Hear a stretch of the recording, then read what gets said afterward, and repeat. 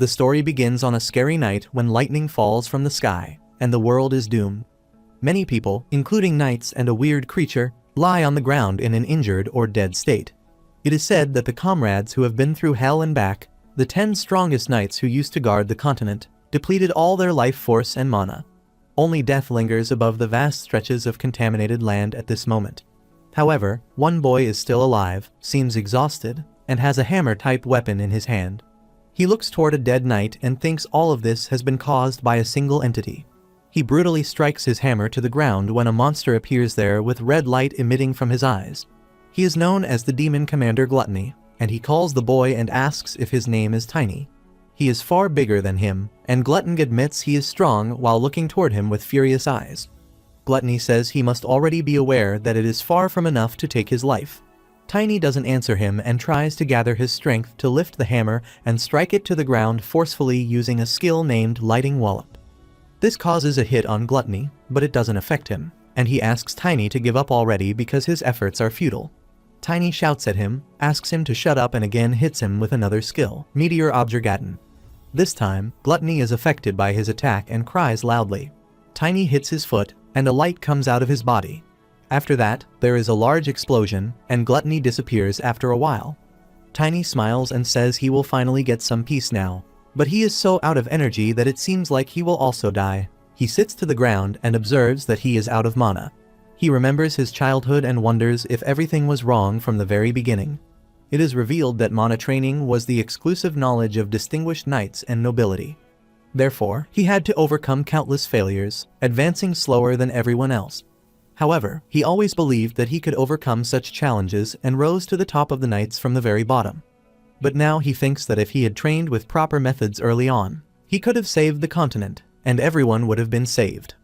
The continent has become a disaster right now, and he is so much injured that he can feel his mana coming out of his body. He thinks the demon commander Gluttony is something else, but he is only the 7th out of all the commanders. He wonders how powerful the other commanders and the demon king are. Suddenly, he hears someone's voice from behind, and the Sword Emperor, Asgard von Valentia, calls him and asks if he is still alive. He is very injured and says he will soon be dead, but before he goes, he wants to ask Tiny something. He asks why he didn't run away from the battle, and Tiny wonders what he is talking about. The Sword Emperor says he once heard that he was a child from the slums and asks if he hasn't anything to protect. He seems sad and says things must have been pretty hard for him, but Tiny says he was wondering what he is about to ask, and says it's embarrassing, but he hates being unseemly the most. He exclaims that a man should be confident everywhere, and he wouldn't run for the love of God. The sword laughs loudly at his answer, and Tiny doesn't like it. He says it seems he still has the strength to laugh. The Sword Emperor says he should trust the talent that made him one of the 10 strongest knights with pride alone.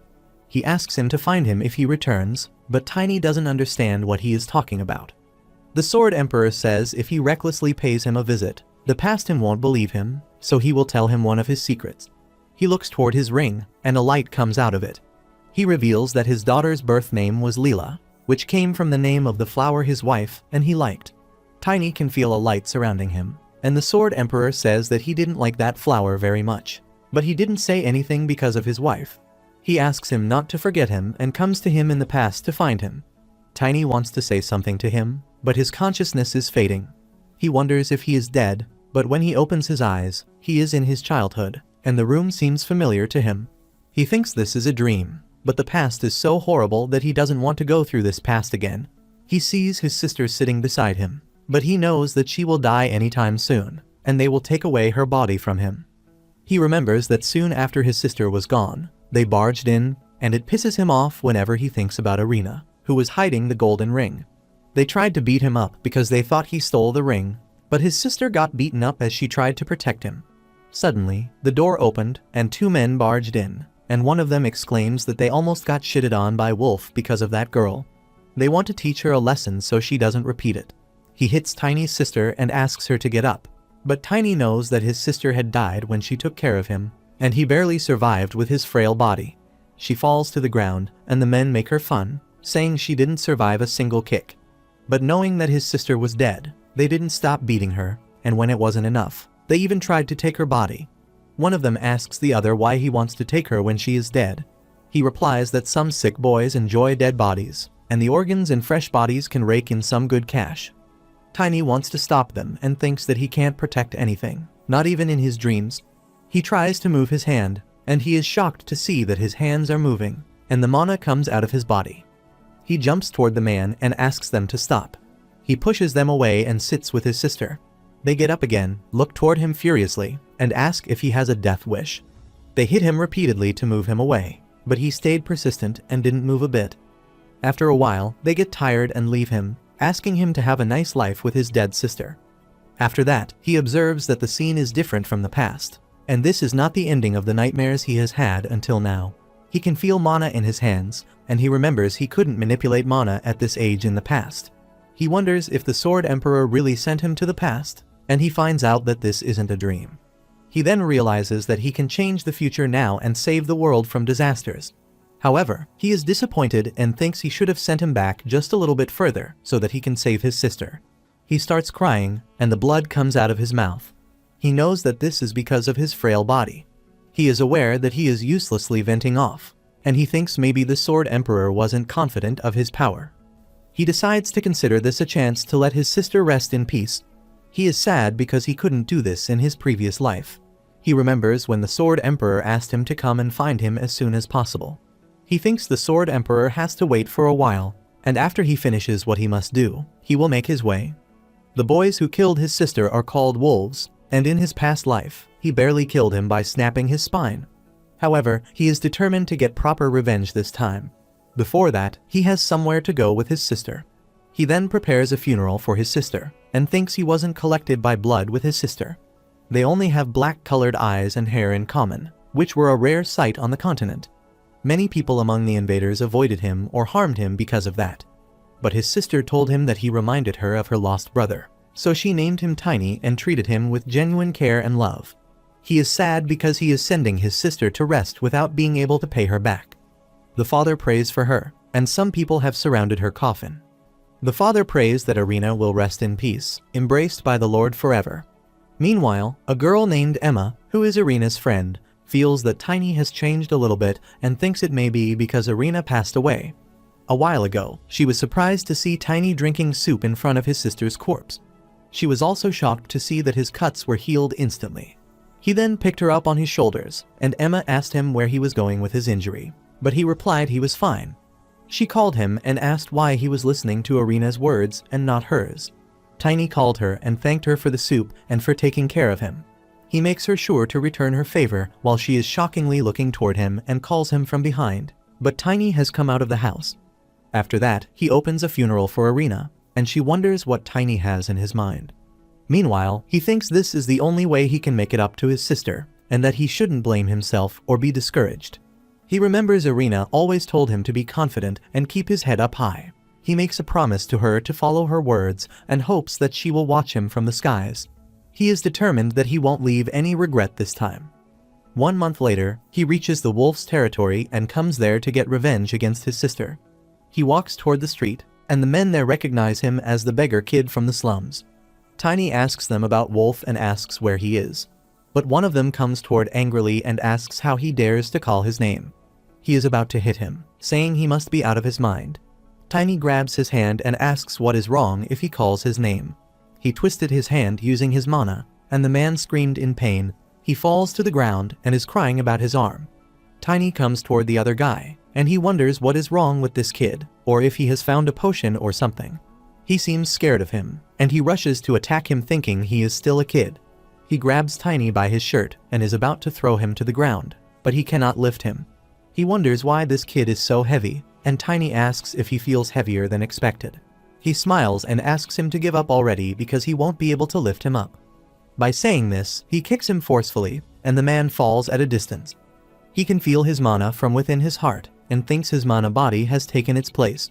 He remembers that he wasn't able to pull it off in his previous life. It is revealed that by fusing the body made up of mana, a mana body, and the physical body together perfectly, one can become more powerful as a result of the interaction of the two bodies.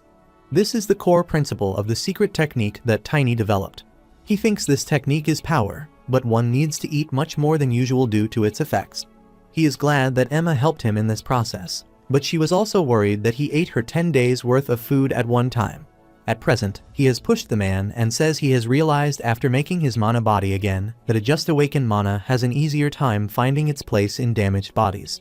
The man doesn't understand what he is saying, but he grabs him by his leg, swings him up in the air, and also thanks him for messing up with his body. He has thrown him toward the building, where he collides with the entrance door and falls to the ground after breaking it. All of them think they have intruders in there, but it is just a beggar boy. Tiny enters the place, and everyone is surprised at his dearness, as he has come there all alone. They look toward him angrily and wonder what he will do without a weapon. Tiny asks what they mean by a weapon, and then he grabs one of them by his leg and says he has a weapon in the form of this man. He swings him up in the air and throws him away toward other guys. Many of them collide with him, and as a result, a mess has been created, and all of them fall to the ground. The man from the outside is looking toward them, afraid, but in the meantime, one of them also falls on him. They were exhausted by one attack, and Tiny said he was done with the small fries. Now, only the Randers are left. One of them takes his sword, and Tiny smiles and asks him to come down and fight him. He again calls both of them to come down together, and one of them says he will cut him into 2 pieces by using his sword. Tiny smiles and shows them he can use mana, and the Render is surprised to see that a kid can use mana. They smile and say they can sell the corpse of a mana user at a high price.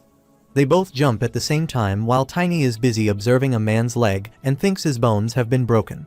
He remembers his past life when a commander was shocked to see that he used a person as a weapon. He talked to him rudely and asked if he could have at least some class, and Tiny counter-questioned him about how he was going to do that. The commander asked him to learn hand-to-hand combat instead of using a heinous trick. At present, he is ready to learn that skill and thinks he should be able to maintain his dignity with this. The Renders jump upon him to attack at the same time. They swing their sword in the air, but are shocked to see that Tiny saw through their movements and dodged their attack. He then punches one of them while the other one is shockingly watching him. He then kicks him with so much force that he goes upward toward the roof. Tiny follows him upwards and grabs him by his collar when he is away from the roof. He then throws him to the ground, but before he can touch it, he again kicks him and knocks him down. In the meantime, the ruler of the invaders, Wolf, has reached there and asked Tiny who he is. In his past life, Tiny was pretty surprised when he found out that Wolf, who was a pimp in a remote area, belonged to the Beastman tribe, which was considered the best among the semi-human races. Among them, the pure silver werewolf was special because it had a trait that was usually manifested in direct lineages of the Werbeast royal family. He remembers it was so hard for him to kill him in his previous life. At that time, he didn't know why there was such a silver wolf in this place. However, in his present life, he is determined to find this out. Wolf asks him if he was the one who did this, and Tiny smiles and asks if he can't see that is the end of his will. He gets angry with his attitude and threatens him, saying he will rip his mouth off. Tiny seems careless and asks him to take him seriously. He transforms into his wolf body, and Tiny is surprised to see that he doesn't have silver fur. He asks him what kind of puppy he has become. Wolf gets angry when he calls him a puppy and rushes toward him to attack. He tries to hit him, but he dodges his attack because he is faster and stronger than the Lander brothers. He again tries to hit him, and Tiny again dodges him and says he is nothing compared to the werebeast he fought back then. He then closes his mouth with his bare hand, uses his mana, and says he didn't come back just to see him in this pathetic state. The wolf cries in pain and jumps back to save itself, and Tiny smiles and thinks his werebeast companion once told him how to deal with his kind if they have lost control. The wolf is now out of control, and he again rushes toward Tiny to attack him, but he is faster than him and moves swiftly to dodge his attack.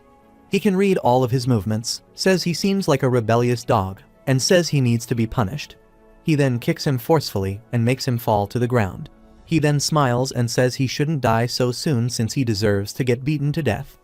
By saying this, he starts kicking him badly and remembers the silver wolf asked him to rough them up because werbeasts have excellent regenerative healing abilities.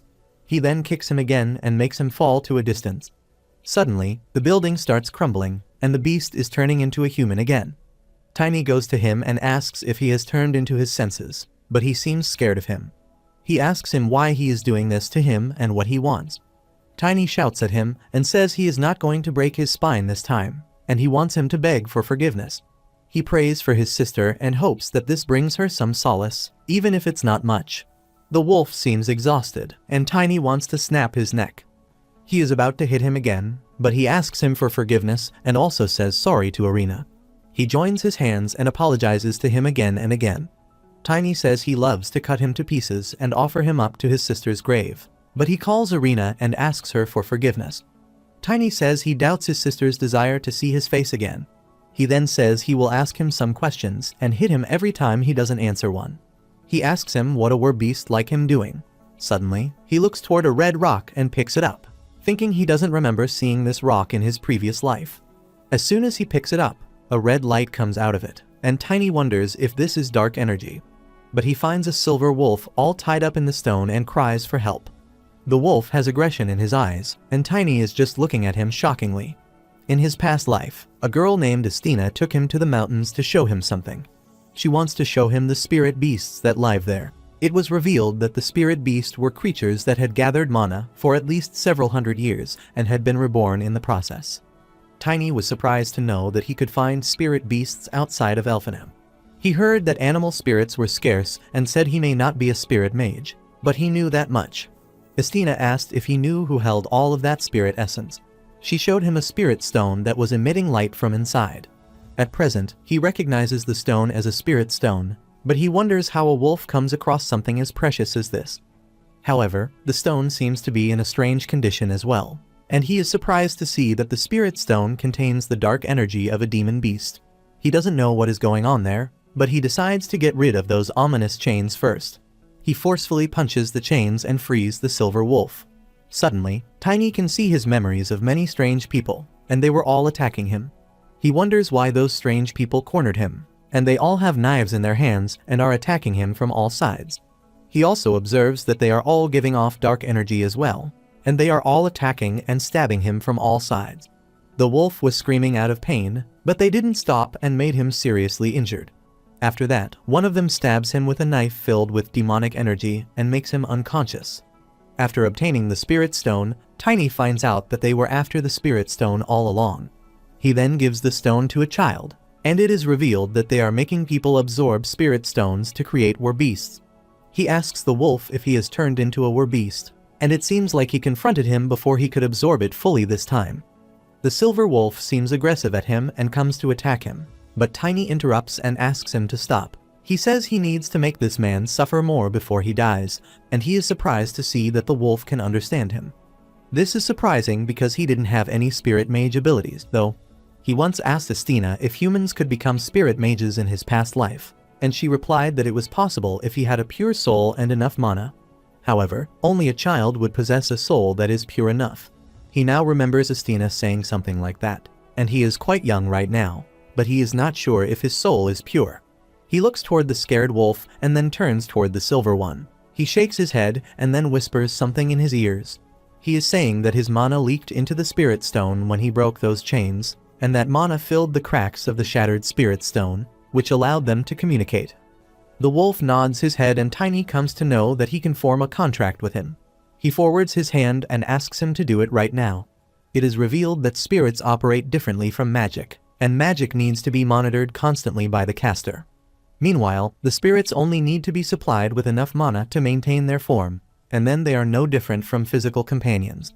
Moreover, most spirits will grow stronger as their spirit mage grows stronger, and that is why Estina was seen as the strongest among the 10 knights. The silver wolf says he has a request for him, and he wants revenge for what happened to him. Tiny smiles and says he is going to kill anyone related to the forces of darkness anyway, and they both agree to form a contract.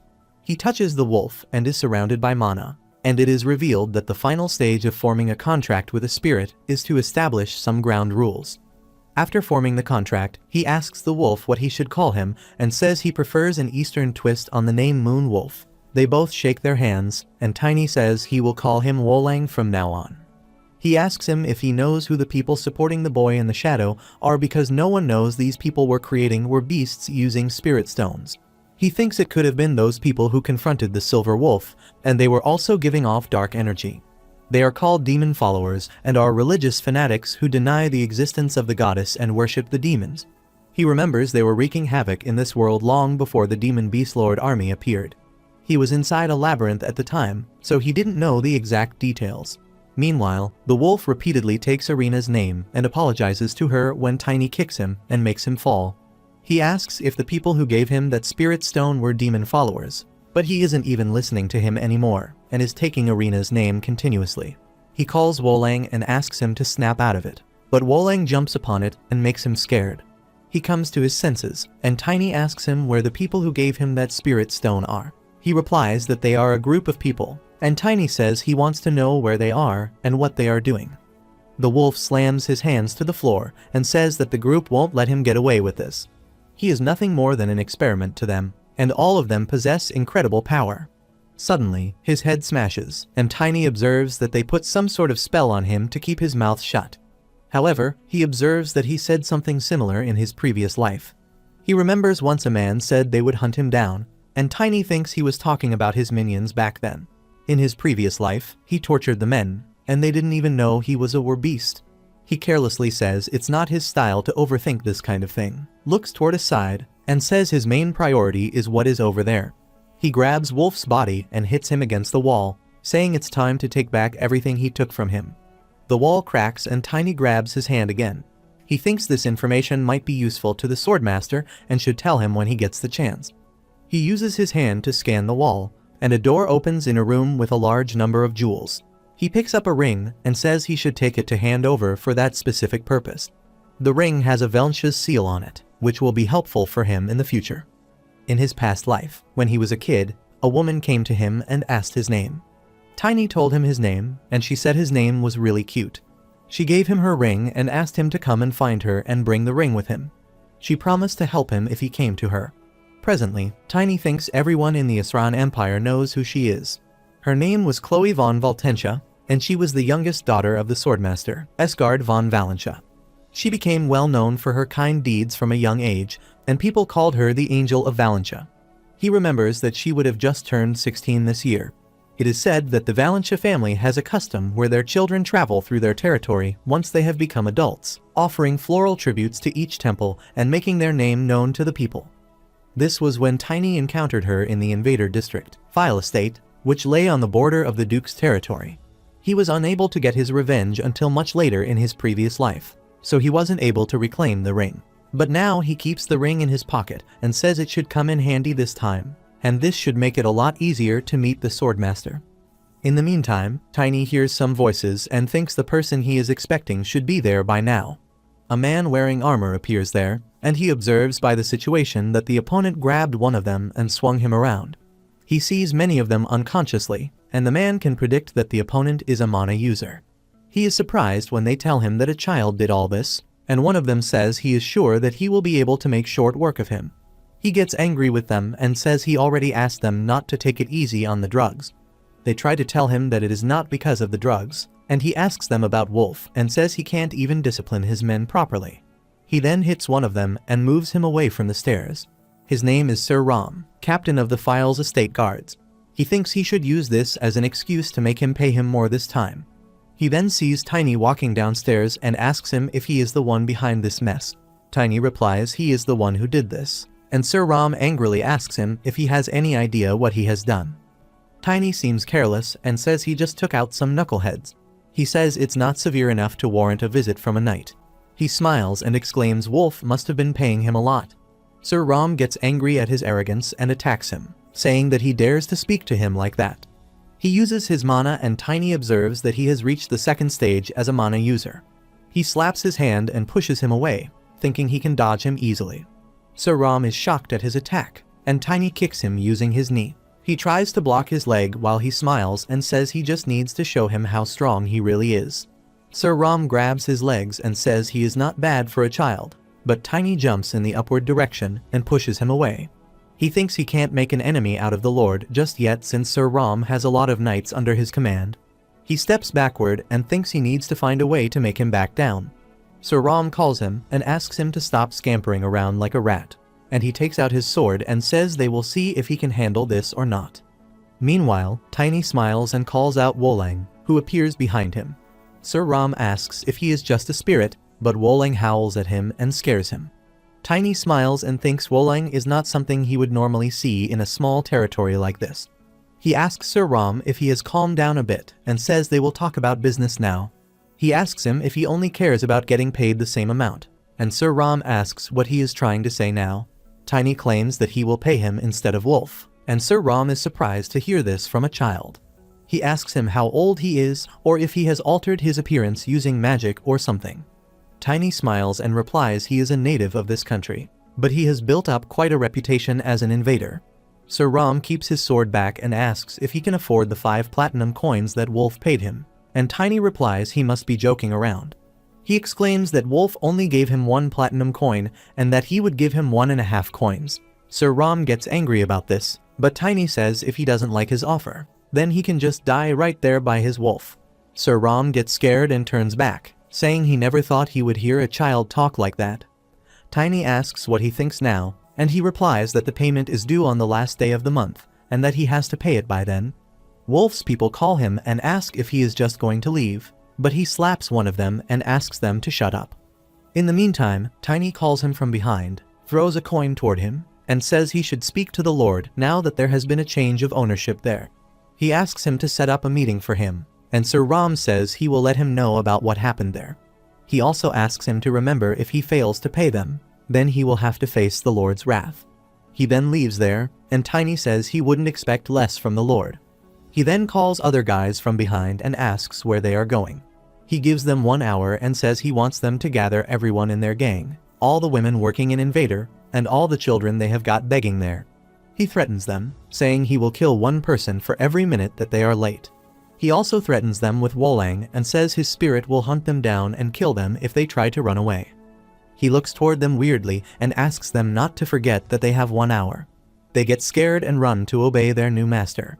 After that, Tiny smiles and thinks if everything goes according to the plan, then it won't even take a week to deal with this place. He looks toward the ring and says he can't wait to meet Duke Valentia. 1 hour later, he sits on the stairs when all the boys appear and say they have brought everyone he asked for. Emma is also one of them, and she runs toward him worriedly and asks what he is doing there. She looks toward his injured hand and asks what happened to him, or if he got beaten up again. He looks toward Wolf and says it's not his blood, and that Wolf has already died. She looks toward a headless person and asks if he is really Wolf, and Tiny observes that everyone is terrified of his death. Everyone who lives in Invetter knows that the Lord supported Wolf, and they ask Tiny what they will do if the Lord takes his anger out on them for deceiving a noble. Tiny smiles and says it's a huge crime to lie to a noble, and he wonders what will happen to the Lord of File's estate. He shows them a book and asks what will happen to the Lord if Duke Valentia finds out that the Lord has been lying to him. A few days later, 2 guards of the Lord's palace are talking to each other, and one of them says he hasn't seen Sir Rom for the past few days. The other one asks if he hasn't heard about how he was placed on probation for that incident in Invader. He tells him that a few days ago, there was a power struggle between the thugs there, and a fight broke out. The first guard asks him if he is talking about the incident where those thugs all claimed that they saw a ghost. They all ran to save their lives, and when they pressed them for more details, they would just tell them that a monstrous wolf chased them, and they also heard that their former boss Wolf was in an unrecognizable state. Moreover, his entire fortune disappeared as well, and all the people were in a miserable condition. A guard asks what this matter has got to do with Sir Rom, and he replies that he ran into a problem after he tried to negotiate with the new boss. Moreover, all the shops in Invader have closed down and received multiple complaints from the merchants. He is sad because they have completely lost one stream of income, and the Lord has gotten angry about this. Therefore, he summons the new boss while Tiny is on the other side of the wall listening to all of their conversations. 1 week ago, he asked the people what would happen if Duke Valentia found out that the Lord had lied to him. Emma asks him what he is talking about, and Tiny thinks about his past life. He always thought nobles were all the same. Therefore, he didn't think much after seeing the ledgers, and he handed over half of Wolf's fortune and ledgers at the Lord's request.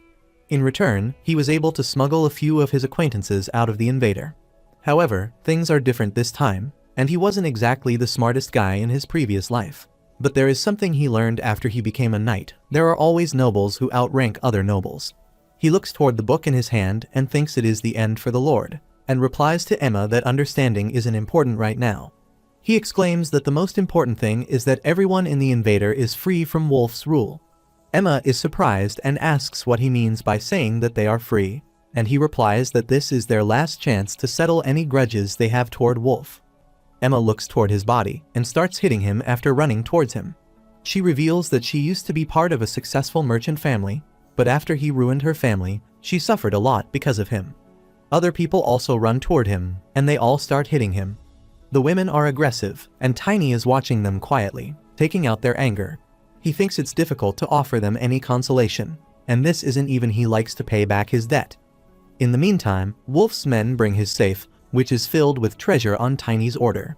Then, they place it on the floor, and everyone is shocked to see the treasure inside. Tiny asks everyone to take as much as they like.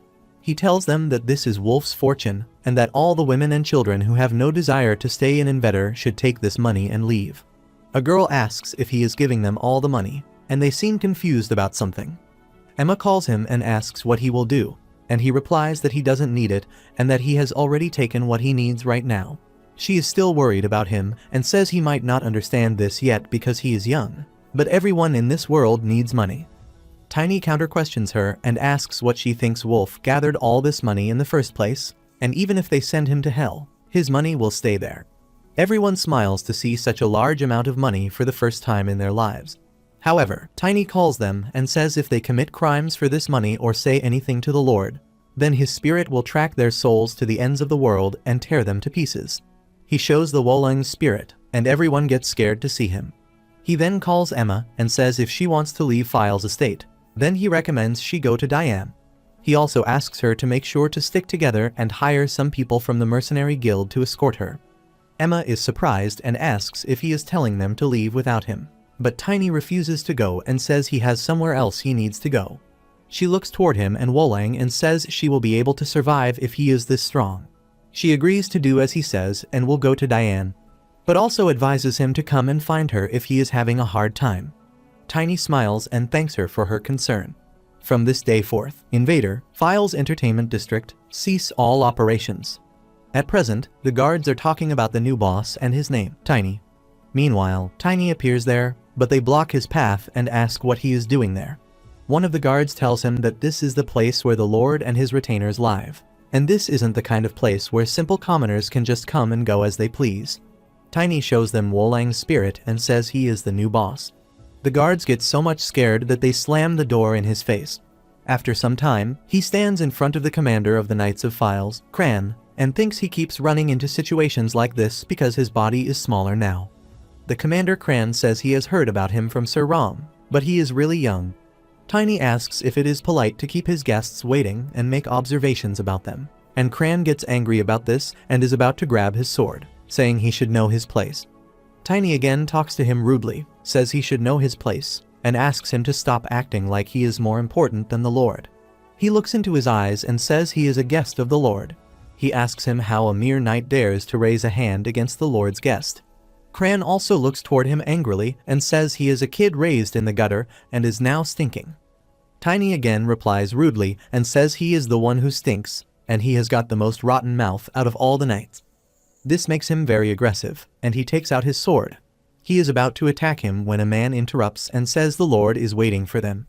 He looks toward him furiously, but Tiny ignores him. He keeps his sword back and says he should better watch his mouth when he speaks to the Lord. He grinds his teeth out of anger and thinks he will kill him the moment he gets the Lord's consent to do so. After some time, they are outside the Lord's room, and Cran informs him that Tiny, the Black Alley boss, has arrived. The Lord permits them to come inside, and Tiny enters the room, but he is shocked to see a man in the form of the Lord there. However, he bows before him and offers his humble greetings to the ruler of Files, and the Lord asks where he learned such good manners. Tiny replied that he had put in some practice to greet him properly, and the Lord replied that he was acting like a knight. His name is Baron Timon von Files, and Tiny is shocked and wonders if he is the same Lord he remembers from his past life. He remembers the Lord was addicted to drugs back then, and maybe he was like this before he became addicted. However, he thinks the illegal ledgers he sent to Duke Valentia will be the end of him. He just has to keep him there, and the Lord says he seems to be treating him a lot better than Sir Cran. Tiny replies he can't treat a blade the same way he treats its master, and he also wishes to become the blade. Sir Cran is shocked at this, and the Lord asks if he really thinks Commander Cran is his competition. He looks toward him suspiciously and asks if he is really a child, and if he is sure he doesn't have any dwarf or elf blood running through his veins. Tiny replies that he just turned 13 this year, and they are shocked to know that he is 13 years old. The Lord gets up from his place and comes to him and says he made a mess out of his funds. He looks toward him aggressively and asks why he did this, and Tiny replies he did this for his sake. The Lord asks him how he did this for his sake, and Tiny talks to him rudely and says he thinks he might be pretty smart, but he still doesn't know how things work in the real world. Sir Cran asks the Lord for permission and says he will strike him down where he stands.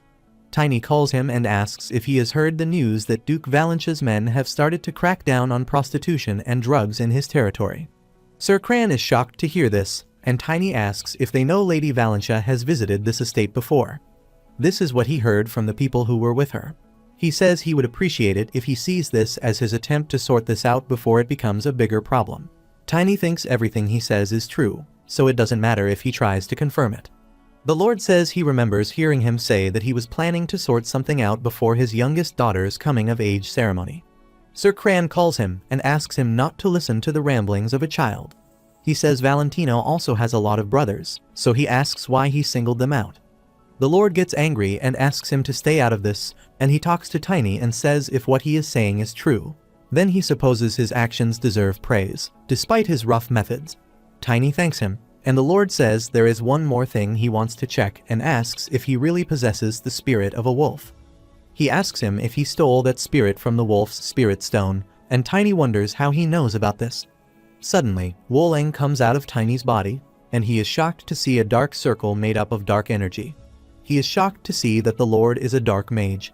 It is said that demons never lend their strength unless they are offered sacrifices, and if the Lord has 2 circles, then he must have offered hundreds of corpses or even sacrificed dozens of people who were still alive. He remembers when the people who killed his sister wanted to take her body, and one of them said some people were interested in corpses.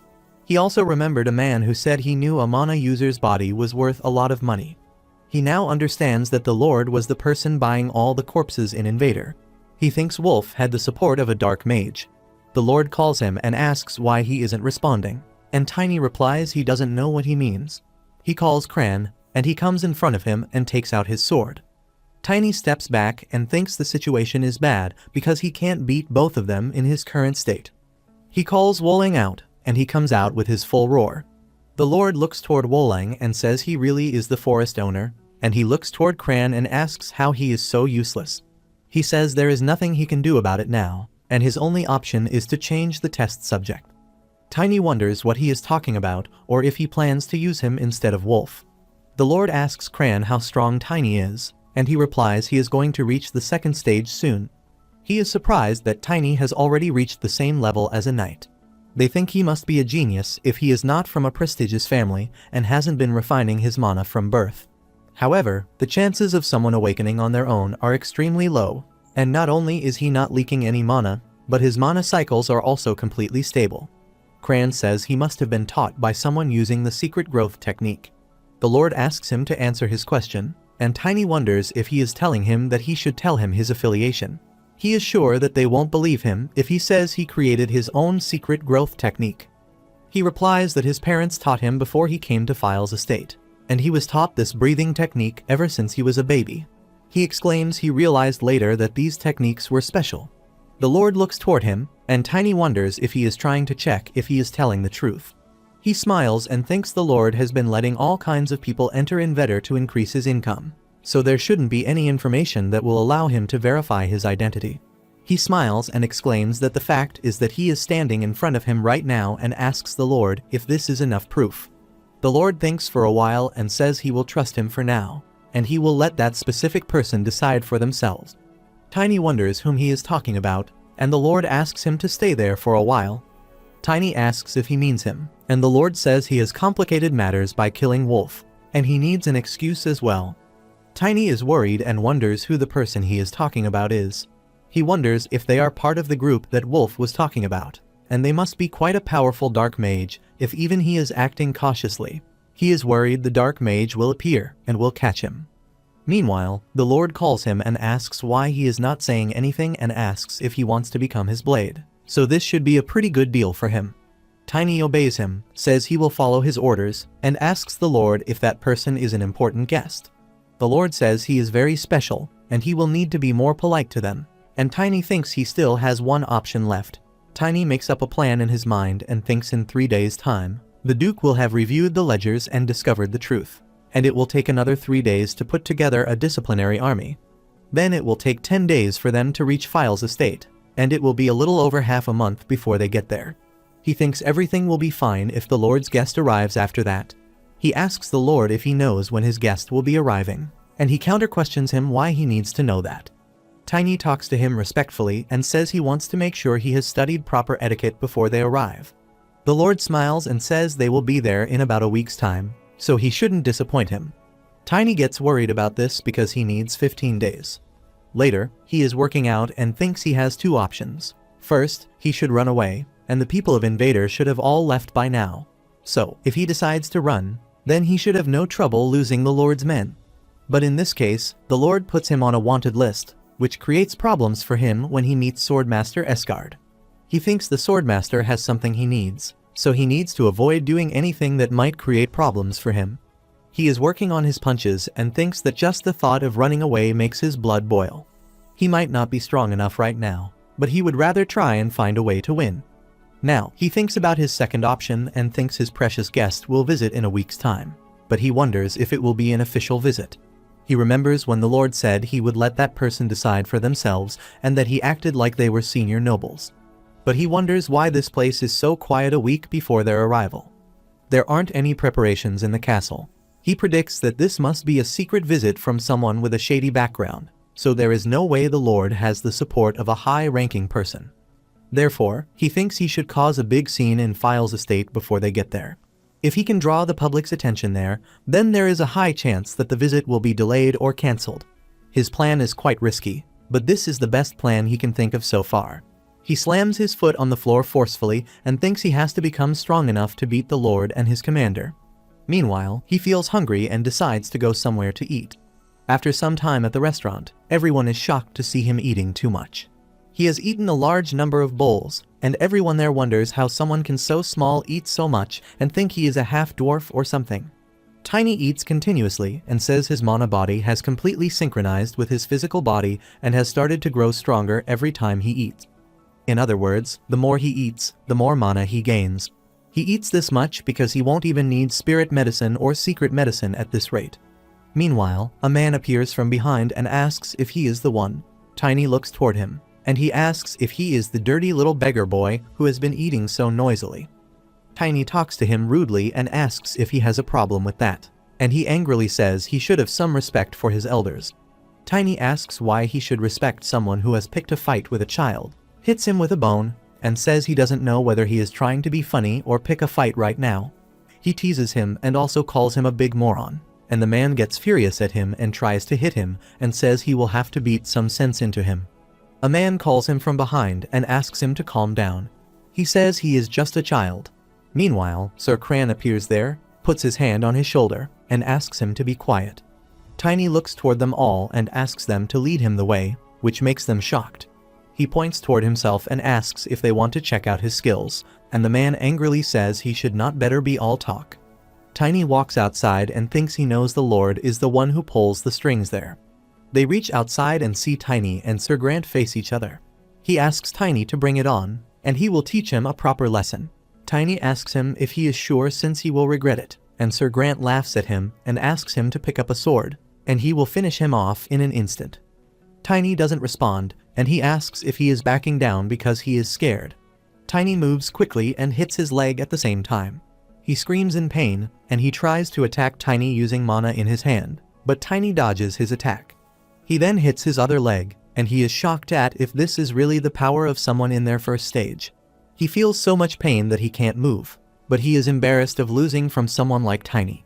Tiny also comments that he is quite strong-willed, and he tries to attack him by gathering all of his power in one attack, but he swiftly comes out of his attack and holds himself.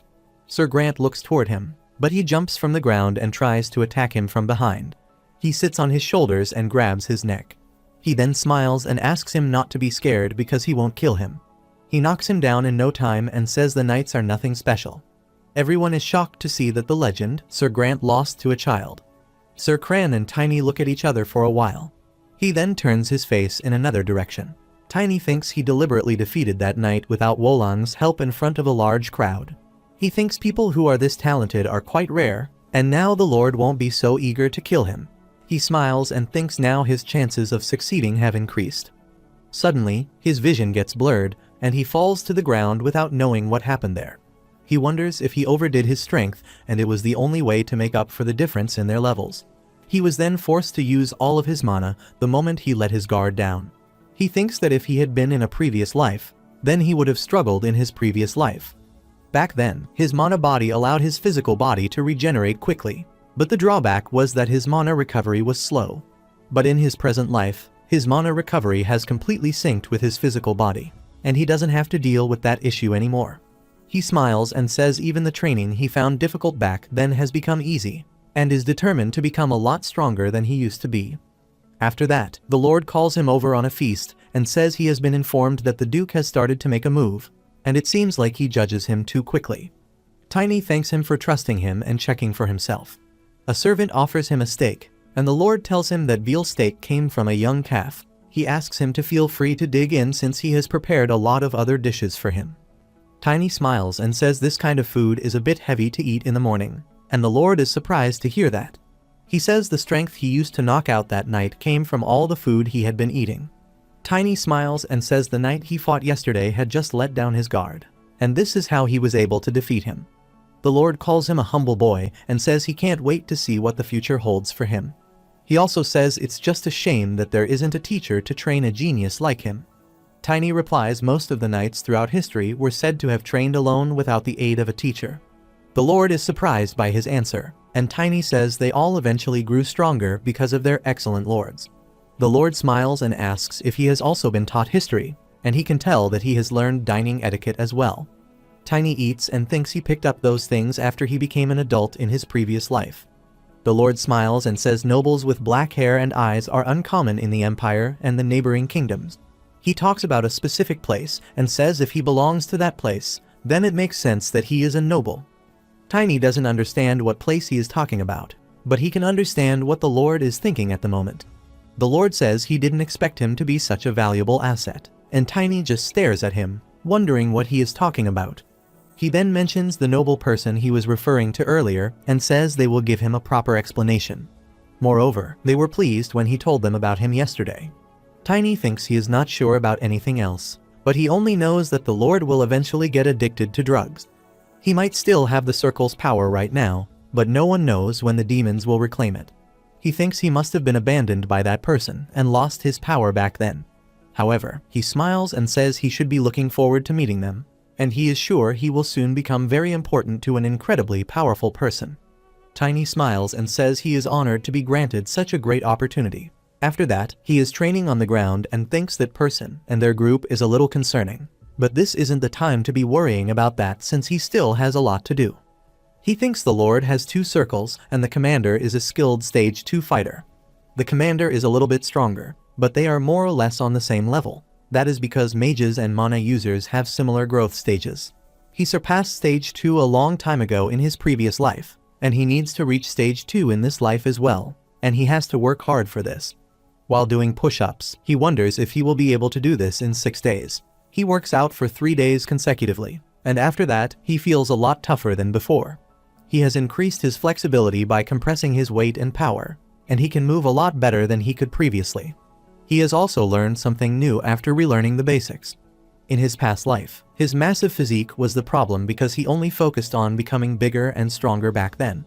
His mana body subconsciously responded to that desire, and he broke the balance between his mana body and his physical body by building an excessively large physique. However, he thinks he doesn't need to become as big as he was back then since he has to understand that getting bigger doesn't mean he will be stronger.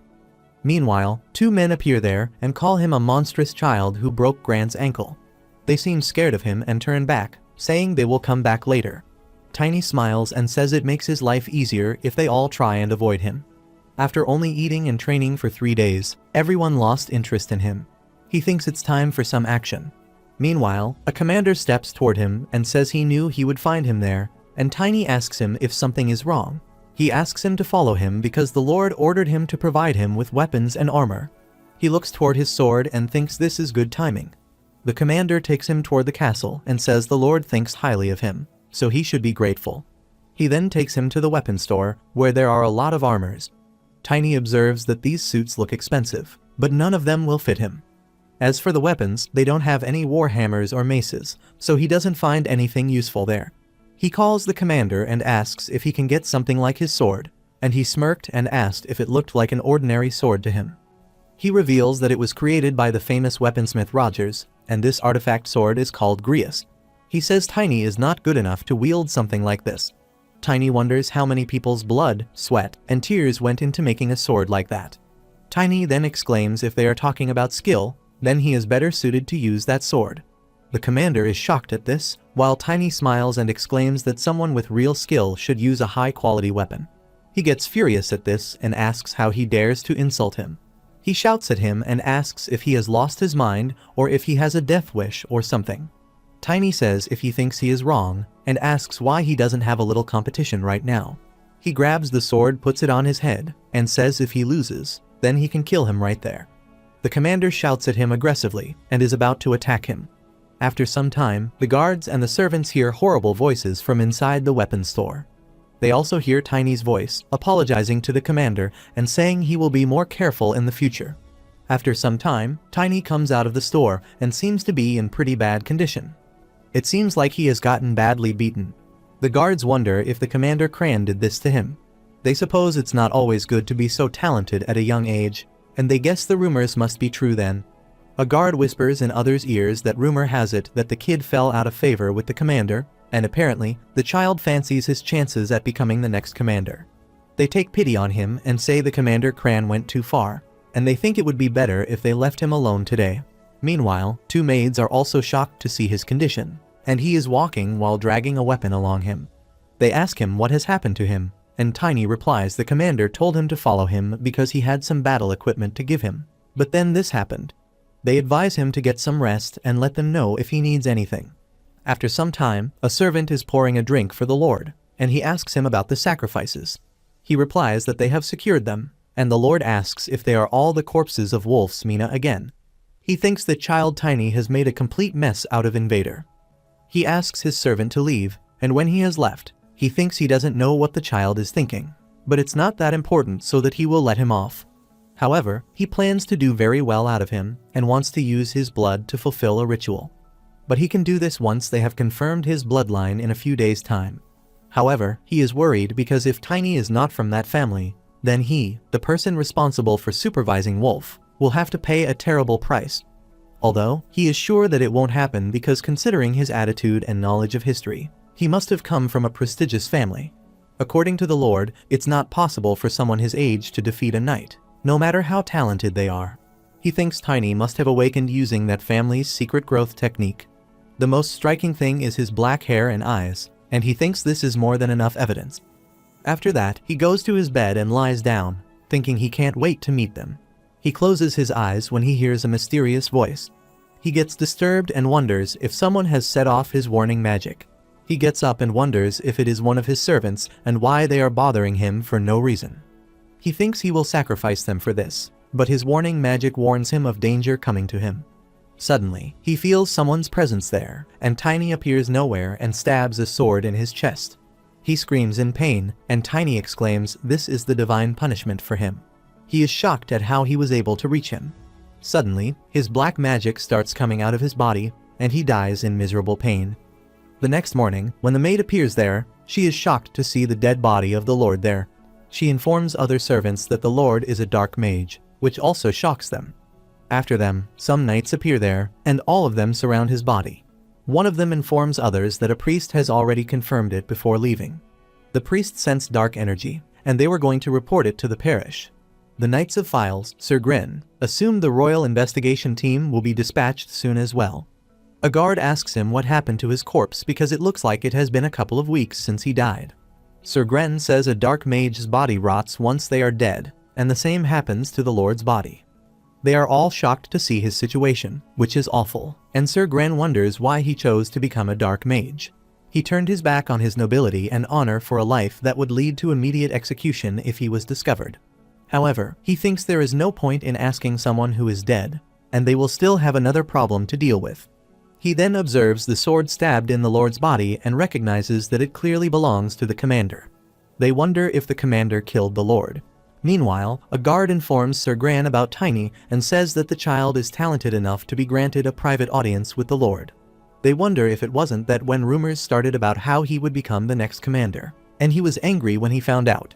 Sir Gran surprisingly asks them if he really went this far for something like that, and he surely had lost his mind. They all gathered around his body and wondered where the commander was because no one had seen him since yesterday. Sir Gran says it won't do them any good if they leave this unsolved, so they decide to get to the bottom of this. He investigates all the servants and guards in the castle. All the maids tell the same statement that they saw Tiny get beaten up by the commander, and they were all eyewitness. He then orders the servants to bring the child to him. Tiny comes to him and tells him that he followed the commander because the Lord ordered him to give him some battle equipment. He exclaims that he never expected the commander to start hitting him suddenly, and he wasn't able to get a new weapon either. Sir Gran angrily slams the door and says they have already searched the warehouse. There are signs that he was there, but he has definitely left already. He also says no one has seen him in the castle either, but he disappeared without a trace after meeting him. He asks Tiny if he is sure he hasn't seen the commander since then. Tiny carelessly says he hasn't seen him, and Sir Gran asks if there wasn't anything that stood out to him. Tiny replies Sir Gran reacted strongly against the Lord's decision to appoint him as a commander, but he hasn't seen him since then. Sir Gran thinks his story matches what the other attendant said, and Tiny asks him what is going to happen to him since the Lord promised to guarantee his future. Sir Gran looks toward him for a while, asks him to come and see him tomorrow morning, and says he can leave now. Tiny comes outside and says he should be one of those corrupt knights if he has worked there, but he doesn't remember him. He wonders if he has forgotten who he is, but he can still clearly remember the time he beats them to a pulp. Moreover, it's also strange that he wants to see him again after he has given his testimony. He thinks he shouldn't let his guard down. The next morning, when he goes to see Sir Gran, he offers him a mercenary card and some money. He says that as a commoner, he needs to be a knight or a merchant to travel freely between other territories, so he vouched for him. Tiny thinks he was thinking about getting a mercenary card anyway and asks Sir Gran why he is giving him this. He replies his talents will only go to waste in a place like this, and he is clearly meant for bigger and better things. He smiles and says this is just a bit of advice from someone with more life experience. He thinks about Sir Gran and thinks this is something he wanted to say to himself, and maybe he doesn't remember him because he didn't stay there for long. Tiny then thanks him and says he was thinking about leaving soon. He thinks now that a black mage has been discovered, so the Imperial family will probably start looking into it. He has Valentia's ring in his hand and thinks he might have stopped that person the Lord was waiting for from coming. But the Duke's investigation team probably won't be coming either. He decides to go and find him himself, and Sir Gran calls him and hopes that he remember his name if he becomes successful. But he gets shocked when Tiny asks him what his name is, and he asks if he doesn't know his name this whole time. He tells him that his name is Gran Riverty, and asks him just to remember the name, Gran. Tiny smiles and says he also hopes that he remembers his name. He then walks outside and thinks that the commander and the Lord have gone, and now it's up to Sir Gran to decide what happened to File's estate. He smiles and says he feels a bit bad for leaving behind an unsolved problem, because Sir Gran has made a special search team for Commander Cran. He puts the mercenary card in his pocket, and thinks he just needs to borrow a horse from the guild. Meanwhile, Wolang comes out of his body, and he wants him to ride him, but Tiny says he will struggle to stay on his back for a longer journey. He remembers some orcs from his past life who ride a wolf and says only orcs can do this since their sense of balance is so messed up in the first place. But Wolang insists he rides him, so he agrees and sits on him. He smiles and says his physical form is still a bit small.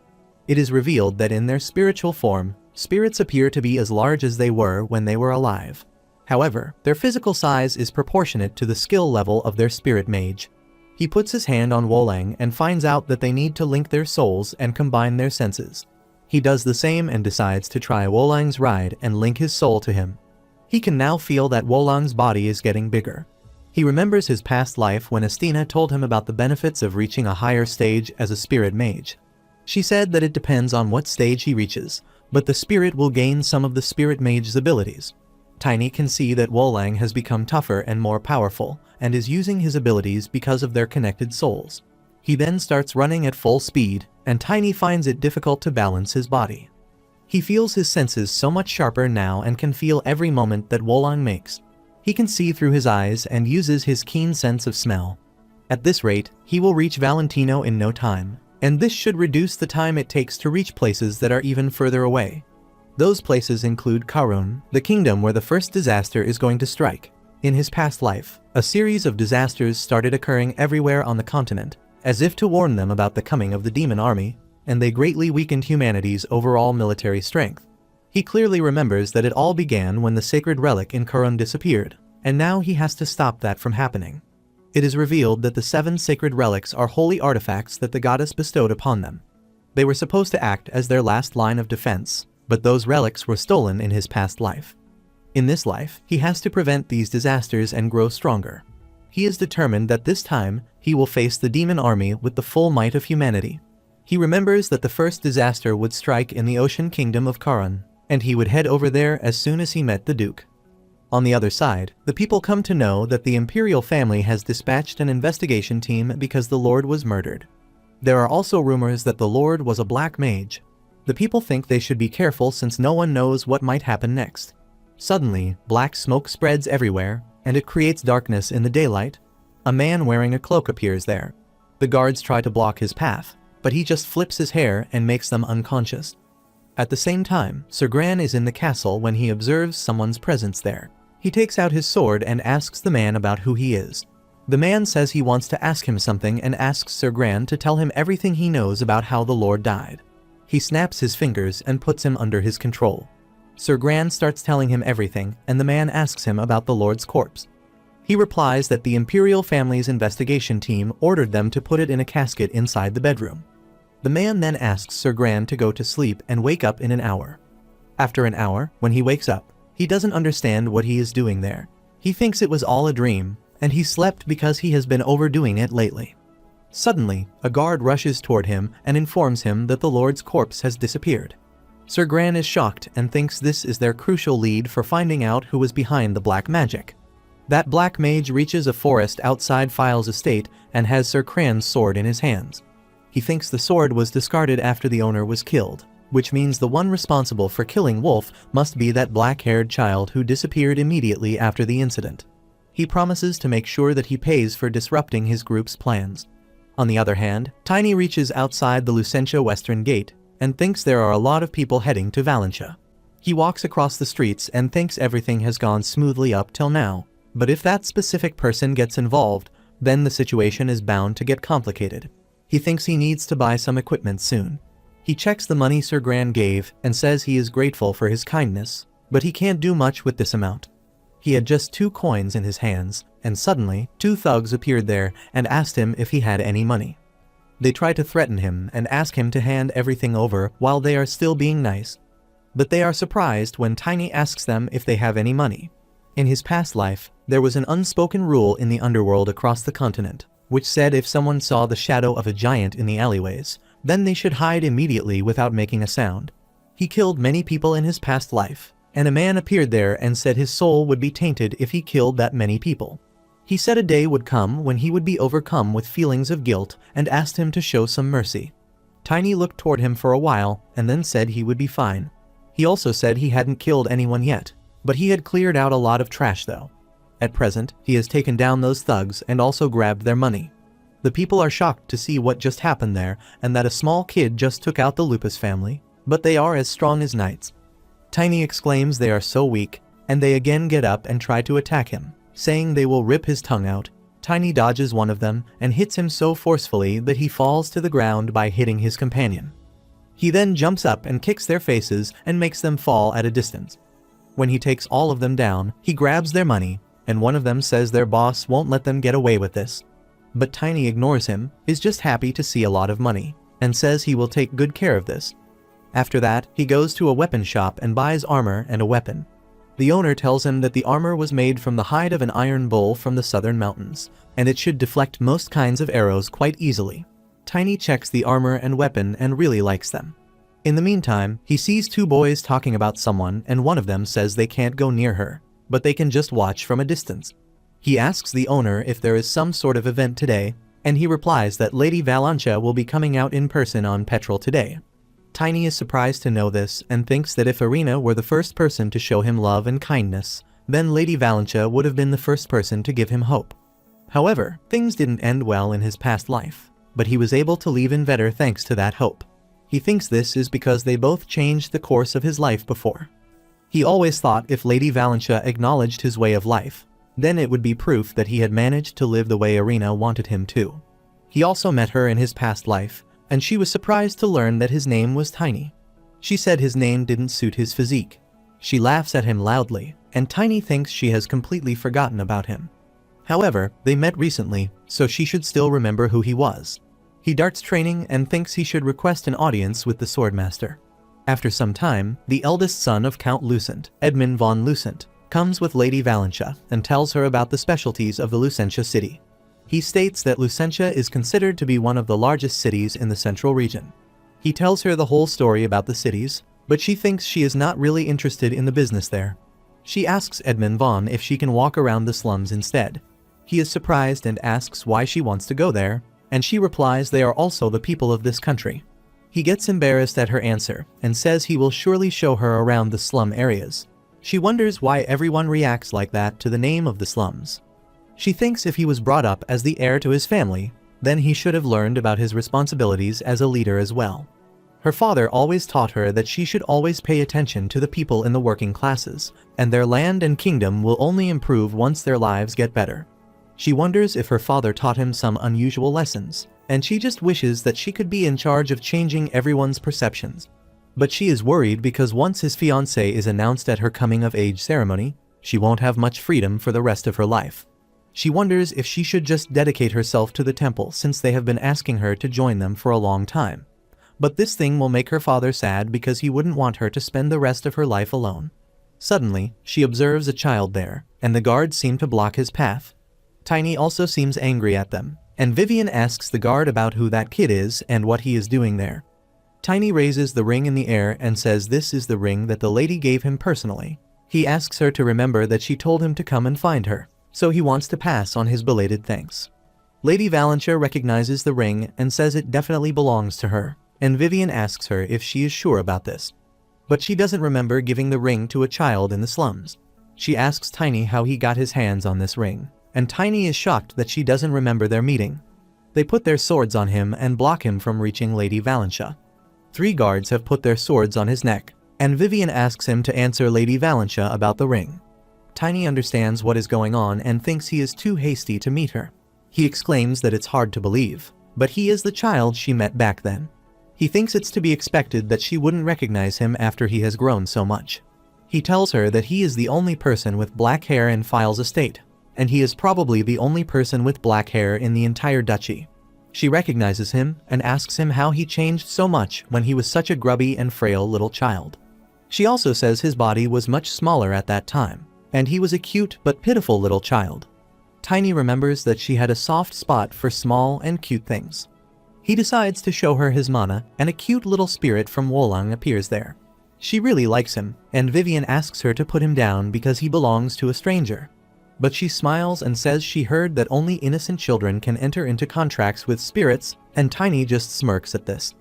But Vivian finds him suspicious. He is carrying a weapon and even has a spirit. She asks Tiny what his name is. He replies that he named him Wolong, which means moonlight wolf in the Eastern language. Vivian is shocked to see that he even knows the Eastern language. Lady Valentia really likes his name and says she never thought he would change this much in 2 months. He then looked like he was barely 10 years old, and his name meant something small. Tiny tells her that his name is Tiny, and will be turning 13 years old this year, and he unlocked his mana, which rapidly accelerated his personal growth. Suddenly, Vivian comes between them and asks Tiny about who he is, or if he has another race's blood flows through his veins. Lady Valentia tries to stop her, but she asks her for forgiveness and says she must ensure her safety. Edmund interrupts and says he also finds him suspicious and that he should be quarantined and questioned. Tiny says he is not asking the others to believe him and calls Lady Valentia. She says she told him she would help him when he gave her that ring. Edmund gets angry with him and asks how he dares to ignore him, but Lady Valentia asks him if he needs her help. Tiny states that he wishes to meet Asgard von Valentia. This time, all the guards, including Vivian, rush toward him to attack and ask how he dares to say such a thing. Tiny asks if they really think he can harm the Duke. It is revealed that the Duke is a legendary swordmaster who is one of the 7 strongest knights on the continent and has the ability to use destructive power and aura. He calls him a swordmaster, and Lady Valentia smiles and says her father would embarrass to hear someone call him that. Tiny finds out that he hasn't yet been called the swordmaster, but Valentia likes this title and says it suits him well. Vivian also gets happy at this and says their Duke is famous all around the world. Tiny thinks they seem to be happy about what he said, and he tells them that he wants to tell the Duke about the incident that happened in File's estate recently. He also reveals that he was one of the people involved. After some time, Vivian and Valentia are in the castle, and she asks her if all these things happened, as Tiny told them. She seems embarrassed and says this is true, and Valentia asks aside what Tiny told her if there is anything else that she is hiding from her. She reveals that Tiny told them that the Lord of the Empire was a dark mage, and it seems there was someone pulling the strings behind the scenes. Valentia says Tiny's testimony will give them an important lead since he was directly involved in the incident. She thinks his timing is good since Tiny wants to meet her father. Vivian asks her how long she is going to keep that spirit with her and asks if it hurts her. Valentia asks her to grab it and asks how it can hurt her when it's this cute and small. Woleng looks at her, and she also likes him and says he is so cute. But she shakes her head and says she won't fall for that and will keep a close eye on it. Valentia asks her about Tiny, and Vivian reveals that Master Edmund said he had some business with him and took him away. Woleng is shocked to hear this and runs away from there while Valentis and Vivian get scared at his sudden action. On the other side, Edmund takes Tiny to another side and asks him to tell his name again. He asks him to know his place, but Tiny interrupts him and asks what information he has on the dark mage. Edmund smiles and asks how he knows anything about a dark mage, and he just made that up because he arrogantly refused to leave. Tiny asks if he lied to him, but he grabs his head and says he keeps talking back to him. Suddenly, he angrily tries to hit him and says he should know his place, but Tiny reacts in time and grabs his hand. He angrily asks how he dares to grab his hand and tries to get him free, but he is shocked when he can't free himself from Tiny's grip. He says if he continues to be disrespectful, then he will have to tell the lady and ask how he dares to get violent towards a noble. Tiny leaves his hand and talks to him rudely, asks if Noble is in some sort of weird position, and asks him to do what he wants.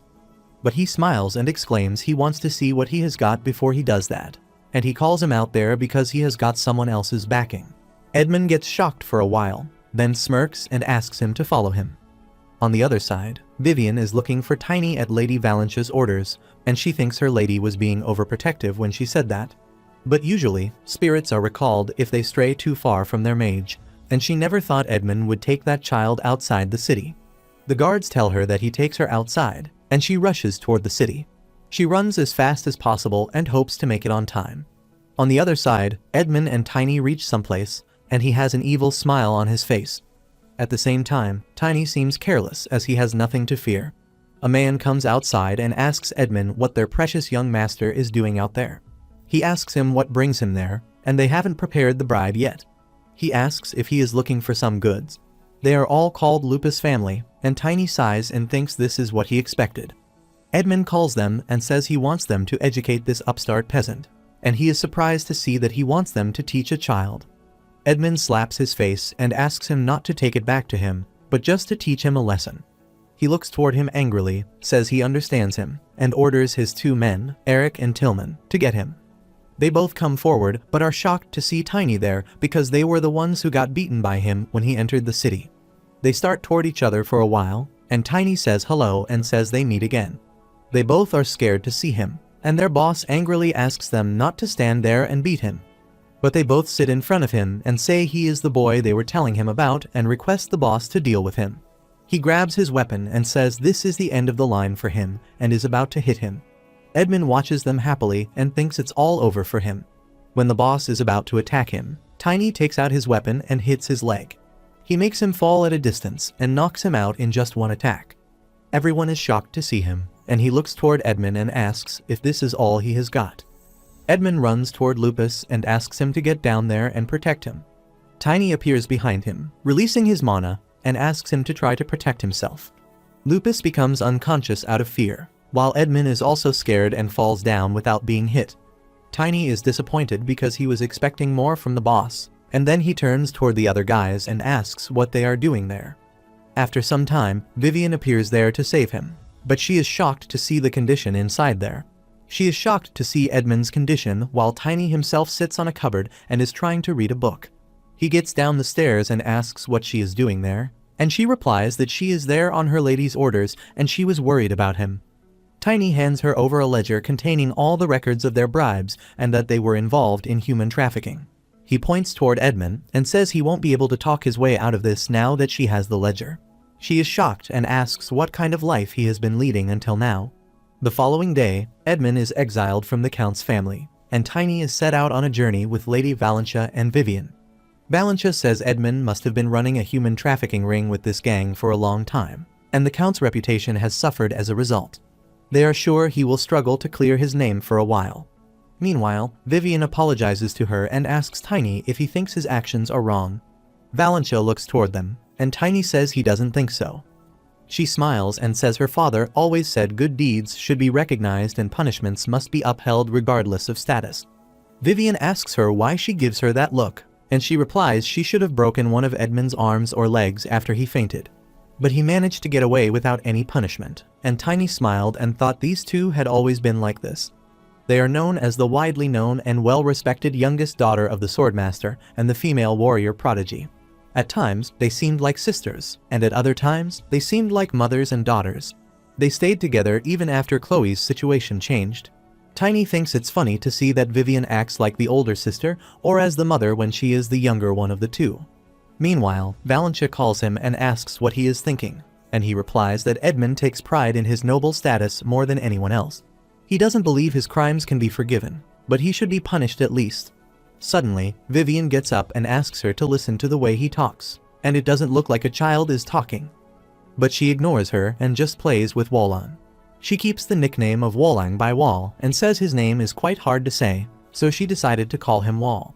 Tiny seems serious and asks if she isn't going to blame him for any of this or treat him with suspicion. She smiles and says she hears the stories about the black-haired child from File's estate, and that he destroyed an underworld organization and set all the victims free. He even exposes Edmund, which means he is something, and Tiny just smiles and thinks he is glad that she trusts him.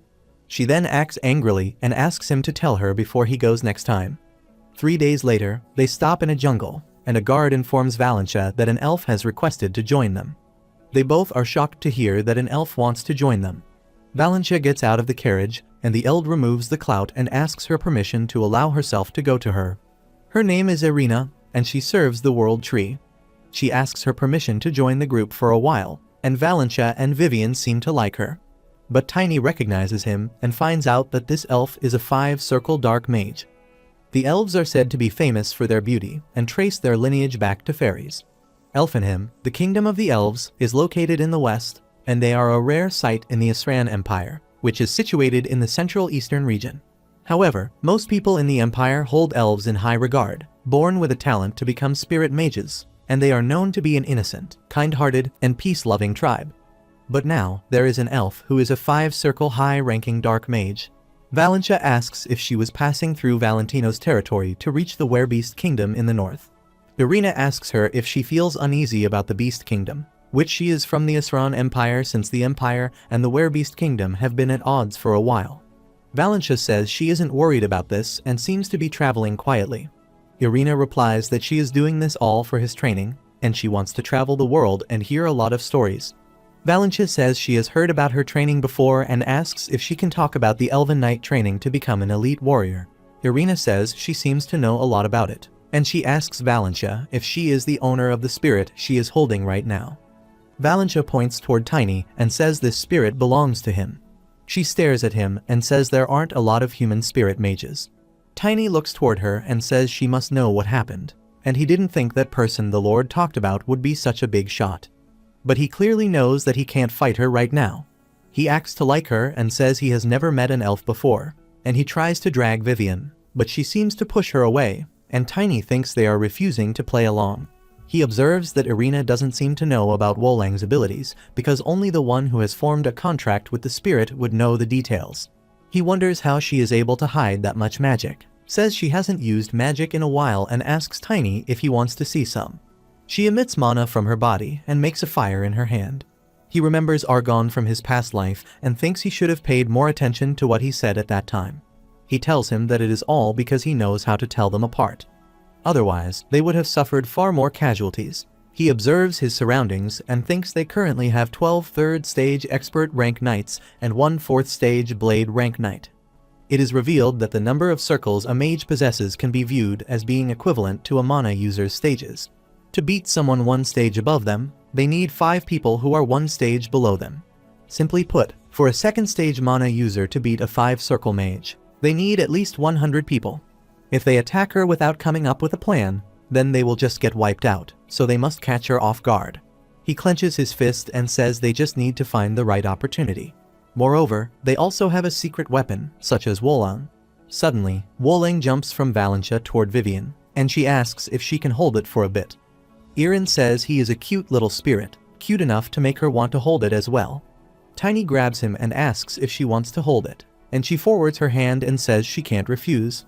She is about to grab him, but suddenly, Wolong turns into his huge form and attacks her. Irin creates her magic circles to make a bond around her. But she got off guard, and Vivian appeared from a side and stabbed the sword at her. Everyone is shocked to see the dark energy emitting from her body, and everyone comes to know that she is a dark mage. She looks toward Valentia angrily and asks when she realized about this. She thinks she made the right choice to bet on Tiny. A little earlier, Tiny talked to her through Wolong and informed her that Irina was a high-ranking dark mage, and he needed Vivian's help. Tiny looks toward her and gives her direction. She informs her that this could become a problem for the Empire and asks him to understand her position. Tiny told her that she was the mastermind behind the incident in File's estate, and if they didn't ambush her right now, they would be in danger. She was shocked when Tiny was ready to put his life on the line, and she gave Wolong to Vivian to send her a message. He whispered something in her ears and informed her about the situation. At present, Vivian and Tiny attack her together, but they can't attack her heart, so she pushes herself away. They are shocked to see that she has created a shield around herself, and Vivian orders her knights to attack her. She asks them to be prepared for battle and protect her ladyship. She first attacks Tiny, and he rushes toward her to attack. Vivian also tries to attack her, but she is still stronger than her and throws a significant attack toward them. Vivian dodges her attack, and she wonders how she was able to figure it out. Tiny smiles and jumps upon him to attack, saying her horrible stench makes her nose sting. She gets furious at Tiny and asks if this is all he is doing, and she spreads her dark aura everywhere and prepares an attack for him. Tiny dodges her attack, but she gathers a dark sphere around there and creates a vast amount of dark energy. Everyone is watching her doing this shockingly. He uses his mana to dodge this powerful attack and creates an iron body shield around him. Irina's attack collides with him, and he falls to the ground at a distance. He thinks this is the first time he has used this skill after going back in time. Meanwhile, they observe that her shield has weakened, and Vivian orders the knights to attack her now. She again gathers her power and attacks them, asking them to get out of her way. Meanwhile, Tiny rides Wolong and asks her to attack from behind. Meanwhile, she observes his presence, but Vivian and the knights appear from the other side to attack her. She gets furious at them and says she was just going to kill that little boy. But now that it's come to this, so she will just have to take care of all of them. Vivian rushes toward him and says they won't let her do that. She attacks her from an upward direction and tries to break her shield. She gets distracted when Tiny tries to hit her from the other side. There is a sudden explosion there. She seems injured, and her shield has also cracked badly. They think this is their chance, and all the knights run toward her to attack. Vivian and Tiny appear from another side, and he says her shield is still intact. She gets up and says she will just have to deal with the consequences later. She uses her fists and slams them to the ground forcefully, so that they all jump backward to save them. Valentia watches them from a distance, and her dark energy is about to reach her. Vivian shouts at her and asks her to stay away, but it's too late. She jumps in front of her to save her and successfully dodges her. She then jumps and asks Valentia to hang in there, but they are shocked to see Tiny going through her dark energy. The divine steel armor protected her from her flames, and thinks this skill is much more effective since he has improved his growth technique. He gives direction to Vivian and intends to wear down her shield as much as possible. He attacks her from an upward direction while Tiny successfully breaks her shield. There is an explosion of energy, and Valentia calls his name and asks him to be careful. Vivian also falls to the ground, while Woleng saves Tiny from hitting and causing further damage. But he seems injured and is coughing blood. Irina stands there without her shield and has grabbed her waist, but is bleeding badly. He rides Woleng and says they finally landed a hit on her and rushes toward her, saying it's time to attack her again. Vivian also jumps from the side, but she gathers her power and attacks them, saying they are just a bunch of filthy humans. Vivian falls back and wonders how she has so much strength left, but she is shocked to see Tiny still ready to attack her. He rides on Woleng, jumps through her dark energy, and reaches her intending to do this. He then attacks her successfully, and Vivian orders the knights to finish her off. Suddenly, there is an explosion, and Tiny observes that she is trying to run. She tries to run away, and the knights order each other to follow her. She has an evil smile on her face and says it's time for the ultimate sacrifice. She then comes toward the ground, and Tiny is shocked to see she has used a demon follower's last resort. By sacrificing their body, they can increase their magic and use her final sacrifice, which can reduce everything to ash. She blows her final attack toward them, and everyone tries to dodge the attack with their shields. Meanwhile, Tiny jumps in the air while riding on Woleng, worried because the knights are already at their limit. They need an ability that negates her power to finish her off right now. He talks to Valentia and says he has brought enough time for her, and now it's her turn. Vivian also asks her not to worry while she gathers her power, and there is so much light spread all around them. It is revealed that holy power is granted through penance after receiving a divine blessing. First, one must earn the right to become a priest through penance by receiving baptism and mastering how to use holy power. Only then can people awaken the power to vanquish evil for the first time. However, there are some people born with this power, and they are said to be saints or warriors sent by the gods in troubled times. These exceptional people are few and far between, and they are called priests in training and are better known as clerics. Lady Valentia is also one of those rare people. She gathers her power, and her light power blocks Irina's dark magic. The knights are shocked to see this, and Tiny observes that she even hid her power from her knights. It seems like even the swordmaster was afraid she would give up on marriage and become a priest, and she is the strongest cleric he has ever seen. He thought she might not be strong enough right now, but her power was more than enough to beat the dark mage. Soon, her power reaches Irina, and she finds it difficult to control her. Soon the holy power burns her away, and there is a large explosion. She then falls to the ground, says it's impossible, and screams, saying how she can lose to these pathetic humans. In the meantime, Tiny reaches her and attacks her, saying she should finish her off since everyone else seems to be completely exhausted. Meanwhile, Valentia comes to him and asks him not to kill her since they still need to interrogate her. She says she couldn't detect her dark energy, even though he is a cleric, and he wants to find out why. She asks if she can use her holy power to heal her, and Tiny says if she wants to check if she is dead, then he can be of assistance. But he replies it can't be helped because she has already been dead. Tiny thinks it was a fitting death for a high-ranking dark mage. The knights come to her out of excitement and say they didn't know she was a cleric. Valentia is sad because, in the end, only her secret is exposed, and she feels like she lost more than she gained. She then turns toward Tiny and asks if he already knew about this. She says he was the only one who wasn't surprised when she used holy magic. Tiny says he already knew she was a cleric, and she asks him how he knows because this should be a secret that only his family knows. Tiny says he can't tell her right now, but promises that he will explain everything one day. She smiles and agrees at his promise, and Tiny is surprised that she is just going to let it slide that easily.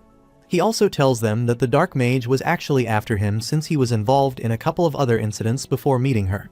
She asks if he was involved in the incidents just like he did with Edmund, and he feels sorry because he put her in danger. She states that it's a noble's responsibility to kill the demon followers, and if she had died, then it would have been because she was too weak. Tiny thinks she hasn't changed at all, and she rubs his hair and asks if he is worried about how she would react. She calls him cute, but Tiny doesn't like this word, but Vivian laughs at him. He thinks they don't know how old actually he is, while Vivian says he is still a child. She grabs her cheeks and says kids of his age don't like it when people say they are cute. She makes him fun and says she didn't expect to see this side of him. Tiny tries to free himself and says he is not like those other kids. Meanwhile, Valentia looks toward Irina's body and says she needs to tell her father about this as soon as possible. She also wants to send him a report once they reach the nearest city. A few days later, at the Taiban front gate, the Duke sent a team of Blue Wing Knights, and Tiny thinks he knew the swordmaster cared a lot about his daughter. She feels embarrassed and says there is no need to go this far. The people are also surprised to see them, and one of them exclaims that he has only heard stories about them. They are extremely well trained, and this is exactly what he would expect from Valentia's elite knights. Every single knight there is higher than expert rank, and they are the strongest force in the empire. Their captain removes his helmet and pays his respect as the vice captain of the Blue Wing Knights and his 103 men, and they salute him.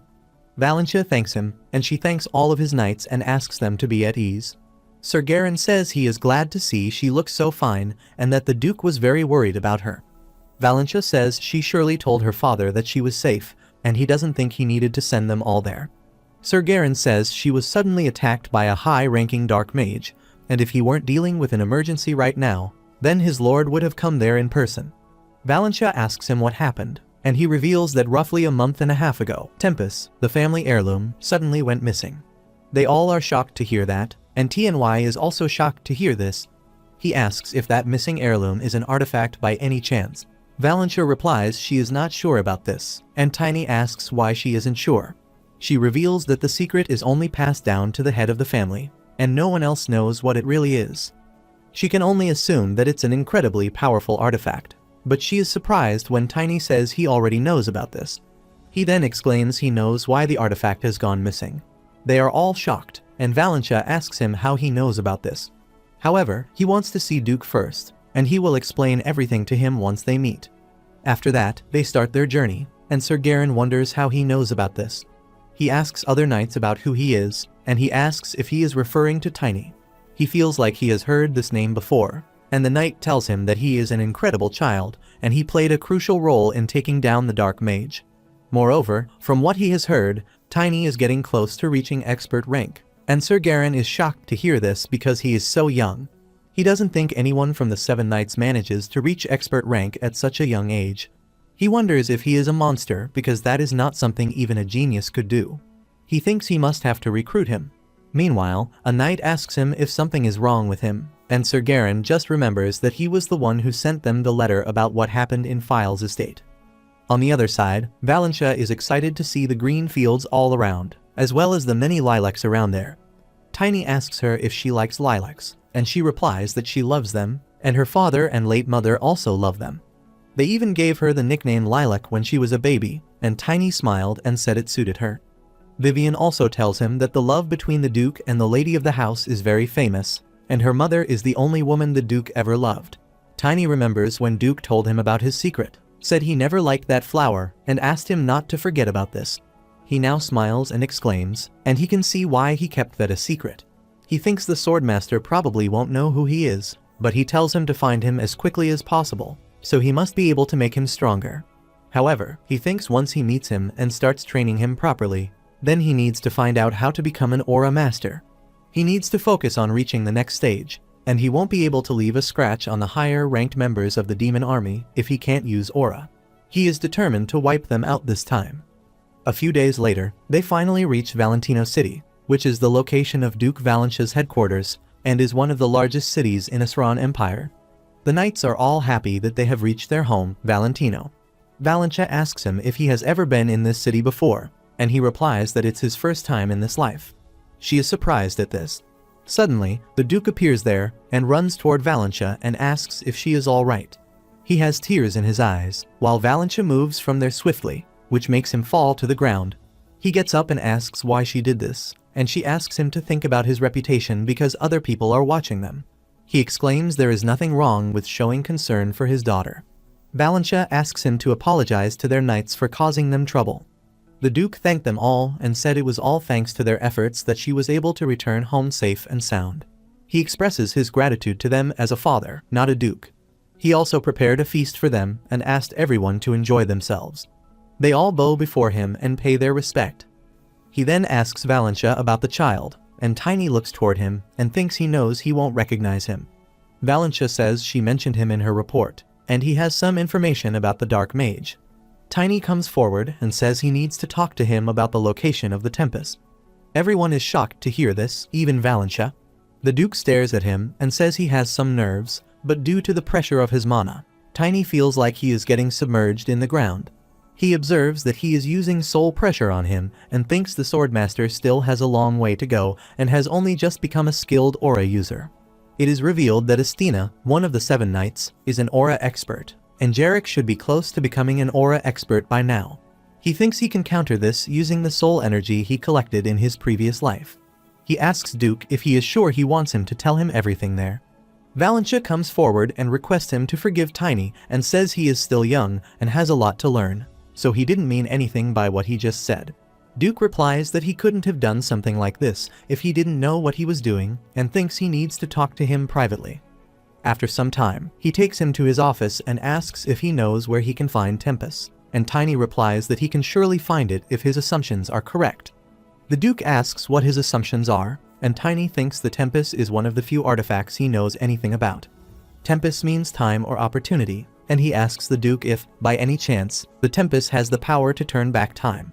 Duke asks him to tell him more, and Tiny states everything started with the disaster that is going to happen in 20 years. He tells him everything that happened in his past life, and the Duke says his story feels too compelling for him to have made it up. He is surprised that Tiny even knows the names of the World Tree's guardian, the strongest hammer of the dwarves and the greatest warrior of orcs. Tiny says they were his companions, and they fought together for a year.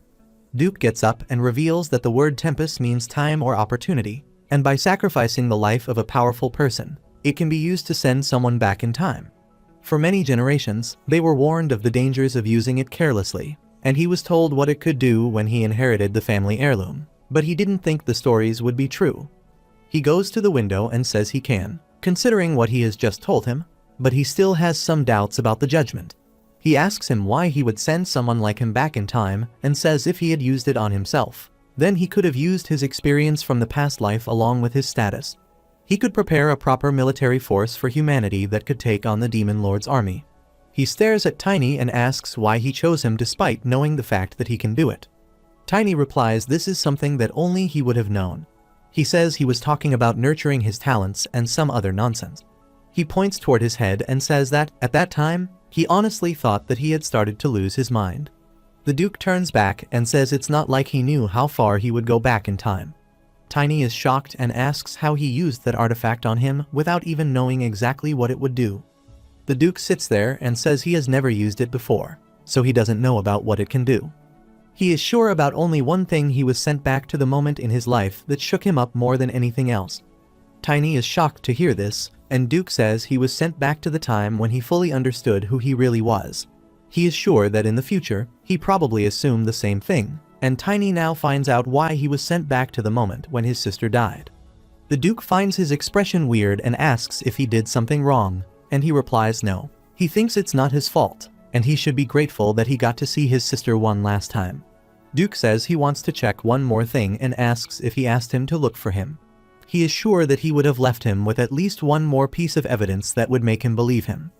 Tiny tells him that his daughter's nickname as a baby was Layla, and her name comes from the flowers that her mother loves.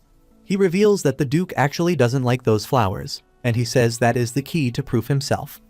After listening to this, the Duke laughs loudly and says this is something he definitely would have said. He says he didn't have it in him to say anything even when she died, and now there is no one he can tell anymore. Suddenly, he gets up and says that everything Tiny has said is true. He now believes Tiny and says it's the only plausible explanation for what happened to the artifact, especially since it disappeared from his room when it was under his protection. Tiny is glad that he believes him and thinks he is not sure if it's because he is 20 years younger, but he seems to have quite a temper. But he again calls him and says there is something he again wants to double check, and calls the guards and orders them to bring Knight Royal there immediately. Tiny asks him what he plans to do, and the Duke replies he believes that he has come from the future, but he doesn't know anything about him. He asks Tiny if he will go on to become one of the 10 knights of the Asran Empire, and then he wants him to show him what he has got. He asks him to show him those skills that he will go on to acknowledge in the future. After some time, they are walking across the balcony, and Tiny thinks this doesn't seem fair, because he was the one who told him to find him, but now he has to prove himself to him. He has an evil smile on his face and thinks he should mess up with him a bit. He calls him and asks if there isn't anything he wants to know about the future, and the Duke replies there are a lot of things he wants to know. Tiny asks if he wants to know what happened in the future, but he says he doesn't care about that.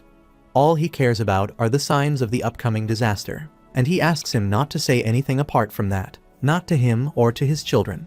They are watching a man shouting at another guard, and the Duke says people in general will only learn after making mistakes and failing. He also says he has every confidence that he has raised his daughter so that she won't give up when she faces her own challenges. He warns Tiny not to take away his daughter's chance to grow as a person. Tiny stares at him for a while and then carelessly says he only knows a little about his daughter, so he doesn't know much about him anyway. It was a struggle to take care of himself, so he didn't know anything about his circumstances. The Duke is shocked at his comment and asks if there is any chance he doesn't know much about what is actually going to happen to the world in the future. Tiny replies that he knows about the commotion that stirred people up to some extent and asks what he wants from him.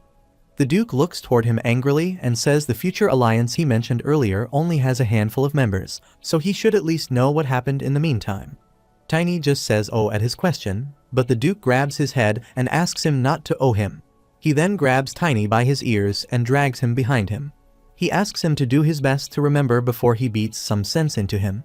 Later, Tiny writes everything he knows about the future, but the Duke doesn't like the details and asks why the details are so vague. There are more than 10 disasters, and he asks him angrily why he doesn't know anything for sure. Tiny smiles and exclaims that most of what he knows is what he has picked up from rumors and stories that his companions told him. Duke stares at him and asks if he doesn't have anything useful to tell him, and Tiny thinks he needs to grow up soon so that he can save himself. The only useful piece of information he gives him is that the oracle's prophecy of a warrior and a saint entering the war came to pass. They were 20 years old at that time, and the Duke says he should seek them out and start training them now. Tiny says he has a problem with this, and Duke asks what he is talking about. Tiny says if the warrior is 20 years old in 20 years' time, then they might not have been born yet. The Duke angrily breaks the pen and grabs his head, asking why he is testing him like this.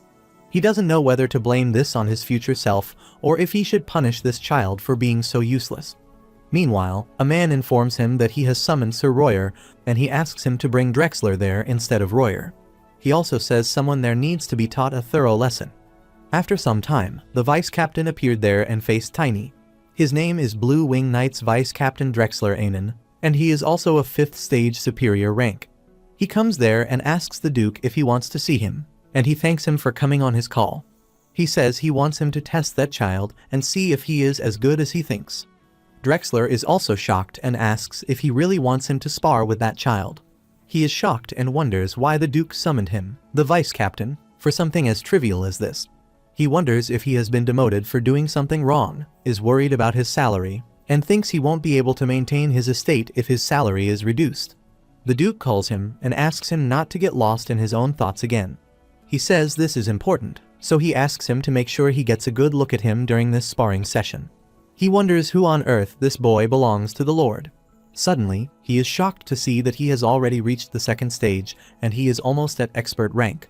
He looks like he is barely 10 years old, and he wonders how he got to this level. Meanwhile, Tiny calls him and asks which master craftsman made his weapon because he prefers something a bit bigger than this. He examines his weapon and says he wants some gaps at the top of the hammer, and he would want to make the handle an inch longer. The Duke calls him and asks him to stop messing around, and if he doesn't take this seriously, then he can forget about what he promised. He also asks Drexler not to hold back and just make sure he doesn't kill him. He says he is not the person who promised to help him, and he will make up his mind once he has seen what he has made of. Tiny asks if he can beat him, and the Duke raises his finger and says he just needs to injure him once, and he will accept that he wins. Tiny smirks and asks if this is a promise. After some time, they both face each other and are ready to attack. The Duke observes that Tiny has a unique way of controlling his mana, and he must have developed that secret growth technique himself.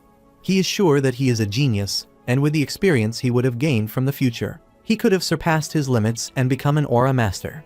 He thinks if he chose that child despite knowing that, then there must be another reason aside from his ability. He wonders what on earth the future he sees in him. He calls them, asks them to fight with everything they have, and asks Tiny to show him why he chose him. Tiny smiles and takes Wolang out, saying they will have a good fight. He rides Wolang and says if Drexler will not come at him first, then he will make the first move. Drexler asks if this is a spirit, but he swings his weapon in the air and says it won't work on him. But he is shocked to see that Tiny dodges his attack. Meanwhile, Tiny jumps upon him and hits him with his hammer containing mana. But he is not happy because it didn't leave a scratch on him, and Tiny wonders if Drexler is specialized in both attack and defense. Now, Drexler gets serious and jumps upon him to attack, saying he will make sure he won't kill him. Tiny reacts on time and jumps in the air to dodge his attack while he hits the ground forcefully. Now, he uses speed skills to beat him and rushes toward him from all sides through the electricity attribute. Drexler gets angry and smashes the ground in front of him. He breaks the pillars Tiny is using as a support to keep himself in the air. Suddenly, he attacks in the upward direction with so much force that Tiny barely dodges him and thinks his hammer is bigger than a longsword. And yet he is waxing it around like it's nothing in one hand. He thinks Drexler must be used to fighting with a shield, which means he usually focuses more on defense. Drexler calls him and asks if he is going to keep running away forever. He tries to hit him repeatedly, but Tiny dodges him every time. He gets angry and asks him to stop moving around. The Duke observes the fight and thinks Tiny has completely seen through Drexler's attacks. He remembers when he said he was a member of 10 Knights, and now it looks like it wasn't all talk since he can see that Tiny is an experienced fighter. He thinks Tiny is talented, but he is not sure about him yet and wonders if this is the best he can do. He calls Drexler and asks how long he will continue to embarrass him. Drexler gets angry after hearing this and attacks Tiny with all his power. But the Duke is shocked to see that he is using his soul weapon this time. He gets worried and calls him to stop because it can kill someone. In the meantime, Tiny smiles and jumps toward him. The Duke wonders if he has lost his mind since he is going toward his own death. Suddenly, there is an explosion, and the Duke is shocked and wonders what has happened there. After a while, Tiny falls back to the ground in an injured state. The Duke and Drexler run toward him and ask what he is thinking at the moment. The Duke says he just wanted to test his skills, but he never told him to be so reckless. Tiny exclaims that it's his victory and points toward Drexler, who has a minor scratch on his face. Sometime later, when Drexler attacked him, he jumped upon him and pierced through his soul attack, resulting in a scratch on his face. They both are shocked to find out that he charged in for something like that, and the Duke shouts at him and says he could have died just now and says it's not worth risking his life just to win this fight. Tiny gets up and says he didn't die and won the fight, and the Duke asks him if he has always been this reckless. Tiny says he has to push himself like this. Otherwise, he wouldn't have been able to overcome any of the struggles in his life. He exclaims that he needs to win in any case, and this is how he has lived until now. He smiles and asks the Duke how he did, or if he has proved his worth. The Duke replies yes and says he would have never been able to do something like that. He thinks the future probably thought that it was worth pinning his hopes on someone this reckless. He says he will keep his promise and will give him what he needs the most right now. Tiny smiles and thanks him, but suddenly, he gets unconscious due to the severe injuries. After some time, when he wakes up, he finds himself in a room, and the Duke stands beside him. He asks him where he is, and the Duke replies he recovered much faster than expected. He asks him to follow him since they have much to discuss. He asks the Duke how long he has been unconscious and replies that it has been roughly half a day. He asks him if he is called a high-ranking priest or something. Meanwhile, Valentia appears there and asks the Duke why he is taking him when he has only just recovered. She angrily asks him if he is going to hurt him again, and the Duke says it's his own fault that he ended up with all those wounds. He says he would never deliberately hurt his daughter's savior. Tiny is shocked to hear that he thinks he saved Valentia because he thinks she has saved him. She angrily asks him if he knows how close he is to dying.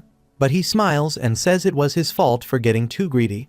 He apologizes to her for making her worry, and she smiles, puts her hand on his head, and says he can act a bit more like his age. Suddenly, the Duke appears behind him and asks what was the look he just gave to his daughter. He grabs him tightly and says he might be young, but it seems like he appreciates beauty, so he warns him not to try anything on his daughter.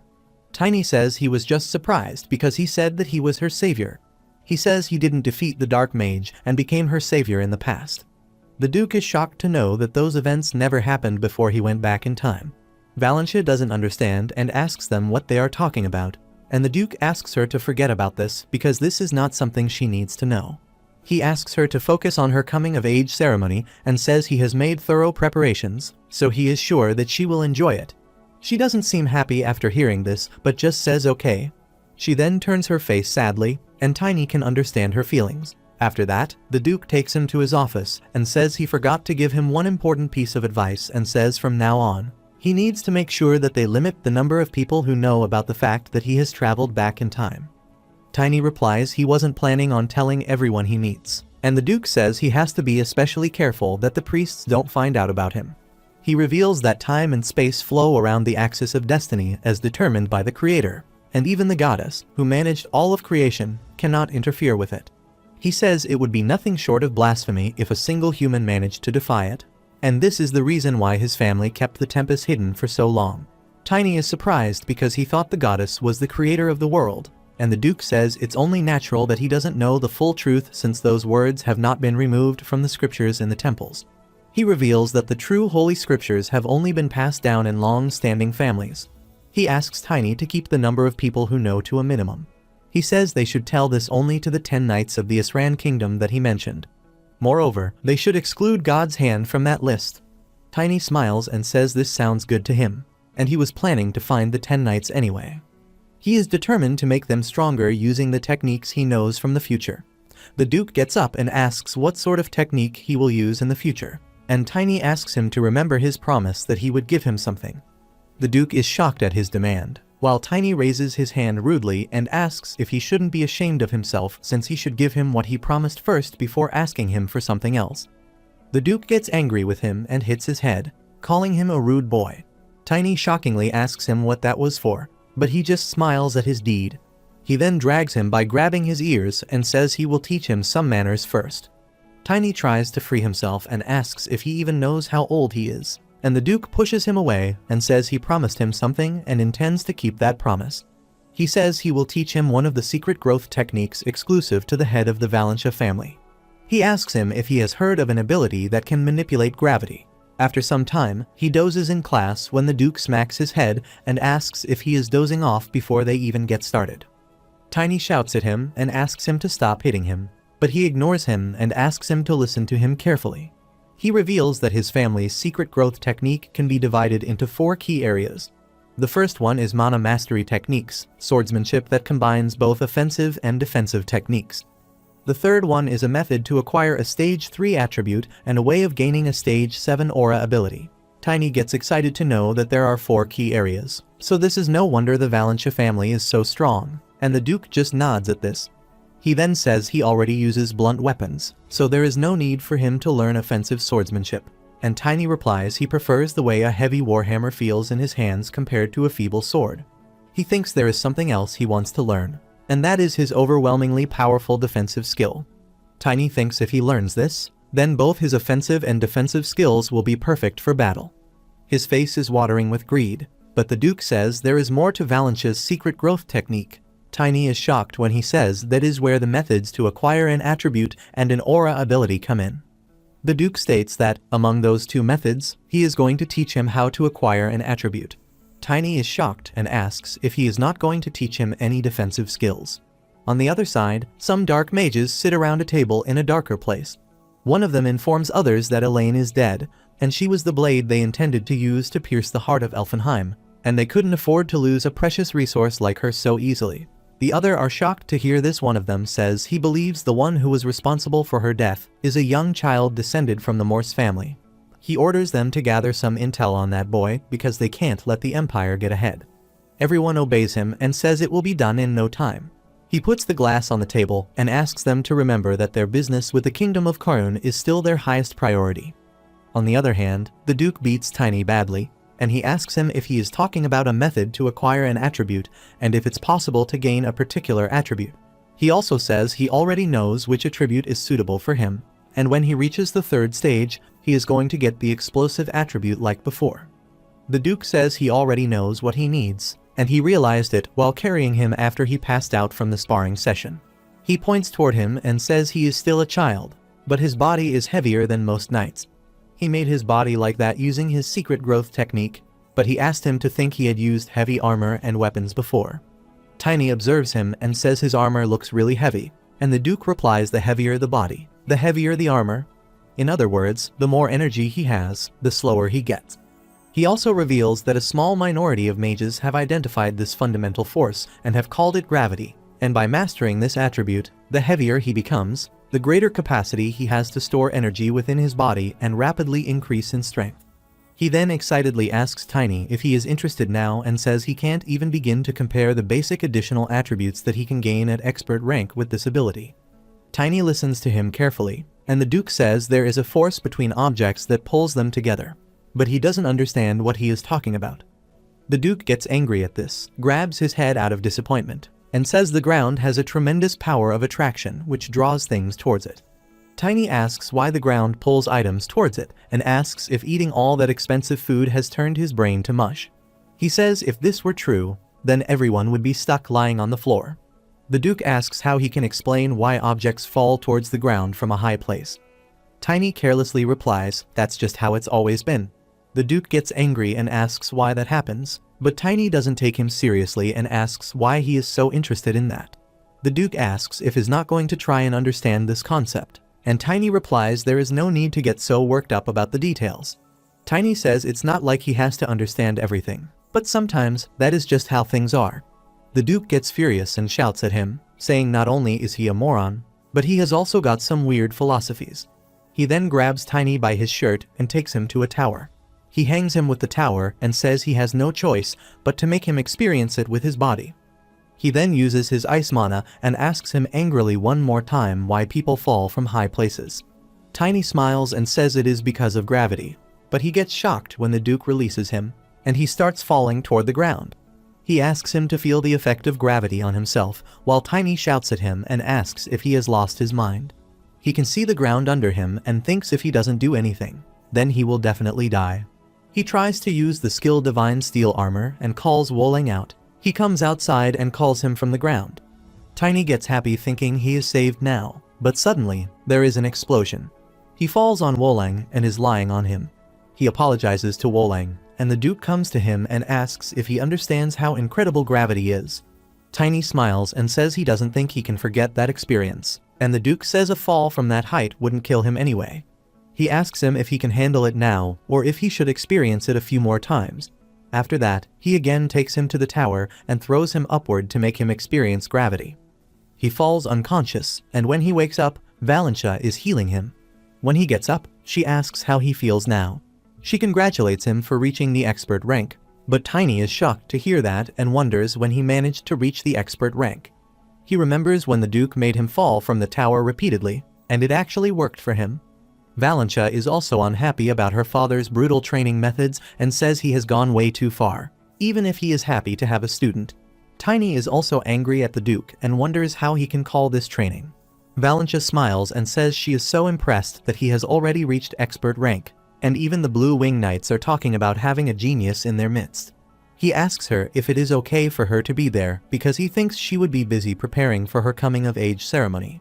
There is an awkward silence at his question, and after a while, she says she just needs to brush up on etiquette so she doesn't have that much to do. Tiny looks toward her and says he is sure she will be fine, but Valentia doesn't understand what he is talking about. He smiles and says he is talking about her coming-of-age ceremony, but she smacks his head angrily and asks him not to tease her. She then smiles and says she will be fine because it's her time to shine. She asks if she looks worried by her face, and Tiny replies the people who know her well will be able to tell. Valentia calls him a family member and says she doesn't mind if he knows that. Tiny is surprised to hear this when she says he has been taught to be her father, and this thing makes them a family. She also allows him to call her sis from now on, but Tiny just reacts to this shockingly. She angrily asks why he gives such reactions and says that he should be honored because she is still the esteemed daughter of the Duke. She then laughs and says this will be their little family's secret, and Tiny smiles and says he understands that. He also tells him that Cy Drexler was looking for him. After some time, he goes to meet him, and Drexler says he has heard that he has reached the expert rank, and Tiny asks him why he called him there. He looks at everyone's serious expressions and says this isn't a small matter. Sir Drexler throws his hammer to the ground and says he doesn't need to worry about this. He smacks his punches on a shield and asks Tiny to have a revenge match with him. Tiny asks if he is not going to use a weapon and wonders if he is still worried about what happened in the last sparring session. Drexler says he is still worried that he lost his temper with the child in the last session, which isn't how a knight should behave. He asks Tiny to come and attack him to show what he has got, and he will help to get him used to the third stage. Tiny also smiles and asks if he really wants this, but he can't refuse. He jumps from his place and tries to attack him with full power, but Drexler uses his shield to dodge his attack. He feels so much pressure in just one attack, and he wonders if he is really the same child he fought a week ago. He again applies force on the shield and tries to push him away, but Drexler dodges his attack and pushes him instead. Tiny doesn't lose his balance and jumps to attack him again with his mana-filled weapon, and Drexler thinks he will be in serious trouble if that grazes him. He also fills mana in his one punch and hits him. Tiny's hammer and Drexler's punch collide with each other, and after some time, both of them push in opposite directions. Drexler can feel pain in his hand and thinks his attack was so powerful. In the meantime, Tiny is ready to attack him again, but he dodges his attacks with the help of his shield. Drexler observes that his speed has suddenly gotten faster, and Tiny tries to hit him straight in the head. He reacts, puts his shield against his face, and dodges him again. But Tiny is so fast that he appears behind him and manages to maintain his balance. The other knights observe their fight, and one of them says Tiny's mace sounds quite heavy, and he is waving it around like it's nothing. Meanwhile, Drexler also picks up his hammer and says he doesn't think he needs to hold back. He then attacks him and says he should take this fight more seriously. Tiny thinks now he has hit him a few times, so he knows how it works. He looks toward his mace and thinks he can reduce its weight by swinging it around lightly, and then he can increase its weight right at the moment of impact so that it can cause more damage. He uses the same strategy and tries to hit Drexler, but he blocks his attack with his hammer. He then gets up again and tries to push him away, and Tiny thinks that once he gets totally used to this feeling in his mana body, he will put it into practice. He then uses Tiny's battle technique from one, Thunder Strike, and attacks him with his full might, which causes a huge wave of electricity to fall to the ground. After that, there is an explosion, and Sir Grin wonders if this is the power of an expert rank. The sparring ground has collapsed, and Sir Drexler says he doesn't think they need to continue this fight. Tiny thanked him for helping him train, and he replied that he was just holding back. Tiny also smiles and says he still has a few tricks up his sleeves. He takes Wolling out and asks if he forgot that he is a spirit mage. Drexler laughs loudly at this and congratulates him on making it into the Blue Wing Knights. But Tiny talks to him rudely and says she has no intention of becoming a knight. But Drexler gets shocked at this and asks why he doesn't want this. He says he even knows the Valentia family's secret growth technique. After some time, he goes to the Duke, and he says he forgot to tell the Blue Wing Knights. He says if he plans to travel to various countries, it's advisable not to be affiliated with any specific group. However, he is happy that Tiny exceeded his expectations, and Tiny remembers all the bullies he faced with him and taunts him saying it was all thanks to his help. The Duke says they are almost ready to face the first disaster, and Tiny exclaims that they don't have any options. The Duke says he needs to have a Warhammer artifact crafted for him. It is revealed that artifacts are weapons infused with semi-permanent magic. Their value can vary, but they are typically worth several times a knight's annual salary. Tiny says to Duke that he doesn't have to go that far because it requires a significant amount of time to create something like that. The Duke replies there is already an artifact that has been in development for a few months. Tiny is shocked and asks how he knew about this, but the Duke doesn't tell him and says it's a secret. He reveals that it was supposed to be a gift to Drexler for his many years of service. The next morning, he goes to Valentia's finest blacksmith, Rendal's hammer, and Master Dwarf Craftsman Rendal is shocked to see a kid there and says the Duke wants him to make adjustments to the weapon to suit him. He gets angry and says he would rather tear up the contract and pay the fees. He asks how he dares to treat his work like some sort of children's toy. Tiny remembers Heinen from his past life when he said a Master Dwarf desired their weapons to find a worthy owner, even if it meant they had to suffer a loss. Tiny smiles and thinks he is just like Heinen, and then he will simply have to prove himself. Tiny asks him if he knows he is stronger than a superior rank knight. He is shocked to see when Tiny shows his mana, and Master Dwarf is shocked to see that he is of expert rank at such a young age. He doesn't think Tiny is trying to fool him, and he uses his unique ability called Discerning Gaze, which enables them to detect even the slightest changes in emotion when people speak and determine whether they are telling the truth. He finds out that Tiny is telling the truth, turns his face, and says there is no harm in giving him a quick look. He asks him to wait for just a moment, and after that, he shows him the hammer. Tiny examines it and says it looks finished to him, but Master says he still needs to make some minor adjustments. He reveals that it is imbued with shock-amplifying magic along with an automatic repair function. But he still needs to add protection magic. Tiny asks if he can add offensive magic instead, and the master calls him a fool who doesn't understand the importance of defense. He then exclaims that it's just that Warhammer artifacts are hard to come by since they aren't popular weapons, but he would be a fool to refuse an artifact imbued with 3 types of magic. The Master Dwarf says he has another Warhammer artifact lying around, and it is made of compressed obsidian steel. He also says it's really heavy, and it comes with a weight amplifying rune. The person he made it for didn't want it and complained that it was too heavy. Tiny's eyes sparkle with stars and says he really likes the sound of that weapon and asks him to tell him more about this. Master asks him if he is interested and says it also has shock amplifying magic along with self-recovery magic, and Tiny says he really wants to see it. After that, the dwarf takes him to the place where the weapon is placed, and Tiny seems very happy to see it. The dwarf asks him to try picking it up if he likes the way it looks and says it weighs over 220 lb. Soon, he is shocked to see that Tiny has picked it up and says he loves how heavy it is. Tiny raises the hammer happily and then hits it to the ground forcefully. Master Dwarf is shocked to see this and asks him not to destroy his store. But Tiny ignores him and is just enjoying with his hammer and says it's so amazing. He thinks it's a bit smaller than his previous one, but it really reminds him of the mace he used in the past. He asks the dwarf if he can adjust the length of the handle since he wants to be able to use it once he is older as well. Master Dwarf angrily says this is not important at the moment and asks him to pay for the damage. Tiny smiles and says he can claim back double the amount he is owed from the Duke. He then asks the dwarf what is the name of the mace hammer, and he replies that it's called Stamp. After that, when he comes to the Duke, he informs him that Master Dwarf has another artifact, and he is happy because Drexler will be pleased to hear that as well. Tiny informs him that Dwarf will take 2 weeks to finish making the final adjustments, and he will continue his training while he waits. He also says he shouldn't be so bold as to presume he can become a Grandmaster, and the Duke asks if that is an Eastern saying. Tiny points toward his black hair and says he thought he would learn more about the language of the East since he looks like this.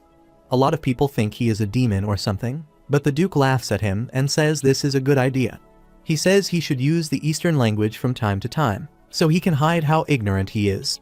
After a while, he says Tiny will leave once Valentia's coming-of-age ceremony ends. Tiny asks him if he still plans to proceed as planned, and the Duke replies that it involves a union with the Imperial family and that he can't cancel her engagement with the Crown Prince. Tiny tells him that the Crown Prince is going to die on his wedding day and asks the Duke if he is still going to push ahead despite knowing that. He reveals that in the next summer, the second disaster will strike, killing all the direct descendants of Esran Empire. As a result, the Empire, once renowned as the greatest human nation, will descend into internal conflict and fall into ruin. The princess, who will be known as the Imperial Widow, will become known as the ill-fated Crown Princess. The Duke says he already knows all of that thanks to him, but he doesn't have to worry about anything since he won't let that happen. Tiny says the only thing he mentioned was that the person responsible, the second prince, will also end up dying. He remembers when Valentia says he can call her sister from now on, and he doesn't want to let this happen to her. Tiny shouts at him and says he failed to answer him in the past well. That means they don't have accurate information. The Duke says his daughter is truly amazing, and her personality and her ability stand out more than her appearance, but she still has a lot to learn about what people are capable of. Tiny replies she will learn all of that later, and she might have had his assistance in the past, but ultimately, she was the one who salvaged a ruined empire. However, she doesn't seem that happy about it, but the Duke gets up and says he is going to choose the best course of action for his daughter and for the world. He is determined that he can stop this from happening because he is Asgard von Valentia. Tiny says he won't try to stop him, but if he does this, he will save her in his way. But the Duke hits his head and asks if he just called her name, and asks how he is addressing her in such a familiar manner. He asks him if he starts liking her or something, and Tiny wonders why he always behaves like this whenever it involves his daughter. He then changes the topic and asks why there are so many people today, and the Duke replies it's because Valentia's coming-of-age ceremony is approaching soon. Meanwhile, 2 men enter the city with evil smiles on their faces. A few days later, a lot of people have appeared there, and a man standing in the Duke's window says there are a lot more guests than he expected. He exclaims that the Valentia family's reputation is impressive. He is the captain of the Blue Wing Knights, Genus Freewell, and he assures the Duke that he will make sure they provide the best reception possible. The Duke thanks him for his hard work, and Ginas informs him that the Lohiter family has also sent an envoy. He tells him about their third son, who is known for being a roughneck. It is revealed that Duke Lohiter holds a great deal of influence and power in the empire, and his family has competed with the Valentia family for generations. The Duke says he is not surprised that he sent someone like him during this time, and they had better let him know that he is Valentia's territory now. Ginas informs him that he has already taken appropriate measures. The Duke smiles and says he is glad that he is reliable, but suddenly, he remembers something and asks Ginas if he has some kind of illness that he hasn't told him about. Ginas is surprised and asks why he asks him something like that all of a sudden. The Duke stares at him for a while, then says there is nothing. He says he personally doesn't need to make personal arrangements for the coming-of-age ceremony. Ginas says Lady Valentia is like a little sister to him, and the Duke laughs and says she used to follow him around a lot. He then stares at him and asks if he still doesn't have any plans to get married, but Ginas just surprisingly sees him. He then calls the Duke angrily and says he promised him he wouldn't ask that again, and the Duke just apologizes to him. Ginas asks him why he acts a little strange today. The Duke says he is just a bit nervous because it's finally time for Valentia's coming-of-age ceremony. He asks Ginas to go since he has a lot of things to do. He then thinks about him, saying that his name is Ginas Freewell, and he became captain after his father died. But he was surprised when Tiny told him that he had never heard his name in his past life, and he was never with him. The Duke thinks this means that he won't be by his side in the future. It also doesn't seem he would retire because he has a chronic illness or plans to marry. However, he thinks there is no way a 6th stage mana user would be in a simple battle. He then assumes that he must have died during the second disaster. Conversely, Tiny is training on the ground and thinks that the Swordmaster's assumptions make sense. He is sure that there is a high chance that something is going to happen during Valentia's coming-of-age ceremony. It also seems like a lot of people will get caught up in it. Meanwhile, Valentia and Vivian come to him, and he asks her if it is fine to be out there since he has already seen a lot of envoys enter the building. He says she is already breaking etiquette just by talking with him like this. Vivian says she tried to stop her, but she didn't listen. Valentia smiles and says she got fed up of staying in her room. He asks Tiny to tell her some interesting stories, and she also gets to see Wolang. He takes Wolang's spirit and asks if she wants to hold him for a bit. She plays with Wolang and says she won't be as bored if she has him. Meanwhile, a man appears from behind and pays his respects to Valentia. He introduces himself as Tibron von Lohiter, and he praises her, saying she is the most beautiful girl he has ever laid eyes on.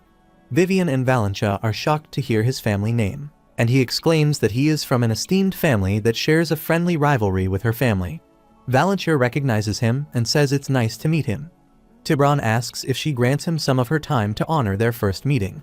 She is surprised at his question when he asks her if she doesn't know he will soon become her lifelong partner. Valentia is shocked to know this, and he asks her for some time. He says he has some good wine that he brought with him. Tiny gets angry and wonders what he is thinking. Not only is he trying to get a minor to drink, but she is also about to announce her engagement. Vivian interrupts them, asks him to leave, and says she will not accept any visitors until her coming-of-age ceremony is over. Tibron talks to her rudely and asks how a mere knight speaks to him like that, and he calls one of his knights named Graham. He asks Vivian to back off since this is a conversation between nobles. Vivian tries to tell him that the situation doesn't make any sense, but he smiles and tells Valentia that his young master is expressing his sincere feelings and that he has had to suffer in silence for years. He asks her to understand his feelings and avoid his forthcoming attitude. They both block their way, and Tiny can observe Graham smiling, which means he is much more suspicious than Tibron. He gets angry and thinks he will make them pay for this. He then goes to Valentia and calls her big sister, and asks who they are. Tibron asks her about who he is, and he orders his knight Graham to deal with the kid first. But before he can say something, Tiny jumps and slaps his face forcefully. He throws him away, saying that he dares to insult him when he is an expert. He falls to the ground at a distance while Graham is shocked to see his condition. He then angrily takes out his sword and asks Tiny how he dares to treat his young master like this. But before he can attack him, Tiny also slaps his face and does the same thing he did to Tibron. The other people watch them from the window and are shocked to see that Tiny just knocked them out with a single punch. They wonder who that little child is on Earth. Meanwhile, Tiny seems very happy with what he is doing. Graham has been knocked out with just one punch and wonders how things ended up like this. He remembers the Lord asked him to take that fool Tiburon with him to meet the lady, so that they can create a scandal within the Valentia family. Graham was shocked and said if they did this, then they could also harm their own reputation as well. The Lord replies that Tiburon will soon be expelled from the family, and he smirks and says it would be no loss if they could use that piece of trash to end Valentia's family. The Lord said he was expecting good things from him, but now he is on the ground after getting hit by a kid's punch. The two guys watching them from the window, wondering if he had taken out an expert rank knight in a single blow. The other one says only a legendary genius could have done that, but this child is a monster. He laughs and says no one knew that the Duke was raising such a monster, and now he really wants to meet that kid. Suddenly, he gets serious and asks if Duke Alon von Lohiter plans to make an enemy out of the Imperial family. The other one is sure that he did this to maintain the Imperial family's ties with the Lohiter family. This action by Tiburon Lohiter was clearly an effort to prevent the union between the Imperial family and the Valentia family. The young lord says it is a low move from the Lohiter family, which doesn't even stand up to the Valentia family. Moreover, it has already been several years since Duke Valentia became an aura user. His knight says His Majesty doesn't want the Duke to become too strong, and he pauses for a while and says it's true, but first, they should deal with those morons from Lohiter family. But his knight says they shouldn't be involved in this matter because he has heard that Duke Valentia's sons are very protective of their young sister. They have just returned home and are very angry to see what is happening there. After some time, Tiny goes to see the Duke, and he tells him that Tiburon has been disowned by the Lohiter family, and thanks to that, they won't be able to come after him for assaulting a noble. Meanwhile, Tiny is busy eating cookies and has no interest in what he is saying. Suddenly, the Duke angrily slams the table and shouts at him saying he was extremely lucky this time, and asks him to think before he acts next time. He asks if he wants to be sent to prison just before the demon army arrives, and Tiny replies he just thought they were acting quite suspiciously. The Duke sits down and says he somehow agrees with him. He angrily says Tiburon needs to be thoroughly disciplined. Tiny comes out of his room, and the Duke still shouts at Tiburon about how he dares to try to pull a fast one on his daughter. Tiny wonders how he can tell him to think before he acts. Meanwhile, he sees the Duke's son rushing toward his side angrily, and they ask the same question as the Duke. They are going to teach Tiburon a lesson for laying a finger on their sister. Tiny recognizes one of them, but one of them collides with him and falls back to the ground. The young master who just falls is Tren, whose brother wonders how this child knocked him off his feet when Tren is an expert rank. He can feel his mana too, and asks if he is Tiny because he has heard about him in reports. Tren also recognizes that he is the child who helped him win against Drexler. Tiny says it is true that he sparred with him, but he went easy on him, and he didn't even use his soul weapon. Tren comes toward him and says he can now understand how he was able to learn his father's secret growth technique. They leave him, saying they will see him later since they are going to do something more important now. They again run away, saying they will bury Tiburon today. Tiny just watches them going and thinks their names are Tren and Irene must be Duke's successor. This is why he looked so familiar to him, but he didn't recognize Tren there. He only remembers seeing one young master from the Valentia family, meaning he will suffer the same fate as Gina's and die during the second disaster. After some time, he goes outside, cursing the Asran Empire, and thinks the royal family only recognizes individuals with Asran blood as the highest-ranking nobles. Therefore, only those with noble lineage could attend the banquet as guests alongside a select few guests from the Valentia family. But Tiny is worried because they all are unaware of the grave consequences that would arise from these restrictions. He grinds his teeth out of anger and says the Empire has a foolish love of nobles. Meanwhile, the nobleman from earlier calls him from behind and says he should think twice before saying something like that to a nobleman.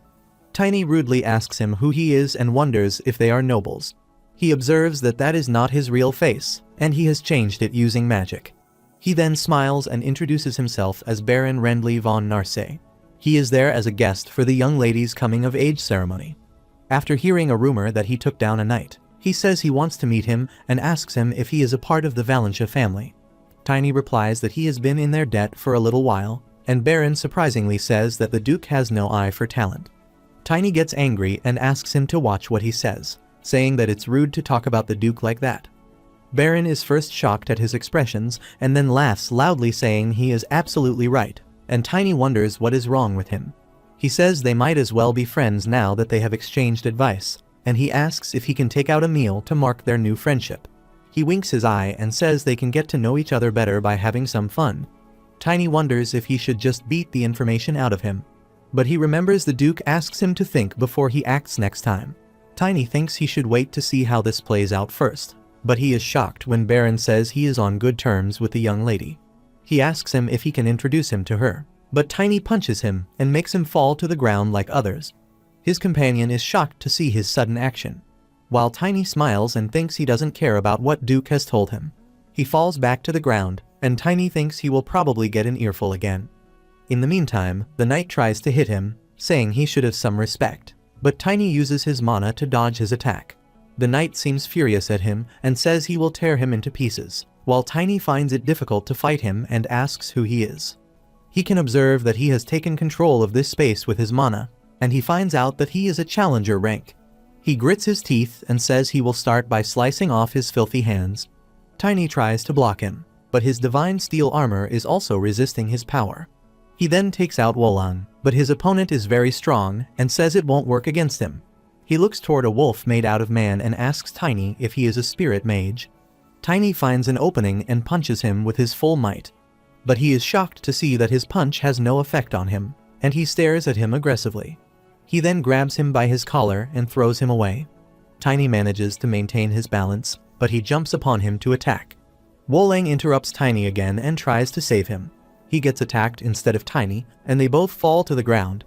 He comes to him again, bringing his sword, and says this is his end now. Suddenly, his lord calls him and asks him to stop saying it was all his fault. After some time, Tiny goes to see Genas, and he says he wants to introduce himself to him, but he never thought they would meet like this. Tiny apologizes to him for creating a mess, and Genas says he looks suspicious of him, too. He remembers that noble and says he is willing to overlook the situation since he has decided to forgive him. He then smiles with a warning saying he should behave himself as long as he stays there. He says that person has already been given permission to hide his identity using transformation magic, and Tiny gets scared of him and says he understands the situation. Genas then says he has high hopes for him, and he believes he has the potential to become someone truly great as long as he exercises a little more caution. He then puts his cup on the table and excuses him, but Tiny says there is something he wants to ask him. He asks him who that guy is, who calls himself Rendley, but Genas smiles and says that information is still confidential at the moment. Genas gets shocked when he asks him if he is associated with the Imperial family. He sighs, says he has said too much, says challenger rank knights are rare, and forbids him from telling anyone about this. Tiny thinks he is an inspector from the Imperial family and has come there for the coming-of-age ceremony. 1 week later, on the day of the coming-of-age ceremony, there were a lot of people enjoying themselves and chatting with each other. Genas is looking toward the arrangements and thinks his little sister is going to get married. He thinks he will make sure that today becomes the most memorable day of her life. Suddenly, he feels someone interrupting in his thinking, and Tiny is eating food beside him and asks what this food is called. He smiles and says he doesn't have to eat so quickly, but Tiny replies he is already eating slowly. He then looks toward him angrily and asks him to stop stuffing himself before he knocks him out. Tiny calls him carelessly and asks what he just said, and Genas thinks he is just a growing boy and he shouldn't talk to him like that. Meanwhile, that noble again comes to him and asks him to talk to him for a bit. Tiny thinks he didn't expect him to come to the party, and he apologizes to him for his rude behavior. He also thanked him for overlooking his rude manners, and the noble replied he should take responsibility for asking him too much, and he was quite impressed by his decisive response. He asks him to feel free to hit him again if he overstep his boundaries since there is no one else around him who would do that. Tiny smiles and wonders what is wrong with him, or if he is getting hit or something. Meanwhile, a man announces that the guest of honor has come and welcomes Khloe Valentia and her family. The Duke, Valentia, and her brothers have entered there. She looks beautiful, and she says hello to everyone. The noble seems impressed by her. He tells Tiny that she is so beautiful, but this makes him angry, and he wonders if he really has to put up with him. Everyone seems impressed by her and says she is the angel of the Valentia family. She seems sad and wonders if everything is going to change after today. Tiny can see the sadness on her face, remembering when she said he could call her sister. He hopes that she finds happiness this time. He takes Wolang out of his mana, and his baby version goes to her, and she is happy to see him. The Duke and her brothers are surprised to see Tiny's spirit mage with her. She then happily sits with him and asks him to be a good boy. The Duke and her brothers can hear people whispering about the wolf, which is against the event's morals. Suddenly, Wolang uses Tiny's mana and transforms into the big wolf. Valentia is surprised at what he is doing. After that, he sits to the ground and she pats him. Everyone is amazed to see that he is a spirit mage and comments that nothing is more fitting for an angel than this magnificent beast. The nobleman from earlier comes forward and asks if that is his original form, and he thanks Tiny for that exciting spectacle.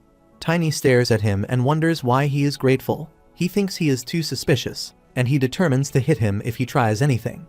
After that, the ceremony starts, and the Duke first goes to Valentia to thank her for blossoming into such a beautiful woman. He seems sad about thinking of her mother and says if she were alive, then she would be very proud of her. Valentia and the other knights also get sad thinking about the lady. A man asks others what is happening to them while the Duke gifts her a necklace. After that, they announce the highlight of the coming-of-age ceremony, and the Duke will now introduce her fiancé. After that, the Duke swings his finger in the air and announces the person who his daughter's fiancé is.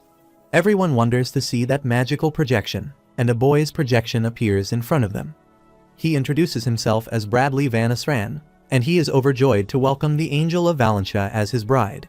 He also apologizes for not joining them in person on such a wonderful day, and Vivian and the other knights are shocked to see this and wonder if this is for real. Tiny is watching them quietly while the nobleman beside him says it's finally his turn. Tiny grabs his hand and calls him by his name, Baron Narsa. He asks where he thinks he is going and stares at him, saying this is not the time for him to get involved. He smiles and pats Tiny's head. He says he understands that he is worried about the lady, but he doesn't have to worry about him. He then asks him to try reading his surname backward, and it becomes Asran. He uses his magic and transforms into Bardley Van Asran, saying he hopes that they meet again. Tiny is shocked to see that he is the real crown prince, and he talks to him like he is no one.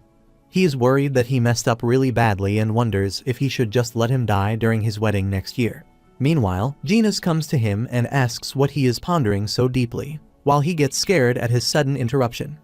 He then says he was just thinking about the hot weather today, and he smiles and says he doesn't need to worry because His Royal Highness has already forgiven him. Moreover, even if he has some regrets, then he will be safe as long as he is under the protection of the Valentia family. Despite the Emperor's desire to wed the lady to the Lohiter family, the Crown Prince asked for this marriage. Tiny observes that the Crown Prince desires to unite with the Valentia family, and Genus says he has a message from the Lord for him. He informed him that all the preparations had been completed, and he asked him to come and find him after the coming-of-age ceremony. After the event, Tiny goes to see him, and the Duke thanks him for summoning his spirit because Valentia was able to relax, thanks to him. Tiny smiles and says he has heard that all the preparations have been completed. The Duke says it's true, but he still has some trouble believing what he said. He can't believe that the sacred artifact of Charon, Humanitas, will be lost, and that a colossal beast known as the Kraken will attack, leading to the destruction of the capital, Ortis. He asks Tiny why it is the Karen and not any other beast, and Tiny says he needs to go and find out. The Duke then shows him a stamp and says the blacksmith has finished the adjustments and can stop by him tomorrow to pick it up. Master Dwarf tells him that he has made it heavier and given it more destructive force. It also has self-recovery magic, and he has adjusted it to match his mana wavelength. Tiny picks it up, and Master Dwarf says it really has some strange stats, and he has no idea why his son made something like this in the first place. Tiny happily picks it up and says this works for him, and Master Dwarf asks him to try swinging it around. Tiny swings it into the air and says he has got a nice heft to it, and he gathers his mana into the mace and hits it with his full might. After some time, he rides on Wolan and is ready to set out on a new journey. He is really happy with his mace and says it's a lot better than he expected, and he should thank Master Randall for this. Suddenly, he feels Wolang is acting differently, and he seems to be in great condition tonight. It is because it has been a while since he ran in the moonlight, and he says it is perfect since it should take them a week to reach Port City in Axon. On the other side, the Dark Mages are holding a meeting in a darker place. One of them informs them that the young child from the Morse family has left the Duke's residence.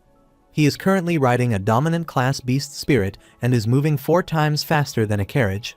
One of them asks where he is heading, and he replies he is going toward the port closest to Charon, a place called Anaxon. They are shocked to hear this, and their head gets angry, saying he is just an eyesore, and order others to get rid of him once and for all this time. He asks them to contact the tamers and orders them to finish him as soon as they see him. After some time, some people blocked his path, and he didn't like their interruption and asked who he was. They get angry and ask if he can't see how much trouble he is in, and they also hear that it hasn't been long since he reached expert rank. They all are ready to attack him and say he is one, facing 5 of them at the same level as him. They all are about to attack him, saying they need to make some sense of him. They call themselves the Black Knights and say they will put some sense into him. One of them releases his arrow, but Tiny dodges it with his bare hand. They are shocked to see that he deflected an expert rank attack so easily, and one of them shouts at them and says there is no need to be afraid. They all rush toward him together and say he must have used some kind of trickery, but they have the advantage in terms of numbers. Tiny then grabs his mace and says he has to put some sense into him. He then attacks and hits one of them with his mace forcefully, and everyone is shocked to see his condition.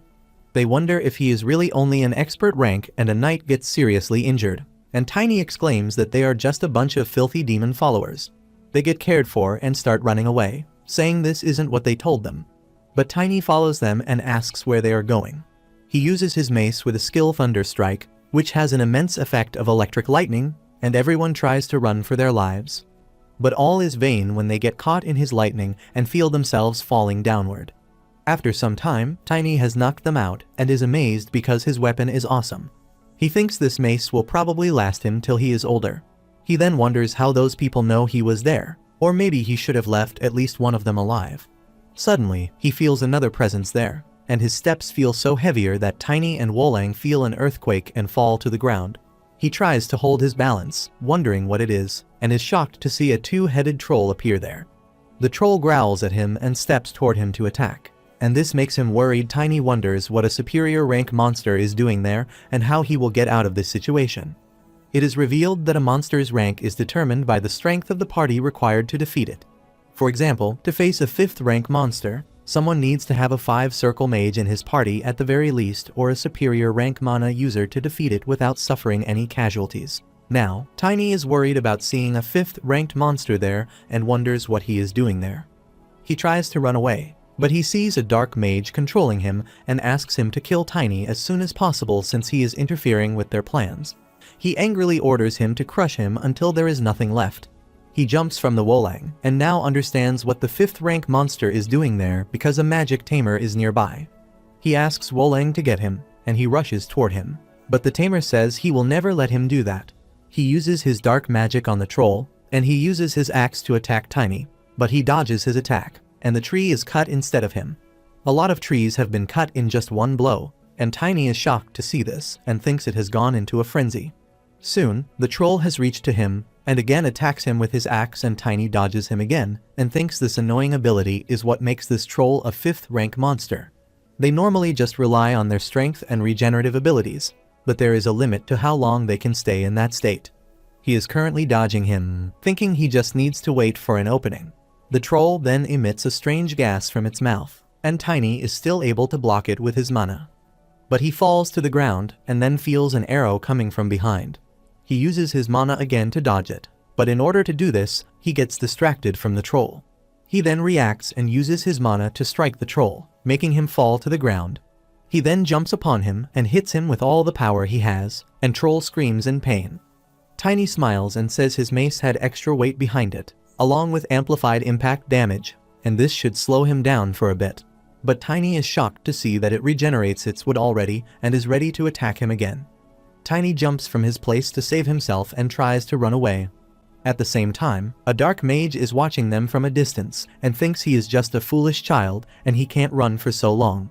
He finishes the moment the troll catches him, and Tiny jumps from one tree to another to save himself.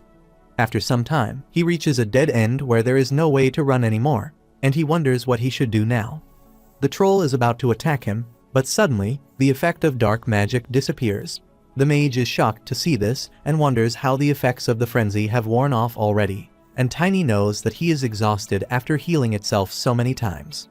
The dark mage asks him if this is what he was aiming for from the start. Suddenly, Wolang appears from the side and attacks him. He grabs his cloak and removes it, and Tiny smiles and appreciates him. He asks him to make sure that he stays right there while he finishes the troll. He uses his thunder strike and cuts the troll from the center. There is a huge explosion of electric lightning, and Tiny has killed him in just one attack. He then comes to the dark mage and asks him to tell him what he knows. He tells him that his organization's base of operations is situated in a lawless city within the City Alliance, and their leader is the mayor. But Tiny says both of his statements must be lies. The mage is shocked at his assumption, and Tiny thinks Wolf is a mere experiment, but even he has a magic fail-safe cast on him to keep him quiet. He says there is no way they wouldn't apply that same magic on a 5th rank mage. The mage gets shocked when he says his organization is planning to steal the sacred artifact from Coron. The mage says this isn't true, and Tiny exclaims that he is telling the truth this time. He then asks him to tell him the name of the person in charge of this mission. He gets scared and says he can't tell him, and Tiny asks him to think about it and says they only said that his head would explode, but he has never actually seen that happen. He looks toward him with evil intentions and asks him to take his chance since he will die for sure if he doesn't tell him right now. Soon, the mage gets caught in his trap, and his head explodes when he tells him something. After that, Tiny reaches Port City in Axon, where all the people are shocked by the explosion, but they wonder if someone set off some fireworks there. He remembers the Duke told him that he had already requested some reinforcements for him, and they would be waiting for him in a pub in Axon. After some time, he reaches outside the pub and wonders if he is in the right place. But he is shocked to see the Duke himself there and wonders if he is talking about himself. But suddenly, the man removes his mask and says they don't serve alcohol there. Tiny is still shocked that his face has just changed, but he didn't use magic just now because he doesn't feel any mana coming from him. He wonders if he just imagined the things. Meanwhile, 2 boys laugh at him and say he should wait until he is a little older before coming to a place like this. They call the waiter and say he will lose all his customers at this rate, but suddenly Tiny takes out Wolang and roars at them, making them scared. They are shocked to see that he is a spirit mage, while the owner smiles and says he is the customer who requested the special menu. He apologizes to him for not recognizing him earlier and asks him to follow him. He then takes him to the other side, where Tiny shows him the Duke's silver tablet. It is revealed that Blackwing is Valentia's secret organization. They are skilled swordsmen who are unrivaled when handling information and their connections. The man introduces himself as the commander of Blackwing, and his name is Jay. Tiny says he wants to ask him something and says he should be at later rank if he is the leader, but he doesn't sense any mana from him. He asks him how he is hiding his strength, and he replies that he can't use mana. Tiny is shocked to know this, and he again changes his face to the Duke and says there are times when using techniques to conceal his mana can sometimes make it more challenging to disguise himself. Jay asks Tiny if he agrees with him, and Tiny asks if he is saying that there is no mana involved in that disguise. He again changes his face, and Tiny asks if his skill is incredibly risky, and he smiles and says his skill is fascinating. After that, he asks him to focus on the task at hand and tells him that a tsunami sorcerer named Gayla Anderson, who should have received a letter of recommendation, has gone missing. Tiny is shocked to know that a sorcerer has gone missing, and it is said that a sorcerer is a nickname given to a 7-circle mage. He thinks that if he were known for his tsunami magic, he would be especially powerful at sea. Jay tells him that they lost contact with him while he was exploring a sea route, and it has already been 2 weeks since he was supposed to return. Tiny says it's no wonder that it's hard to recommend him, and Jay tells him that they have a backup plan, just in case. He says he needs to acquaint himself with his new identity, and Tiny smiles and says the Swordmaster didn't hold back on the support. He then asks him if he can try to find out more about someone called Husel, and he reveals that he is the demon follower responsible for the incident at Karun. He also says he is certain of it, especially since someone's head exploded when they shared that information with him. Jay says it sounds like the kind of name used by orcs and werasts, and that he will keep that name in mind. Suddenly, someone calls him from outside and says he should sense quickly. Tiny asks him what happens there, but Jay says he has to go since they seem to have some big fish to fry. After that, there was a crowd in the restaurant. Tiny thought that when he said he had some big fish to fry, he had never thought he was talking about a big group reservation. The other waiters are clapping for their boss, and Tiny wonders why it is so busy when the pub is just a front. 2 days later, at the ship Flaxen, a man announces that the Flaxen will be departing soon.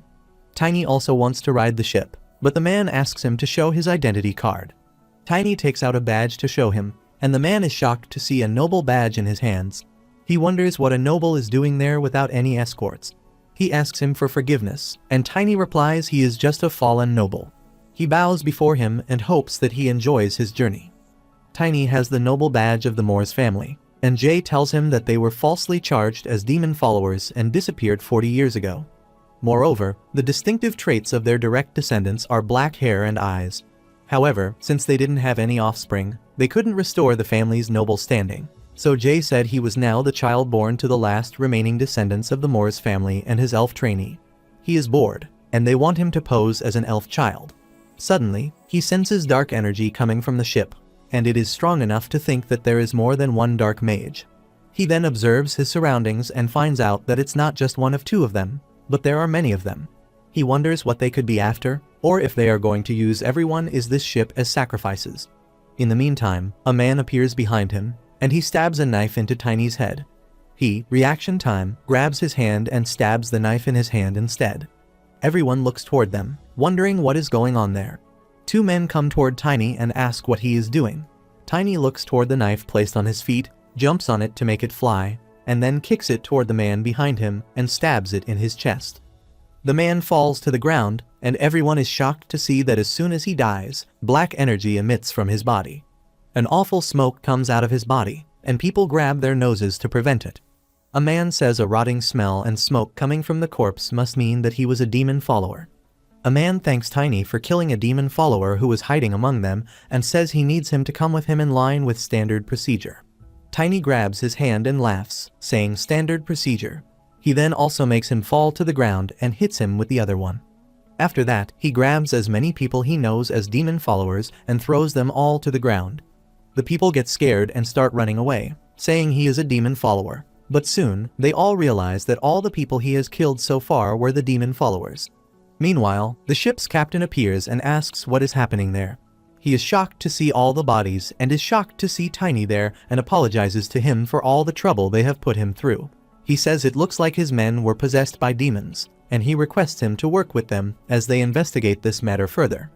Tiny smiles and says he is a great captain, but he is a really good actor too. Suddenly, he fills his mace with mana and attacks him. The captain dies instantly, and people find out that he is also a demon follower. After that, Tiny is taken in front of the king, and a man informs him that they were all in charge of the Falcon for 5 years, and 5 crewmen were low-ranking cavalry. 2 officers had reached expert rank, and the captain was blader rank. King Imad van Karon says he must have sacrificed hundreds of living people and thousands of corpses to the demons. It is revealed that the demon followers worship is a high-ranking creature that is capable of distributing its power after piercing the dimensional barrier. They say that the sacrificial offerings strengthen the demon followers and grant immense power to the demons. Tiny exclaims that they are a menace to humanity, and the king says it seems like he let his guard down because there hasn't been much activity reported over the last 30 years. He thanks Tiny and calls him a spirit mage with elven blood coursing through his veins, and they manage to prevent even more casualties. He also heard that his spirit tracked down those demon followers. He asks Tiny if he can summon his spirit right now, but his man says he might have elven blood, which can be dangerous for his majesty. Tiny takes Wolling out and says he will fulfill his desire. The king really likes his spirit, calls him incredible, and says he has no issue believing him after seeing that spirit for himself. He then allows his guards to step aside and wants to speak to this child for a moment. Tiny also wonders what he is thinking since he is also an outsider. The court members ask the king to reconsider since being alone with an outsider is unsafe. But the king was determined on his decision, and they left the court on his command. Now, Tiny and the king are the only ones present there, and the king says he doesn't have to worry about anyone else listening in on their conversation, and asks if he lied about being a quarter elf. He asks him to tell him what he is really after. Tiny wonders when the king figured this out, and the king says he tends to hear various things after spending a long time in this role. He reveals that those with elven blood cannot have black hair, and Tiny gets scared of him. The king asks him not to be concerned and says this knowledge is exclusive to the royal family. Tiny first apologizes to him for lying and informs him that he came there to track down some demon followers. He reveals that he came there to stop them from stealing the sacred artifact and bringing a disaster to Kuran. The king asks him if he is from the Empire, and Tiny asks how he knows about this. The king replies Karun might be a neutral nation, but it has close ties to the alliance between the kingdoms. He also says it is hard to trust someone from the Empire when the Empire is at odds with the Alliance, and this is why Tiny hid his identity despite his good intentions. Tiny is shocked to hear this and thinks he heard that the King of Khloe is very wise, but it seems that even wise kings are not immune to bias. The king says he can trust him because he possesses a pure soul as a spirit mage. It is natural for spirit mages to be hostile to demon followers since they control spirits, which are the essence of mana. However, not all the spirit mages are good people, and Tiny remembers one mage who was a total mess in his previous life. He then asks the king if he can make a request and asks him to permit him to meet the guardians of the sacred artifact. The king agrees and says he will grant his request and place his trust in his efforts to eradicate the demon followers and his very soul. A guard appears there holding a sword and a badge, and the king steps downward and says he won't bore him with empty formalities since he doesn't enjoy them himself. And this isn't the time to perform the ceremony using the sword. He gives him a badge, saying he has proven that he has the right to be a knight. The king appoints him as a knight and entrusts him with the role of guardian of the sacred artifact. Tiny wears the badge and thinks this is his first time being knighted in this life. He then calls the king and says he forgot to tell him something. He reveals that the man behind this incident is called Rehearsal, and he has heard it is a name that beasts and horses are familiar with. He asks the king if there is any chance he knows about this, but the king seems shocked and asks if he is sure that his information can be trusted. Tiny tells him that a 5-circle dark mage's head exploded after telling him that, and the king says he may leave now and needs more time to think about what he said. On the other side, a mage is using magic with his rod and seems worried by his face. The other calls him amazing and says they knew that a tsunami sorcerer could do it. He tries to call them and asks what they are doing, but the man named Rehearsal says that child Tiny possesses remarkable insight, but he won't let him have his way. On the other side, Tiny meets with other guardians, and they are surprised to see a child who killed the demon followers on board the Flaxen. A knight asks them not to look down on him because he looks young and tells them that he is a mixed blood elf. He is the guardian of the sacred artifact, Mason, and he is at the point where Tiny doesn't have to put in any effort to become a knight. He shouts and announces that Tiny is an incredible individual who has been granted the authority to operate independently and monitor their activities. The other knights seem jealous of him, and Tiny observes that they are not happy he was sent there. He asked the king if it was okay for him to grant him permission so easily and asked if some people within the palace were opposed to the idea. The king asked him not to worry about this and said the Khloe army had been responsible for protecting Ortis for several hundred years now, not the sacred artifact.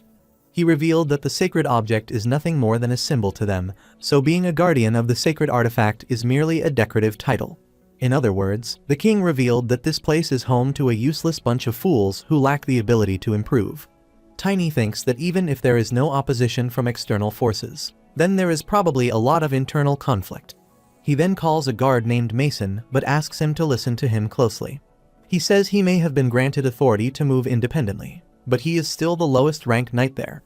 But he is shocked when Tiny takes Wolling out and says he may not know much about his seniors, but he knows who the strongest fighter is. He smiles and exclaims that he is searching for a demon follower to make an example out of him by condemning them to be burned alive at the stake. He asks them if any one of them is a demon follower, but they get scared and say they are not. He then smiles and says he looks forward to working with them, and they all salute him this time. He then thinks about King's reaction when he takes Rehearsal's name and wonders if he knows who Rehearsal is. Meanwhile, a man appears from behind and says he must be the new rookie that everyone is talking about. He comes to Tiny, says it is an honor to see him, and introduces himself as Grandmaster Truman, guardian of the sacred artifact captain. Tiny observes his mana and discovers that he is only expert rank, which is pretty weak for a captain. The captain says he heard that he volunteered to join this unit, and he asks him if he is interested in the sacred artifact. Tiny finds him suspicious and wonders if this old man is connected to the disaster in Khloe. But the old man seems happy to see him and says he has come to the right place. He tells him that the sacred artifact is believed to be nothing but a symbol, and its holy barrier can only repel monsters. He gives Tiny a bundle of books and tells him that the symbol's ability is only effective within a radius of 0.6 miles, but it would struggle to resist high-level dark energy. However, the old man Grandmaster Truman says the more he discovered, the more he started to change his mind about the symbol. Tiny looks toward him with inquiring eyes, and the old man recommends he read a book if he wants to learn more about how amazing it is. He asks Tiny if he has heard about the promise of the mythical age and reveals that the sacred artifacts are treasures that have been handed down over the generations since ancient times. Tiny seems bored by their conversation and is not surprised that he couldn't detect any dark energy from the old man. A few hours later, the old man still tells him a lot of things about the symbol while he seems very exhausted. Then he closes the book and says seeing the symbol is more convincing than just hearing about it. He gets up and asks him to follow him, and he will show him the sacred artifact. They are heading toward the inner castle and central area, and Grandmaster Truman asks him if he knows why the task of protecting the sacred artifact is regarded as being unimportant. Tiny replies that it is because the sacred artifact is seen as a mere symbol, but the old man says the answer is simpler than he might expect.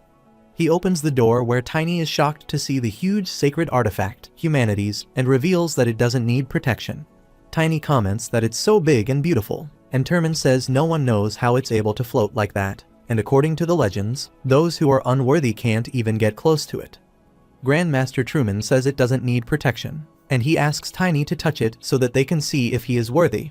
As soon as Tiny touches it, Grandmaster Truman is shocked to see an immense light emitting from it, and Tiny comments that it is one of the 7 sacred relics. This light poses no harm to this world, yet it possesses the power to repel anything that doesn't belong there. Suddenly, he just hears a voice through the barrier, and he wonders if he is the only one who can hear it because of his heightened sensitivity to mana. He covers himself in mana and says the light barrier itself is the true form of the sacred artifact, which means it can be moved. Truman shockingly asks him if he is talking to the sacred artifact right now. Later, they return from there, and Tiny tells him that he has a talent for catching people off guard. He smiles and says he has been guarding the sacred artifact for a long time now, but he has never seen that happen before. Tiny observes that he might not be that strong, but he takes pride in his work. He's definitely not like the others there. Meanwhile, they encounter the member of the Royal Knights, Greg Symbol, and Grandmaster Truman asks him what he is doing there, and he rudely replies he is not there to see him. He angrily asks Tiny if he is the half-prodigy that everyone has been talking about, and Tiny replies he is a quarter elf. Suddenly, he runs toward him to attack and asks how he dares to deceive the royal family. He is about to attack him and says he will expose him for the fraud he is, but Tiny seems calm and says he knows that he will face some opposition. He dodges Greg's attack and then grabs his hand. After grabbing the hand, he lifts him up in the air and throws him to the ground forcefully. He knocks him down in just one attack and says if he is capable of running his mouth, then he should be okay with keeping going. He again grabs his hand and throws him like a piece of clothing repeatedly. Truman is watching him shockingly, and Tiny realizes after a while that he shouldn't forget his manners. He thanks Greg for the sparring match. Meanwhile, a man is watching them from the roof and thinks with a smile on his face that they have got an interesting new recruit.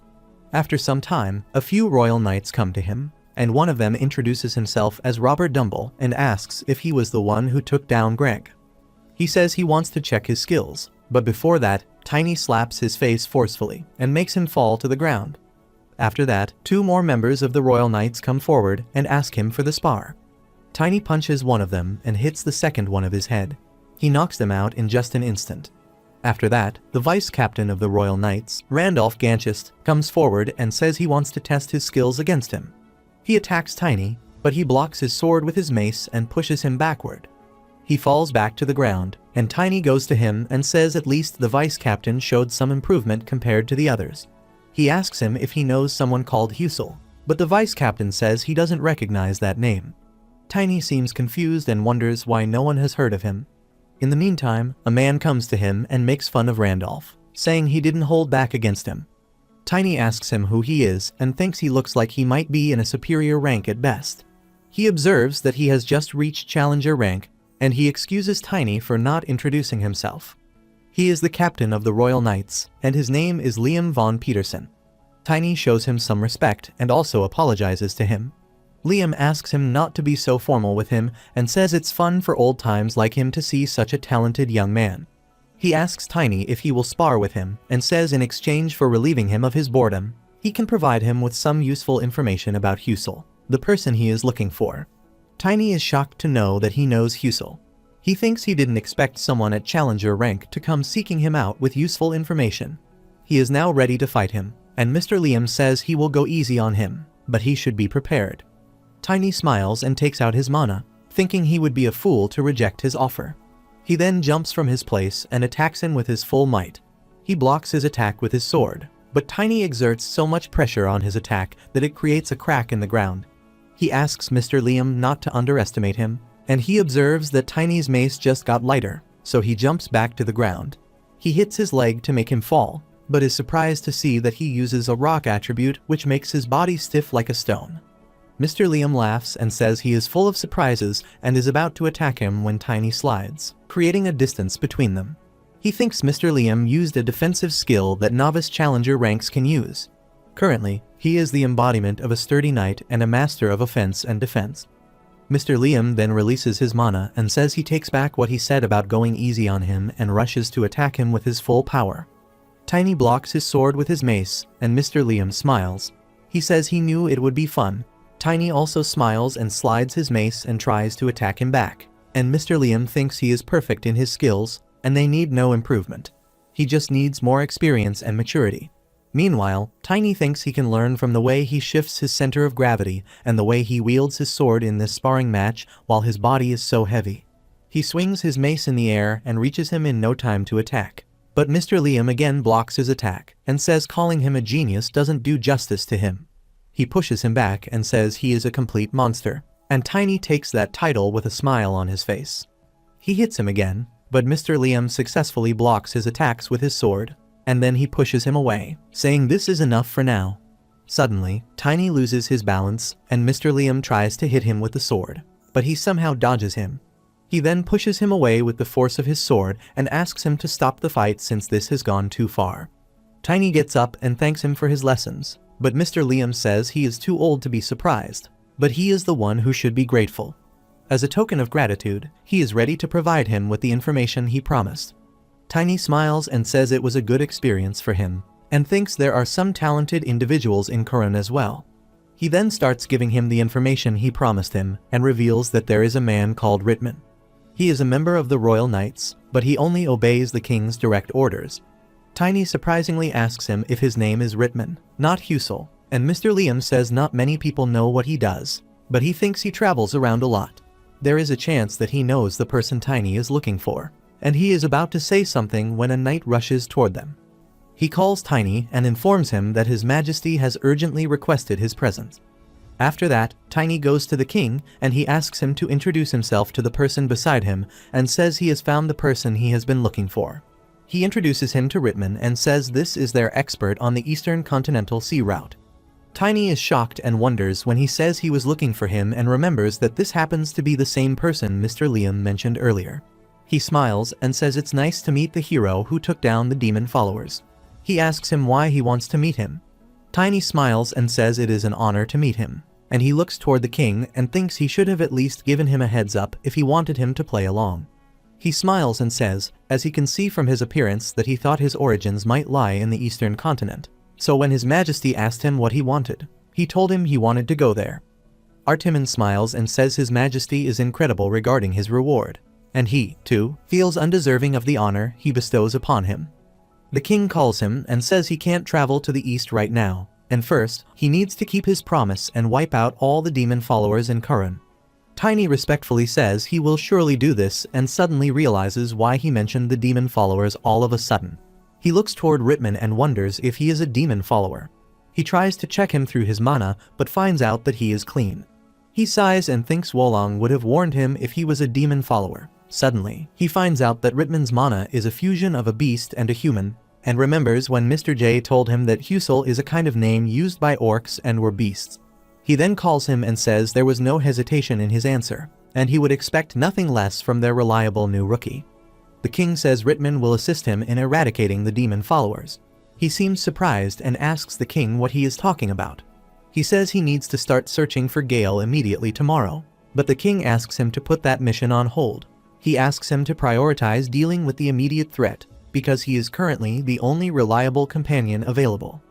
Reborn seems unhappy at the decision, but is ready to fulfill the king's command. He bows before him and says he is worried about Gale and says he will do as he commands. Tiny observes him and thinks he might not have any dark energy, but there is no doubt about it that he must be Rehearsal. After that, when he is left, the king asks him what he thinks of him, and Tiny replies he is not a demon follower. The king asks him to be sure about this, and he can verify it by his side. Tiny asks him why he didn't tell him in advance, and the king puts his hand on his chest and says he has no choice. It is due to the oath of mana he made. It is revealed that an oath of mana is a promise that is made using mana, and anyone who breaks their oath will receive a shock proportional to the number of circles they have. Tiny thinks the recoil from a 3-circle oath isn't too severe, but it would put a lot of strain on someone who doesn't have long left to live. Tiny is surprised and asks him why he is going to such lengths to help him. It seems like Ritman has been his loyal subject for several years, and this is only his second encounter with His Majesty. The king thinks for a while and says it is said that people who possess the Kuron bloodline develop the strange ability to foresee the future once they reach his age. He had a dream where the holy relic goes missing, and a monster destroys the capital, and the king keeps having the same dream. After that, Tiny appeared and told him that the holy relic would go missing. He wishes that he could dismiss these dreams as the excessive worries of an overly cautious old man. Suddenly, Tiny feels so much pressure on the ground, and they are informed that Husel has just left the inner castle. Tiny follows him while riding Wolang and thinks even Wolang isn't able to detect any dark energy. So, he thought the real Husel might be somewhere else, but he wondered why he would try and escape right now. He is now trying to follow him to track down some evidence. On the other side, some people are loading luggage on a ship, and one of them asks them to move the cargo quietly, which is why they are working this late at night. Meanwhile, a man wearing a cloak appears there, and they get scared to see him and ask who he is. He removes his cloak, and they are shocked to see Husel there. One of them asked him why he was there already because they thought he was supposed to join them the next day. He replies that there has been a change of plans and tells them that the king has forced him to accompany the child. They are surprised and say it hasn't been that long since that child arrived. But he shouts at them and asks them to stop yapping and get ready to set sail immediately. They all run toward the ship, but suddenly an explosion occurs there, and the ship burns away. Husel and other members look toward that side while one of their boats has been ruined. Tiny stands on the boat and asks what they are trying to do by sneaking around in the middle of the night. He then jumps from the boat, and Husel asks everyone to be attentive. Tiny jumps and takes down 4 of them in just one blow. Husel and his companion are shocked to see that he just took out 4 men in the blink of an eye. Tiny smiles and asks if any of them wants to surrender, and they seem to be scared of him. Husel calls them and says he might be the new rookie that everyone is talking about, but he is still only expert rank, and he should be pretty tired after pulling a stunt like that. Husel asks them not to fool him, and he bets this is all a ploy so he can recover some mana. He then takes out his sword and calls him a fool, saying that he came there all by himself. He rushes toward him to take the chance to eliminate him. Tiny dodges his attack and attacks him too, but he has another sword and tries to hit him with his left hand, but Tiny grabs the sword with his bare hands. He then calls Wolang out and orders him to attack him. Wolang jumps upon them and attacks them from behind. He gets injured from a side, but this makes him angry, and asks how he dares to leave a wound on his body. He turns toward Tiny and says he is going to rip his wolf apart right in front of him. He turns toward Wolang and says even a spirit mage like him won't be able to avoid the recoil when his spirit is forcibly recalled. Tiny gets worried to see him going toward Wolang, while Husel jumps to attack Wolang with both of his swords. He hits him, and Wolang gets seriously injured, and Tiny calls his name loudly. Wolang runs toward Tiny, and Husel is shocked because he should have been badly wounded by his attack. He wonders why he wasn't recalled, or if he only focused on materializing the parts of the spirit that were attacked to minimize the amount of mana consumed. He is ready to attack him again, thinks he has to eliminate him, and orders his men to get him. His men come to help him, but Tiny takes down all of them in just one blow. He then turns toward Husel and calls him a werebeast. He asks Wolang to focus on staying moving for now because he is running low on mana. Husel is shocked when he calls him a werebeast and says it seems like the king has told him about him. Tiny remembers his conversation with the king and asks why Husel was trying to escape from the castle. The king revealed that Husel has a complicated background and that beasts usually inherit the characteristics of land animals, but occasionally mutants are born. These mutant children are normally killed immediately by the werebeasts. This is because they remind the gods of their battles against the mermaids during ancient times. Tiny is somehow shocked to see his expression and remembers when the king says that the mutant child somehow survived and lived outside his homeland while hiding his identity. At that time, the king needed his power, so he made an oath of mana and hid his identity. Husel now asks him if the king told him anything else, and he puts his steps on the sea and raises the water level. The king told Tiny that if he ever engaged him in a battle, he shouldn't fight him near the sea. He has raised the water level, and it is revealed that he is a killer whale. A water whale appears behind him, and he attacks Tiny with so much pressure of water. Tiny tries to dodge his attack and appears from another side to attack him. The water combines with his dark mana energy to make a huge tide of water, and Tiny is shocked to see that he used the water to enhance his soul weapon. The water tide falls on him, and Husel smiles while saying the fight is over now. But he is surprised to see Tiny appears from the side and is about to attack him. Tiny gathers his mana in the mace and hits him with his full might and asks him to go to hell instead. Husel tries to block his attack and thinks this child has recovered unbelievably quickly. He thinks if he doesn't end this fight soon, reinforcements are bound to show up. He then pushes Tiny away and tries to escape from there. Husel turns back to look toward him for a while and then runs away from there. Tiny then hears his voice saying he already knew that he wasn't an ordinary child and says he will deal with him another time. After that, the killer whale disappears into the sea, and Tiny is worried because he can't pursue him through the sea. Wolang then tells him something, and Tiny finds out that he can walk in thin air, and he shows him one of his special abilities. He then says he doesn't understand how that will work and wonders what Husel was plotting against him if he is willing to let him go. He can see a large number of cargo boxes in front of him drowning in the sea. Sometime later, Husel enters a cave and appreciates someone for his great work. He has imprisoned the tsunami sorcerer there and says he knew that he could do it. The sorcerers shout at him, but he smiles and says this is not the way to treat his savior. He exclaims that he was actually worried about him, takes out some bread from his bag, and says if he passes out because he hasn't eaten, then he has no one to control that creature. The sorcerer has controlled a huge mysterious creature under his spell, and uses his magic to put it to sleep. Husel smiles to see it and says it is truly amazing, and his group miraculously manages to save this beauty. He reveals that the moment it is released, it will send a telepathic message to its mother, and its mother will know even if it is killed. After that, it's only a matter of time before Coron is destroyed. He asks the sorcerer to hang in there a bit longer if he wants to protect his homeland.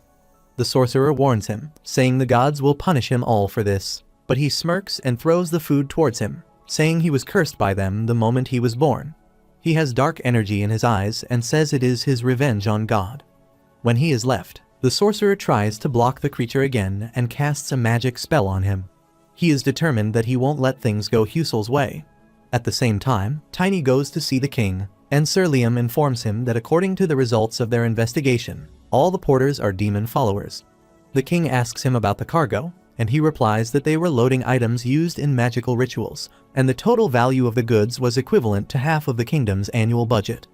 The king is worried after hearing this and says he should have suspected him sooner. He always thought Husel was a man driven by ambition and keen to show how mutants could contribute to the world. He tells them that Husel has even proved himself with his skills, and Tiny asks him for forgiveness for speaking out of turn. But from what Liam told him, very few people know what contributions he has made. The king replies he always wanted it that way, and he assumed it was because he didn't want to be tracked down and killed by the werebeasts. Tiny says he should have suspected him back then, and Liam interrupts him and asks him to shut his mouth.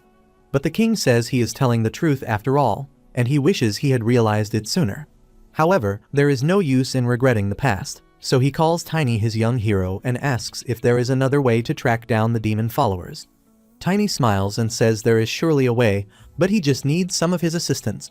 He points toward the luggage he has stolen from the ship that day. The next morning, he takes all the boxes and goes to see Mr. J. He knocks at his door, and Jay appears there, saying they are not open yet.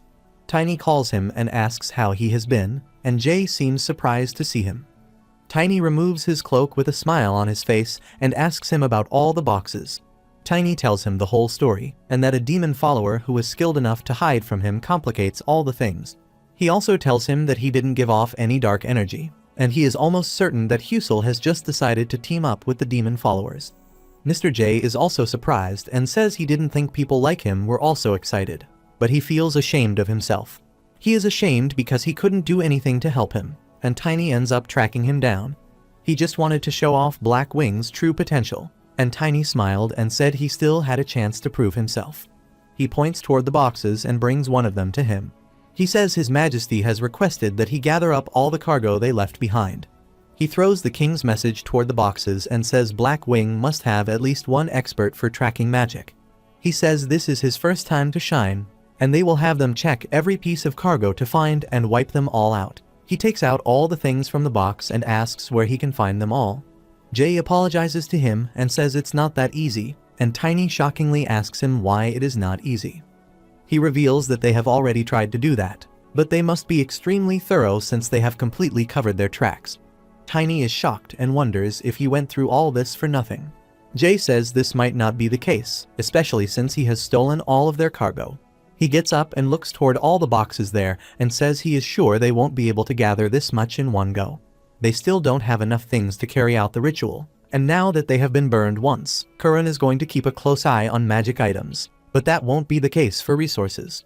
He says someone needs at least 3 materials to craft a magic item, and sometimes they have to use up to 10 different resources depending on the item. He is sure that they will have to replace the cargo they lost with resources that won't be detected by the guards, and it will take them time to do that. He suggests they should open a shop in Curran that sells all the materials they need, and they would have no choice but to go to that shop to save time. Tiny really likes his idea and says he never thought a waiter would come up with an idea. Meanwhile, a waiter appears there with a dish, and Jay says he has prepared a dish he wants to try. He removed the lid and said that one of the most popular items on their menu was Inaxon's specialty roast chicken.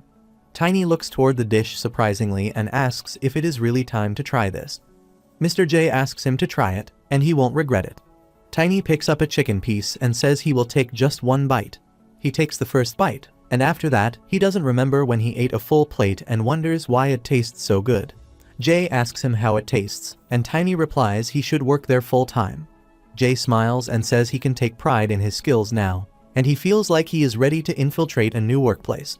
It's time to start hunting down the demon followers, and they are determined that they will get their chance for sure. 2 months later, 2 men wearing cloaks enter a shop, and one of them asks the other if he is sure that the place is safe. He replied that he had already run a background check on the owner, and that the shop owner had a lot of experience in the business. He says the shop owner has opened a store hoping to make a lot of money. They reach outside the shop, and one asks the other if they should not disobey the elder's instructions.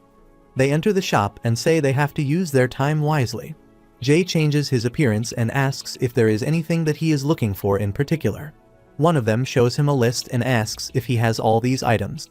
Jay looks toward the list, remembers their 2 months of hard work, and thinks all his hard work from the last 2 months is about to pay off finally. He smiles, says he will get everything ready for them, and asks them to wait for a moment. He starts collecting the things and can hear them whispering to each other. They talk about some first elder who warned them to be careful, but the other one is sure that will save them a lot of time. At the same time, a man appears in the same street, and they are shocked to see that man. He asks them if they can fill him in on the details as well. They call him the first elder and ask what he is doing there, and Jay thinks he must be one of them, but he doesn't understand what they are discussing. The first elder comes forward and says he can't simply stand by and watch anymore. He looks toward them angrily and asks if they were entrusted with such crucial responsibilities only to deliver nothing but failure. They are shocked to hear this, and one of them tries to tell him that he has completed a background check on the owner. But the first elder moves his finger and burns him in just an instant using his magic. Jay is shocked to see this, and before dying, the man apologizes to him and says he won't disobey his orders.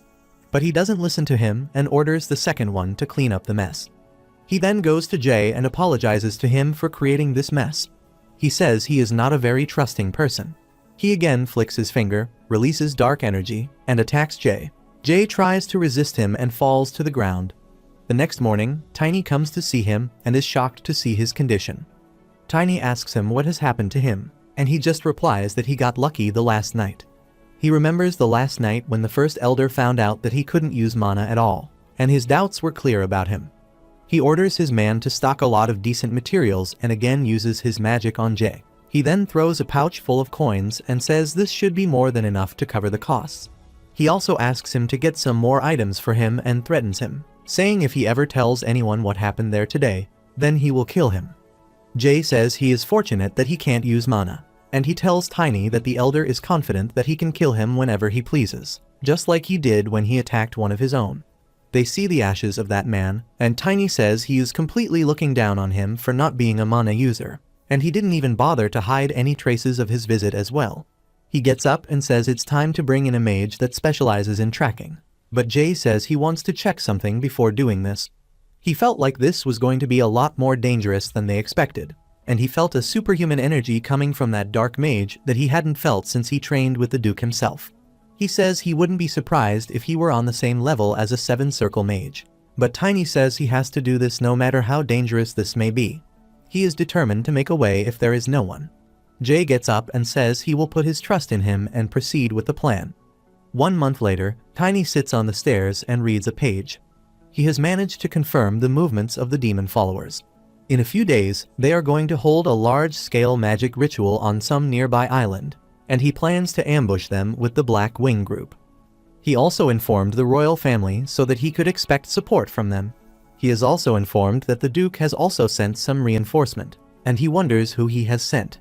Meanwhile, Truman appears there and calls Tiny, saying many knights have gone on vacation. Liam has also gone on a vacation, which is a rare thing, and Tiny asks him if he is close with Liam. He replies that he has known him for a while, and they used to drink together quite often, so it's a shame that he won't be around. He then asks him if he will join him for the dinner, but Tiny refuses and says he is also going on vacation. Truman asks Tiny to rest, and he thanks him in return. A few days later, on the day of the operation, a few people are walking toward a place, and one of them says some important knights are missing, so they can't waste that opportunity. They open the door and intend to move the sacred relic to another place. Meanwhile, Tiny, who stays there while hiding, says he is glad that he stayed behind since scumbags are always so predictable. However, he is surprised to see Captain Truman among them, and says he never expected this. Tiny tells Grandmaster Truman that he never thought he would be there. He asks Grandmaster Truman why he came there. One of them declares to Tiny that he is only an outsider and inquires about his knowledge of Grandmaster Truman in light of the reason behind his defamatory remarks. He tells Tiny that Grandmaster Truman is the one who raised many Knights of the Realm and reorganized the Knights Templar. He questions Tiny on the rationale behind his restricted assignment of guarding the relic. Tiny asks Grandmaster Truman if he is also a member of the Knight Order. Grandmaster Truman acknowledges and informs him that, although it was a while ago, he quickly discovered his limitations due to the exceptional brilliance of one of his peers. He further informs Tiny that he tried to earn merit through training service after realizing his situation. After all the hard work, Grandmaster Truman earned a landless barony and just a transfer notice. He tells Tiny that what happened to him was unfair and turns away. He mentions that only Mr. Rittman contacted him then, and neither His Highness nor the current king acted. Grandmaster Truman tells Tiny that he, who was also treated poorly because of his origins, showed him a new dream of a world that valued wisdom and not just individual strength. The dream was to create a new kingdom, and Tiny asked him if he had mentioned making a new kingdom. He asks Grandmaster Truman how by colluding with a demon worshipper. After listening to Tiny, he tells him that it is too late for him to turn back. He orders his army to capture Tiny and moves immediately towards Tiny after hearing his order. Tiny smiles and tells him that it is good that he is being honest. He takes out his sword and immediately attacks the man, Grandmaster Truman. He starts hitting everyone with his sword. Grandmaster Truman sees his people lying on the ground, injured by Tiny. Grandmaster Truman doesn't understand how it can be. He sarcastically tells Tiny that he has done very well, but now they should end it. He moves toward Tiny to attack him, but Tiny hits that thing, and by dodging that thing, he makes it fall to the ground far. That thing bursts, and occasionally, a demon emerges from it. It is a gigantic winged demon that makes loud noises as soon as it appears. Grandmaster Truman is shocked and perplexed about how a demon could emerge from a divine object. The demon grabs Grandmaster Truman, who is screaming for help. The demon will eat Grandmaster. Suddenly, Tiny comes and attacks Demon out of nowhere to save Grandmaster Truman. Demon screams in pain after receiving the hit from Tiny and throws Grandmaster Truman on the ground. While lying on the ground, Truman asks Tiny why he is helping him. Grandmaster Truman responds to Tiny's question by telling him he obtained the supernatural object containing the demon from Rittman. Rittman gave him the order to deploy it in an emergency. Grandmaster Truman is shocked to learn that Tiny has seen Demon merging into the Holy Barrier and asks him to confirm if it is genuine. Tiny thinks it is impossible that they did not know this better than he does, so he comes to know that there is so much more to dig up. so they must wait patiently. Mr. the Demon tries to fly towards it, but Tiny takes his sword out and tells Demon that he will not allow him to take it. He attacks the Demon straight in his belly side, who screams in agony. He falls on the floor, though his blood is flowing from his body, but all of a sudden, he goes up in the air by taking a long jump. Tiny is shocked to see the Demon behaving that way. Tiny shouts after seeing that the Demon is about to attack him. The scene shifts to the daylight on the island. Mr. J sees devil worshippers he killed with his sword as they perform some ritual around the synchronized magic circle. He tells Black Knight Genas that it looks like the same rituals are being held on other islands as well. He requests Mr. J to guess what kind of ritual it is. He sits near the symbol on the ground and informs Knight Genas that the rituals are of large scale covering magic. Knight Genas doesn't understand what he is talking about, so he asks Mr. J what he means by cover-up magic. Mr. J tells him he doesn't know much about it, so they need to return to work as soon as possible. He spills the divine water on the synchronized circle on the ground. He tells Knight Genas that if those people use magic for cover-up, their actual purpose would be Karun. After hearing Mr. J, Knight Genas realizes it means Tiny would be in danger. When Tiny looks at the demon that will attack him, he understands it is putting its command before its own life. Tiny advances on the demon, which is growling and attempting to harm Tiny simultaneously.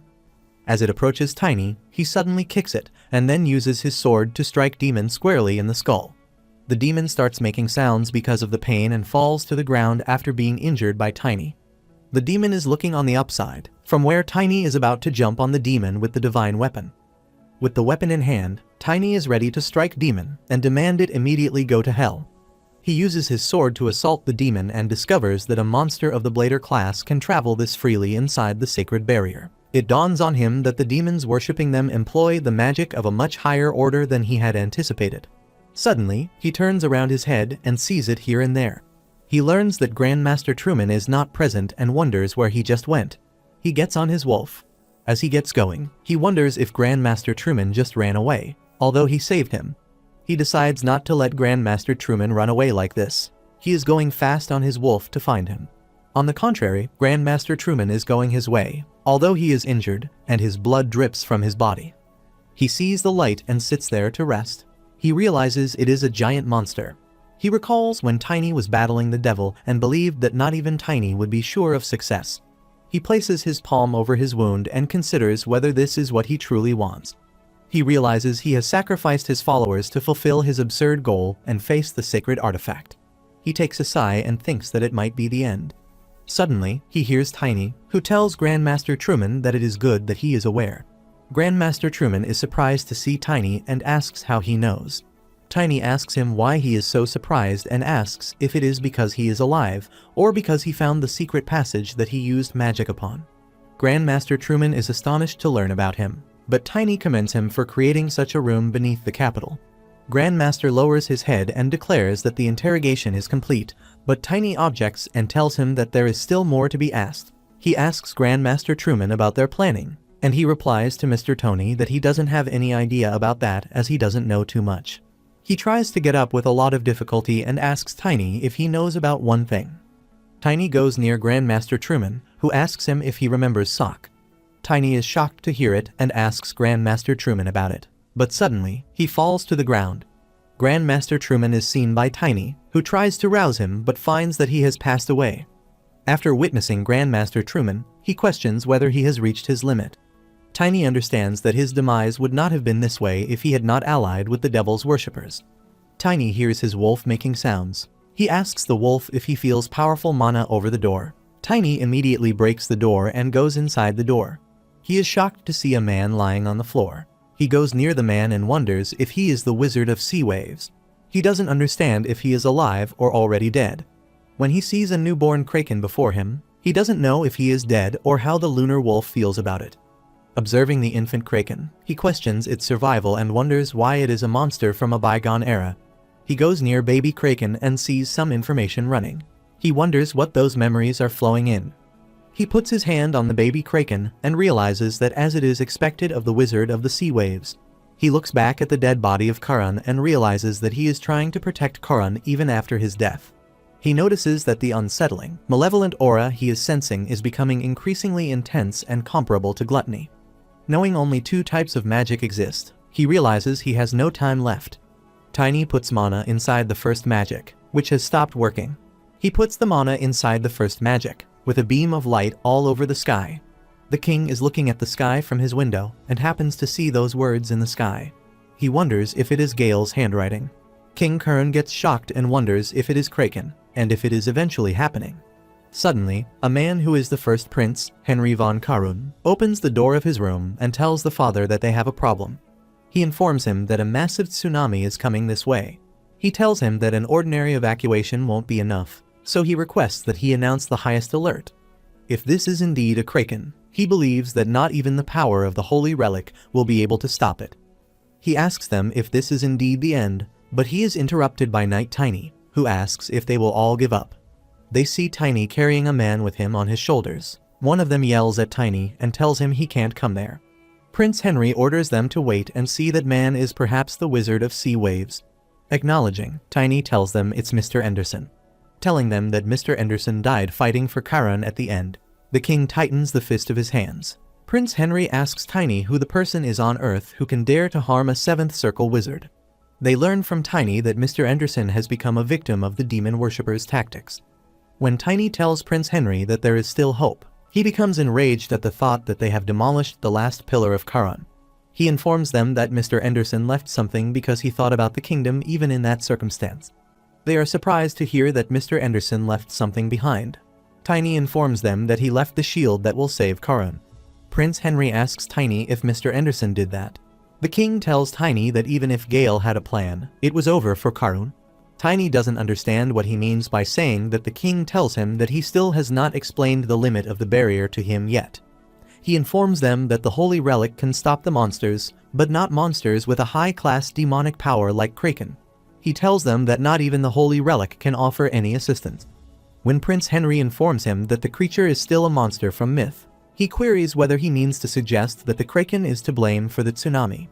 Tiny informs them that the holy relic will still work. He instructs them to think about the promise of the Age of Myth. He tells them that the holy relics are everything God created and humanity's treasure preserved from ancient times. He warns everyone that they will all be affected by it, including the monster Kraken, a creation of God from the Age of Myth. Tiny tells them that if he remembers the promise, he will not be able to break the holy barrier. The king realizes that Tiny is saying it right since Kraken is different from the other monsters. The king immediately orders the army to get their people inside the palace. He orders them to summon all the wizards who can stop the tsunami after giving the order to get all the people inside the palace. Prince Henry tells his father that they cannot take in all the people, but his father tells them that it does not matter even if they come to the mansion near the main castle, so he orders his army to let the people head towards the continent through the ship. He informs them that the imperial family will provide the funds and orders them to evacuate everyone without leaving anyone behind. Suddenly, a man tells the Majesty that they have a problem. All the ships in the harbor have been destroyed. They are shocked to hear him later. The scene changes, and one of the men informs his first elder that they have killed all the ships. He tells the first elder that they have blocked the last way out and asks him about what happened to the stealth magic circle. He informs the first elder that they got a report that a knight came over the wall, and they can't get in contact. He feels like their tail got caught by the imperial family. The first elder orders him to send as many backups as possible and buy some time. The first elder tells him it is not so bad that they are fighting a challenger class inside the holy barrier. He feels like, even if it is hard for him to, he thinks things will be easier without the rock wall knight. He moves from there and knows that the stage is now prepared, so he believes that Korun cannot handle the tsunami coming his way. He is aware that the wizards of the imperial dynasty will utilize their abilities to combat the tsunami. During that day, they will employ the natural calamity of the sea. In addition, the imperial family's bloodline and the holy relic's light will cut all those off and bring chaos to Korun. He tells everyone that a lot of time has passed, and now they have finally reached the time to announce the name of Malum. After 2 days, the people are sitting there as they are all tired. The king agrees and tells him the reason, which is that they have stopped the tsunami, so that is why they all got tired. Tiny asks the Majesty if he is all right and suggests he have some rest. Suddenly, Tiny falls to the ground. The Majesty asks him if he is okay. However, Tiny feels some energy. He tells the Majesty that he is perfectly fine, and the thing is that he thinks that it is here. The people see a massive wave of water in front of them. Tiny believes that the ruler of the deep sea has arrived on whom the destiny of the Kraken depends. People start making noises after seeing it and think it is a monster. They are shouting as they see a monster coming out from the sea, and the people start running after they see it. They wonder if it is a Kraken. Tiny comes to the Majesty and calls the Majesty. The Majesty sees Tiny and tells him that it is the legacy of Knight Anderson. Tiny agrees and informs him that he is saying right. It is the legacy of Knight Anderson. Tiny orders his lunar wolf to go. The Majesty instructs him to be careful. Tiny gets up from where he is sitting on his lunar wolf and recalls what Mr. Anderson told him. He promised the monarch that he would fight for himself and the nation, even though he asked for forgiveness from the traitorous subordinate who was first abandoning him. He left those things to the Majesty and hoped this would reach him. Tiny is about to leave the place on the lunar wolf. Tiny sees the monster and realizes it is too far, so he asks his wolf if he has any idea about what is in front of them. He admits he has already felt that, so he gets ready to do it. He activates his Spirit Tamer Stage 3, and with that, he also activates his Power Link. He flies with his lunar wolf and feels fantastic about those two abilities. They both get close to the monster. When the monster sees them, he starts making loud sounds. Tiny puts his hand on his ears after hearing those sounds, which are so noisy. The monster begins attacking Tiny, who wonders if the monster is thinking that he is the one who killed its baby. As Tiny approaches the monster while perched atop his lunar wolf, he recalls what Mr. Anderson taught him. Even while the Kraken isn't as bright as it is in legend, it would still be able to recognize the picture engraved on its body if it could identify who killed its young. He throws it abruptly towards the monster, and when it reaches it, the monster starts feeling something about it. Tiny asks if the thing worked after reaching near to the monster.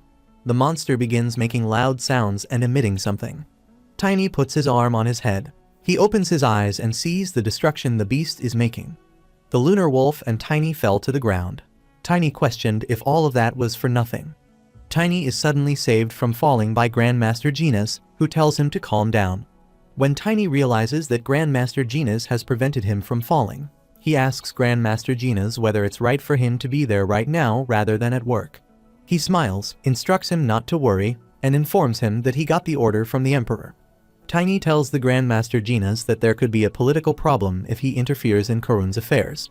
Grandmaster Genus smiles and tells him that he is already in disguise, so it is okay for now. Tiny feels that it is still not okay as he is a young challenger class knight with two traits, the Silver Light Mana and Cold Wind. He feels like this type of knight is uncommon. However, Grandmaster Genus feels weird that the monster suddenly calmed down. He asks Tiny about his thoughts, and if he thinks there is a particular reason for that. As Tiny sees the demon worshippers lying on the ground before him, he gets confused. Tiny wonders if the attack is directed at the people who worship demons since he doesn't understand why they are lying on the ground. Tiny gets extremely happy to think that Anderson's legacy worked. Suddenly, the monster starts growling at them. Knight Genus and Tiny are shocked to see the monster. Tiny knows that there are not any demon worshippers around them. He realizes that whatever this is about, they need to get more information at any cost. Tiny asks the Knight Genus what happened to the magic ritual. Knight Genus tells Tiny that he and Mr. J nearly eliminated much of the demonic energy hidden in the synchronized magic circle during the magic ceremony. Even still, Tiny questions him about the concealing magic, wondering whether he was the only one who saw that the person worshipping the devil was there. He wonders if it was necessary to realize the holy relic suddenly. He requests to show him the location of the holy relic. He closes his eyes and starts imagining the location of the holy relic. He requests Lunar Wolf to focus further on the area. He then closes his eyes, sees the demon worshippers, and after seeing the scene, he gets on the Lunar Wolf and gets going as he already knows. Knight Genus asks Tiny if it is okay to let Kraken be. He warns Knight Genus that the holy relic is being sought after by demon worshippers, and that protecting it is their top duty to maintain the validity of the Age of Mythspromise. The people see the Kraken and scream in fear, pleading in front of God to save them from it. The knights in the castle need help to understand what the noise is for. If they merely keep it well protected, one of them finds comfort in the fact that the relic holds the area surrounding the castle safe. The demon worshipper enters at that moment, and the guards in the castle ask him who he is, seeming surprised at his appearance and unable to identify him. They order him to reveal himself, and while stepping in, he sees that it is already expected that the effects of the concealment magic will be insignificant. He asks him if it won't be difficult because of the barrier. The demon worshipper tells him it won't matter, even if they are in the barrier. He emits his power as he tells his fellow that the barrier is not a problem in getting rid of the bugs. He decides to take their power by force and emits it to them. The people inside the castle, the knights, start screaming to see him taking their power. On the contrary, Tiny is with the Knight Genas, asking him how much time is left until they reach the relic. Tiny tells him that a little more time is gone. When the demon worshippers see Tiny and Knight Genas, their leader orders them to get rid of them. Tiny sees the demon worshippers, and although he is already so busy as he takes out his weapon to attack them, Knight Genas ensures he takes care of them. They are both running towards them, and Knight Genas attacks those demon worshippers with his sword. Tiny is happy to see Knight Genas, as he had expected the same from the Knight of the North Wind. Though he believes the demon followers shouldn't be able to even approach the relic due to the barrier, Knight Genas approaches Tiny and inquires whether the demon followers have touched the relic. Tiny tells him they may not be demon followers, too, as he has already seen an exception, and he feels it is so ominous. While on his lunar wolf, he tells him that he is judged by how much of an uproar they caused, and it may even be the worst-case situation. Knight Genas needs to understand what it means by the worst-case situation. Suddenly, they both hear a man who comes and calls Sir Tiny. They see the man is Sir Liam, who is standing at some distance carrying his weapon in his hand, and tells Tiny that he has not seen him for so long. He jumps on the ground and asks Tiny what has happened all this time. As he is about to tell Sir Liam, the Kraken suddenly comes in between and steps in. With the other two, Tiny immediately gets aside to save themselves from it. He doesn't understand why it suddenly appeared in front of them. He sees a demon worshipper holding a thing in his hand and wonders if it is the relic's core. He realizes that the demon worshippers are stealing the relic, which is why the Kraken behaves like this. He learns that the mythical era's promise has been nullified. Knight Genas laughs and concludes that it is for sure the worst-case situation that after the Kraken's seventh circle, black magicians have appeared. The demon worshipper laughs and tells them that they have returned faster than he thought they would. But he believes that the composition is quite interesting. He calls them the Morse's descendants and sees two challenger-class knights, although he looks at Knight Genas and tells him that he doesn't know his identity. He tells them that he sure interrupted the great cause and that he will end them all right here. He starts emitting his dark lightning, and with that, he starts attacking them. Knight Genas sees them trying to attack Tiny and realizes it will be dangerous for him, so he immediately comes forward to Tiny. When Tiny sees Knight Genas, who has covered him by coming in front of him, he yells at him. The demon worshippers spill their magic on the Knight Genas, who screams after being attacked. Meanwhile, Sir Liam moves forward to save him, but the demon worshippers again do the same with him and tell him that he is struggling in vain. They try to save Tiny, but he realizes they can't stand against them for long. He admits it is time to get the relic. He looks around and doesn't find the guy holding it. He wonders where the guy did go who was holding the relic. Suddenly, he sees the guy holding the relic and moves toward him on his lunar wolf. He asks him to give the relic to him, the other demon worshipper. When he sees Tiny moving towards the relic, he thinks he can't just stand by and watch. He starts using his powers on Tiny, but Knight Genas comes forward and saves Tiny from the magic. However, Sir Liam thinks countering a 7th circle black magician attack head-on is dangerous and reckless. Genas is about to use his Valentia swordsmanship, Genas-style cutting first form. Knight Genas moves towards the demon worshipper to attack him, who attacks him with the Song of the Frozen Sword. Their powers collide against each other, but for Knight Genas, the primary and foremost objective is to save Tiny. He remembers what he was told. It is for the sake of humanity and the world. He was requested to trust him if he cannot trust Tiny. Coming back to the present, Knight Genas thinks that he cannot disobey the orders of his master. He tells the demon worshipper that he is his opponent. Prince Henry also raises his sword, revealing to the demon worshipper that he can't forget him either. The demon worshipper tells him that he is rushing their lives. Knight Genas thinks that Sir Tiny should take care of it. The demon worshipper sees that they are the two knights of challenger rank, so he is excited to see what they are made of. He emits his magic of dark lightning on them. As he emits all his magic towards them, they both try to block his attack with the help of their swords. Sir Liam raises his sword and tells the demon worshipper to take the attack he is about to make. He hits the demon worshipper with that, but it does not harm him, and he starts laughing. He sees that and sarcastically compliments him, saying he has done a nice try, but it is useless. He asks Sir Liam if he really thinks that his attacks will go as he planned. Suddenly, he feels some energy. Knight Genas raises his sword to emit his power to hit the demon worshipper. Suddenly, he hears Sir Liam, who is very happy to see they will manage now, believing all the credit goes to Knight Genas. He tells Knight Genas that he never expected Tiny to have a friend like him. When Genas hears Sir Liam calling him a friend of Tiny, he gets a bit surprised to listen to it and says to Sir Liam that he can call him something like that. Meanwhile, the demon worshipper once again gets up and tells them he has recognized who he is, as he has both properties of ice and wind. The demon worshipper starts laughing and asks Genas if he has the time to fool around here. He calls Knight Genas, the dog of Valentia, Sir Liam, and is surprised to hear about Valentia. Knight Genas feels like his disguise did not last for a very long time.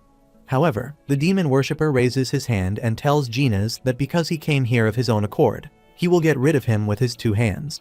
He spills his magic on Genas, telling him to die. Genas sees the magic reaching him but realizes he can't die now.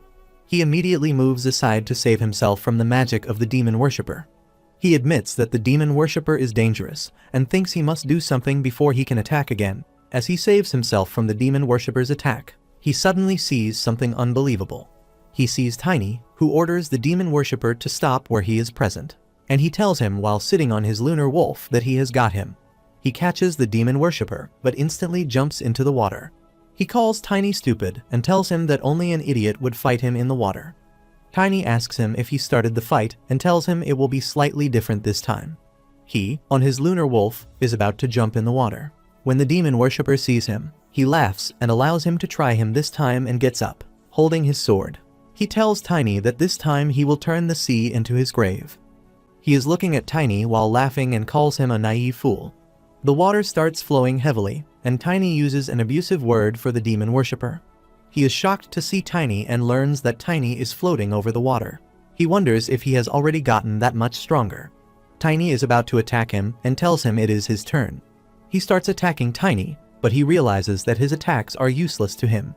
He sees Tiny is constantly trying to attack him. However, he dodges his attacks successfully.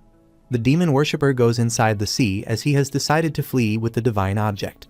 Tiny asks him where he thinks he is going and attacks him. He takes the holy relic from him and tells him it will be his property now. He sees that Pipsqueak and thinks that he won't let him get away with this. But suddenly, he remembered that he had to finish this immediately. He attacks it and activates his lightning smash. The Pipsqueak cries out in agony. He does, however, go into the waters. After that, Tiny sighs as he sits atop his lunar wolf, realizing the incident is too close. Just as he was about to return the item, he noticed a kraken emerging from the sea. He believes that if he keeps going at this pace, he won't be able to obtain the divine thing, and Charon will be defeated. He understands that he must stop the kraken at any cost to save Charon. He thinks that he has to return the relic before Charon gets over, so he has to stop the kraken before that. When he sees the holy relic, a tremendous amount of diamond energy is released, resulting in his head hurting like crazy. Perched atop the lunar wolf, he calls the kraken the beast from antiquity and asks it to halt the onslaught. He tells the kraken that the reason innocent people's lives are being taken is because of this. He hears the kraken telling Tiny that there is no longer a relic and that it genuinely doesn't care about innocent life because its mission is to eradicate evil from the planet. It informs Tiny that killing a few people is permitted under the terms of the contract. Tiny starts requesting the kraken to stop doing that and calls him an octopus or something. It calls Tiny, the man with evidence of contract, and asks him if he is asking him to endure the pain of losing his child. The kraken emits its energy, and the lunar wolf and Tiny feel the anger in its demonic energy, but he can also feel sorrow. He immediately tells the kraken that he will find the one who killed its child and requests it to please trust him and stop. He raises the holy thing in his hand and shows it to the kraken. The kraken tells Tiny that he can't find the murderer with his little power, though he is the man with the relic. Tiny tells it that he already knows that it is nearly impossible for him to find the killer, but he knows that he will make it happen no matter what. After listening to Tiny, the kraken decides to lend its power to him so that he doesn't fail. Tiny sees the kraken and is surprised after gearing him, as he never expected the kraken to do this. On the contrary, Knight Genas gets up when Sir Liam sees him getting into consciousness. He immediately goes near him and asks him if he is okay. He believes that he got lucky, so he survived. Otherwise, he thought that it was going to be his grave. Sir Liam informs Knight Genas that he has some excellent news for him, but Genas doesn't grasp what Sir Liam means. He asks Genas to turn around so he may see the demon worshipper lying on the ground. Demon worshipper gets up and sees that Sir Liam and Knight Genas are already up. He tells them they don't even give up at the worst possible moment. He calls them small insects. He starts gathering his magic, tells them that he got their point, and instructs them to come to him as now he understands what he must do with them. When Knight Genas sees him, he enables all his magic. He informs Sir Liam that it is a crazy amount of demonic energy.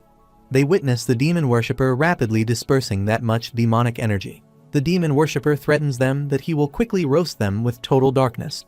They both start running after hearing the demon worshipper, who, when they see them running, starts making fun of them as they are knights and still running to save themselves from his magic.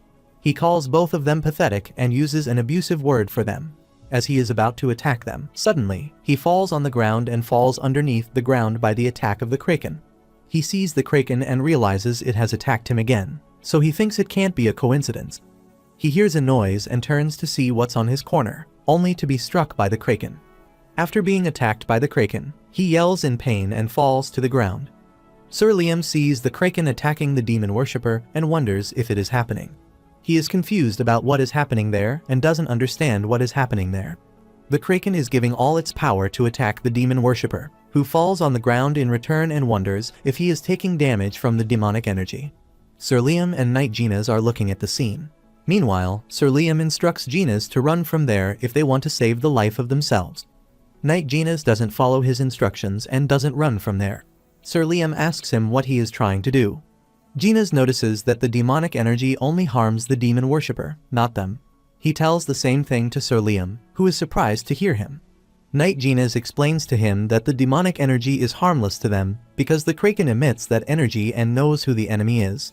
He thinks that Tiny must have done this as he would be the one to tell Kraken about the enemy. Demon worshipper is suffering because of the demonic energy of the kraken. He thinks that because it came to an end like this, he must at least accomplish this. Sir Liam needs help understanding what the noise is for. They see a tree from which a flower is about to bloom. The branches of that tree are moving toward Knight Genas and Sir Liam, who take their swords out to cut those branches and protect themselves. They see the demon worshipper trying to enter the castle with that tree. The demon worshipper tries to enter the castle by breaking the hurdle. Sir Liam runs after him as he can't let him head towards the castle. Sir Liam and Genas went inside the castle and were shocked to see the inside thing. The demon worshipper stands at the highest point and says everyone should die. He tells them that it is the order from a man who has all the power. He strikes his hand on the table and tells them they are why a critical task has been messed up. He opens the door and tells them that he thinks they have managed to arrive at the goal one way or another. Since he believes they were all trying to stop him, but were unable, he refers to them as weak and worthless knights.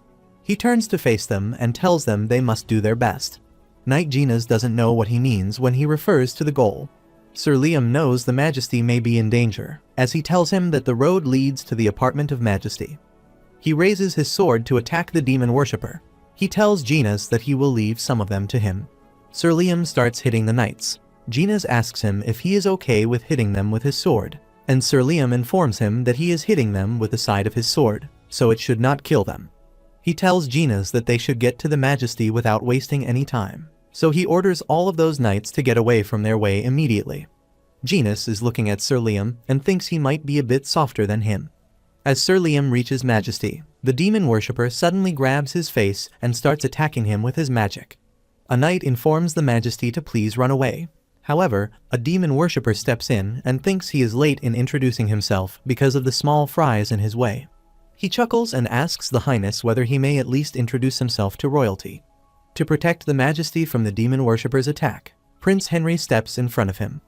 The monarch yells at him, telling him he must be responsible for everything. Demon worshipper agrees to him as they have got it right.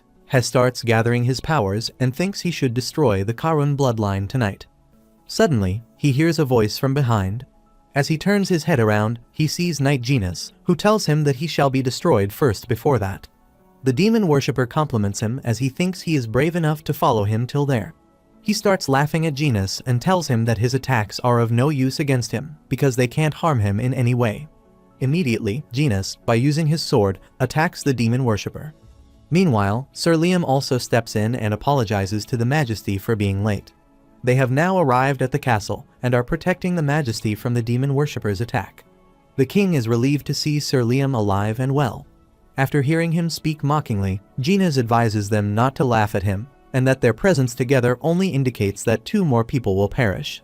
He starts gathering his magic and is about to attack them with his magic. He asks them to look carefully at his magic and tells them that he is the manifestation of their deaths. Sir Liam realizes that the demon worshipper has so much power and thinks that even if he manages to dodge it, the Majesty still won't be able to. He believes there is only one way to solve this, so he immediately grabs Genius's neck and apologizes. Genius doesn't understand what is happening to him. Sir Liam puts his hand on Genius' shoulder and tells them that he has to do whatever it takes to protect his majesty. The demon worshipper starts enabling his magic, but Sir Liam protects himself with Jane's help. He remembers what the Majesty said to him earlier when he was made one of the royal guards. He told Sir Liam that he must serve to protect Coronation, although he believes in him. When the Majesty sees Sir Liam sitting on the ground, he believes that he should have always fought with his life on the line to become a more honorable knight. Instead, he was too passive. Feeling that his life should not have been so pointless, he approaches Liam and warns him that sinister forces often target the most vulnerable areas of the psyche. Placing his hand on Liam's shoulder, he encourages him to persevere despite his hasty decision. What matters is that he never gives up. He puts his hand on Liam's shoulders and transfers some of his energy into him.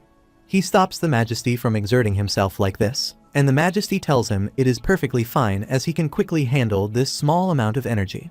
He thanked the Majesty because Liam was at ease. Meanwhile, Genius interrupts them and gives both of them a shut-up call.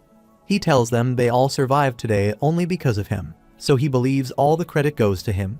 He gets in a rage and tells them that he came here to help him, and he used him as a shield. He abuses him and asks him where his conscience is. He tells him that he won't forget what he just did to him today. Liam apologizes to Genius and ensures he will make it to him somehow. He tells Genius they must care for the guy before making up for his damages. The demon worshipper sees that they have managed to survive his attack and gets in a rage to think that. He asks them, gritting his teeth and balling his fist. How dare they aggressively do that? He begins to amass all of his magic. Genius informs Liam that they are running out of time and must destroy his evil magic entirely. While emitting his magic, the demon worshipper tells them that it will be the end for them. Genius enables his Valentia swordsmanship and the second technique, or Genius, to attack him with the help of his sword. He continuously starts swinging his sword, and with that, the Song of Crazy Winds starts. He hits the demon worshipper, who is unable to believe how it is possible that someone with a challenger rank can attack so intensely. Meanwhile, Liam enables his Coron's royal guard swordsmanship, and with that, he gives him his lethal strike. Liam throws his weapon towards the demon worshipper in full rage and aggression, giving him his boulder smash. The demon worshipper screams after he receives a massive hit from Liam. They see a lot of destruction all around. Prince Henry wonders if the attack of Liam worked on demon worshipper. However, the Majesty sitting aside thanked Liam. Suddenly, he falls to the ground. Prince Henry and Liam run toward him. They both wonder if the Majesty did faint. Genius is sitting at some distance from them and is noticing something.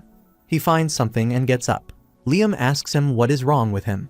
Genius shows him the arm of the demon worshipper and informs them that all they have managed to do is just to cut off one arm of the demon worshipper. He tells them that the demon worshipper has escaped and is running away.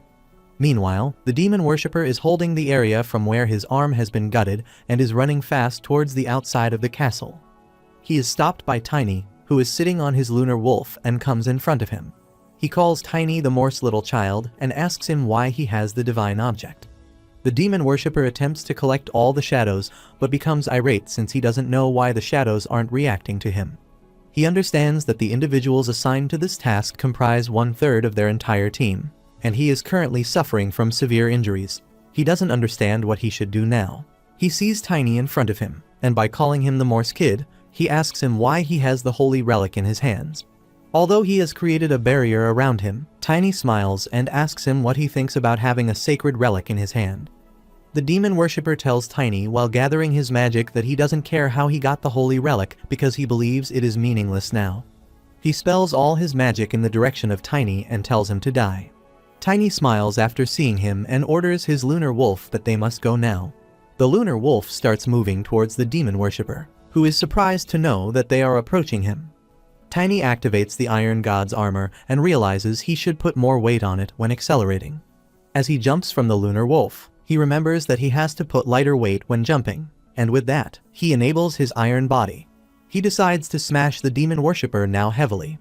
When the demon worshipper sees Tiny, he declares that everything is a complete farce and questions whether he is breaking through the barrier. He tells him he will bash his head along the way, and Tiny laughs and nods in agreement as he makes it through the barrier.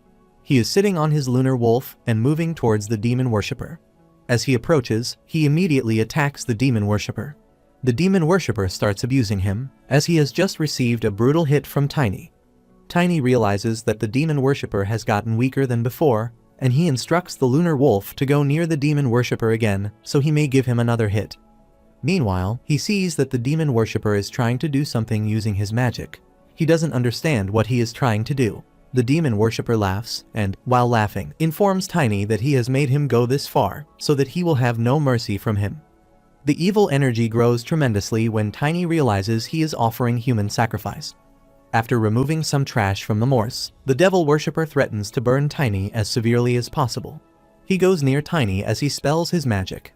Tiny realizes that the wide-range barrier is pointless against the demon worshipper. Even though only superhumans can use the anomaly, he chooses to use it because his soul league is. Meanwhile, the demon worshipper attacks him using all his magic powers and tells him that it is all over for him. He is shocked to see and cannot believe that Tiny is still safe, although he uses his magic. He sees that Tiny is holding the holy relic and has used the compressed barrier. The demon worshipper's magic returns to him and hits him, who cannot believe that although Tiny is still an expert, he is safe. Tiny decides to use an opening and goes towards the demon monster. He wonders if it did work, but suddenly, the demon monster grabs his arm and tells him that he cannot believe it, so now he has to study him by parts.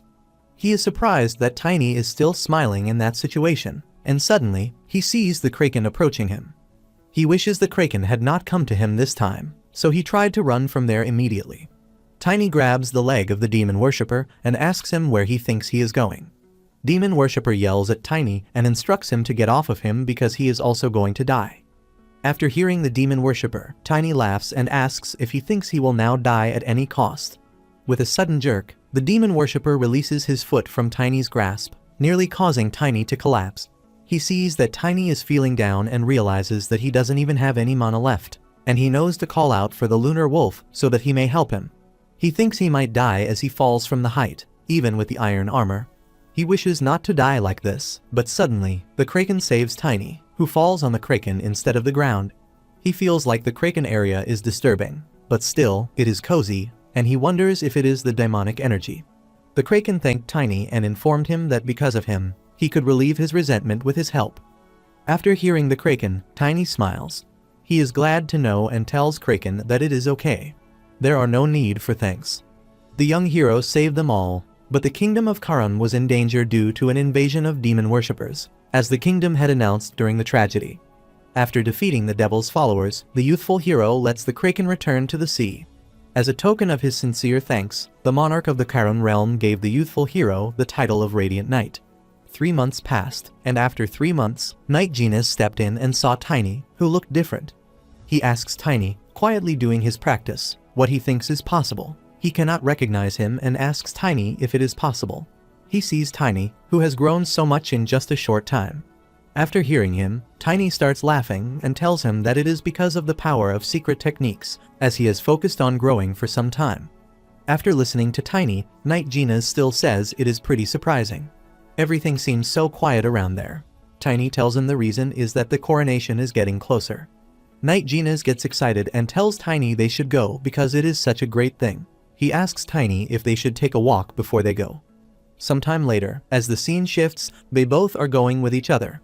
Knight Genus tells Tiny that the place is restored when he rests on the bed. Tiny, after looking at the Knight, Genus asks him if he is sure that he can start walking. He knows that during the last battle, he was poorly injured. Knight Genus understands that Tiny must mean the injuries he got and the over-rebound after effect. Overbound is the exhaustion that hits after using too much mana. Knight Genus agrees with Tiny and informs him that he is almost completely healed. He feels he did not have to lie down for that long and thinks that if Liam had not used him as his shield, he must have recovered now. He changed the topic and asked Tiny if he was okay now because he drew out the power of the holy object with the body of an expert class. Tiny was the one who fought against someone who was in a much higher class than him. He thinks everything must have put too much strain on Tiny's physique. Tiny informs Knight Genas that he feels as though his movements and will do not align as he begins to examine his hands. Knight Genas suggests he rest because the unmatched things of his will and his movements are the after effects of the battle. After hearing Knight Genas, Tiny laughs and tells him he is almost healed.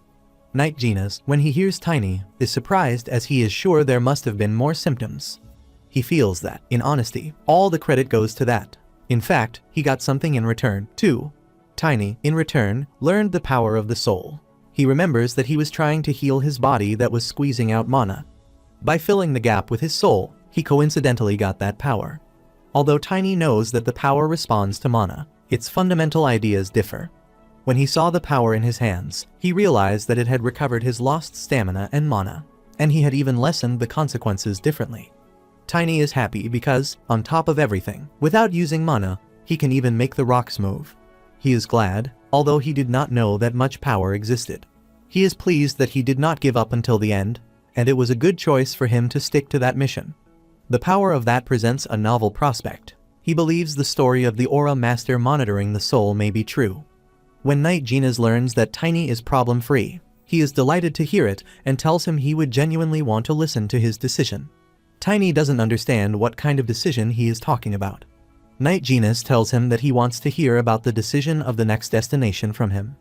While giving an envelope to Tiny, he informs him that the Emperor wishes for them to head to the Elvenheim immediately. Knight Genas tells Tiny he wants to visit the Empire's capital. He informs Tiny about his desire as he wishes to participate in the celebration of Valentia, and asks him what he wants. Upon examining the envelope, Tiny gets the impression that the second disastrous wedding of the Imperial Dynasty of Assyria is about to happen. Tiny believes that Elvenheim is merely the Sword Emperor's pretext. Knight Genas looks at Tiny's facial expressions, but he doesn't understand why he is making such a face, so he asks Tiny the reason for those expressions. After learning that Genas wouldn't survive the wedding, Tiny surmises that he must have wanted Genas to be in charge of something unrelated to the second calamity. Since Elvenheim is the location of the third calamity, he feels that visiting there won't be all that horrible for him. He remembers that he also has to meet Estina, and he remembers Khloe's face, who told him before to call her his big sister.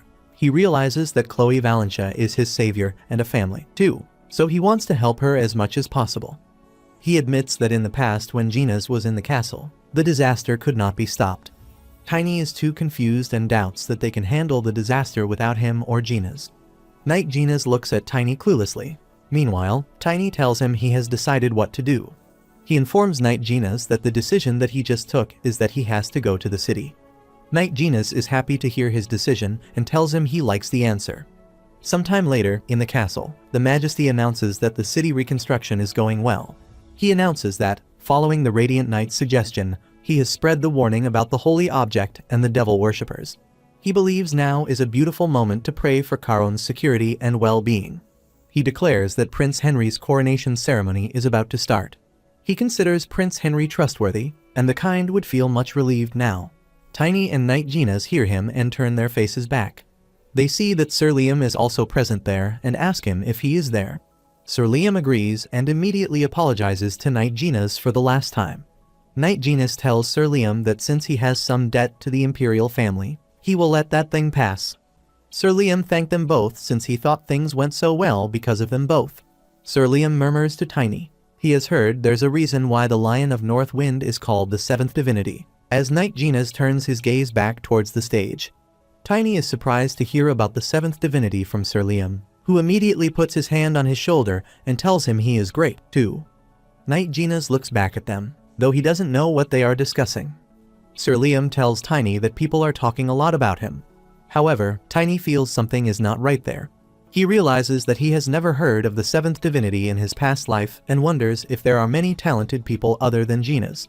When he hears that Prince Henry will soon inherit the throne from His Majesty, he asks Prince Henry to rule the kingdom with care. After putting the crown on his head and thanking his father for giving him the title, Prince Henry expressed his emotions to everyone.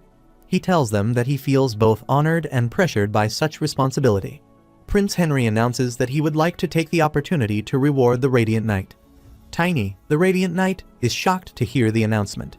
He realizes he has already requested the right to borrow the holy object. He tells the Majesty with all respect that he has already been rewarded. But Prince Henry tells Tiny that his reward was not enough for them. He orders to let them in. Meanwhile, the door opens and some other soldiers enter the castle hall. Prince Henry informs Tiny that they have heard his body is increasing, so an armor artifact would be meaningless. He informs Tiny that this one will be different as it is one of the artifacts used by the adventurer king of Coron. Prince Henry takes that thing from the soldier and tells him that it is the necklace of the mana. Prince Henry informs Tiny that it is one of the artifacts used by the traveler king of Coron, and the name of it is the necklace of mana. Tiny is surprised to see this and asks Prince Henry if he is handing it over to him. Prince Henry tells him he wants to give him the transcended armor. Tiny is shocked to hear Prince Henry and cannot believe it. Prince Henry laughs and informs Tiny that, unfortunately, the transcended armors are all labeled as national treasures. He suggests that Tiny does not worry because the mana necklace is also great. After all, it has the sixth circle magic in it. Although he already knew he was magnanimous, it felt like it was getting scary. The transcended armor, the seventh circle, has the strength of a superhuman. He knows they are treasures that even the 10 knights of the continent only touched once or twice. He knows that except for the weapon master, who was a particular case. The Majesty tells Tiny not to get worried and informs him that even if he uses all the mana stored in it, it restores all in a day. Tiny is honored to listen to the Majesty and tells him that it is a lot for him and that he will take it with honor. The Majesty holds the necklace in his hand, and while giving it to him, he instructs him to remember it whenever he looks at the necklace. He gives Tiny that necklace, tells him Coron will never forget him, and cheers for him. The people start cheering them up and say, "Radiant Knight, go now." The people are pleased to see the sight of the Majesty giving the necklace to Tiny. The scene changes, and after some time, in the town, Tiny is with Knight Genas, who is happy and tells Tiny that the people of Coron are all great. He asks Tiny if he agrees with his point. Tiny calls Knight Genas, who asks him what has happened to him. Tiny presents him with the necklace of mana and requests that he hold on to this. Knight Genas is shocked to hear him and tells him it is too much for him. Tiny tells Knight Genas that he can't use a lot of mana at once now and cannot use it even if he holds on to it. Knight Genas hesitates to take the necklace from Tiny. After quite some time, Knight Genas agrees to accept that necklace. He smiles and tells Tiny to hold on to it until it is ready. Tiny hands him the necklace and sighs as he feels relieved. He thought that Genas would not agree to take the necklace, but he agreed and accepted that necklace. When he holds that necklace in his hand, Genas feels lighter than he thought. Tiny turns his face around as he is getting going. He believes that he needs Genas to stay strong at all costs. Tiny is now taking Knight Genas to where he died in the past life for Tiny. After some time, they reach the seashore. Genas thinks they must take a boat from there. Tiny refuses and tells him that they don't need to take a ship. By using his powers, he makes the lunar wolf appear and suggests to Genas that they must save time and money by not taking the boat. The scene shifts, and now, Tiny and Knight Genas are sitting on the lunar wolf and going towards that place. The lunar wolf is going so quickly that Knight Genas grabs Tiny tightly, asking Genas if he is okay. Knight Genas tells Tiny he prefers swimming instead of sitting on the lunar wolf. Tiny shouts at him and instructs him to stop the nonsense because they have almost reached the place. Suddenly, Tiny remembers what he just forgot. It doesn't matter for the master of the lunar wolf, but it must be hell for other people. Knight Genas puts his hand on his mouth, and Tiny asks him if he is okay. Suddenly, Genas starts vomiting in the sea. He yells at him and orders him to turn his head. The people are all busy in the city. They see Tiny and Genas sitting on the ground and start asking about them as they wonder who those beggars are. Tiny doesn't understand what is happening with them. He hears Genas, who tells Tiny that he thought he would die. He suggests Tiny rent a horse from there. Genas puts his hand inside to find his wallet. Tiny asks him what is wrong with them as he makes a sour face.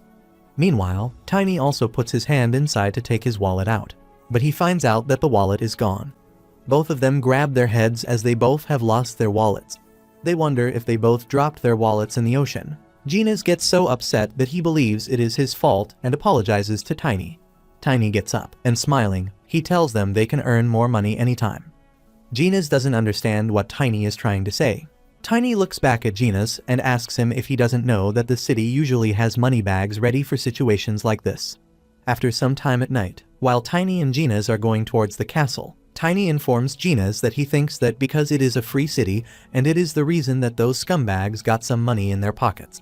While sitting on his horse, Genas looks at Tiny and reminds him of his title as a Radiant Knight, asking him if he is going to ruin his title.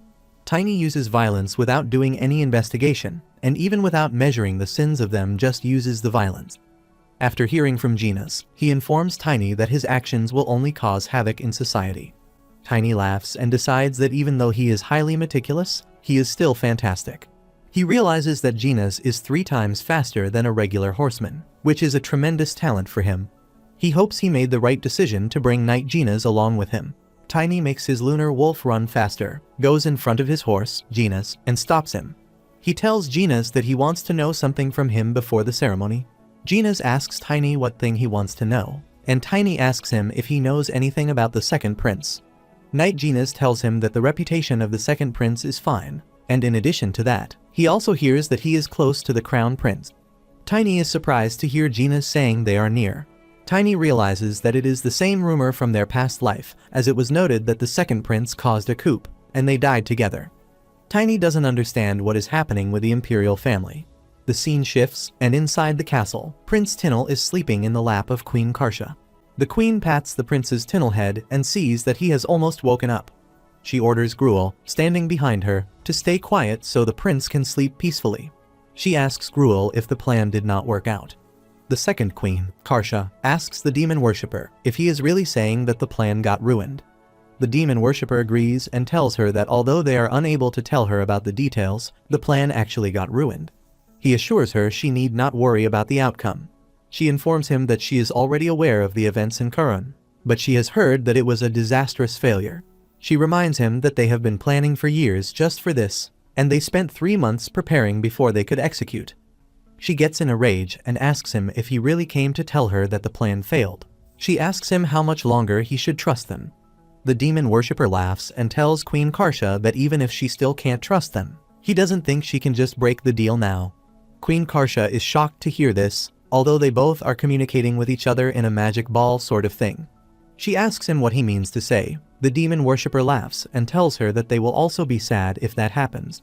He reminds her what she said, that she wants to kill all the hateful bloodlines of Aslan. He reminds her that she surely said that. He suggests she think well about this and informs her that this kind of opportunity is not common. He asks her what she is going to do now, and Queen Karsha asks him if he is sure that they will get the results they want. The demon worshipper agrees with her and ensures that they will surely get the desired results. Meanwhile, the prince is awake, and Queen Karsha sees that the prince is awake, so the demon worshipper immediately disappears. She asks the prince if he is awake, and asks him if soon he is going to have a class. The prince is sad and asks his mom if he cannot attend the class. He tells her that he is just a half-royal who does not even have golden eyes anyway. After listening to him, she puts her hand on his head and, smilingly, tells him not to make her sad by saying such things. She tells the prince that she expects him to keep growing well, just like he did until now.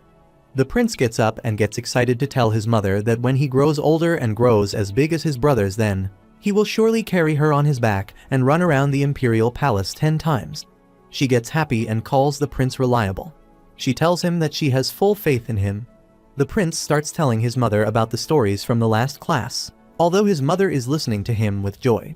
In the demon worshipper's place, all the demon worshippers are sitting at a table. The second elder calls the Queen Karsha a stupid woman as she finally understands. One of the demon worshippers tells the second elder that they couldn't have pretended that even if they had prepared more.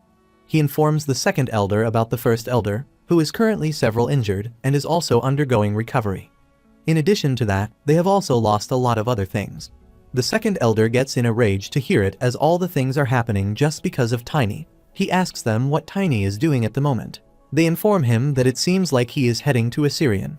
One of the demon worshippers asks the other if Assyrian is the same place where the great deed is going to happen. He tells him that it must be a coincidence, although he is somehow related to Valentia. The second elder of the demon worshipper orders them to keep quiet and orders them to keep watching his actions, but they won't do anything for now. He informs everyone that from now on, they will focus on the great deed they are going to do using the blue fox. On the other hand, in the imperial palace, the report is presented to the king. Hyung Nim, after seeing the report, asks them if he came to report himself. Prince Lotvan tells him that he is still making his life harder on his own. He thanked the second prince, Lotvan Aslan, who informed him that it was time to work with the local information group. The prince asks him if he also did not used to do that, to which he answers the Prince Lotvan that he did it roughly, but it does not suit him to do it that way. He is sure that Prince Lotvan would be discussing rules and ordering around the people under him. Hyung Nim gets interrupted from talking too much by the man standing next to him, who chuckles and assures him that he will stop talking. Since he hasn't heard anything new about Tinel or the second queen lately, he asks Lot, the second prince, about them. The second prince, Lotvan, tells Hyung that it looks like their mother has called the knight leader again. He informs Hyung that he is still the leader of the royal knight troop, so it can't keep happening. They strengthened the authority of the knight troop. He thought that this must be because of the policy of the Dystian for imperial knights. Lotvan added another point and informed Hyung that their mother still treats Tinel like a child. Tinel is already 14 years old. After listening to Lotvan, Hyung comes to know that Tinel has turned 14.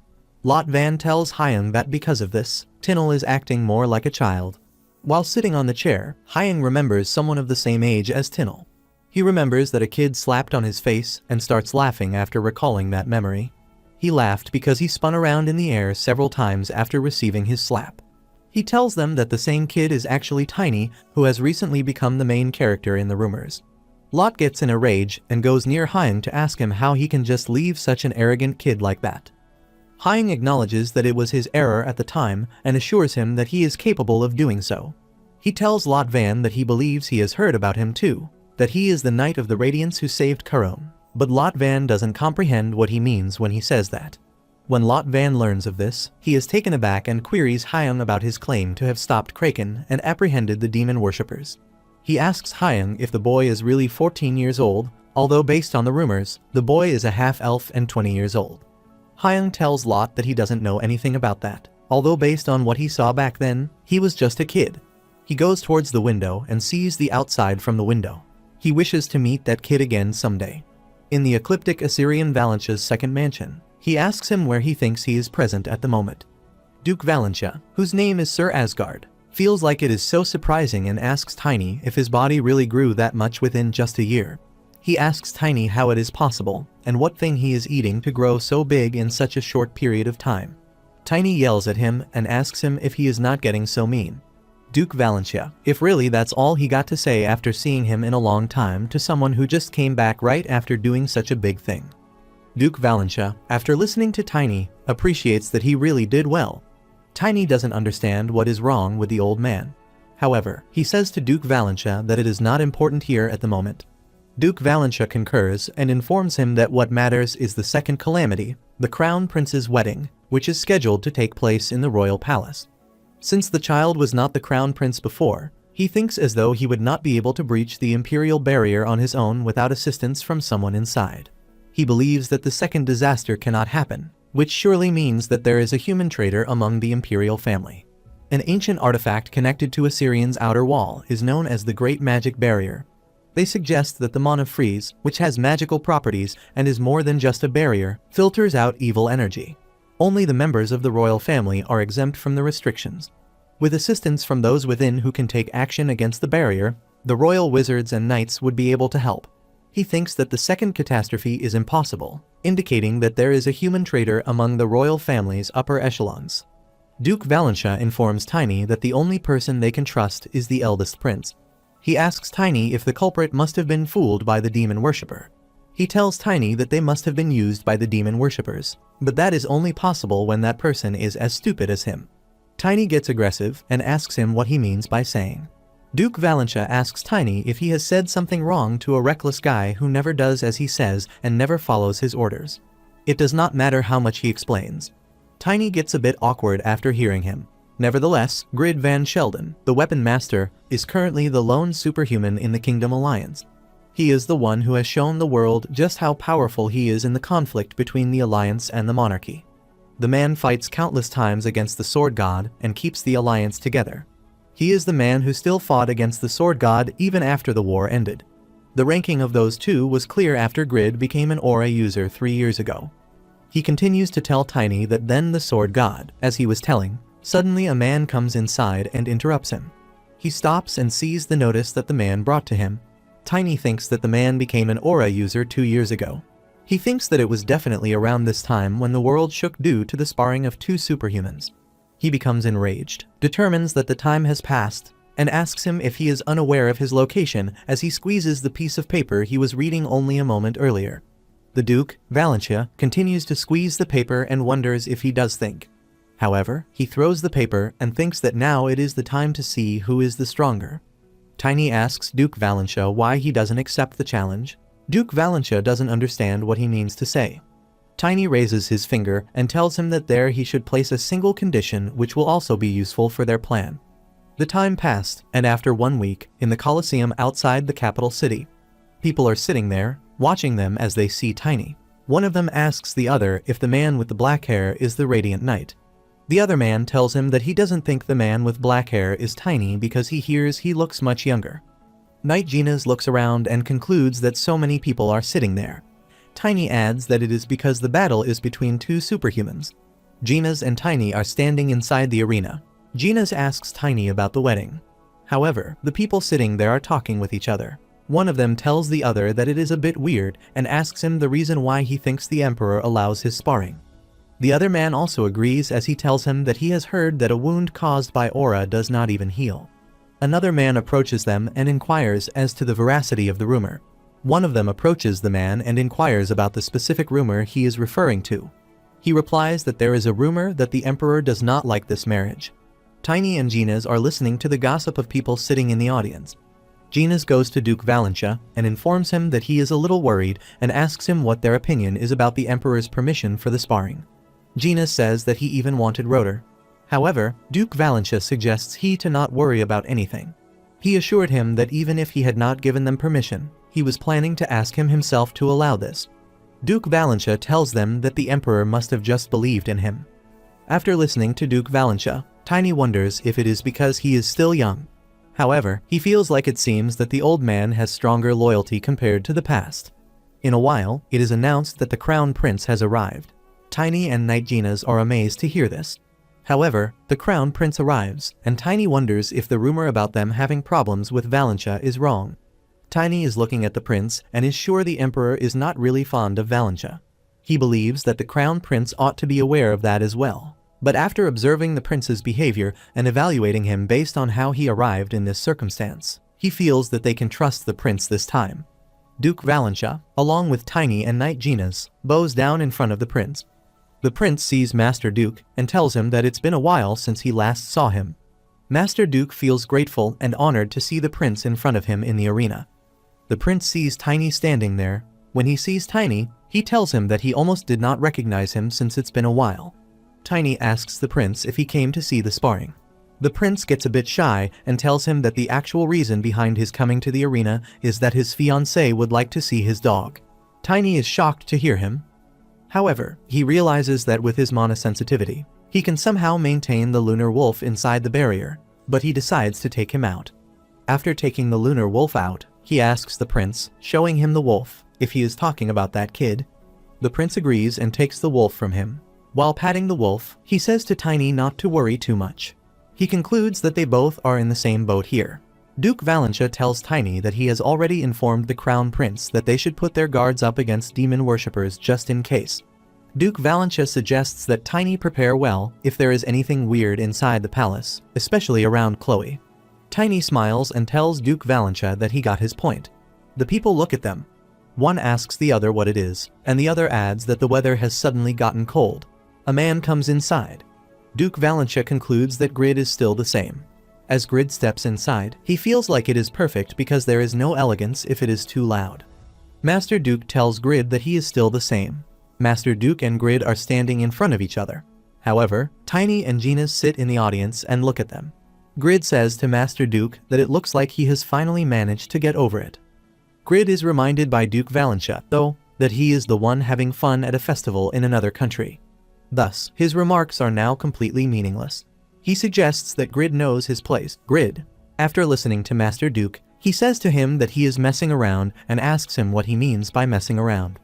Grid further adds that because of this reason, he is saying that he is annoying. He informs Master Duke that his tone still does not match his place as a noble. Master Duke laughs after listening to Grid ask him if he has the time to care about his tone and asks him why he doesn't reflect on his actions. He asks Grid if he doesn't think that his harsh words are better than having no class. Grid finished listening to Duke Valentia and told him that there must not be any more talking. The host announces the rules for the sparring and informs them that the transcended armors are banned for safety, and as Sir Asgard means Duke Valentia requested, the loser will have to follow the request of the winner. Grid takes his sword out and thinks that it is time for them to end this war. Duke Valentia sees Grid and asks him if he is really using a sword against him. He thinks that it is time to stop his pointless effort. He tells Master Duke that he has learned something after he became an aura user, so he says to Master Duke that he is going to let him learn some lessons for now, a few years ahead. Master Duke, after listening to Grid, says to him that he is ready to see which lessons he wants to teach him. He, while raising his sword to attack Grid, asks him what those lessons are all about. He attacks Grid with his sword and all his power, but he sees that Grid has blocked his attack with the help of his sword. He, after blocking the attack of Master Duke, asks him while pushing him away if he calls this technique of him swordsmanship. He says to Master Duke that he will show the real swordsmanship. He moves Master Duke with his sword to attack him. Grid tries to attack Master Duke with his sword, but Master Duke bends down and dodges his attack. He then uses the parrying technique to dodge the attack of Grid. Grid asks Duke Valentia if he can really parry the power of destruction of aura with the basic tricks used by the beginners. They are now both fighting with each other with the help of their swords. Duke Valentia attacks Grid and makes him push backward. Suddenly, he sees that Grid has jumped in the air. He tells Grid that since he has shown him a nice move, it is his turn to show his move to him. He grips his sword firmly, and Grid thinks the Master Duke is a moron after glancing at him. He uses his ice strength to assault Duke Valentia, driving him further away in the process. Master Duke clenches his teeth. Meanwhile, Grid tells him that it is not the end. He activates his vision skill of Ice Blossom arrows, and as soon as he activates this skill, the arrows start falling on Master Duke. Master Duke, while standing in between the ground, compliments Grid that he has done a good try and tells him that the ice arrows are useless against him. But suddenly, he sees that the ice arrows are hitting him. He is startled to see and draws his sword to stop those darts right away. Grid tells Master Duke that he is relaxed, but he also lets him know that his perception of him is not so clear-cut. Master Duke gets tired. However, he puts his sword on the ground and exerts a force. With his power, Grid is forced backward. He wonders what the thing is. He sees that Master Duke is making destruction with his power using his sword, and Tiny and Gina's are sitting in the audience. They wonder what has happened and conclude that they are both very fast. Master Duke asks him if he did not say that he would teach him a lesson with his sword. He asks Grid if it is what he calls a senior sword skill. Grid laughs after hearing Master Duke. He tells him that he is able to beat him with just a sword and tells him that he is a nemesis. Master Duke concludes that he has changed his words with a straight face. Grid laughs and agrees that he has changed his word with a straight face, so now they should begin round 2. He is about to attack Master Duke and tells him that they should begin the fight until one of them is dead. He goes near Master Duke and is about to attack him with his sword. Meanwhile, Master Duke also gets ready to attack him. Grid asks him what is the point of talking all that trash about being noble. Master Duke tells him that he is the one fighting like a berserker. The power of both of them clashes with each other. The people sitting in the audience are all amazed to witness that sight. They are covering the east side of the shield, so one of them suggests putting in some more mana. They are unable to create the barrier and wonder if it is really a human strength. Knight Genas is shocked to see the fight and the ice element, feeling as though he is now understanding, but they come to the conclusion that they are actually superhumans. Tiny asks Knight Genas what he thinks about who is going to win. He tells him that he believes that His Highness will win, but he thinks that it is a low chance. He sees that the time they both spent as an aura user is different. Meanwhile, both of them are fighting. Grid takes out his ice arrow as he thinks that it is time to end this. Tiny feels like the Swordmaster would normally lose this. Normally this is, Genas asks Tiny if he means to say that it is going to be different this time. Grid enables all his power and tells Master Duke to end this battle now. They are both in front of each other. Grid takes his weapon out and attacks him. Master Duke activates his power lockdown. Grid is shocked to see what is happening. A little later, he asks Master Duke how he feels about his new method before deciding to use his other technique on him. He attacks Master Duke with all his power. With his attack, the audience sitting in the arena announces that the west shield is down because of his attack, and even the east shield as well. Meanwhile, they notice that the north shield is almost down. One of them asks the other if there are reported casualties as the result of the attack. Knight Gina sees the Highness and is worried about seeing him, and with that, it is announced that the winner is Sir Asgard. The people in the audience are happy to see that Sir Valentia has won. They get confused and don't understand what is wrong with the weapon master. They conclude that their empire is just better with a sword. However, Knight Gina's is happy to see that the Highness has won the fight. Grid questions Master Duke about the technique he just employed, wondering if someone as sincere as him could have come up with such a ruse. When he asks Grid if he is done bragging about his nobility, Grid tells him to shut up after listening to him. He is aware that Master Duke has undoubtedly been hit by the strike, but when he struck a second later, it seemed as though his mana was being warped. In addition, if he hadn't stopped his sword, he would have died by now. He asks Master Duke about the technique he just recently used to stop the attack on him. He asks Duke if he has just used magic. Master Duke answers Grid and informs him that he just used the control force field. Although it is a skill that he was supposed to use in the future, he informs Grid that it is a skill, as he said, although it is not bad. Grid gets in a rage and asks him what he is trying to say. Meanwhile, Asgard announces that now he has won Valentia, so he requests the host to proceed as a winner. Grid gets panicked as he realizes that he can't even see his brother, and this will cause damage to the allied countries. Although he reached the top years before him, he never thought that he would lose, but because he made a promise earlier, he thinks that he should now fulfill it. He says to Master Duke that if he takes it too far, then he will die instead. Master Duke makes the request as the winner that Grid Van Sheldon will stay in the Empire until the prince's wedding ceremony is over. The people sitting in the audience are shocked to hear his request and wonder if it is it.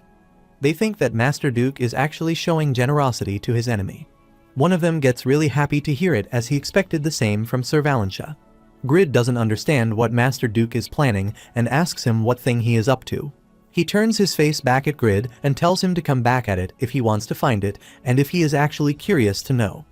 In the area, the news of Valentia's victory spread too fast, and the sword master is actually stronger than the weapon master. In this way, Sir Valentia becomes the sword emperor. The scene shifts to the next morning when Tiny is sitting with Sir Asgard. Tiny informs him that he ended up having the same title as in his past life. He feels strange to hear Tiny. Meanwhile, a guy comes in and informs Sir Asgard that Sir Grid came to see him. Sir Grid steps in and tells Sir Asgard that he came because he was the one who asked him to see him. Sir Grid sits on the sofa and asks Sir Asgard the reason why he asked him to see him.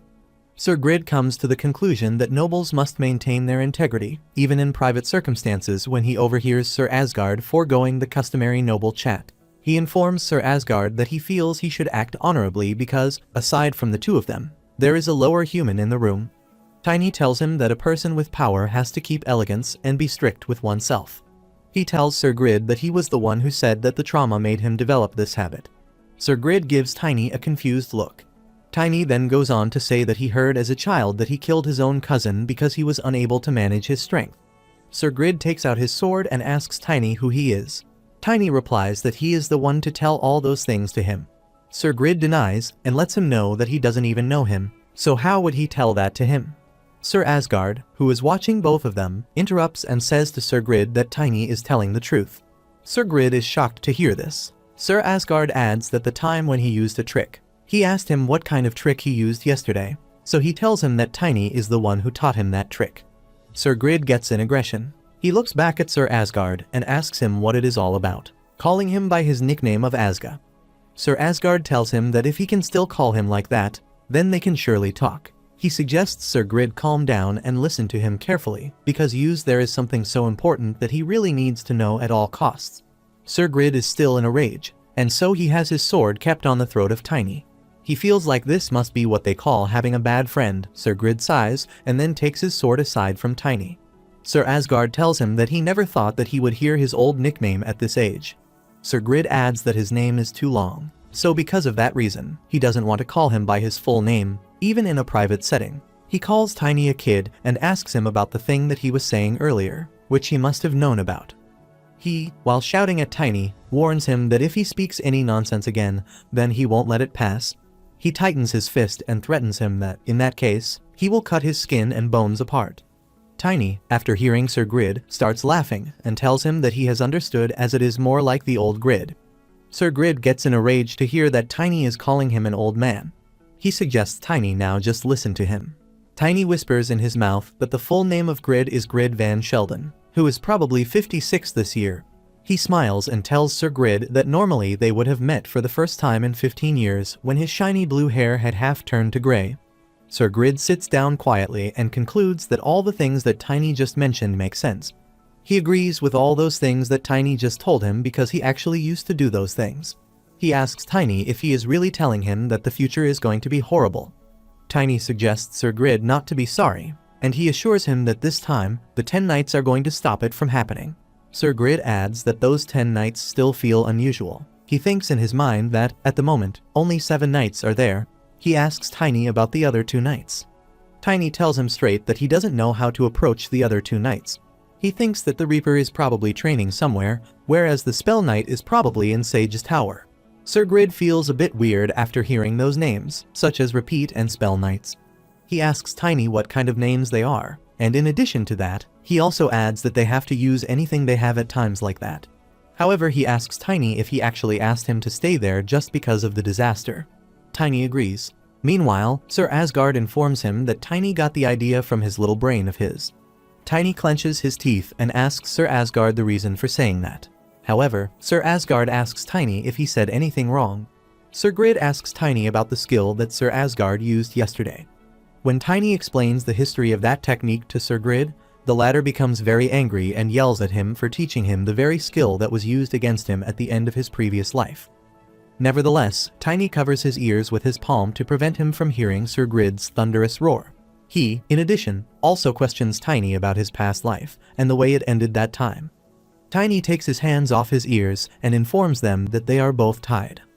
Tiny tells him that his sword skill is above his level, so this is how Sir Asgard got the title of the Sword Emperor.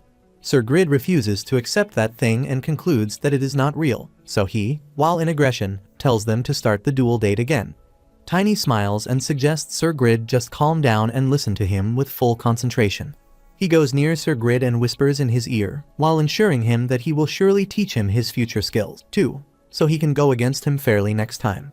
When Sir Grid hears Tiny, he gets relaxed to know that he can also use it like that. Sir Asgard is looking at both of them and asks him if it is good now. Sir Gerd asks him what he means to ask and wonders if he is saying that he has a total of 5 eternal armors, when, in reality, he only has 3 at the moment.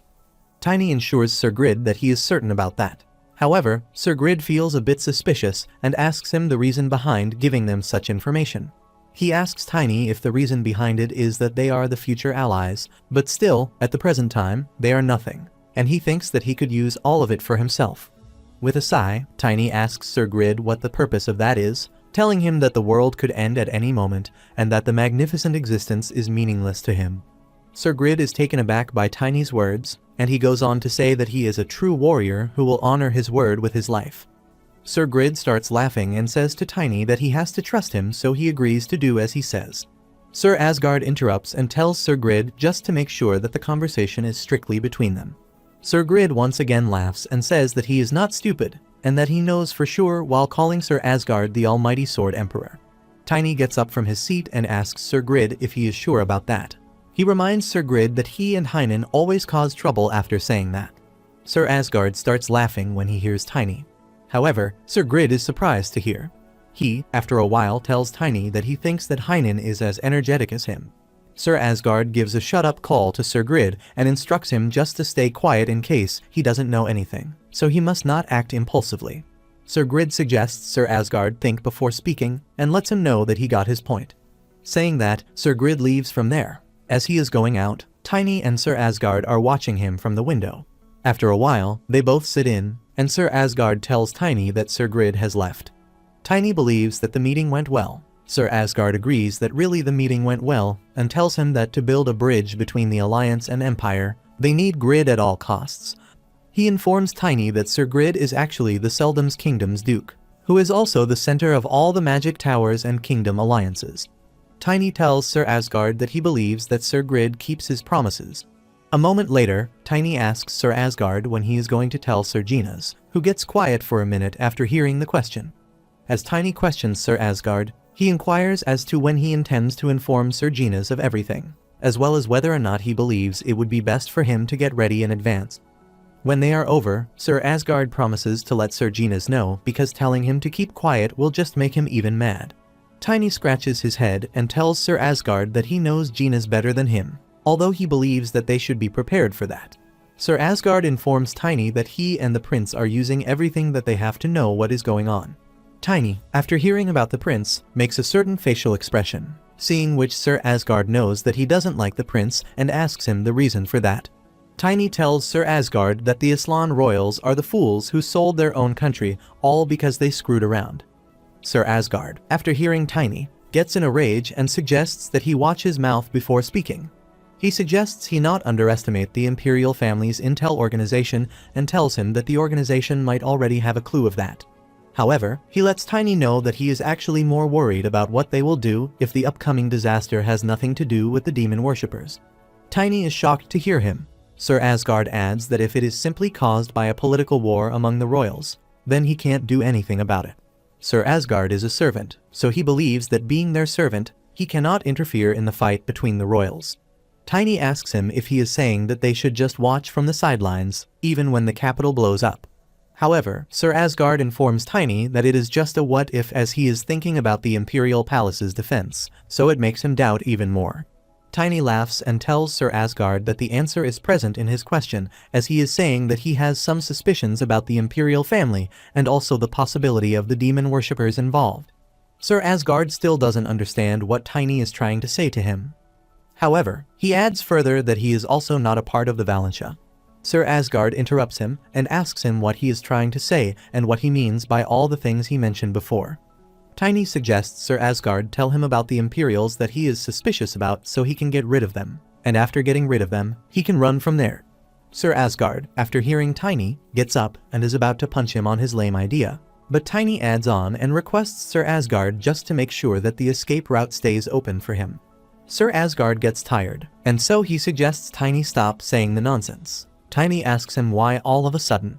Sir Asgard informs Tiny that he realized that his mana grew as well as his physique, so he asks Tiny if he is almost on the level of a blader.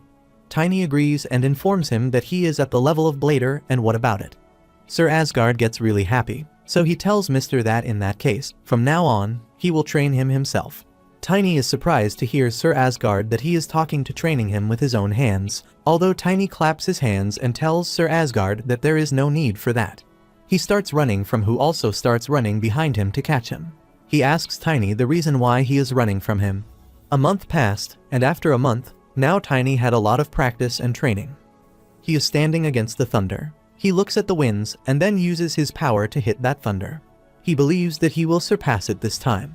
Everyone calls them bladers because most of them use swords. The crucial part of being a 4th level mana user is mana utilization, which is a common skill that everyone in the realm has. As Tiny is about to attack, he realizes that he is creating a physical force in a place where his body cannot reach. He thinks that he just needs to put a little more pressure on the past month when he was lying on the ground. Sir Asgard asked him if he was going to beat an Imperial, and he asked him if he wanted to be wanted in the kingdom. Tiny stood up. When Sir Asgard saw him, he tried to catch him. He asked him if the mana body engraves the knowledge. Tiny told him that he just had to spend enough time, and he felt that it was still better to get stronger fast. He saw Sir Asgard and screamed. In the present, Tiny started thinking about the things that he had to go through. Meanwhile, Knight Genas is also going to see Tiny. He is trying to find him. He remembers what Sir Asgard told him Tiny is going to achieve the bladder stage soon.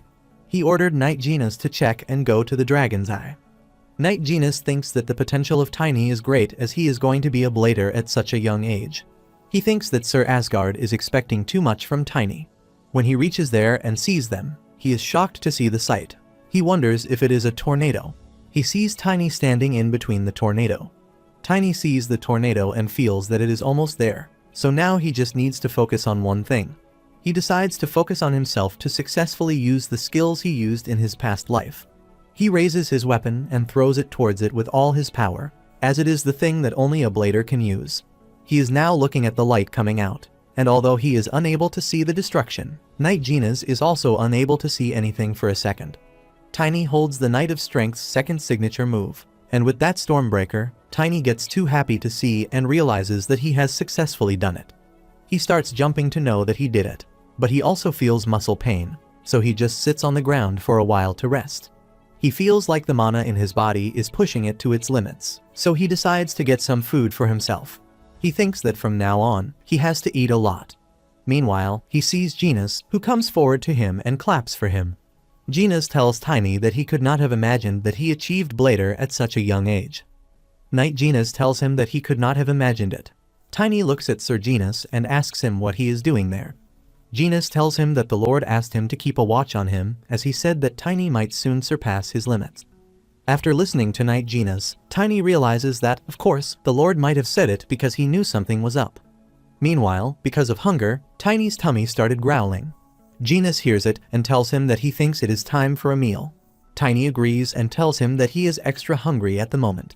Knight Genas gives the idea to go together and grab something to eat, and in addition to that, he also has something to tell Tiny. He gets a bit curious after hearing Genas. However, Genas instructs him to follow him because he knows an amazing restaurant nearby. After some time, Genas dyes Tiny's hair red and asks him why. Genas tells him that the Lord asked him to do that, so he did that. Tiny is a bit surprised to know and confirms from him if he is really the Sword Emperor. Who is the Lord Sword Emperor? Genas informs Tiny that his mission has been decided, and it is to minimize attention. He tells Tiny that the Radiant Knight is pretty popular now. Meanwhile, he sees some men standing at a distance who are gossiping about the Radiant Knight. One of them asks the others if the Radiant Knight is a half-elf and informs them that he has heard that he has black hair. Knight Genas whispers in Tiny's ear and informs him that his new fake name from now on will be Torin, and he will be a trainee knight of Valentia and also his servant. Tiny is surprised to hear that he will be Genas' servant and asks him if they really have to go that far. Knight Genas also informs him of one more thing, which the Lord instructed him, that if Tiny rejects this thing, he must inform him that the Lord will twist his face. Knight Genas laughs, thinking that the Lord has a great sense of humor. Tiny actually knows what he meant while saying that. However, he gets in a rage and uses an abusive word on which Knight Genas suggests he watch himself. Tiny immediately apologizes for what he just said earlier. However, Genas suggests to him that he needs to calm himself. He also tells him something the Lord mentioned about Tiny. If he calms himself, his spirit and body can unite better to reach even further. After listening to Genas, Tiny remembers a memory from his past life when Estina yelled at him after she saw that he beat them up again. Tiny in the past life asked her about that, and she told him that she was really disappointed in him, although she knew that he had his own reasons. She told him that if he knew how to control his temper, then he could be so much stronger. After recalling that memory, Tiny realizes that he heard something similar in his past life. Knight Genas tells him that he believes that the color of mana changed as he reached the level of a bladder. Tiny realizes that the color of mana is different from his past life for some reason. He tells Tiny that according to the vision of Valentia, a person's mana with strong faith and will which reflects the color of their spirit. He informs Tiny that they are very likely to become aura users to maintain a strong faith.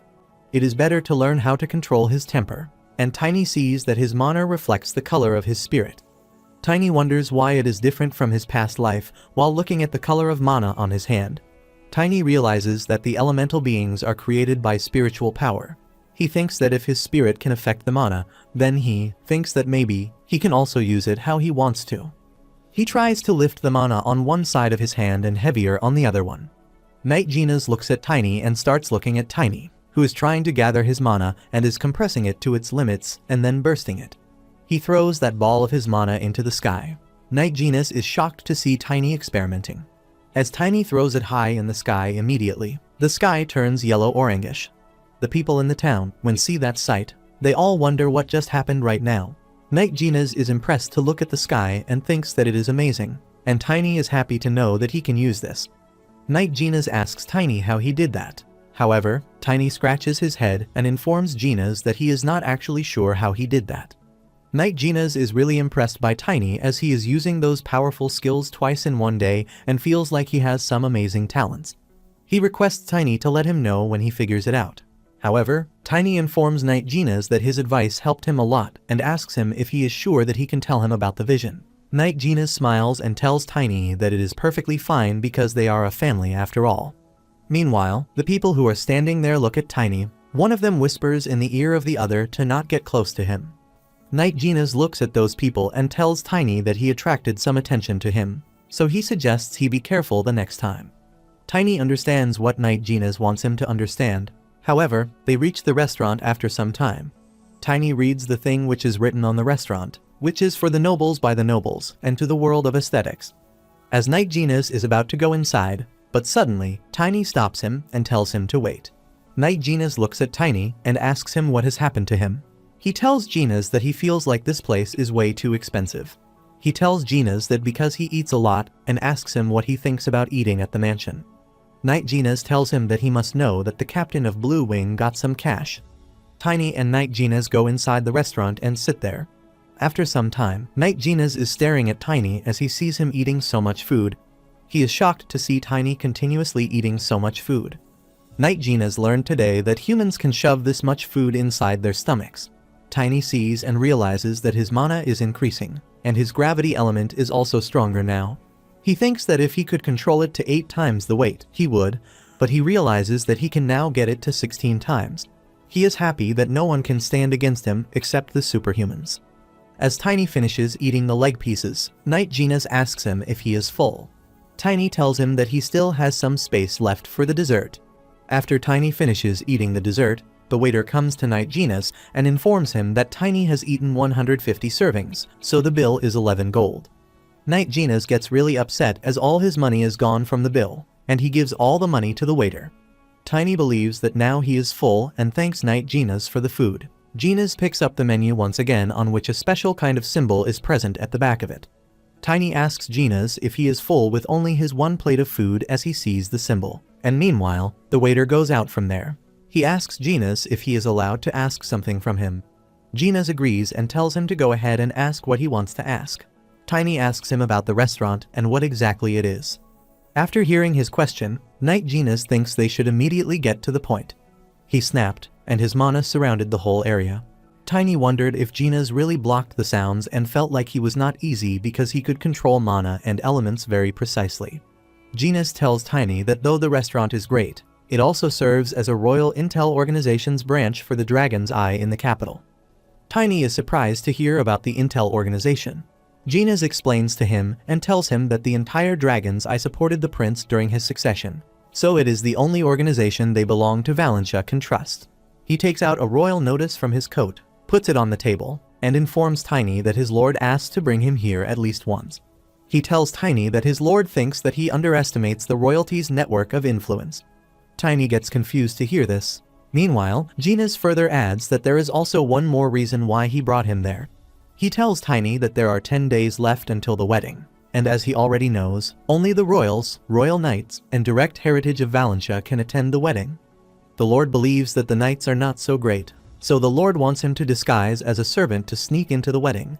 Tiny tells Gina that the idea is great, but he is in doubt as he thinks it should have been done earlier.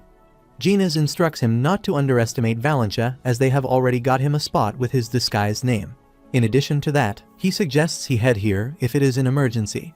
While giving him the royal notice, Tiny asks Gina what it is about. Gina informs him that the thing he is giving is where the artifact is located. He tells Tiny that because he took good care of the artifact in Coronation, he expects the same now. Tiny gets a bit confused and tells Knight Gina that he is not sure about that. However, he believes that he can always do it. Knight Gina instructs him to study the map because it will help him later on. The scene shifts and Gina and Tiny are leaving the restaurant. A waiter comes and asks Knight Gina if the menu was helpful to him. Gina agrees and lets him know that the menu helped him a lot. Tiny sees a guy standing there, and he is shocked to see that the guy there is actually the prince. As he recognizes the prince, who also recognizes Tiny, they sit at the table.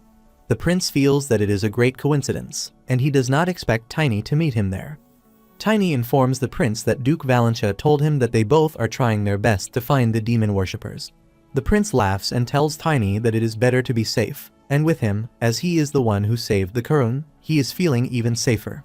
Tiny asks the prince if he can tell him what is going on between the royals because it is to protect everyone from potential threats. After saying Tiny wonders if he got too direct so early, He wonders if Sir Asgard will beat him again for his foolishness. The prince tells Tiny that he is pretty sure that he got most of the intel from Dragon's Eye, so he asks him what he wants to know now. Tiny asks the prince if he thinks there is someone in the royalty who wants to destroy the country. The prince gets confused and tells Tiny that he doesn't understand the reason why he is asking that, but he answers his question by saying that there are a few, around 3, for now. Tiny immediately asks him to tell the names of those 3 people who are there. The prince tells him that the first person is the mother of his lovely brothers, who is the second empress. Tiny is surprised to hear about the second empress and wonders if the second empress is not actually the second prince. However, the prince tells Tiny about the rumor which is just going around the palace that a decade ago, when the second empress rejected a proposal that time, his father killed her entire family. Tiny is shocked to hear what the prince just told him. However, the prince mentions again that it is only a rumor, but if it is true, then this surely answers his question. Tiny asks the prince about the next person. The prince informs him the next one is the royal knights and explains to him that Aslan discriminates against knights. They are treated less than magicians, so there is a chance that they want to destroy the empire. Last but not least is his father. Tiny asks him if he really suspects the emperor. The prince tells him that for some reason, his father is deeply unsatisfied with Duke Valentia, and he also made a name for himself again through the duel recently. He tells Tiny that the father, who is the emperor, is quite furious about it, so he suggests to him that he needs to be careful, along with Duke Valentia. His father is known to have a great secret force with great strength and suggests that he keep the thing that he told to himself because it is a top secret. Tiny is silent after listening to the prince. A moment later, he thanks the prince for telling him so much. The prince tells him that there was no problem telling him all that. However, the prince gets up from the chair as he is getting going now. The prince is happy because he is supposed to meet his father with his fiancée today, so he says to Tiny that he will meet him some other day. The scene shifts, and sometime later, when Tiny returns to Sir Asgard, he tells him the whole matter. Sir Asgard is shocked to hear him and asks if the prince told him about those things. Mr. Tony agrees. He tells Sir Asgard that the situation might be more complicated. Sir Asgard cannot believe that the prince thought about all that because that makes it more complicated. Meanwhile, Tiny gets a feeling and wonders if the lunar wolf next to Khloe is sending him some alert. In the Assyrian palace, Khloe is getting trained by her teacher. The teacher apprentices her and tells her that she was expecting the same elegance from her. She ended the manner class of today. Khloe thanked the teacher. The teacher went out of the room. Khloe takes a sigh, and as she sits on the chair, she wonders why the positioning of her fingers matters when she is seated. She doesn't understand who understands about the positioning of the fingers. She gets upset to think about the fact that she only gets to see Vivian in the bedroom. She thinks that she should just have bound herself in the shrine. She sees Lunar, who is sitting next to her. She pats the head of Lunar Wolf and tells him that she is lucky to have him. Meanwhile, she gets to know that the crown prince is there, and the prince opens the door of the room. He calls Lady Valentia and appreciates that she did nice work today. She is happy to see the prince and tells him he is visiting frequently nowadays. The prince smiles and tells her that all his fatigue goes away when he sees her face. Khloe doesn't understand how he can say those words, though those words are so sweet, and he is still the prince of the empire, he is saying them. The prince asks Khloe if she remembers visiting the Majesty later at night. Khloe agrees and tells him that she obviously remembers. He tells her that the Majesty might speak to her harshly, so he requests her that he wants her to endure it for him. She doesn't understand what he is talking about. He informs Khloe that the Majesty is furious about Valentia. He further explains to her that, to be more specific, he is furious about his father-in-law. Khloe gets confused to hear him and wonders if he is really pointing toward her father. She realizes that she already heard something like that, although she thought it was a rumor. She wonders the reason why the Majesty then chose her to be the Princess of Wales. Prince holds the hand of Khloe. He tells her that he thinks differently, just like how she and he are together, so he thinks that the Empire will be Valentia.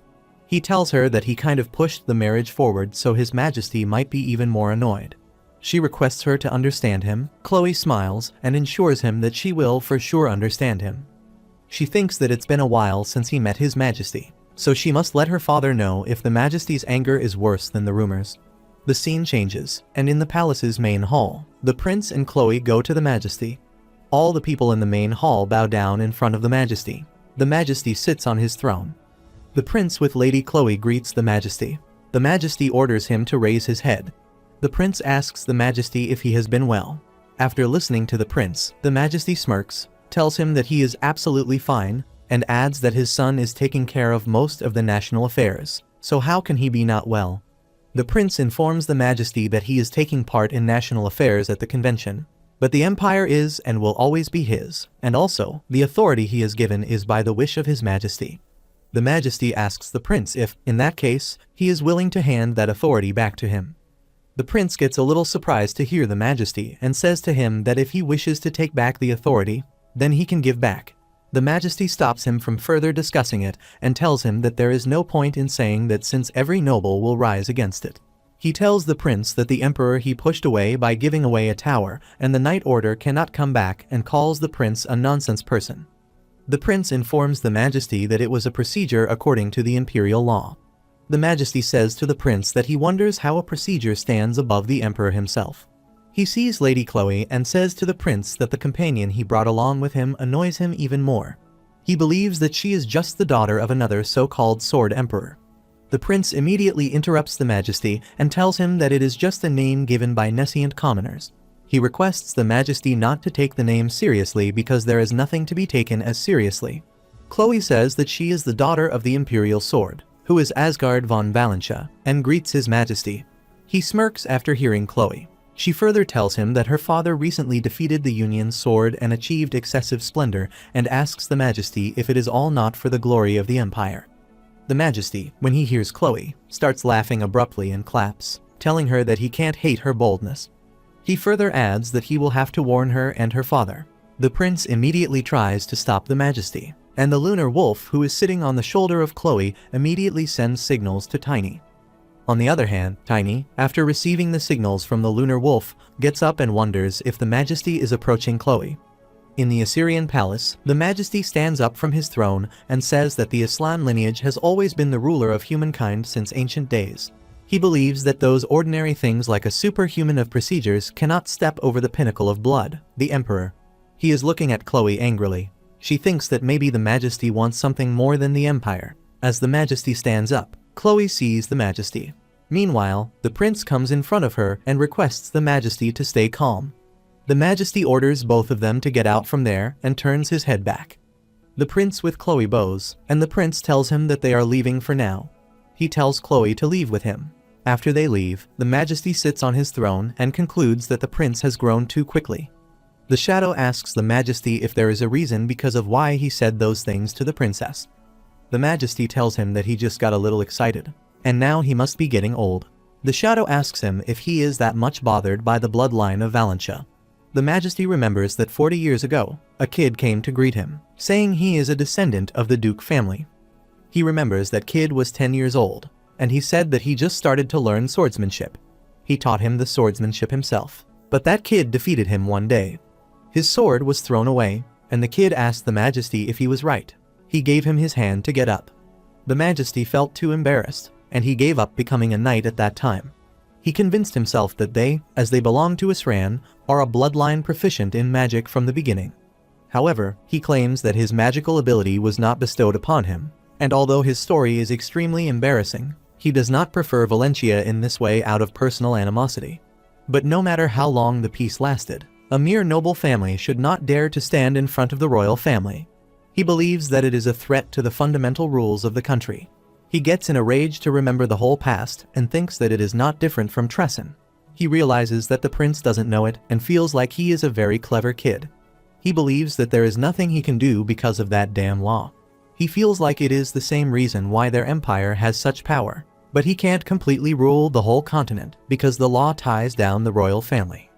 He feels like growing noble families, the power that cannot be concentrated in the center to rule the whole continent. So he has to hold all the power of this country. The Shadow concurs with the Majesty's statement. The Majesty smirks and believes that demons inhabit the garbage, and that the foolish queen would be the source of motivation to take such action. The Shadow tells the Majesty that they can't beat Duke Valentia on their own. He can clearly estimate the limits of the worshippers. The Majesty agrees and tells the Shadow that it is the reason they want him. He asks him if he has completed the secret weapon, and the Shadow says sorry to the Majesty and informs him that he is still. The Majesty, after listening to his incomplete sentence, tells him that he has listened and that he is talented. The The Shadow agrees and adds that he is for sure the best genius born after the Shadow group. He informs the Majesty that if he continues to grow at this current rate, then he will be the first emperor ever to control an aura user who is an assassin. He tells the Majesty that they need 10 years, and the Majesty says to the Shadow that it is a shame. The Shadow suggests that the Majesty does not worry because if they and the Magic Tower work together, he believes it would be enough. The Majesty agrees, says it should be, and asks the Shadow where the prince is going. The Shadow tells the Majesty that he is not going in any direction, particularly as it seems like he is observing the situation with the dragon's eye. The Majesty says to the Shadow that he can let him get some other trivial information, but he can't ever notice the plan. The Shadow agrees with him and tells him that the prince will get the most important news at the most important time. The Majesty tells the Shadow that the rebellion of the devil worshippers against the royal family happens, and Duke Valentia, who is the in-law of the royal family, dies. He believes that it will give the royal family enough reason to claim that the scattered power, which is in the wrong hands, is capable of destroying the empire. The Shadow tells the Majesty that they will make the perfect situation. Meanwhile, one more Shadow comes there and says something in some other language to the one who was present there before. The Majesty doesn't understand what the Shadow is saying to him. The Shadow informs the Majesty that his subordinate got some useful news from him. He informs the Majesty about the information his subordinate brought. The Majesty is happy to know about that information. The Shadow tells him that he thinks that they can pressure Valentia beforehand. On the contrary, Sir Asgard already knows that the Emperor hates him, but asks Tiny if the Emperor really threatened his daughter Khloe. Tiny asks Sir Asgard what he thinks if they kill the Emperor. He sees Sir Asgard, who is quiet but is looking aggressive. Immediately, Tiny asks Sir Asgard if it can happen and asks him if he is saying true. However, he informs him that he is just joking. Sir Asgard sighs and wonders why it just happened. He wonders if the Majesty is still holding a grudge for that. He realizes that in order to compensate for that mistake, he even worked harder for the Emperor. Tiny sees that Sir Asgard is thinking something and tells him he is wondering what kind of useless thought he has in his mind. Sir Asgard abuses Tiny and asks him if he can't understand how serious the situation is at the moment. After hearing him, Tiny asks him if it is more dangerous than the Demon King's army. Sir Asgard gets in a deep thought and says in a low voice that he thinks that it is not bigger than the Demon King army problem. Tiny sighs and questions Sir Asgard's reason, because of which he is then thinking about that too much. He ensures Sir Asgard that it will all be the same if the Devil King descends, whether they like it or not, but he believes that they are bound to gather. He informs Sir Asgard that because he has already experienced that he just needs to trust him. Sir Asgard believes that now there is only one thing that they need to do, which he thinks is preserving the power of humanity. Sir Asgard smiles and tells Tiny that he actually sometimes envy that simpleton brain of him. Tiny gets shocked to hear that word and tells Sir Asgard that he could also just say that he is jealous of him instead of saying the word simpleton. Sir Asgard thanked Tiny as he told him that his head was now cleared because of him. Meanwhile, the Knight Genus comes in to inform Sir Asgard, who is the Highness, that they got into a problem. He informs Sir Asgard that an urgent report came from the Dragon Eye that there is a rebellion in a small city, which is a direct territory of the royal family. Sir Asgard gets up after hearing Genus and asks him if he really mentioned the word rebellion.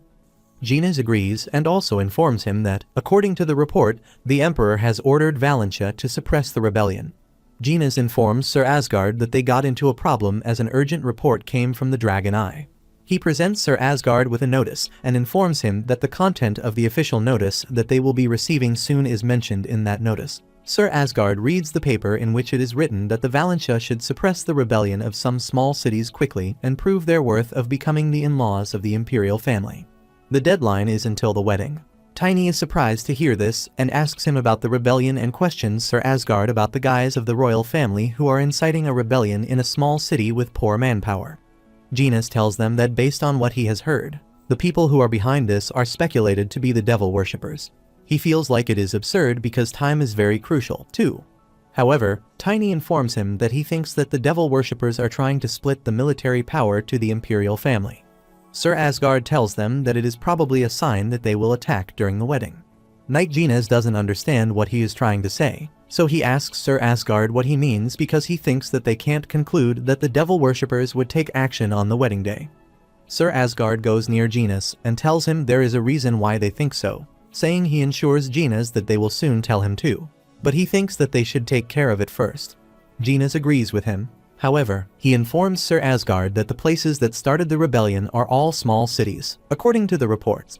He tells them there are 3 places, and the names of those cities are Seringal, Lehui, and Karina. He informs both of them that for Seringal and Lehui, he thinks that the Imperial Army and the Magic Tower are taking care of them. He also got the information that the Ice Flame Wizard was also dispatched from the Magic Tower. The place assigned to them is Karina. He knows it is located between Valentia and the Imperial Palace, so they can send some of their men, but they need to send some high-class knights if they want to conclude the rebellion before the wedding. Genis agrees with Sir Asgard, but he informs him that all the high-class knights, including him, are staying in the Imperial Palace. If they can step in, they can finish this quickly, but it won't be possible to come back before the wedding. Sir Asgard realizes that even at a time like this, the Emperor wants to exhaust the military power of Valentia, so he thinks that maybe, for now, it is better to destroy it all. Genis is shocked to hear Sir Asgard and asks him what he means by saying that.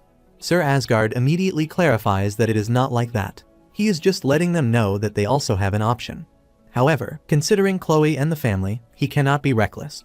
Sir Asgard thinks that canceling the wedding will greatly affect the status of Khloe and the Valentia family, which may be what the Emperor wants. Tiny gets excited and concludes that it can be solved in a week. He tells both of them his plan. If he goes alone, Sir Asgard gets shocked to hear Tiny, whereas Knight Genis asks Tiny if he plans to use that wolf spirit. Tiny informs them that it will take 3 days to go and 3 to come back, and 1 will be gone to take care of them. Knight Genis understood his plan but concluded it was too dangerous for him.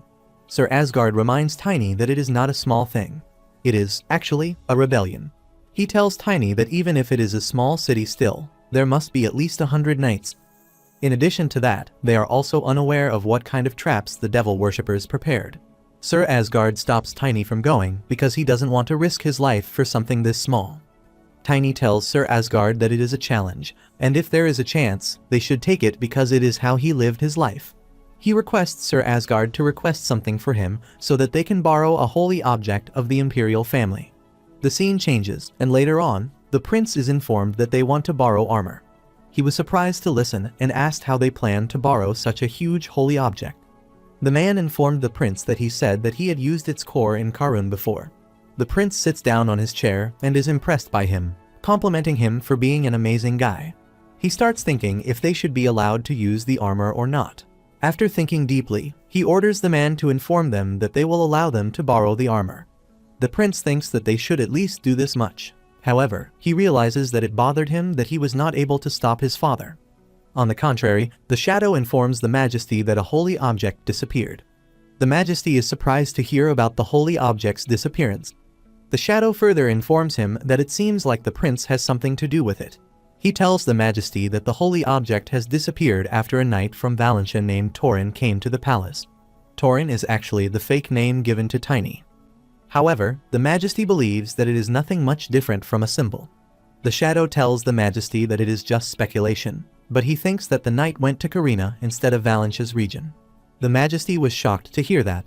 The shadow further tells him that if Torin only uses the holy object, the devil worshippers will get molten down by the light without even being able to get close to him. In addition, people who are dazzled by the black magic will wake up, too. The Majesty asks him if it will all happen without Valentia losing any man, and the shadow agrees with him. The Majesty gets in a rage and tells the shadow that he doesn't like it, and orders him not to let Torin, who is actually Tiny, to let him come back alive. The shadow informs the Majesty that they will send the secret weapon that they have been raising to take care of this property. They believe that the secret weapon should be enough to kill one knight. On the other hand, Tiny starts his journey with his lunar wolf to go towards Karina. As he is going through the jungle, Reaper sees from the tree and realizes that it is not an ordinary ride, as it seems like a wolf similar to a dire wolf going straight to Karina. She believes that because he was too fast, she could not catch up. She chooses to wait along the path since she believes there's a good probability he'll be returning over the same way. Tiny is fastly going towards Karina, although he is starving because all he ate was one wild boar for 3 days, but because he can't waste time, so he can't stop anywhere to eat. Meanwhile, the lunar wolf is also thinking about the food. However, he asks the wolf if he feels any of the 4th stage elementalist characteristics at all. The lunar wolf tries to know, but anyway, he can't. Tiny realizes that the 4th stage is hard. He knows his soul has already experienced the level of a superhuman. But just becoming comparable to that time is not changing anything. He feels that if there is something different, he has grown as an elementalist. He knows that the higher the quality of the soul, the easier it is to become an aura master. Even though the fourth stage of the elementalist is hard for him now, he thinks that he will manage to find it someday. And in addition to that, he can also ask Astina sometime. Suddenly, the lunar wolf stops. Tiny sees Karina in front of the palace and gets excited as he decides to go back after taking care of this. The people are standing outside the front of the palace. One of them is blabbering. He says that he is correct and right. He comes forward, blabbering that he is not wrong. He is babbling on about how he is correct. He is aware that, even in the days when they treated him like a plaything, their family has been submitting to Karina's landlord for many generations. He just had to endure it almost. He is sitting on his chair while remembering all the past memories, so he is blabbering that he deserved to die. And he is convincing himself that he just did what was right, so he is right at the end. Meanwhile, a demon worshipper whose name is Jeron happens to come there and puts his hand on the shoulder of the man and advises him to relax because he is the landlord now. He suggests he prepare for what's to come at him now. The landlord asks Jeron if he means to say that he has to handle the knight with the holy object. Jeron agreed and informed him that the knight had left the imperial palace 4 days ago so that he would be arriving in a few days. Jeron wished him luck. The landlord gets worried about hearing him and asks him what he means if he is actually going to leave him all alone to handle the knight with the holy object. Jeron suggests he calm down and informs him that as long as the knight holds the holy object, there is actually nothing that they can do. The landlord reminds Jeron that he said there is a way to this and asks him what he should do in this condition. Jeron looks at the landlord and tells him that he should control that. He asks the landlord who else will lead the knights and soldiers, if not him, and who will activate the trap. The landlord realizes he has no other option left for him, so he agrees to Jeron. Jeron, after hearing the landlord who just recently agreed to what he told him to do, wished him luck in the new world. At the present time, the landlord is out to handle the knight. However, the demon worshippers are inside the palace and wonder if the landlord can do it. One asks the other about what has happened to the landlord, while the other tells them that he is in doubt if the landlord can successfully do it or not. They decide to gather some information, like how he brought the holy object while the landlord handles the knight. The demon worshippers are talking, and suddenly, they hear some noise from the outside. One of them wonders what is happening there. The other demon worshipper informs them that the knight with the holy object has arrived. They all get panicked and don't understand how the demon worshipper has arrived so soon. One of them suggests that everyone else to calm down for now. The demon worshipper goes near the window and sees Tiny holding the holy object. He informs everyone that it is that knight, so they must stop him. He orders everyone to activate the trap because it is too late to run away. One of the demon worshippers asks him what about them, but Jeron grabs him by his throat and yells at him, telling him that it is already too late for them. He asks him while shouting at him if he is faster than the spirit, and if not, then just hurry up. On the other hand, when Tiny sees the demon worshippers gathering around, he is happy to see them and wishes they had gathered quickly. He tells them that he is going to feed them one big blow. He raises the holy object armor. With the strong light of the armor, all the demon worshippers find it hard to see anything, and they start getting hurt by the light of the holy object. They all started screaming because they were feeling some pain. They learned about the power of the holy object and realized that they needed to activate the trap before it was too late. Jeron requests his lord to lend them some power in the name of the new world. When Tiny hears him praying, he interrupts and sarcastically tells him that he is not going to lend him any power.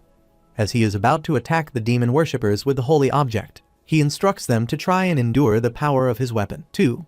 He throws his weapon towards the demon worshipper. As soon as the weapon reaches the demon worshipper, he screams in pain, and with his scream, a sudden blast takes place, causing destruction all around. Tiny immediately gets off the lunar wolf and runs towards that as he doesn't understand what that blast is. Although he feels like it did not seem like he was killed by the stamp.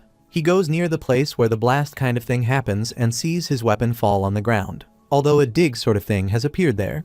He thinks the clone sacrifice has happened. He jumps inside the dig and wonders if the demon worshippers have gotten weak because of the holy object. He knows that the demon worshippers would not usually use clone sacrifice for a mere attack like it. He sees some balls falling on the ground in front of him. As he sees those things, he is reminded that he was told those things have powerful magic. which is more destructive than most of the artifacts used by the devil worshippers. He was told that if that ball starts to glow, it will explode. Tiny realizes it is very dangerous. He sees that those blows are about to glow.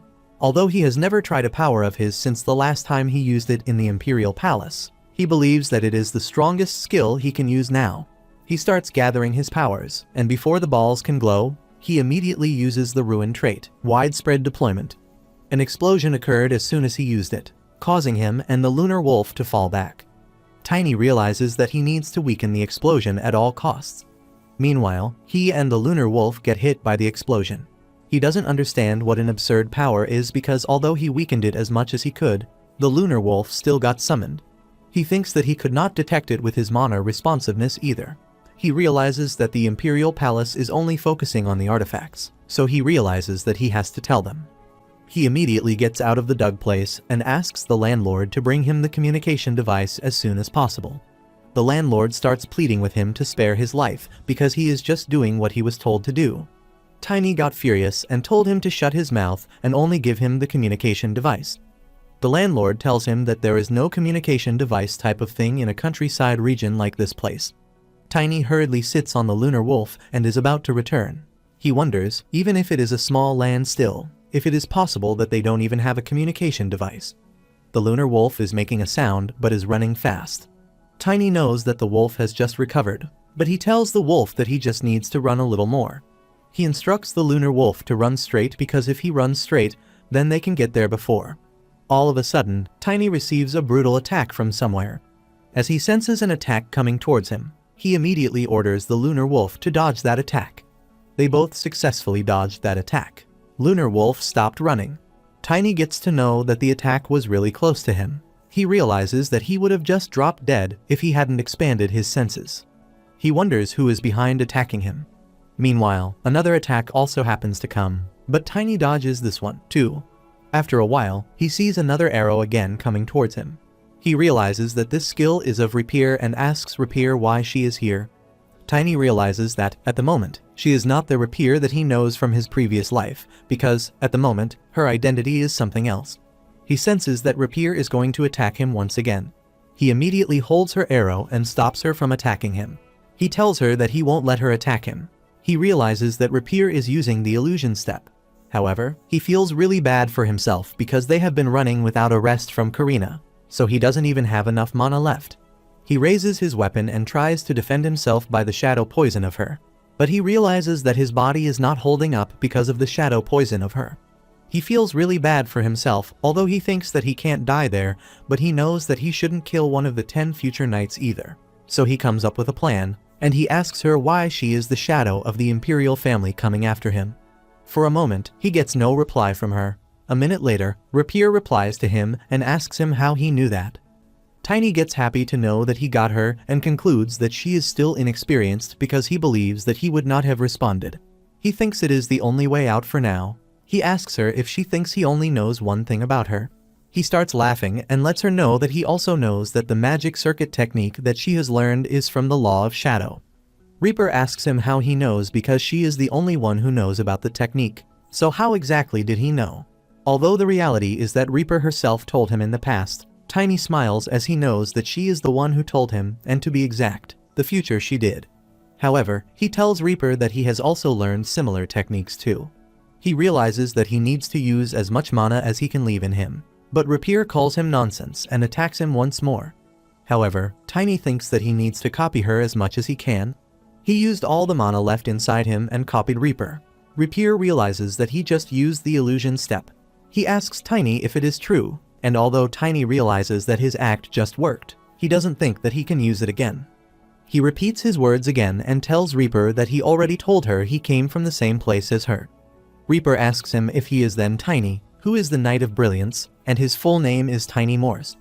Tiny is surprised to hear her and wonders what that is with her reaction.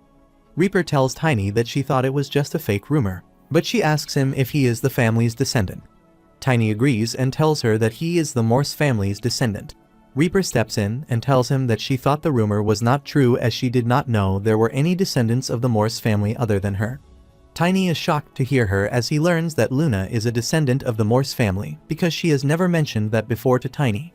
She tells Tiny that she used to think that there were no others except her and informs him that they said she should work for the imperial family and get back the land. She holds Tiny's hand and informs him that her actions are all for the family. She tells him that she cannot kill someone from the family anyway and asks him how he knew that she was working under the imperial family. Tiny, after hearing Reaper's question, thinks he is going to be caught. He knows that she might not be good at talking, but she is not stupid after all. He tells her he knows because only the imperial family and Valentia know he went to Coronation. He explains that if someone tries to kill him, there is a high chance that it is the imperial family. After listening to him, Reaper understood what he was trying to say. Meanwhile, Tiny asks Reaper why she ambushed him. Reaper informs him that she only follows the orders of the Emperor, and she was ordered to kill him before he gets to Coronation and, if she could, kill him while he heads back. She further tells him that she is unaware of the reason behind it. Tiny, after hearing her, was shocked to know that the Emperor ordered her to kill him. He realizes that the reason behind it is obvious. The real target of the Emperor must be Valentia, not him. He knows that the devil worshippers are around, and they almost destroyed the entirety of Coronation. In addition to that, he wonders if they are really going to fight each other for power now. He wonders if they need to protect this kind of imperial family, old man. However, he tells Reaper that he should return to his place as soon as he can. He calls Reaper Newnham and asks her what about her and what she is going to do now. Reaper, when he hears him calling her Newnham, gets surprised and asks him if he is really calling her Newnham. Tiny tells her that he is just 14, and because she is looking, that is why he calls her Newnham. Reaper immediately hugs Tiny and tells him that he is his brother and family member. She gets really happy to think she has a family as she is no longer alone. Tiny feels guilty now. He thinks he will apologize to her for his lies someday. He holds her hand and asks her what she is going to do now about the mission of the imperial family. She tells him it is perfectly fine because she can handle it alone. Tiny is feeling bad in many different ways. He wonders if it is because of his lies. On the contrary, the news reaches the demon worshippers, who are all shocked to know that Morse's guy got hit by the bombs and still survived. One of them informs all the other demon worshippers that he will arrive in the city in 3 days. He tells them that Tiny will inform the city about the bomb. One of them asks the others who will believe him. They all agree because they believe that no one will believe him. It was also hard for them to believe until they saw it with their own eyes, and he went to the city without revealing his identity. They think no one will believe him and conclude that the Morse guy is unpredictable. The demon worshipper informs them that they will rush their plan. One of them said no because it would affect their plan. They all wonder when else the imperial family would gather. The demon worshipper laughs and tells all of them that the imperial family does not only gather during the wedding. The demon worshipper informs everyone that they will have a rehearsal for etiquette rules the day before the wedding. All the royal family members except the emperor will be gathered there so that they will aim for that time. One of the demon worshippers asks what they should do about the emperor. He orders them and instructs them to tell the blue fox to take care of him. On the other hand, the queen is informed that the plan has changed and asks why the sudden change is happening. She is unsure if she should trust them anymore, so he informs the queen that she should not worry about anything because they are fully prepared. He tells her that it would be all right even if it were a day earlier and that they will take care of that nuisance of an emperor. He puts his hand on the shoulder of the queen. The queen sees the picture of the emperor and asks him if he thinks he is a nuisance to them. She knows that the emperor got the position just because he was the eldest, even though he did not have much power. She tells him that the emperor is not a problem as he is not a man for someone like him, who is the knightage leader of the royal family, so she suggests that Gruel not get afraid. Gruel agrees with the queen. He also thinks that the emperor himself is not the problem, but the wizards loyal to him and the wizards of the blue blood are. The queen also reminds him of the royal family assassins, as she believes they shouldn't forget them. Gruel asks the queen if it's not just a rumor. The queen becomes enraged and tells him angrily that it's not a rumor because she was the one who witnessed those people harm her family. She claims to Gruel that she saw her parents, siblings, and sisters being slain by the shadow. Since Gruel is the one who knows it best than anyone, she wants him to understand at least why she is going this far, which makes her turn crimson with aggression. Telling the queen that their destiny will be determined in the next several days, Gruel kneels and holds her hand. The emperor will be their kid if this is successful. The queen warns him that it will be the end for all of them if they fail. Gruel kisses her on the hand and informs her that he knows the emperor has been notified of their revised plan. When he inquires about the integrity of the information, the shadow responds in the affirmative, stating that they have proof that the second queen changed the inner palace barrier stone's entry date. The shadow informs the emperor that they will act the day before the wedding. The emperor questions the shadow about their actual plans on the day of the rehearsal, which is the final day the royal family meets before the wedding, but he cannot attend. The shadow informs the emperor that they suspect they will try to ambush him here, but they have not found out how and how many there will be. The emperor tells him that it does not matter because there is nothing much trash tempted by demons can do. However, he thinks the problem is Asgard, so he believes those lowly beings cannot care for him. He puts his glass back on the table. The shadow agrees. However, the emperor asks if he can handle this. The shadow asks the emperor what he will do for his safety. The emperor tells him it is okay because he also has other plans. The shadow thinks that if it is for the sake of his authority, then he doesn't believe that they need to take care of Duke Valentia immediately. The emperor orders the shadow to keep his eyes on the situation and report him. And if he thinks that it will not affect his safety, he can also take care of Asgard. While drinking from the jar, he tells the shadow that if he thinks it isn't enough, he can also take Ludwig with him, but they must ensure they succeed. The Emperor Vincent van Aslan starts gulping the drink. Shadow tries to say something, but the emperor orders him to leave if he doesn't have any other report. After a while, he breaks the news to the emperor, saying that he just got a report that the Coronation rebellion has been surpassed. The emperor is surprised and furious to hear the news and comes to know that the guy from Valentia who borrowed the holy object survived and took care of the situation in Coronation. He breaks the jar from which he was gulping the drink. The shadow immediately adds that they have a plan to make sure that the knight does not come back and tells the emperor not to get worried. He rages and asks the shadow while yelling at him if he thinks he is getting mad just because of a kid. He tells him he is reacting because Valentia's duke achieved an achievement without losing any man. He starts using abusive words for the shadow and gets up from his chair. As he is going back, the shadow continues to say sorry to him and asks for forgiveness. While returning, the emperor looks at the shadow and informs him that he will put him in charge of caring for the Valentia duke. The shadow agrees and accepts his order. Conversely, the prince is advised that the queen has made a move. Ixalan informs the prince that he has heard that Gruel gathered the knights and changed the plan. He tells the prince that they think they will be taking action a day before the wedding and not on the wedding day. The prince learns that they are after the rehearsal day. He asks him about his father and questions him if his father won't be there on the day of the rehearsal. The man informs the prince that the emperor's collaborators said they would take care of it. The prince laughs to know that there are collaborators of some worthless devil with him, and he also believes that Uncle Ludwig will be with him because he knows that his father, the emperor, is a worshipper. Ixalan asks the prince if they should stop them, and he questions him about what he thinks if those demon worshippers will hurt his father from the inside. He believes that as long as the wizards of the blue blood Ludwig stay here, it won't be easy. The prince agrees with him as he believes that Uncle Ludwig will be with him because he knows his emperor's father will never put a knight beside him. He is aware that it has been 10 years since his father began to despise the knights due to Valentia. The fire that resulted from the firewood his father piled up led to the queen and the leader of the royal family's knightage being implicated in high treason to thwart the plan that his father had been working on there. He wonders why his father ended up like that. However, he tells Ixalan that he thinks it is not a wrong decision to cut off the corrupted part of the royal family using the situation. Ixalan does not understand what he is saying. The prince mentioned that it was not a bad idea since he didn't have to get his hands dirty. Ixalan is shocked to hear the prince. The prince turns his face and is about to leave from there while instructing Ixalan that they will go with the plan. He orders Ixalan to inform Valentia's family to come to Crane Palace, where the ceremony is held the day before. He informs Ixalan that he will tell his father-in-law about the plan and says he has left the place. On the other hand, Khloe is lying on the floor, thinking she should take a bride lesson without rest. Sitting next to her on a sofa, Vivian reminds her that she used to lament that there were too many things to do. Though Khloe doesn't now have her wolf with her, she still hopes that the lunar wolf returns soon.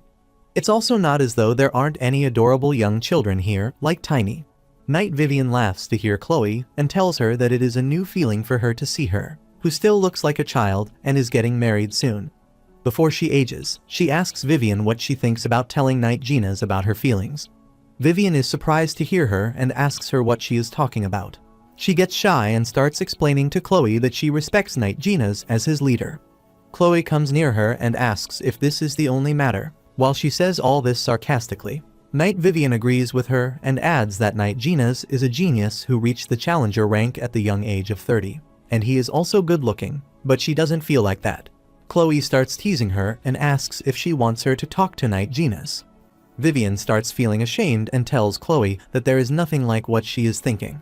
Returning to her bed, Khloe tells Vivian she is envious of her since she can date anyone. After hearing her, Vivian inquires whether she would want to wed the crown prince. Khloe refutes this and tells her that it's not the case because her family has already given her a lot of privileges, and she now needs to give back to them as well. Vivian is happy to know and asks Khloe if it is that. She smiles and tells Vivian that if she gets married eventually, nothing can be better than this because he is from the royal family. She again switches the topic to Knight Gina's and tells Vivian to date many guys for her, too, and ensures she will talk to Knight Gina's for her. Vivian gets embarrassed and gets up, asking Khloe why the topic is going in that direction again. Suddenly, the room door knocks, and the crown prince calls Khloe to ask if she is there because he tells her he must tell her something. She panics to know that the crown prince is outside. Meanwhile, Vivian instructs her to fix her hair immediately. The prince opens the door and sees Knight Vivian and Khloe also present. Lady Khloe asks the prince the reason for coming into her room. The prince answers that there is something significant that he needs to tell her. On his lunar wolf, Tiny finally returns to where they want to be. He and his lunar wolf are both so tired that he sees young masters running toward Tiny. When Tiny sees them coming towards him, he asks both of them why they are there. They told Tiny their father wanted them to talk to him, so he left them there.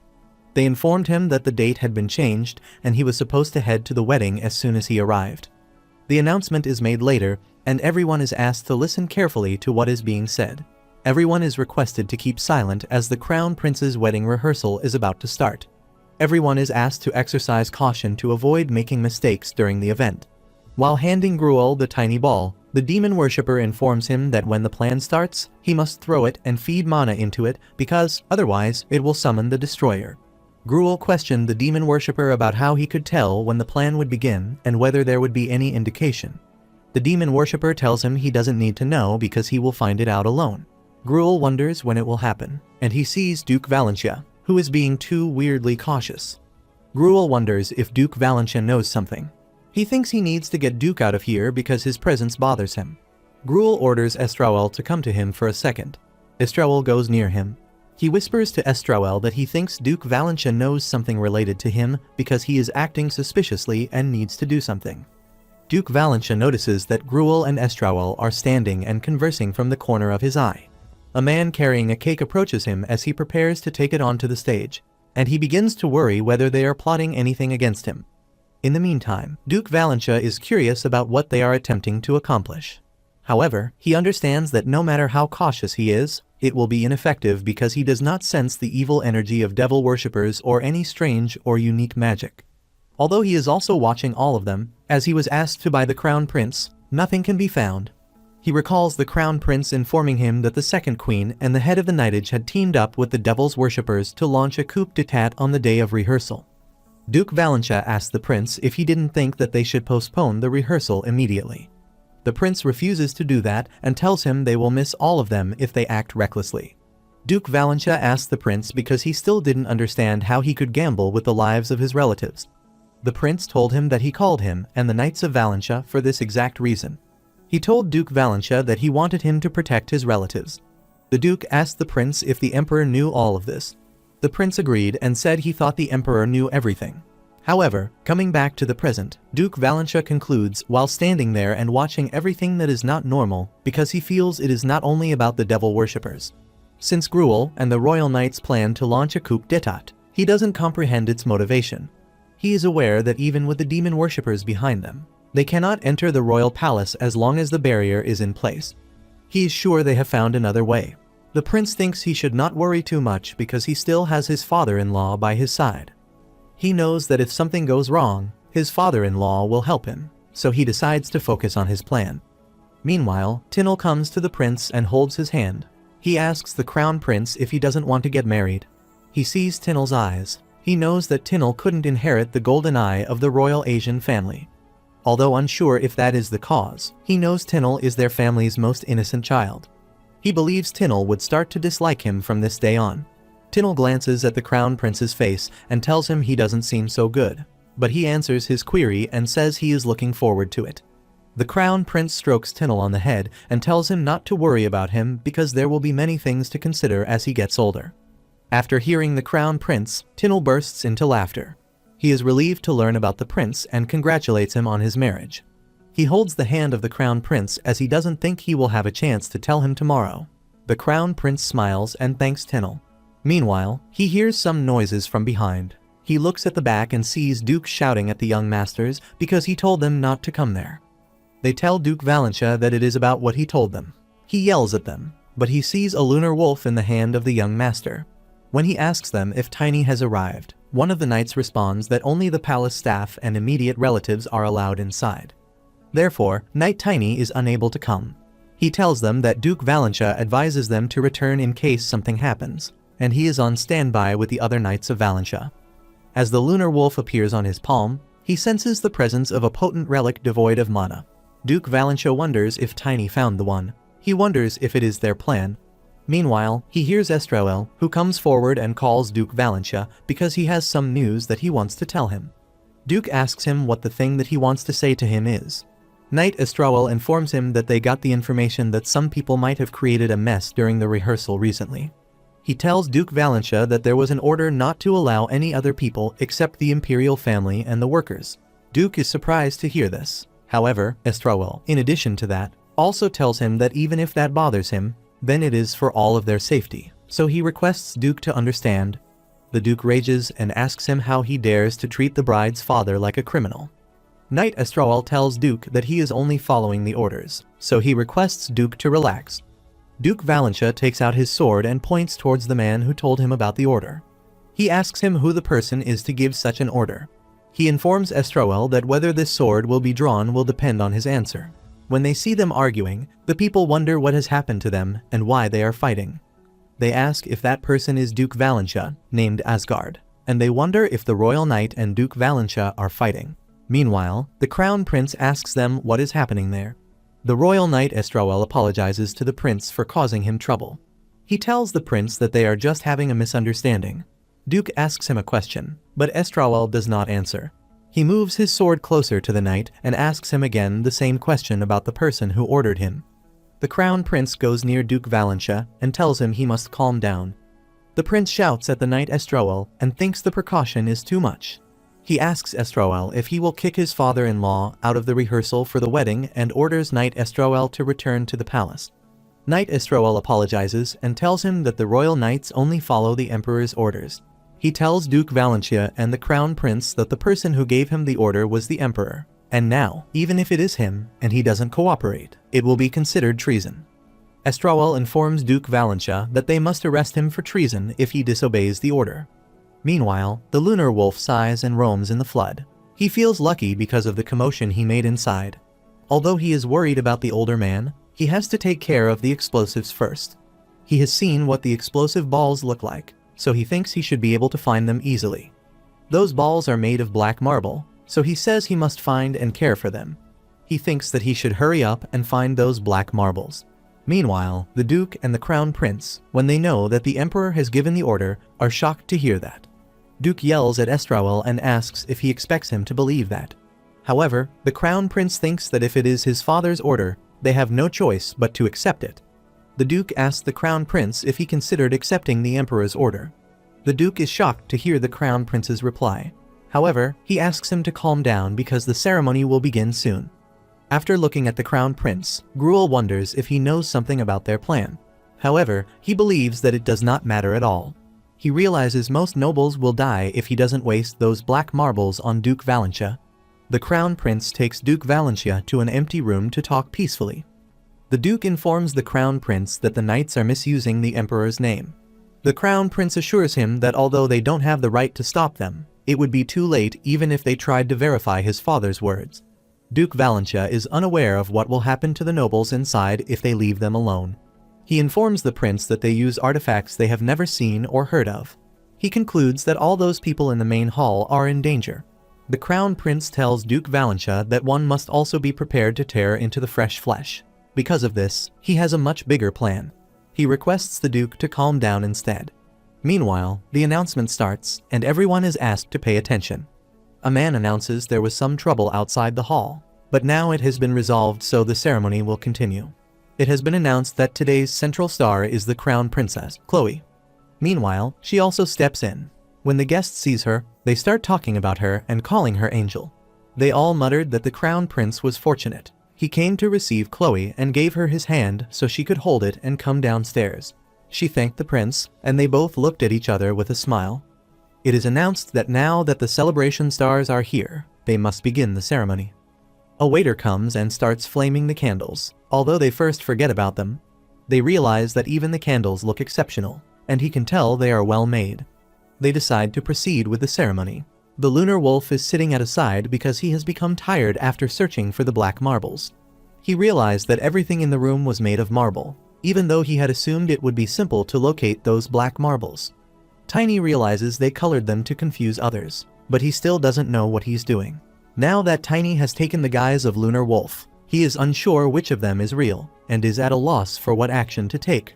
The wolf hears some people chatting about the black marble's fragrance and considers whether he should shred them now. They have never genuinely smelled anything like this, so they begin to wonder what the fragrance is and where it comes from. They all start asking if the smell is of the burning candle. However, it feels so different from the ordinary candle burning smell. The lunar wolf also starts sniffing it, wanting to know which smell they are talking about. He immediately recognizes that the same smell spread right before the bomb explodes. The lunar wolf starts running towards the cake where the candle is present and burning. The man announces that the crown prince will come first for tomorrow's wedding. Suddenly, the guests started making noises, and one of those guests began screaming as he felt like something had just run through under the table and touched his feet.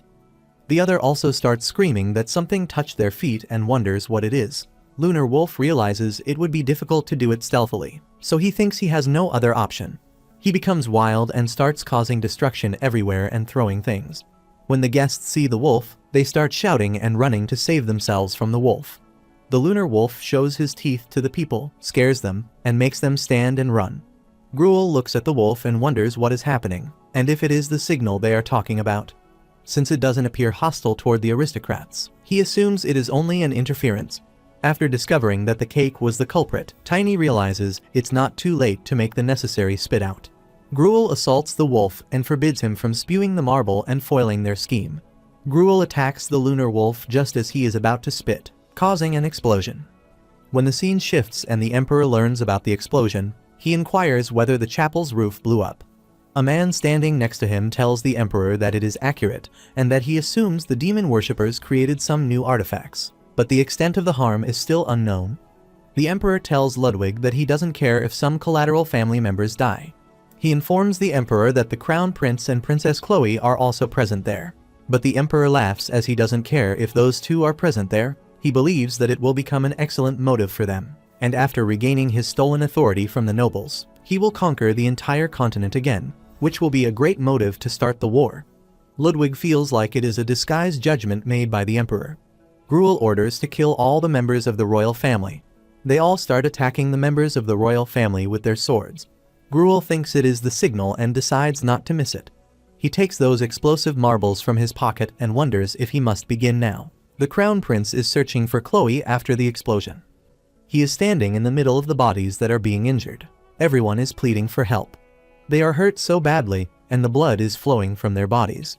In between them, the prince is trying to find the princess. He expected some risk, so he told the Duke of Valentia that to cut away the rotten flesh, one must also be prepared to tear into the fresh flesh. He never expected that the situation would get so worse. He yesterday ordered Ixalan that tomorrow, the emperor would be killed by the demon worshippers. He ordered Ixalan to kill the emperor in case the demon worshippers didn't kill the emperor. The crown prince has now realized that he almost died without executing the plan. He sees the demon worshippers who are brutally killing the members of the royal family. He abuses them and tries to kill some of the demon worshippers. The crown prince only considers the princess when he kills them, wondering if she is all right. Since he knows he has a solid plan for her and his father-in-law will be coming shortly, he feels he should take time to collect himself. For the time being, he believes that his primary goal should be to survive because it is the only way that his death won't be in vain. Suddenly, he is shocked to see demons in front of him who are approaching him to attack. On the other hand, Knight Genus comes into consciousness after the explosion, although he wasn't initially informed about it. He remembers Duke Valentia ordered him to enter as the Knight of Khloe. He realizes Duke also didn't know about the explosion. Knight Genus tries to get up and realizes that he has felt numb since that explosion. He thinks his mana is being restricted. He feels happy to have that mana necklace that Tiny gave him, and because of that necklace, he can endure a bit. Genus sees Princess Khloe with Knight Vivian and is relieved to know she is okay.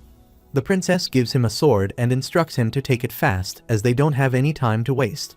She instructs Genus to follow them because they have to go to the prince. Meanwhile, the demons also appear there. They see the demons. On the contrary, the prince is fighting with the demons with his sword.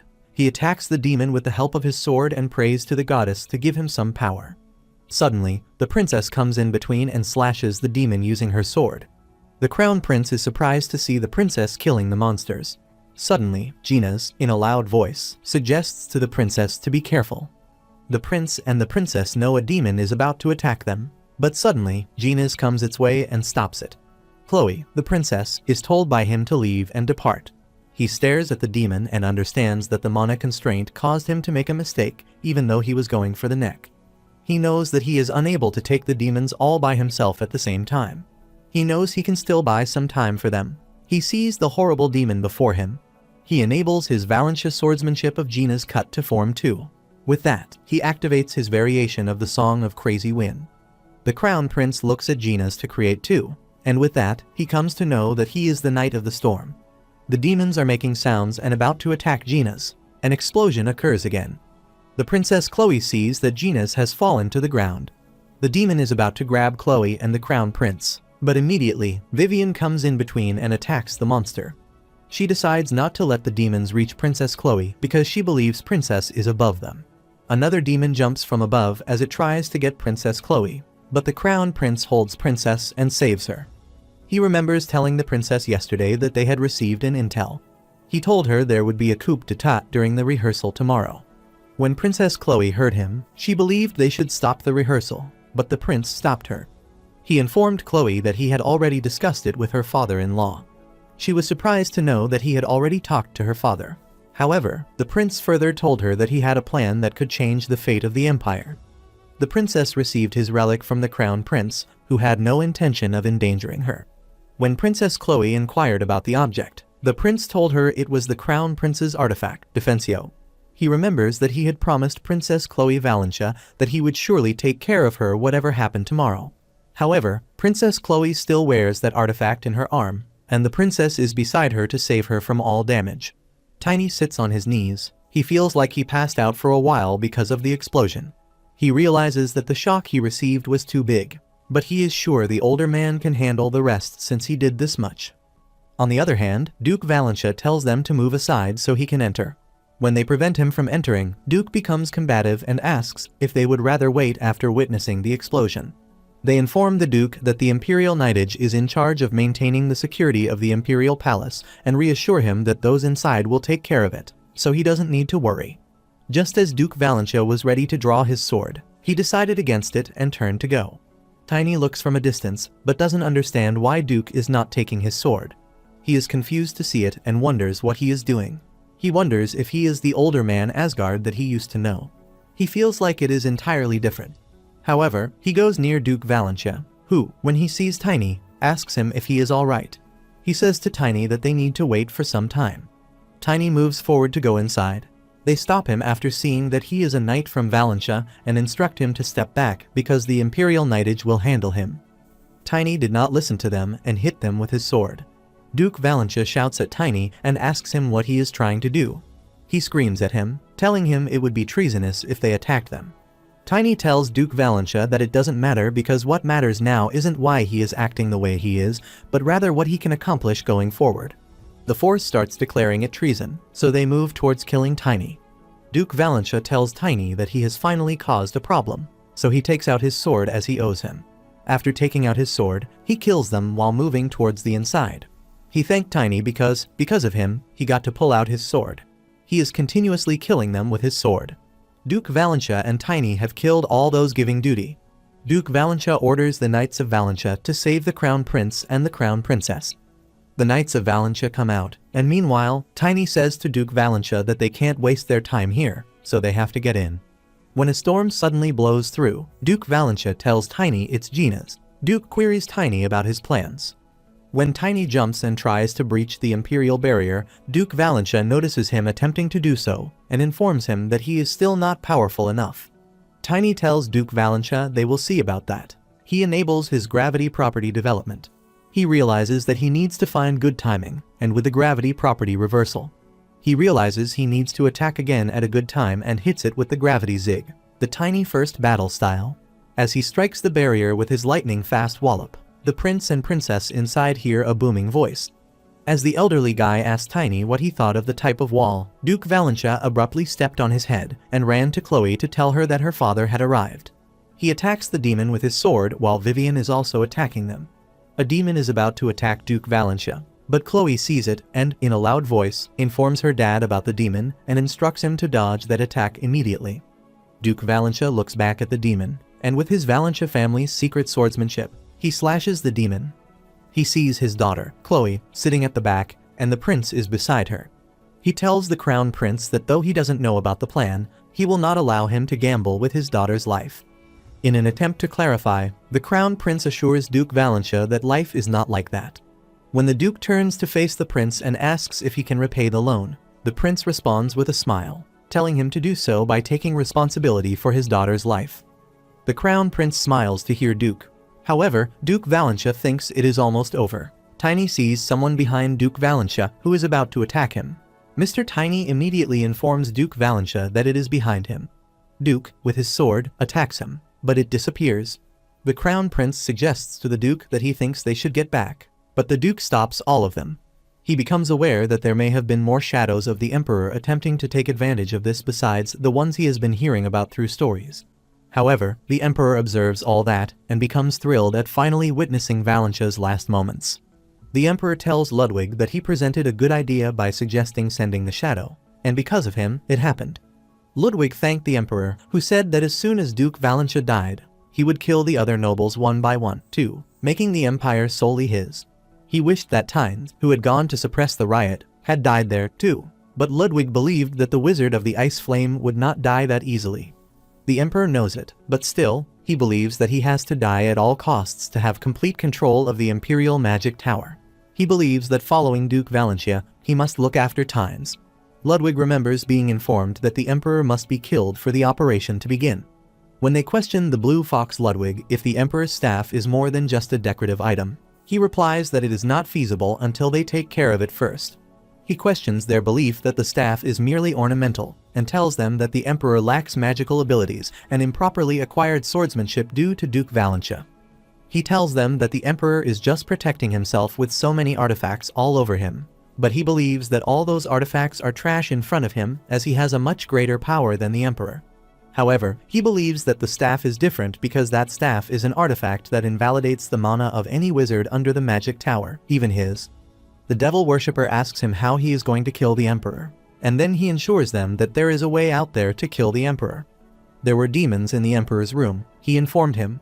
Hearing that news made him angry, and he began yelling at the employees.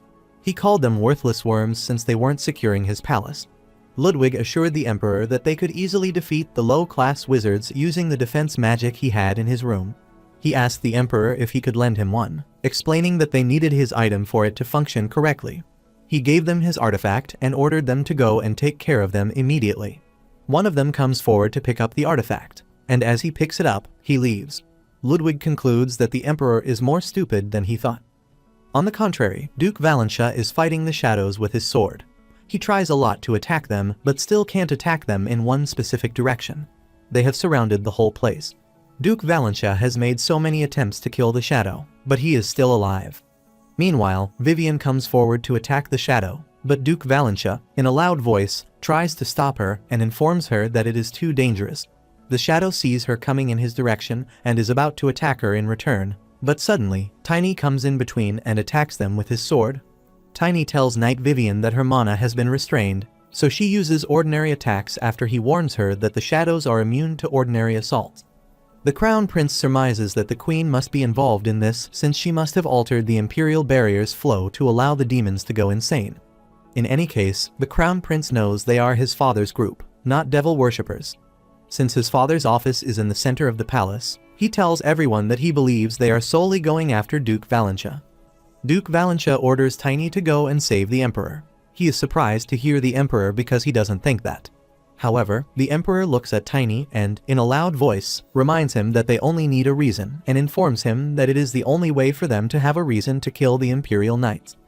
After hearing that Duke Valentia is leaving, Tiny tells Duke, whom he refers to as the older man, that he will return soon and gives the order for Duke to live. The Crown Prince sees Tiny leaving. However, he thinks that if he leaves now, Ixalan will arrive first, and he believes the plan is acceptable. Ixalan is looking at the palace from where the smoke rises after the explosion. He wonders if the demon worshippers are also after the Emperor. He instructs his fellows to go, as they should not forget the mission that the Crown Prince gave them. After a second, he hears someone calling him and sees the person who tells Ixalan that he is lost. Ixalan is shocked to know that person, but Ludwig strikes the Emperor instead, only to discover that his power is still under some resistance. When he realizes it, he questions whether he is too impatient and believes the staff has not yet gone far enough. He looks at his hand and feels like all this is because of the Queen, whom he thinks is very stupid. He realizes he has used too much mana to change the barrier flow, but he believes it does not matter because the guy who took the staff works for him. By using his power, he has now tied the Emperor, who asks Ludwig if he is also one of the devil worshippers. He asks the Emperor if he looks like one of those trash and says the Emperor is a pig who only has the talent of yelling. He yells at the Emperor and tells him that he is just doing what he has the right to do as the true heir of the Asran family to take the place where he is sitting. He informs the Emperor that he is only seated on the throne despite being useless because he was born into wealth. He feels that the Emperor should have passed away long ago for peace, but as he is dependent on artifacts, he will now pass away in agony. He concludes that everything will return to normal once the Emperor passes away due to the attack by devil worshippers, at which point he will succeed him as Emperor. Suddenly, Tiny comes inside and asks Ludwig if he caused the Imperial Palace disaster. Ludwig, who has never met Tiny before, inquires about who he is. Ludwig casts a magic spell on that location, and Tiny chuckles and tells him it is none of his business. When he sees Tiny getting ready to attack him, he abuses Tiny and asks him who he thinks he is calling a disaster. However, he informs Tiny that despite his confident gait, he is not at all what he had anticipated. He uses his power to assault Tiny, who collapses to the ground after being struck by it. After witnessing Ludwig's power, he understands that he is a wizard who is at least a sixth circle. He finds it incomprehensible that he continues using magic without having prepared any spells. Ludwig uses his magic to assault Tiny when he tries to approach him once more. Even though he knows the highly rapid shooting speed, Tiny tries to rescue himself because he can feel the mana flowing through him. His mana body has been picking up on the fact that Ludwig is using the excessive mana that the Imperial barrier is leaking.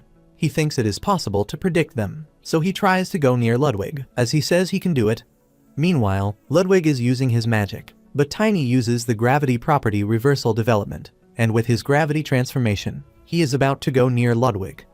Tiny senses the direction of Ludwig's attempted magic on him.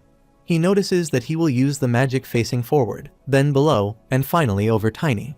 As Ludwig chuckles and informs Tiny that he has been captured, Tiny stoops down below. Following a second, Tiny uses gravity to assault Ludwig in the direction above. Ludwig uses his magic to attack Tiny and tells him he chose the wrong opponent. But he returns to the Emperor with the impression that, while an object conceals Tiny, he is carrying out a crucial task for the Empire. He is relieved that Ludwig was unaware of it and understands that he would have been crushed had he been a little slower to bring his body down with gravity. He sees Ludwig, who has now put his guard down, so he thinks it is his chance. He immediately rushes towards Ludwig at high speed to attack him, but Ludwig suddenly turns his face back and sees Tiny, who is about to attack him. He sees that Tiny is still not dead and immediately attacks Tiny using his magic. Tiny gets hit by his magic and fails to attack Ludwig as he falls on the ground with his weapon. Ludwig calls Tiny a stubborn kid. Meanwhile, he hears the Emperor is still alive, so he thinks he can't waste any further time and decides to finish it as soon as possible. He goes towards the Emperor to kill him. However, Tiny is looking at him and wonders if he can endure the attack this time. Abruptly, he noticed an arrow being used by an attacker. He notices that this is Sir Grid, apologizing to Tiny and informing him that the convoluted route to Aslan Palace is the reason for his delay. Ludwig is taken aback upon seeing the weapon master there and questions the purpose of the Sword of Alliance. However, Tiny tells Sir Grid that he came very late, and Sir Grid also realizes this. He apologizes to Tiny for being late because he understands it was not a very gentlemanly gesture.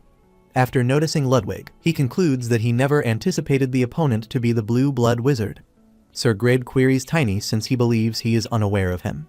Sir Grid sighs and considers whether he won't mind if Tiny kills Ludwig after telling him this is their first meeting. After listening to Sir Grid, Ludwig becomes enraged and accuses him of meddling in internal matters. He promises Sir Grid will ignore the problem if he leaves now.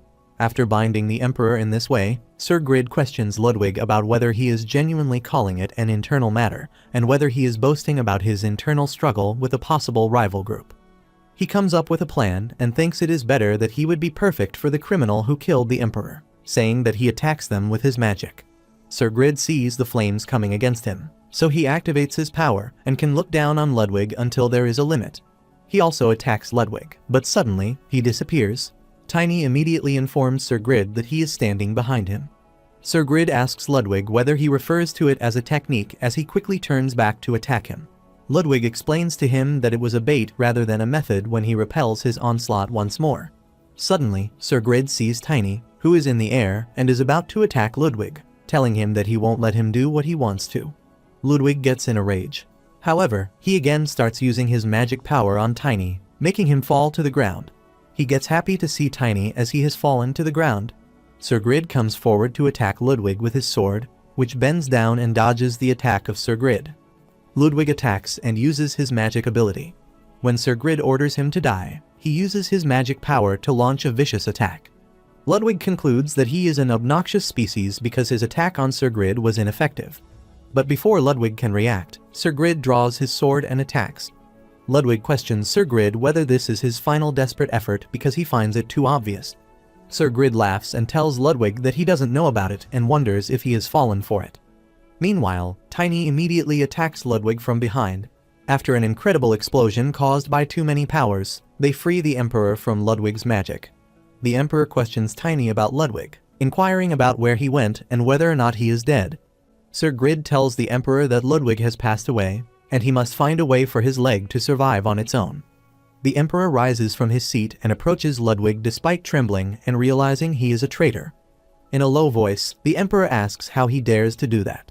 When he sees that he is undoubtedly dead, the Emperor says that even a person like him can think to get the throne.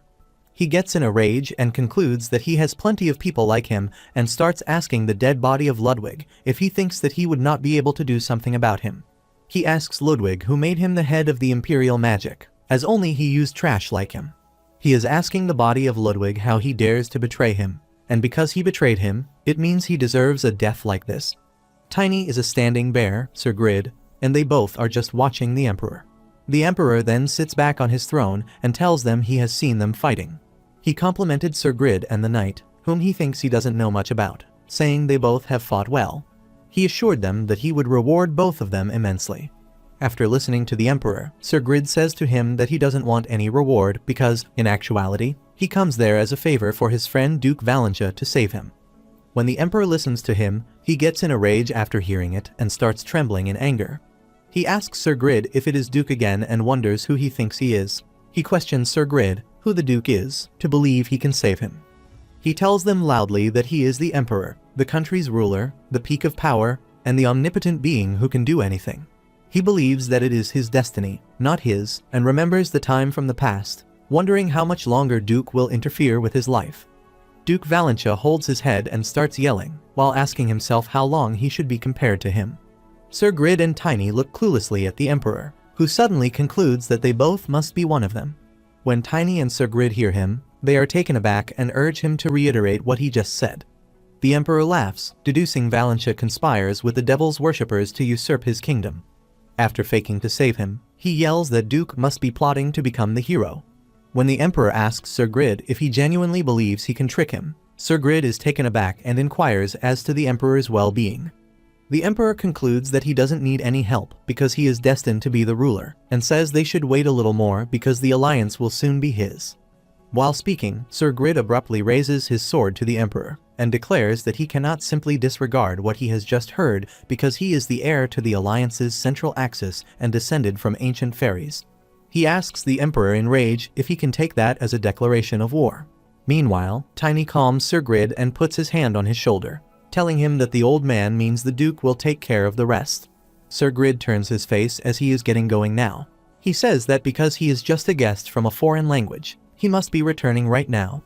Anyway, Sir Grid appreciates Tiny for doing good work. Tiny wonders if the weapon that the Master Grid used honors him. Sir Grid left, saying it was not his business to interfere with what would happen after this. Tiny thinks he somehow got acknowledged. Meanwhile, they hear some noise from the outside. The Emperor believes that the escorts of the prince, his son, must have reached there. Ixalan comes inside and thanks Tiny for his work, ensuring him that they will take care of the Emperor from now on. The Emperor also asked for the name of Tiny, and Tiny informed him about his name and told him that he was from the Valentia family. The Emperor gets in a rage once again after hearing the name of Valentia. He doesn't want to hear Valentia repeatedly, so he tells him to leave. When Tiny goes out, he feels something terrible about it because they don't know what Ixalan plans to do, so he leaves the lunar wolf there. Ixalan sees the body of the blue blood wizard Ludwig and wonders how it happened. The Emperor asks Ixalan to go to him because he has something to tell him, and he goes near the Emperor. The Emperor tells him that he appoints him as the leader of the Imperial Knightage, and he gives him his first mission as the leader of the Imperial Knightage, which is that he doesn't have to let the knight Tiny from Valentia leave the palace alive. He orders Ixalan to kill Tiny. After listening to the Emperor, Ixalan stands up and concludes that it is too much for him to be the leader of the Knightage. After listening to the Emperor, Ixalan is the Emperor, and even though he doesn't know his name, the Emperor realizes that it is saying right. Meanwhile, Ixalan orders the escort to take the Emperor. They all grab and tie him. The Emperor begins to yell at them to let him go and inquires whether Ixalan is a follower of the devil. Ixalan informs the Emperor that he has been dethroned and has assumed the name of Emperor Vincent van Aslan. He is advised to take note of this. When the Emperor asks him what he means when he says dethroned, Ixalan explains that he has plotted a war and put the nation at risk out of personal feelings and a false sense of delusion. The Emperor yells at them, labeling them traitors, and questions their lack of understanding of what they are doing. As Ixalan draws his blade and prepares to slay the Emperor, it informs him that he will assume Bradley van Asran's name and use it to execute Vincent van Asran, the sinner, in this location as retribution for his transgression. Emperor Vincent begins to scream at him, telling him to let him and threatening to speak with the Crown Prince directly. The Lunar Wolf is observing everything in that view. Ixalan kills the Emperor by slitting his throat as he is pleading with him to let go of him. Ixalan goes to Prince Bradley, and the new Emperor asks Ixalan if he has taken care of the Emperor. Ixalan agreed and told him he had taken care of the Emperor. When Bradley asks Ixalan if he believes he made the correct choice, Ixalan assures him that it is unquestionably the right one because the overthrown Emperor is getting ready for a hopeless war. Though he has witnessed the power of his father's shadow army, Prince Bradley, who is soon going to be the next Emperor, recalls that day and believes that Knight Ginas and his father-in-law deserve all the praise for helping them get Princess Khloe Valentia out safely. He asks what happened to make peace with them after he died. He informs him that when he arrived, the knights of the Valentia family, Duke Valentia, and the weapon master, Sir Grid, who came late, had eradicated them all. The prince asks Ixalan if he means to say that all the shadow troops died. He denies it and tells him that, fortunately, the next leader, the second in command of the shadow troops, left for another mission, so they are still alive. He informs the prince that the shadow troops follow the absolute rule that states that they should only follow the orders of the official emperor, so they said that they would come and see the prince after his coronation. The new emperor Bradley asks Ixalan after Karsha and Gruel, and Ixalan informs him that they both were arrested right after the riot was suppressed. He then further asks about Tinel, who went missing. Ixalan informs him that they found Tinel, as Gruel kidnapped and kept him after the riot. Bradley needs to understand why Gruel would keep Tinel, which makes Ixalan nervous. He nervously informs him that they said Prince Tinel is a child of Gruel and Queen Karsha.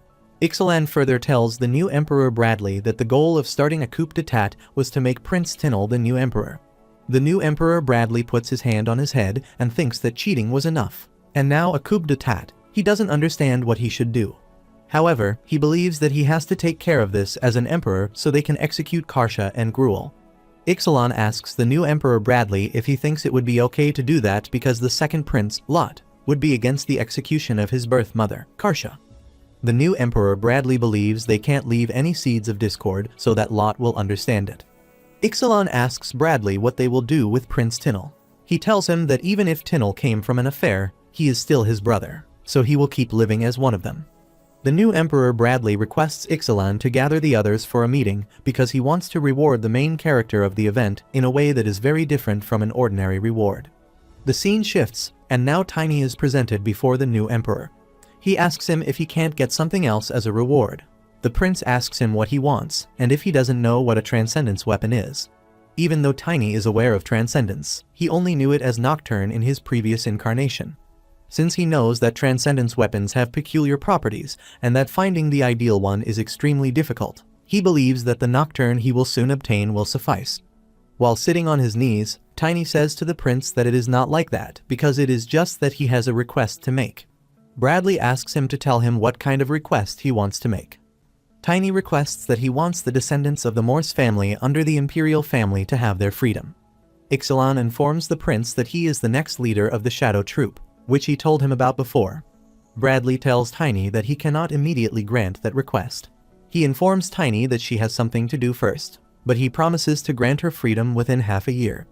Tiny thanks him, and the prince further tells him that to reward him with that request, he could lose his face if he left. He asks Tiny to select a transcendent weapon from the Imperial Palace, informing him that it does not belong to him immediately because he was allotted it. Tiny thanked the prince in any case.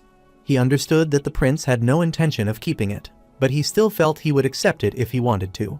There comes the Wizard of Ice Flame, who tells Tiny that he feels nice to meet him and asks him if he is the Radiant Knight. Tiny thinks that the Ice Flame Wizard is still young. However, the Wizard of Ice Flame moves forward his hand to shake hands with Tiny. Tiny tells him that it is an honor to see the pillar of the magic tower and requests that he call him Tiny. The Wizard of Ice Flame concludes that he is more polite than he thought and tells him that from now on, he will guide him to the storage as per the orders of the Emperor. He tells Tiny to follow him and takes him along. As they go through the place, he tells Tiny that it would be far from a mere noble's treasure storage. And among all the storage, the security here is tight. Tiny looks at the area with wonders and wonders what kind of weapons the Imperial family keeps there. Tiny had never heard about that place and had never visited it, so he was excited to see it now. He tells Tiny that the place also symbolizes how long the history of the Empire has been going on. Suddenly Tiny sees a lot of money behind the dew. He remembers from his past life that when the Devil Army arrived, the Empire spent all the money on the war. In addition, not only all of humanity but most of the war effort of the allied forces of different races came from the Empire. After seeing the money, he concludes that it is fantastic. The Wizard of the Ice Flame reminds him of what he has already told him, and he cannot be surprised. Tiny tells him that it is not what he is thinking. However, he realizes that it is a power of the soul, perhaps the power he needed to become an Aura Master, which he would have regretted and punched the floor if he had refused. The Wizard of Ice Flames shows Tiny the Transcendence weapon. Still, he informs Tiny that because he has not reached the superhuman level, he has arranged weapons requiring other conditions. Tiny thought it would be enough if they had one, but there were many more than he expected. He sees boots, wristbands, and armor and wonders which one among them has the power of the soul. He cannot feel it well there. The Wizard of Ice Flames suggests him not think about it too much and informs him that he is allowed to touch them to look thoroughly because they won't disappear. As Tiny is ready to feel the boots, the Wizard of the Ice Flames grabs them and tells him that only those who have attained the Blader class before achieving the age are eligible to wear them. He informs Tiny that in addition to the 3-circle wind magic being used constantly, there is also an effect that allows one to employ 7th circle magic once a week. He tells Tiny that, in short, the boots will make him significantly shift. In addition to that, it is also called Ruler of Wind since he uses a hammer for battle. So he believes that a speed buff could really help him a lot and can also use 7th circle magic and Black Storm once a week. He informs Tiny that it is perfect for ambushing or hitting the last blow. Listening to him, Tiny thinks that he is talkative. He puts the boot back and tells Tiny that he has reached the Bladder class, but it seems like he is also of age already, so he can't use this because of the condition. When Tiny sees that he has put the boots back on after speaking for so long, he is taken aback. However, he tells the Wizard of the Ice Flames that he is only 14 now. The wizard is shocked to hear this and asks Tiny if he would want to pick it up, just in case. Tiny tells him to stop talking that way since, even though he likes it, he also wants to check on others. When he notices the wristband before him, he questions the Ice Flame Wizard about it. He tells him that the only girl who can use it as a minor is capable of doing more than third circle magic. Upon hearing this, Tiny becomes shocked and mistreats the person who imposed the restrictions on using it. But he tells Tiny that the wristband will strengthen the wearer and that defense magic can be employed once daily, once weekly, and once monthly for the 6th, 7th, and 8th circles. Tiny asks him who the fantastic person is. He knows that 8th circle magic is so powerful that it can even block Gluttony's attack. Furthermore, he notifies Tiny that an explanation was also provided when it was discovered. It was constructed by an ancient transcendent to protect his daughter. He apologizes for abusing him, but questions why he brought it up, given that he doesn't appear to be a girl. He tells Tiny that no one knows about that. However, they move further to the last thing, which the Wizard of Ice Flames also bought out just in case. He tells Tiny that the condition is a puzzle and asks him what kind of puzzle he wants. The Wizard of Ice Flames tells him that he is a person who can control the power of a soul and a person who has partnered with a soul. After hearing him, Tiny gets extremely excited and immediately tells the Wizard of the Ice Flames what he will do with it. When Tiny picks it up, something begins to happen to his armor. The Wizard of Ice Flames stops him and asks whether he knows about its effects. Now that his armor has changed its appearance, Tiny understands that he is correct since he will become an aura master. The Wizard of Ice Flames asks Tiny how he knew that and sees that the armor has changed shape. When Tiny inquires about the armor's capabilities, the Wizard of the Ice Flames responds that the user's bodily, spirit, and soul strength all rise in direct proportion to their elementalist level. Tiny believes that the secret to mastering auras, which he could not obtain in his previous existence, is indeed here. Tiny asks him to tell the armor's name. He informs Tiny that it is the spirit armor Animus. Later, Tiny sees Duke Valentia standing there, who comes to take him. He asks Tiny if he met the Crown Prince. Tiny asks him if he is waiting for him to go outside. Duke Valentia sees that Tiny has gotten new armor. Tiny tells him it is a transcendent weapon. He tells Tiny that he has got lucky as he has a transcendent weapon that suits him. They sit inside the carriage when the Duke tells Tiny that it was an unexpected fortune, as he hears about what happened from Sir Grid. He asks Tiny if the Blue Blood Wizard started the disaster. Tiny confirms that what he heard is right. He believes he made an excellent decision to get Sir Gerd involved quickly.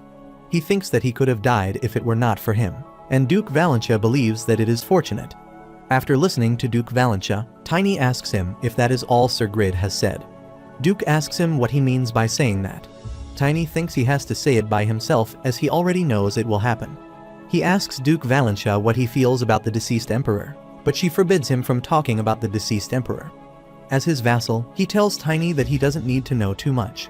He feels that the less he learns, the better, especially when challenging a man of a higher rank. Tiny thinks he is different as he believes he is not the sword god he remembers. However, he tells him those who used shadow skills were assassins sent by the dead emperor. He asks Duke Valentia if he knows that, and he tells Tiny that the Crown Prince has told him about it. Tiny asks him if he doesn't think it is good for them that the emperor who was after him is dead now, and they have the weakness of the new emperor. Duke Valentia concludes that it is not something that a vassal of the empire should do. He asks the Duke if he will do everything the emperor tells him to do, and if Sir Grid said to him that the emperor tried to start a war. Even if Tiny questions whether he intends to follow him, Duke Valentia is startled to hear it. He queries Duke Valentia why he could not draw his sword in the face of a threat to his daughter. He tells Duke that the man he knew in his past life would have acted differently, and even if an innocent man were to be sacrificed, he would have taken action for the greater good. He gets in a rage and, in a loud voice, asks Tiny what it is if someone who wants to save the world should. Tiny informs him that it was not him, but it was him who said this in his past life. They could only get to the monster King Gluttony after sacrificing 3 of the 10 greatest knights as bait. He informs Duke Valentia that everyone carried out his plan at the time. At the time, he was someone who could accurately estimate what was more important to accomplish his aim. This is the reason why he and everyone else had faith in him. Duke Valentia asks Tiny if he sacrificed the innocent ones. Tiny tells him that, as far as he knows, he said that if that happened, he would ask for forgiveness with his death after the goal was achieved. Duke Valentia gets upset because he thought he had been preparing well, But now he believes his mind is not ready yet. He decides to change if he has to. That is all he can say for now. Tiny smiles and tells Duke Valentia that it is enough for now. They reach, and as Mr. gets out of the carriage, he feels it's been a while since he saw Khloe. He calls her his older sister, but she shouts after seeing Tiny. He asks Khloe what is wrong with her and tells her she has already seen him at the ceremony. She yells at him, tells him she is too busy to look at him properly, and sees him from behind. She remembers that the size of Tiny was a short, small, and cute little kid then. Knight Vivian comes after Princess Khloe Valentia and asks her why she ran so fast. She tells Vivian that Tiny has changed so much. She sees Tiny and is shocked to see him. Khloe cannot believe how that cute little Tiny could have changed so much. She sees Lunar Wolf with Tiny and wonders if he is Tiny. She picks Lunar Wolf in her hands. Tiny smiles and tells Princess Khloe that he has dramatically changed. Princess Khloe still finds it hard to accept that he is Tiny and has undergone a significant transformation. Vivian advises her to cool off. When Duke Valentia notices Princess Khloe Valentia behaving that way, he asks Tiny what is wrong with her and why she is acting that way. Princess Khloe starts running, holding a Lunar Wolf. The Lunar Wolf looks at Tiny. However, she concludes that Tiny has gotten creepy. Tiny tells Duke Valentia that he is unsure what happened to Khloe. However, the scene changes, and now Duke Valentia sits with Sir Grid. Duke Valentia asks Sir Grid, calling him by his nickname Green, if it is true, which Tiny tells him. Sir Grid stops him from calling him by his nickname because he tells Duke Valentia that he is too old for that. He further asks Duke Valentia what Tiny said to him. Duke informs him that Tiny told him the Emperor tried to start the war. Sir Grid asks Duke Valentia what the Knights of the Crown Prince did. He tells Duke Valentia that he doesn't know about that. He tells Duke that he thought Ludwig, the traitor, killed the Emperor. Duke Valentia informs Sir Grid that it is what the official statement is. Duke Valentia tells him that the traitor Ludwig and Karsha teamed up with the devil worshippers and caused all this to happen, and the traitors have all been executed. He asks him if it is what the new Emperor said. Duke Valentia tells him that it is not what he wants. Sir Grid tells him that it is a problem with him that he is always so honest. He asks Duke Valentia if he wants him to make him say it so he can feel better.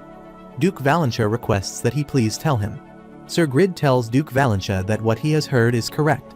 He informs him that the Emperor has boldly said that he would get the alliance in his hands. He gets honest with Duke Valentia and informs him that if he had not met the Knights of the Crown Prince, then he would have killed the Emperor himself. He tells Duke Valentia that he judged that tile by looking at their facial expressions and knew they would do something, but he never considered doing this to the Emperor. Duke Valentia gets a little upset and regrets that he did not know. He tells Sir Grid that he had known it sooner and would have tried to stop it in another way. Sir Grid asks Duke Valentia if he really would do that. If he knew anyway, he concludes that Duke Valentia would be wasting his time caring for an old, sick emperor. Duke Valentia is surprised to hear him and asks him what he means by saying that. Sir Grid asks Duke Valentia if he still really did not get it. He explains the disasters that Knight Tiny told him about and says he will help him stop them. He reminds Duke Valentia that the current emperor has announced that the previous emperor got killed by the devil worshippers. He warns Duke Valentia that turmoil may break out throughout the nation if the empire ignores the threat posed by devil worshippers. In his opinion, it would not have been feasible if the previous emperor had remained alive. He ensures Duke Valentia that it is the best result he can get in every scenario. He admits to the Duke that he and the Emperor share a feature in that he cannot distinguish right from wrong because of his emotions. He queries Duke Valentia about what would occur if he did not confront him and what he would do if he were not persuaded. He tells the Duke his daughter would have died with the Crown Prince. He asks Duke Valentia if he still says he did the right thing after that. He suggests Duke Valentia wake up now and not put everything to the end that is right to his standards. He advised him not to think alone, but to listen to others if he is confused about right and wrong. Duke Valentia remembers what Tiny also told him. What is essential is not an excuse to tell, but something he has to do right now. Duke Valentia realizes that Sir Grid is suitable and thinks he must fight his pettiness. He believes things are getting more apparent now, so he tells Sir Grid that they should proceed with the next part of their plan. In the Assyrian, they are all wearing a gown to hide their identities. Knight Garen goes to Duke Valentia as he hears that he is searching for him. Duke Valentia tells Knight Garen he thinks he is the right person for this. Knight Garen tells him that observing the land is not new to him, but it is his first time doing it in some other clothes. Duke Valentia tells him that he is curious about the honest reaction of the people, so he orders him to talk to them, too. Knight Garen sees another man standing there and asks him who he is. The other guy is Tiny. He removes his cap and tells Knight Garen that he has not met him for quite some time. He asks Knight Garen if he remembers. Knight Garen is shocked to see him and tells him that he has not seen him for just a few months, but he has gotten too big now. Tiny looks at Knight Garen and tells him that he had to grow his body recently, so he raised himself in advance using the mana technique. Knight Garen concludes that he already knew he was not an ordinary person when he fought with Drexler. He sees the face of Tiny and concludes that his face looks manly, too, which is looking great. Tiny smiles and tells him that he knows he is handsome and not creepy. Duke Valentia tells them they can chat later, so they must go now. They both agree with Duke Valentia. They go into the town. Everyone is talking about the killing of the Emperor. They are gossiping that they have heard the Emperor sided with the devil worshippers. They wonder if the devil worshippers had that much power. They don't know what is going to happen to the Empire now. They are thinking about what is happening to the world.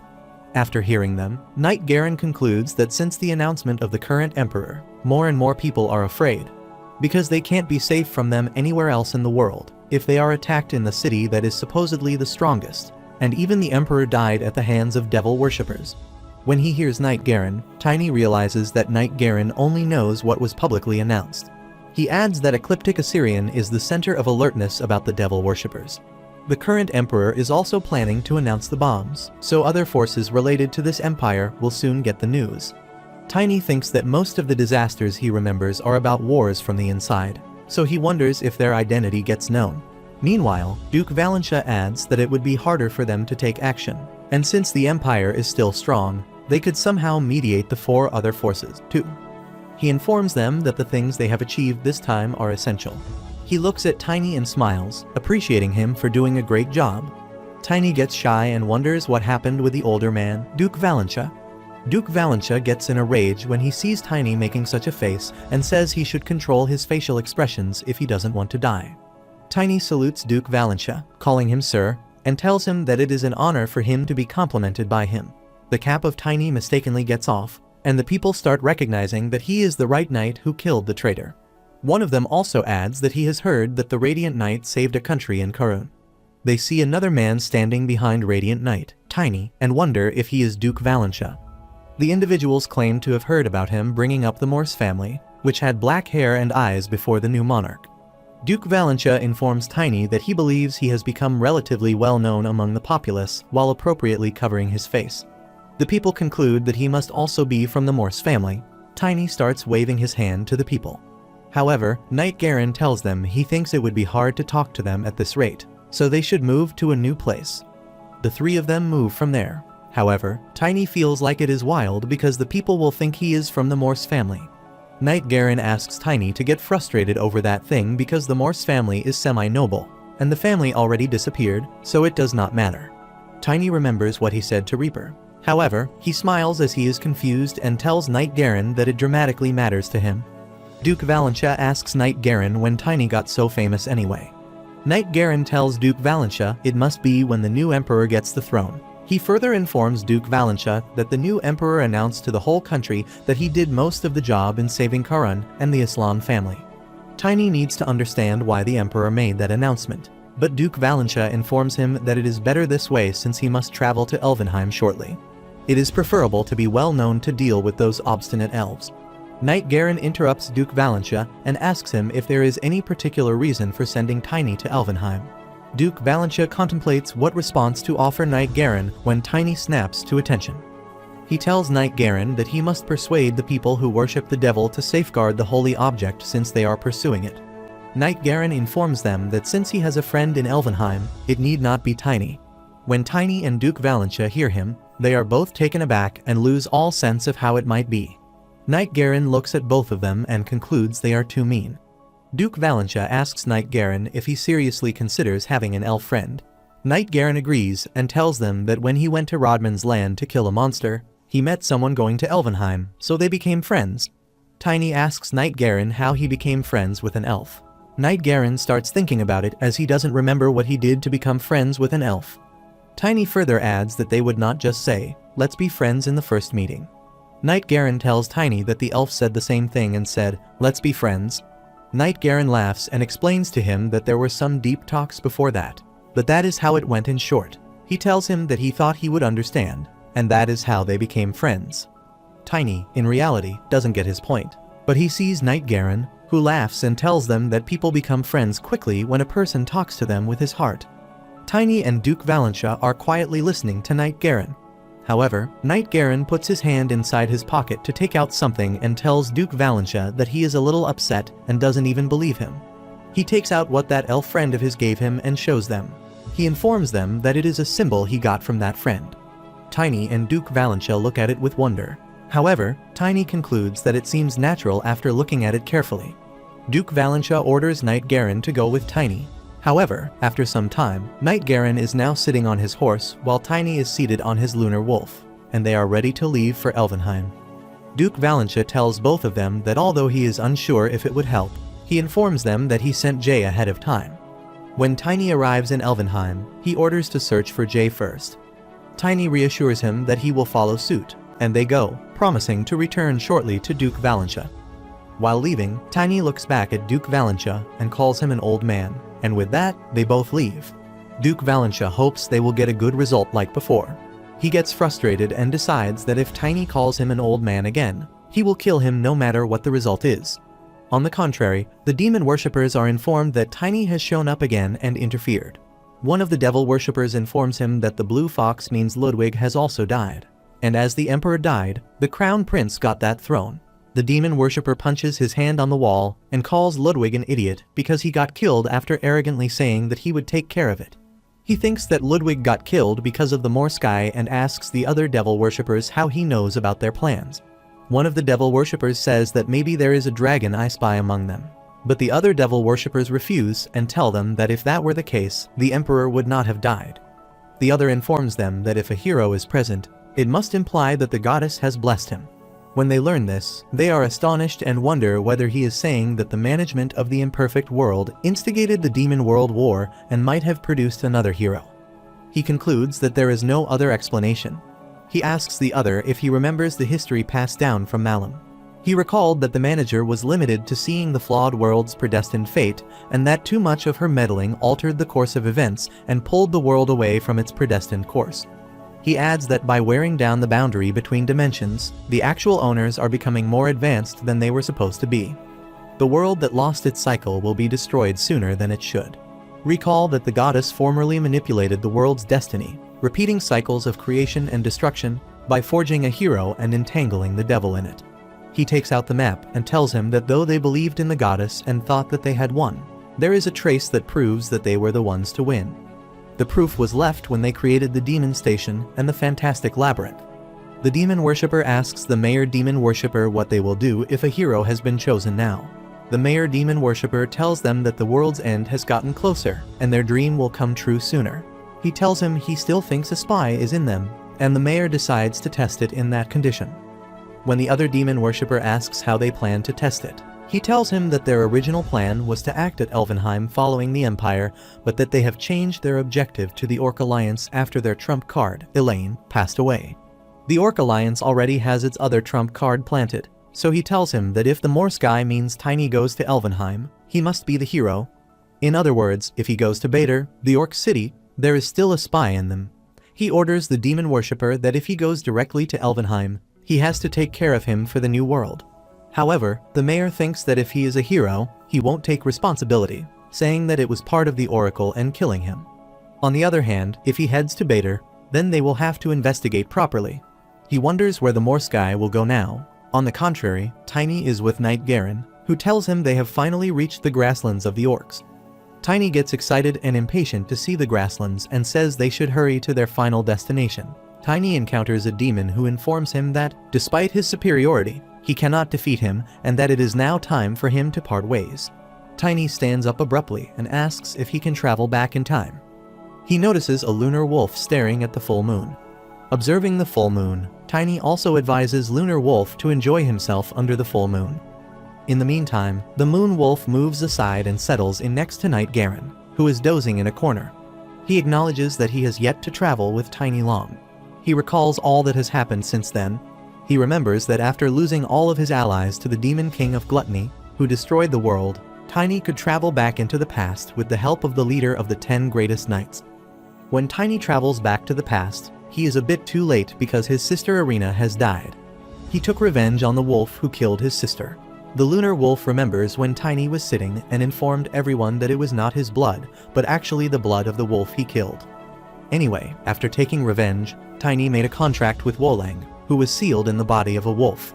Going further, Tiny left the place after care of the Files estate lord, Baron Files, and the demon worshippers, and then he coincidentally met the daughter of Asgard, whose name was Khloe. Although Tiny needed her help to meet Asgard, Khloe grabbed the lunar wolf and asked him how he was so cute. Thankfully, they could always accompany her. Still, the moon wolf thought he was the one who worked the hardest. He recalls that a black magician from the 5th circle appeared to them all while they met. An elf who worked for the Baron assaulted both of them, and after fierce combat, they could barely defeat her. However, after that particular incident, Elaine died, and they dragged the attention of the elders of the devil worshippers after meeting Asgard at last. Tiny told him about the tragedy of his past life and the 7th disaster. When Tiny told him about that, Asgard concluded that to assume that it is just a kid's imagination. It is an overly well-structured story. Asgard was trained to be prepared for disasters. The lunar wolf wanted to cancel the contract, and that is when Tiny got a weapon at the smithy. After making the necessary preparations and deciding that the weapon was excellent, Tiny set off for Karan to avert the first calamity.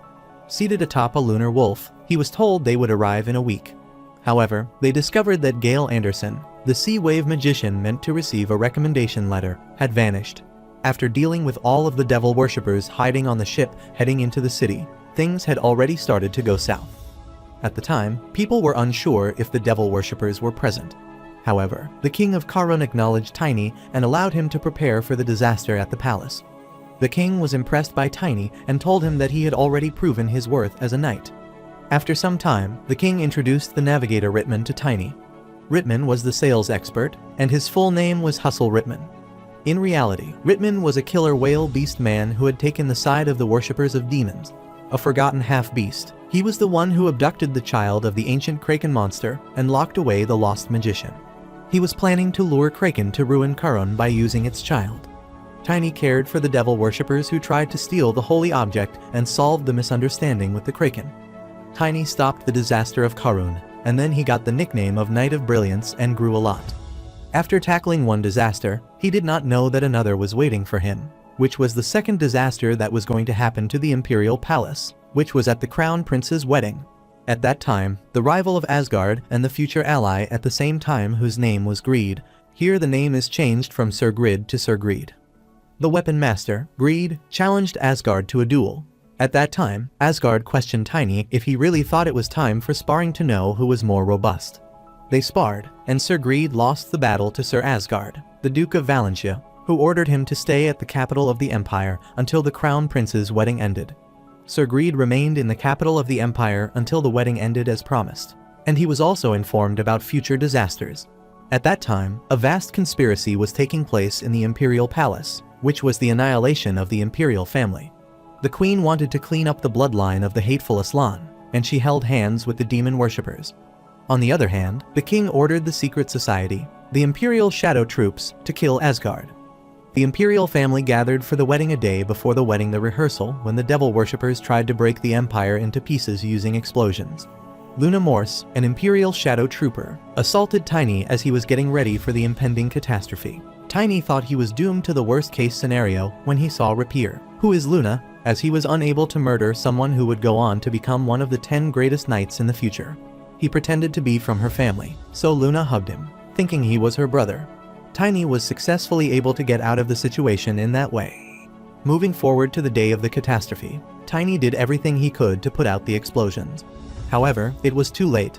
The demon worshippers had already set off the explosives, and they ultimately burst into a jumble. Tiny got an order from Asgard and went away to save the king. He found that the brother of Emperor Ludwig colluded with the demon worshippers, but Tiny was not strong enough to fight him. At that moment, Sir Greed showed up like a comet, and they could kill Ludwig together. They told the Emperor that Ludwig died unless he could live with just his legs. Eventually, the Crown Prince executed the king, who tried to start a war. The rebellion ended with the Empress' arrest. After the crown prince got the throne, he rewarded Tiny. Tiny obtained a weapon that possesses the ability to fortify a person's soul power, physical power, and spirit on an even greater plane. In other words, he received the transcendent armor Animus. Duke Valentia has appreciated Tiny's efforts. Following his successful averting of the second calamity, he is en route to Elvenheim, the site of the third disaster. Tiny wakes the Lunar Wolf and tells him that the sun is up, so they need to go now. Lunar Wolf realizes that he got emotional because of the full moon. They reach the Orc grassland a week later at a considerable grassland outside the Empire. Knight Garen says sorry to Tiny because it took longer than they expected, and he tells Tiny that he could have arrived in a day if he had been alone. Tiny tells Knight Garen it is okay because he needs help to get into Elvenheim anyway. Knight Garen thanked Tiny and asked him if he knew what he should be careful about the most in the place. Tiny tells him that he must be cautious of the orcs. Knight Garen agrees and tells him that if it was an industry, they could pay a toll fee, but the orcs don't let the weak ones go past the grasslands. Tiny tells him that he knows they must take their challenges as brave warriors. He tells Knight Garen that from there to Elvenheim, they will meet 3 tribes if they go in a straight line.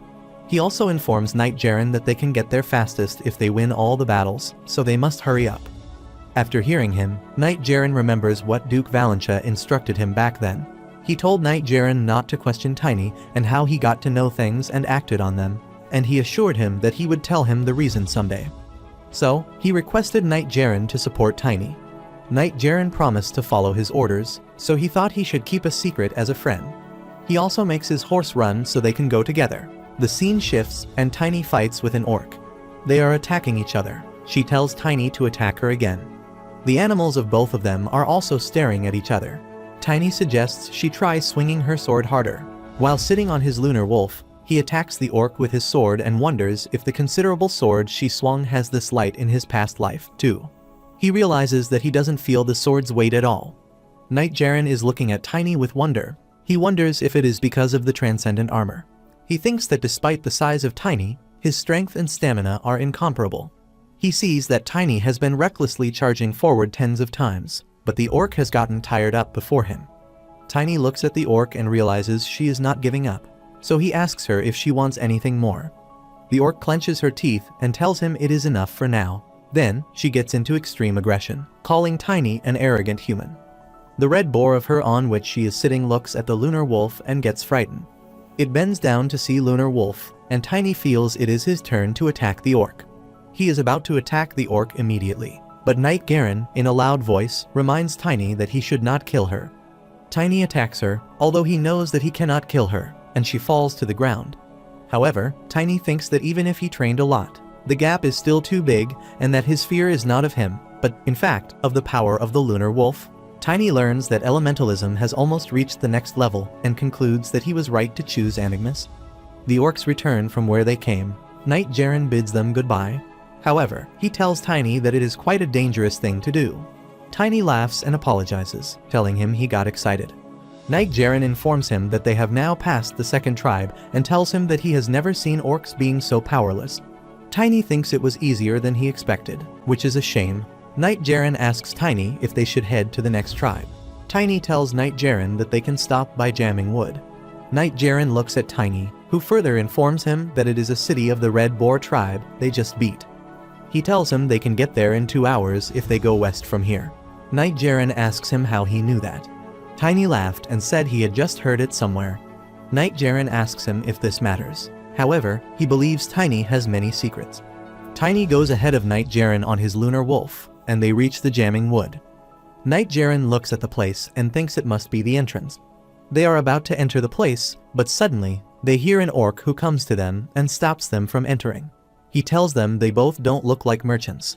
Knight Garen informs him that they have already passed the warrior's challenge and shows him her teeth.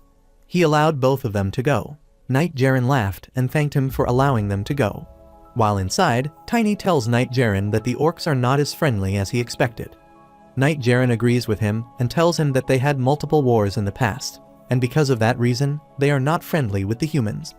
Tiny remembers that even in his past life, when there was an internal war in the Empire, the orcs came into a vast group to rob things. He abruptly learns that the orcs at that time also engaged in self-destruction due to internal conflict inside their tribe. He becomes irritated at the idea that Elvenheim is also an issue and feels that there are too many details regarding the impending internal strife among the orcs that he is unaware of. He thinks battle and war are not new things to the orcs, but war within their tribe is not. He believes that no species would decide to self-destruct and decides to see if there is any sign just for a single day. Tiny asks Knight Garen what he thinks about staying there for the day. Knight Garen replies to Tiny that it does not matter because he will do as Tiny will say. Tiny asks Knight Garen if he would not ask him the reason behind it. Knight Garen tells him that he knows he is not the type of person who would do things without reason. Tiny smiled to hear Knight Garen and thanked him for his cooperation. After seeing the interior of the orc's dwelling, Tiny concludes that it is more significant than he had anticipated. He tells Knight Tiny that this is his first visit. Up until now, he had only heard about its location from a friend. When Knight Garen questions him, Tiny believes Jarek's boasts are understandable.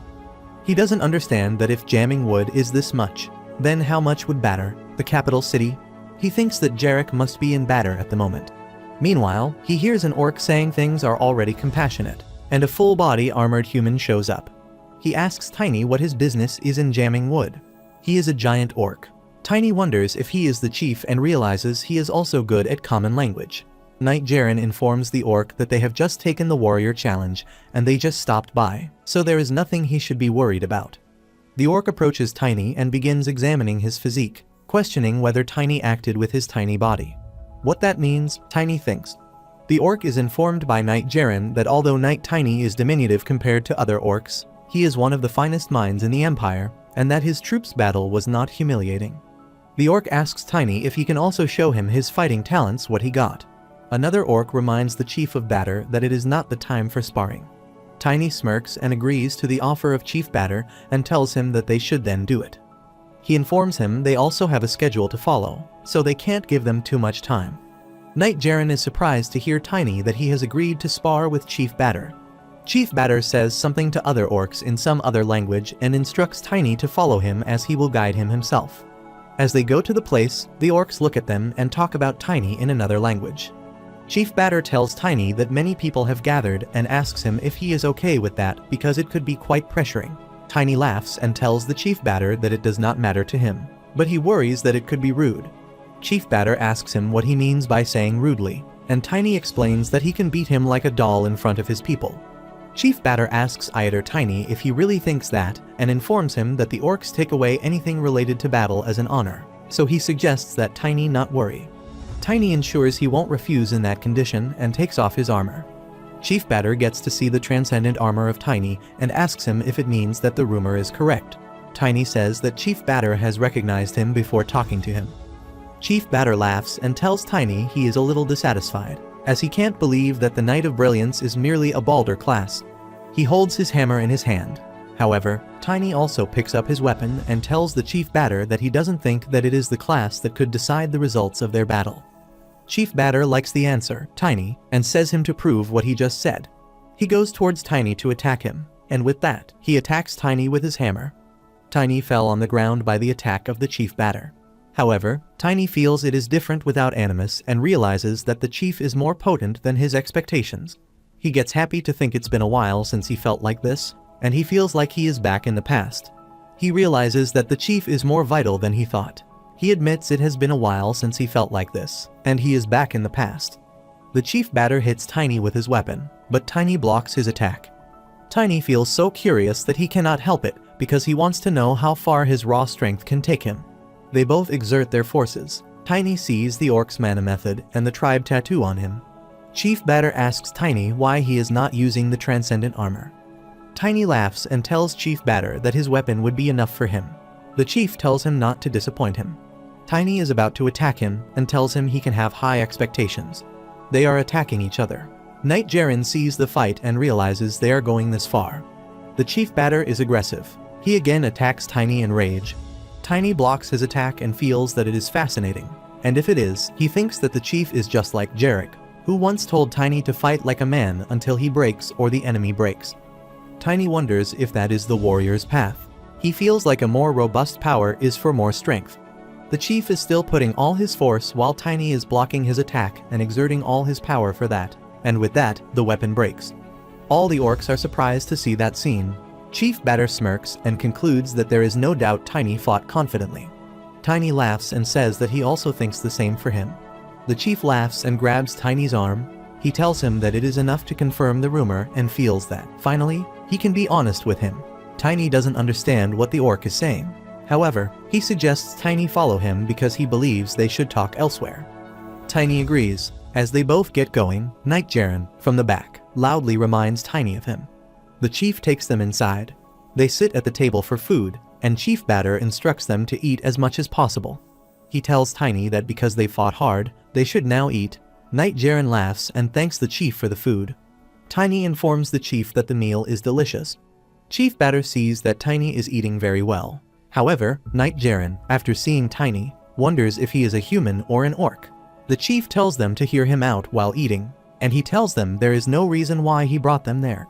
He asks Tiny if he is close with the new emperor of the empire.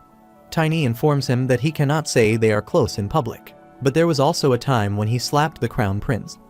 After hearing him, the chief laughs and tells Tiny that the relationship he is talking about is close because no one would dare to do that to the emperor if they were not close. Tiny asks him if he thinks that. However, Chief Batter calls him a knight of brilliance and requests him to answer his question honestly. He urges Tiny to answer his question of whether the empire is preparing for war. Knight Jaren is surprised to hear the chief's question and asks him what he says. Tiny asks the chief why he thought that. He informs them that there are fights in the land of orcs right now, and Chief Nergui of the black rhinoceros species is preparing for war, advocating for the unity of the orcs. Tiny asks the chief if it is not normal for them to have a war. The chief agrees with him but says it is not if a human is beside them, pushing them to start a war. He asks them if those guys are from the empire. Tiny remembers when he said the audience would be his after a little wait. Tiny wonders if it is the work of the last emperor. He tells the chief that he will put the honor on the table to say to him and informs him that the empire would never do that. Knight Jaren is surprised to listen to Tiny and looks at him in wonder. He tells him that he can't say things when they are uncertain. Chief Batter believes in him. Knight Jaren is surprised to see Chief Batter. However, the chief believes that the tongue can be cunning, but fists are honest. The chief tells Tiny that the battle with him was a real man's duel, and he won't take lightly his honor. He believes in Tiny, who, in return, thanked him and joined his fist with him as a sign of friendship. He speaks it in the orcs' language, and the Chief Batter asks Tiny if he knows their language. Tiny has a good friend with the orcs, so for that reason, he knows a lot about their language. However, Tiny is just gaining more trust. He knew that real friendship could cross the boundary between species and borders. However, a day passed, and he heard he was heading to Elvenheim. The orc who fought Tiny earlier comes to him and tells him that she will guide him to the edge of the great forest. Knight Jaren sees Orc and asks him if she is the same one who fought before. Tiny whispers that she is the same orc who ran at him several times and is still lost. She gives Tiny a shut-up call and tells him he doesn't have to emphasize it. She tells him that she is Narn, the scout leader of the Red Wild Boar tribe, and she will be joining them in the Green Forest. Knight Jaren informs Narn that they are not done with the warriors' challenges yet. Narn tells them that it does not matter because their tribe is close to the orcs there. It is surprising for Knight Jaren to see an orc tribe closer to the other tribes. Tiny asks him if that is possible. Narn tells both of them that because Chief Batter is the best warrior and leader, he teaches her that unnecessary killing should be avoided. Because of Chief Batter, she also followed him and learned the common language, and because of that, their tribe was able to thrive. Knight Jaren concludes that Chief Batter is a great man. However, Tiny feels that it is weird as he saw some refugees from Jamming Wood in his past life, but he never heard the name Batter. He wonders if Batter did die before the day of disaster. Tiny asks Narn if there is water to send a message to the Empire from Jamming Wood. Knight Jaren asks Tiny why he wants to do that. Tiny tells them that he has to warn Valentia about the changes in the orc tribes because it is essential. While standing on his horse, Knight Jaren concludes that he thought it was something else.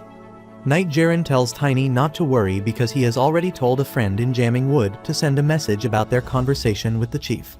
Tiny was surprised to hear him. However, he guessed that Tiny was a little worried about saying such a thing so confidently. In reality, it is not like that is what Knight Jaren is thinking. However, he adds that the orc kind cannot use ancient magic to communicate through magic, but his friend will go to Valentia himself to relay the news. Hence, he suggests that Tiny does not worry much about that. Tiny asks Knight Jaren when he has a friend at jamming wood. He tells him he's had a pal since yesterday, and Tiny is taken aback by his words. Knight Jaren tells him that he made that friend yesterday at the stadium and doesn't think it matters how long a friendship lasts. He tells Tiny that his friend is trustworthy, and if he can't trust him, he should trust his guts at least. Tiny thinks that he cannot trust any of them. They move forward, but Knight Jaren concludes that Tiny will believe in him. They reach some place where Narn is talking with the other orc in another language. Tiny and Knight Jaren look at her cluelessly as they don't know what she is talking about. She tells the tribe members that Tiny and Knight Jaren are travelers to the Great Forest, and both are friends with the Red Wild Boar tribe, so they must let them pass. Knight Jaren, after hearing Narn, thanked her. As they were about to leave, suddenly, an orc stopped them and told them that he had heard that the knight riding a wolf spirit who stopped the disaster was passing through the grassland. He asked Tiny if he was a small human. Tiny wonders what he means by saying he is small. However, Narn once again reminds them that she has already mentioned they are the friends of the world's Red Boar tribe and asks them why they are stopping them. The orc tells her he is not trying to stop them, but wants to get some information. As his brother who lived long enough to become a spirit, he informs Tiny that they require wisdom. The orc nods in agreement when Tiny asks whether he means to mention the dire wolf of him. Though he believes his animal to be much smaller and relatively lean for a dire wolf, Tiny wonders whether he means a wolf that became feeble with age. Immediately, the wolf of Tiny starts running and brings him near some grass. Tiny plucks that grass and gives it to the orc, who asks Tiny if it is that Karen grass. The orc informs Tiny that it is just a bitter herb for them and asks him if it is the reason why he became a spirit. Tiny refuses and tells him that it will extend his life. The orc, after hearing Tiny, thanks him so much and once again calls him a small human. Tiny wonders what he means again, mentioning him small. However, the orc informs Tiny about his name, that he is bold, and is the candidate of the dire wolf tribe chief. He promised Tiny that in his honor, if he came to him, he would do everything he could to help him with anything. After a while, Tiny leaves the place and wonders if they will honor them as they belong to a dire wolf tribe. He reminds Jarek after seeing Bold and thinks about what he is doing now. However, he realizes they will find out soon. 5 days have passed, and they are in the Green Forest. They know they arrived in 2 weeks. Tiny thanked Narn for her help, which ensured him that their tribe would be wishing for luck. After leaving them, Narn goes from that place, and Tiny sees they have finally reached the Great Forest. Knight Jaren asks Tiny if he ever came to the Great Forest, but Tiny refuses and tells him that he has never been to the Green Forest. Knight Jaren informs Tiny that the Great Forest is where elves and the ancient beast live. Furthermore, the pollution from the demon region is stopped by a location known as the Shield of Continent. He informs Tiny that the demon center, the demon region in the west, and the giant forest are all remnants of the ancient demon conflict. After a while, Knight Jaren further tells Tiny that he has heard of a great maze deep inside the demon region, but no one knows what is inside. Tiny, after hearing Knight Jaren, realizes that he needs to go to the Great Maze someday too because he found Noctum, which was his weapon in the past life in the Great Maze, but he thinks that if he goes, then he will die in vain. Knight Jaren looks at Tiny cluelessly, as he doesn't know what he is thinking. However, Tiny assures Knight Jaren that he will try next time. Knight Jaren tells Tiny that he would not ask him about the secret as a friend, but he wants to help him as a friend, so he ensures him that he can tell him what the mission is for without any hesitation. Tiny thinks about whether he should tell Knight Jaren, and after thinking for a while, he informs Knight Jaren that if they fail the mission, then the holy artifact of elves will disappear, and the world tree will burn down. Knight Jaren is extremely shocked to hear Tiny as he knows that if the world's trees disappear, the great forest will be polluted by evil energy, and the world will eventually die. Knight Jaren realizes that the mission is not just about keeping a secret, but something they should risk their lives for. However, Tiny gives him an option that if he doesn't want to do the mission, he can return anytime. He sees Knight Jaren has made his horse run faster, as he believes there is no time for waste. So he suggests to Tiny that they should go to Elvenheim as quickly as possible. After hearing him, Muster Tiny smiles. Conversely, a man is running as he doesn't want to die. He is getting himself saved from Ent as he doesn't understand why Ent has to show up there. The Ent runs behind him to catch and kill him, and this man tries to attack the Ent.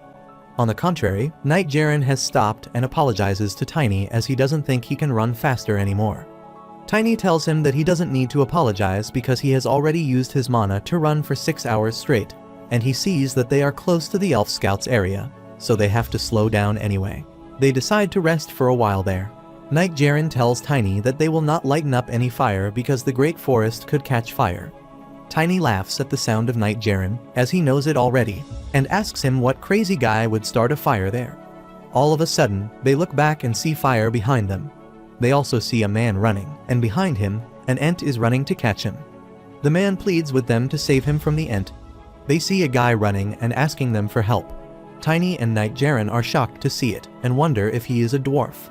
Tiny tells Knight Jaren that dwarfs are not that rare in the Great Forest, but he believes that being chased by ant is not a good situation. The man requests them to save him. However, Tiny sees the man who asks them what they are doing, and tells them that he has not done anything wrong.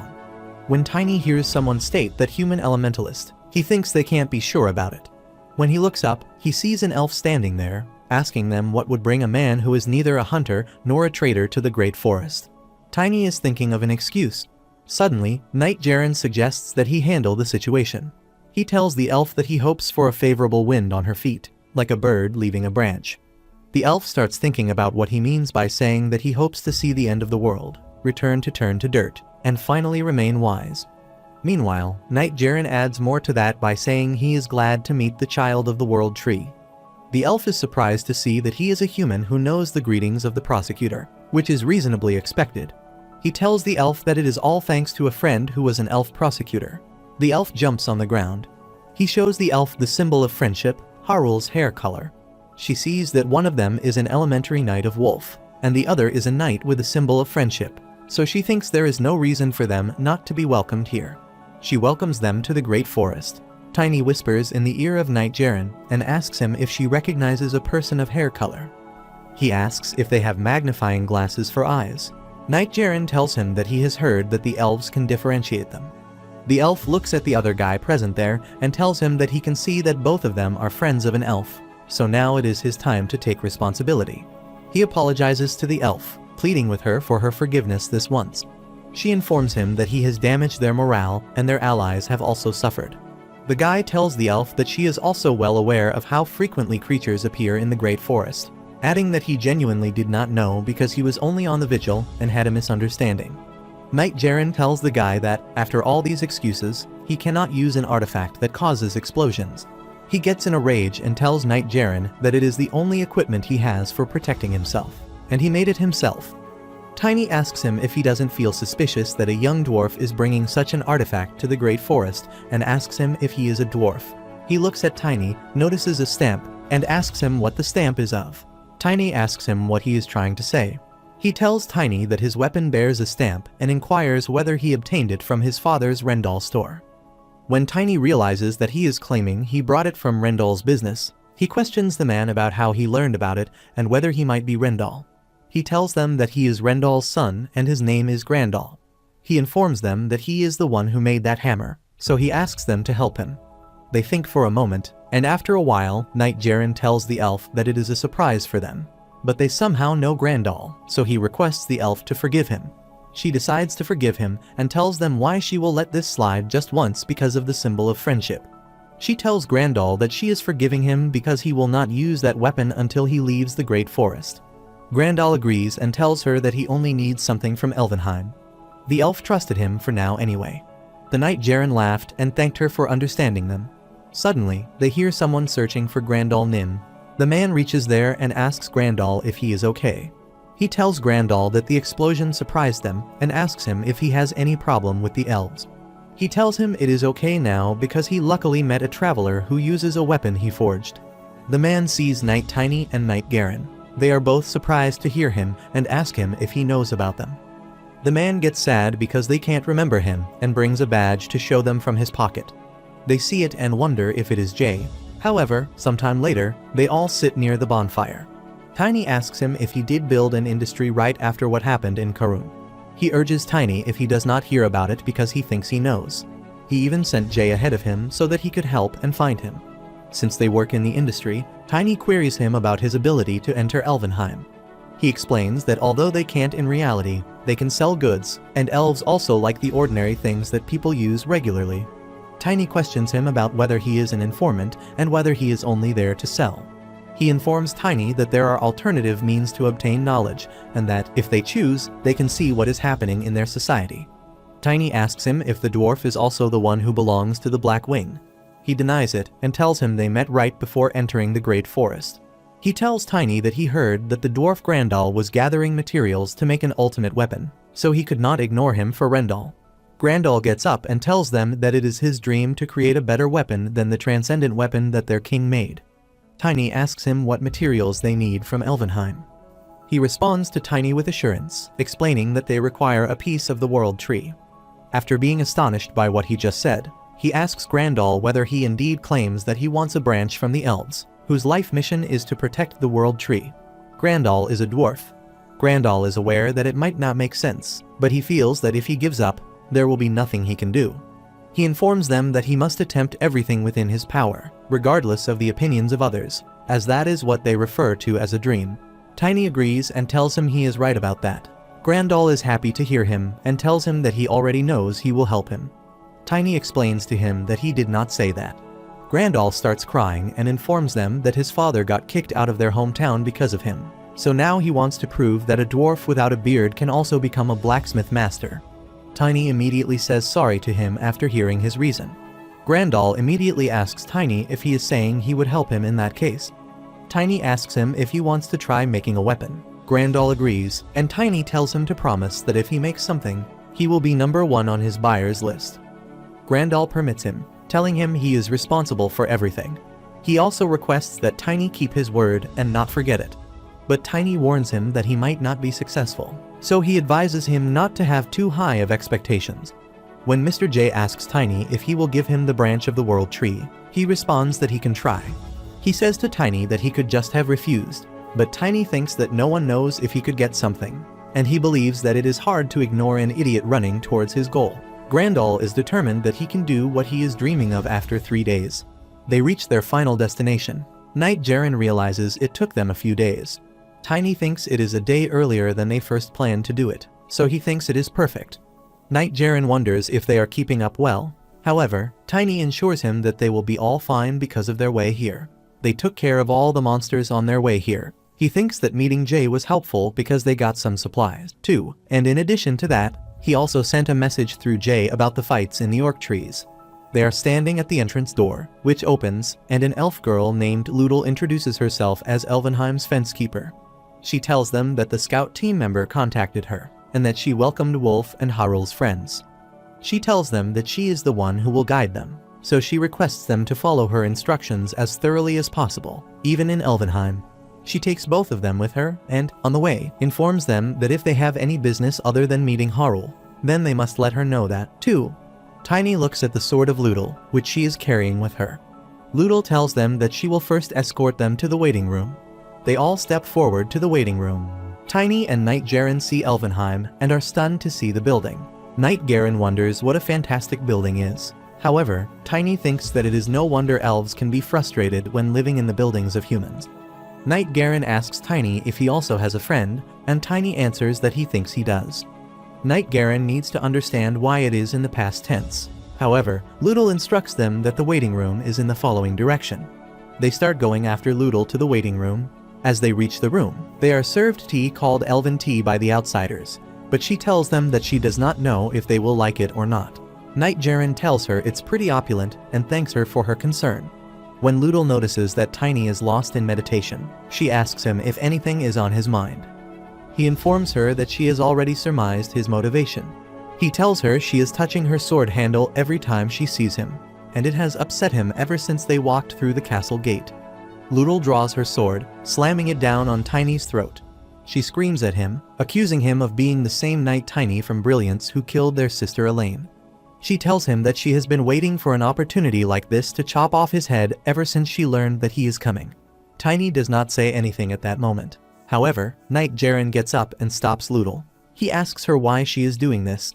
She once informed Tiny that when elves believe their wrath is justified, they can be more vicious than anyone else. She told him this is also why elves detest emotional behavior and are intelligent. She informed him that there is always a cause behind the deeds of the elves of Elvenheim. Tiny informs Loodle that if she had intended to murder him or use a sword as a practical joke, she would not have taken them in. He tells Lutl that she is not sure about her judgment and asks her if it is not like what he is saying. Knight Jaren tells Lutl that the event about Elaine was also reported to the Central Temple and asks her if she has yet to be contacted by the temple. Lutl puts her sword back. However, she informs Tiny that she won't treat him differently because the temple vouches for him. In addition to that, she also lets him know that she is paying attention to him because their species has a mission about evil energy. She looks at Tiny and tells him that she has heard that he can feel a hidden evil energy and find out devil worshippers.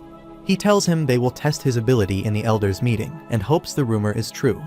Lutl is returning when Tiny tells her he is feeling good after hearing that news because he thought there might be a devil worshipper among their leader. Knight Jaren stops Tiny from saying that, but he continues to say that if his ability is a lie, he will take responsibility for it. Lutl turns her face back and looks at Tiny. She tells him that they will see how long his confidence will last.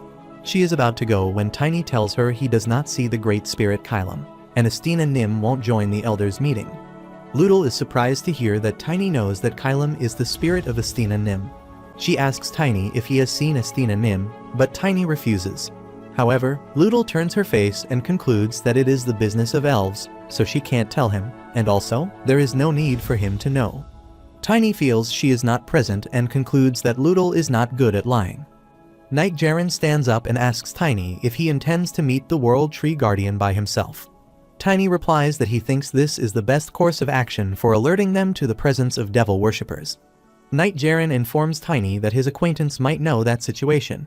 Tiny asks him if he is trying to indicate that elf is named Harul. Knight Jaren agrees and tells him that if the elf prosecutor returns to Elvenheim, he will join the knights that stop the monsters from the demon region. Further, the knights get orders from the guardians so they might know where the guardians are. He puts his hand on Mr's shoulder and ensures he will go and ask. Tiny thanks him for that. On the contrary, the devil worshipper, who is the mayor, asks him about the place where Tiny went. The devil worshipper Os Verga tells him he was right because Tiny went to Elvenheim. The devil worshipper starts laughing and concludes that Tiny is a hero. He gives him an artifact and informs him that the artifact removes traces of evil energy and bursts of destructive power. He orders him to go with numbers 6 and 7 to find and care for Tiny. On the other hand, after searching for Harul Knight, Garen discovers he is not present. When Tiny asks what he means to say, Knight Garen replies that all the knights have left and his friend Harul is not present. If Knight Garen wishes to declare that they all departed for a monster wave, Tiny asks him what they all mean. Tiny starts thinking something, and after a while, he tells Knight Jaren that he doesn't know why, but there are times that the monsters come out randomly from the demon area. Also, he hears that most of the scout team and the knights get dispatched to that area. Knight Jaren knows that so many monsters were on their way here because they all got dispatched. Tiny informs Knight Jaren that the monster waves can last about a month, so they should wait. Knight Jaren asks Tiny if he plans to stay there for that long. Meanwhile, Lutl instructs Tiny to follow her to the test. Tiny follows Lutl and reaches where the Elder Elves are gathered. One of the Elder Elf introduces Tiny when he gets in. He is the man who stops disasters, and the same human is called the Devil Energy Chaser. He also introduces Tiny as the man who murdered one of their kind, Elaine, so now they are going to test his ability. Tiny, after hearing the Elder, laughs and tells them that he heard that elves are slow with their work.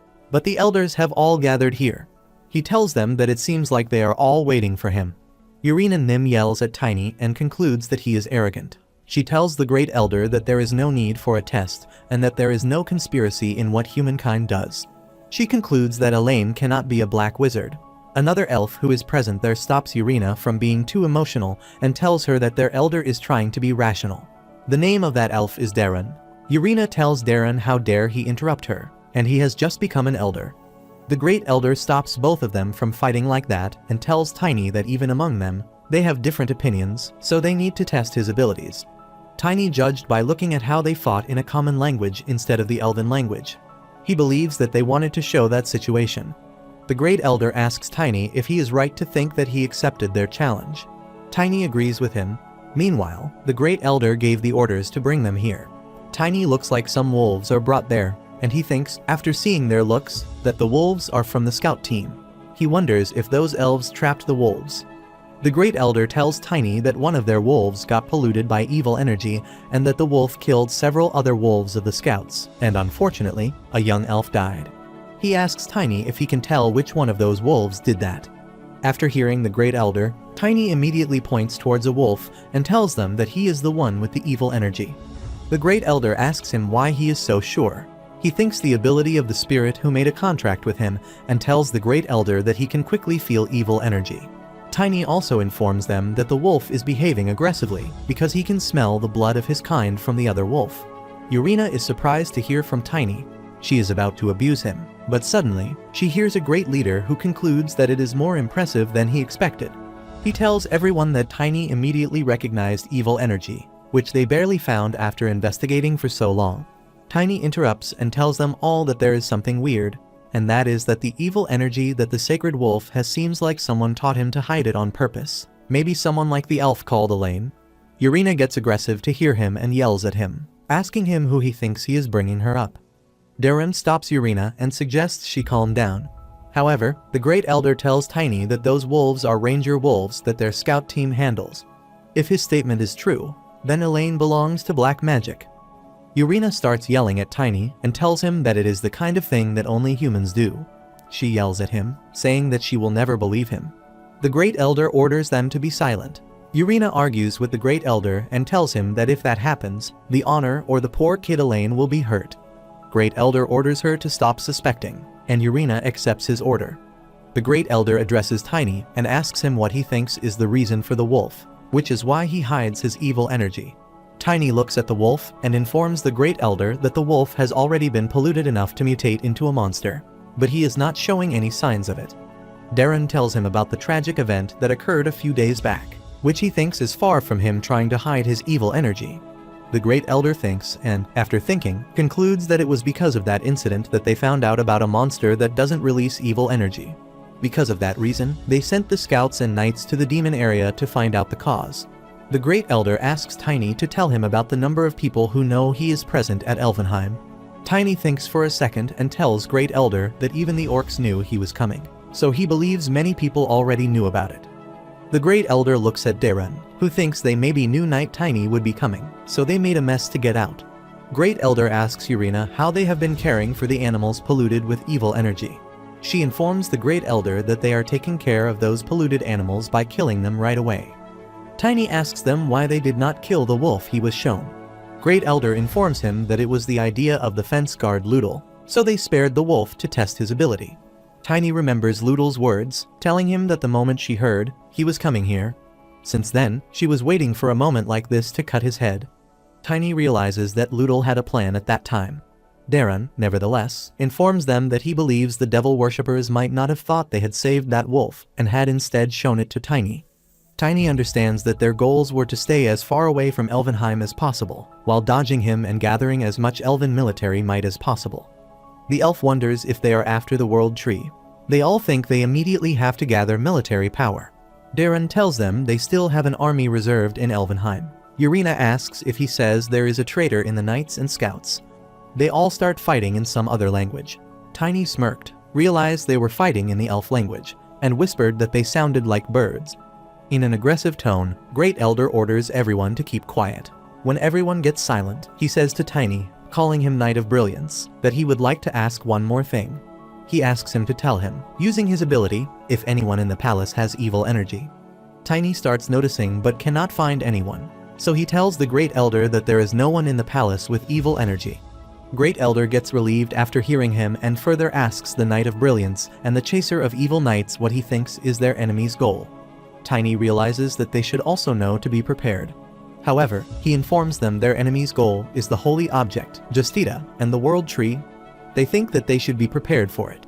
However, one of the elves concludes that it is nonsense because another elf can't go after the world tree. They start arguing with each other. The other elf asks if it is true that they have to protect the world tree. Tiny hears them and realizes that no one of the elders mentioned the holy object. However, he knows that it is the more robust fragment of mythology and the origin of elves, so he understands that the world tree is more important. He asks the lunar wolf if the palace has no evil energy. Tiny remembers that there was also the case with Hustle, so he thinks he can't be entirely sure. He hears them fighting in elf language. The Great Elder orders them to stop fighting like that. He tells everyone that they do not need to discuss their plan regarding the world tree. He informs Knight Tiny that all of the suspicions about him are resolved and assures him that they will repay him for their rudeness. He tells Urina to take care of their guest herself. He is surprised to hear this as she does not want this duty. The scene shifts.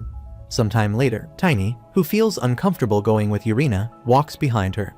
Suddenly, he sees that Urina has stopped walking and asks him if Elaine is a black wizard. Tiny asks him what she is trying to say, which causes Urina to rage. Aggressively, once again, she repeats her question to him and asks him to tell him if that kid Elaine is a black wizard. When she inquires about Tiny's status as a black magician, he replies that Elaine is a fifth circle black magician. Tiny asks her what he must be curious about when she asks him if he isn't. She explains to him that a noble elf like her could not withstand the demon's temptation because of. She glances back at Tiny and asks him if he did not die trying to stop those monsters, to which he honestly responds that he is not curious. Furthermore, she wondered if he should give up trying to determine why he was making more enemies. Tiny instructs Urina to explain those reasons. She tells him that since the beginning of time, humans have been enslaving other races, and as a result, the elves have faced inevitable extinction. Because of that reason, they helped the founding Islam, who disagreed with slavery and established a new order under the Islam Empire. The situation did not change much, except for the slave business moving into the shadows. Tiny asks him if she is trying to say what he is thinking. She agrees and informs him that Elaine was kidnapped by the humans when she was young and then returned home to them 20 years ago. She tells Tiny that she has heard he belongs to a fallen noble family, so he must have come across enslaved people, too. After thinking for a second, Tiny concludes that just because a person's past is full of misery does not mean their sin can be forgiven. Urina gets in a rage and tells Tiny that he doesn't understand how desperate that child is. When Tiny asks Urina if she knows how many people Elaine has sacrificed, he tells her that in addition to hundreds of ordinary people, Elaine sacrificed dozens of magicians and mana users.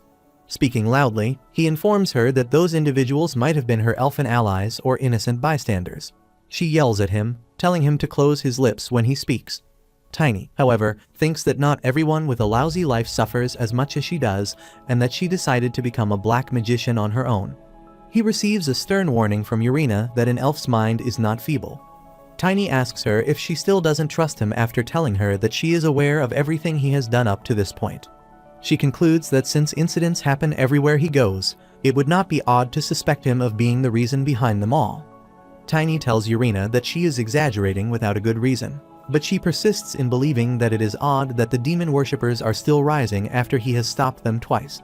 Tiny realizes she is saying he is right, although he has already interfered with their plan twice, so there is no way they would try to do something when he is around again. He tells Urina she is correct, but she gets confused and asks him what he is trying to say. As he approaches her, Tiny assures her she is accurate and thanks her for sharing this. Although Urina doesn't comprehend the cause for his abrupt behavior shift, he informs her that what he mentioned during the meeting regarding the holy object and the world tree might not be accurate. Tiny tells Urina they need to find Estina, otherwise it will be too late for the monster wave to end. She asks him if he thinks she would help him find the Guardian and why he is telling her about all that. Tiny agrees with her and tells her he believes she will help him because he knows Elf has noble minds. In addition, he trusts that she won't make a decision holding on to the past. Urina remembers the time when she went to Elaine and told her that she had killed everyone who made her like this. After hearing her, Elaine looks at her and asks her what she means by killing everyone. Urina told her that those had paid for their sins, so now she could live her life freely. She heard Elaine, who laughed and said to her that she should have been the one to kill them. Urina asked her what she just said, on which she again repeated her words that she should have been the one to kill them. Urina was stunned to see Elaine that way anyway. She realized she wanted to believe the child could take over her past.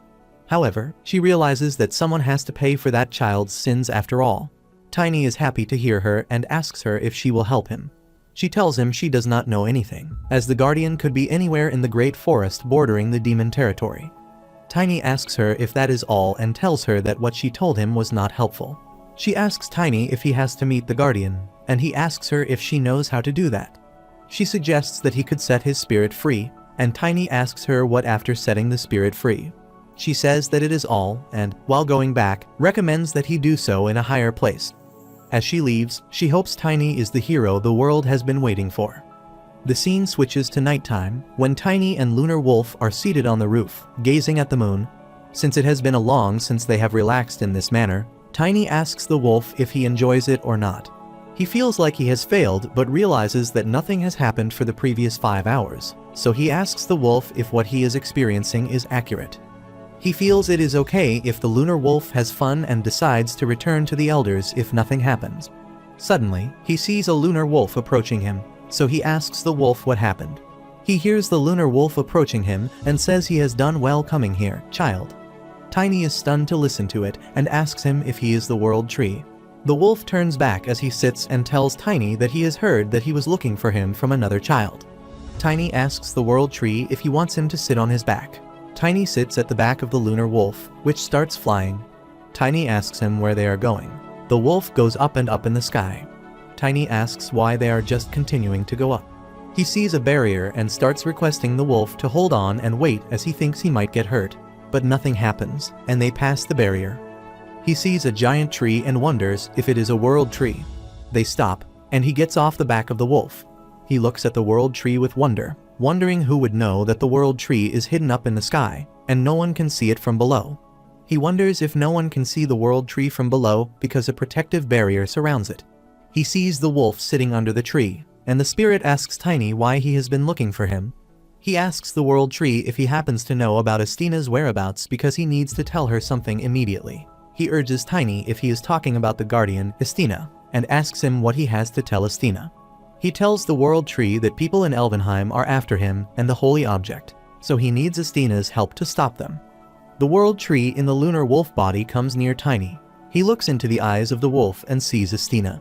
He recognizes the place where she is present, which is the most western part of the Great Forest.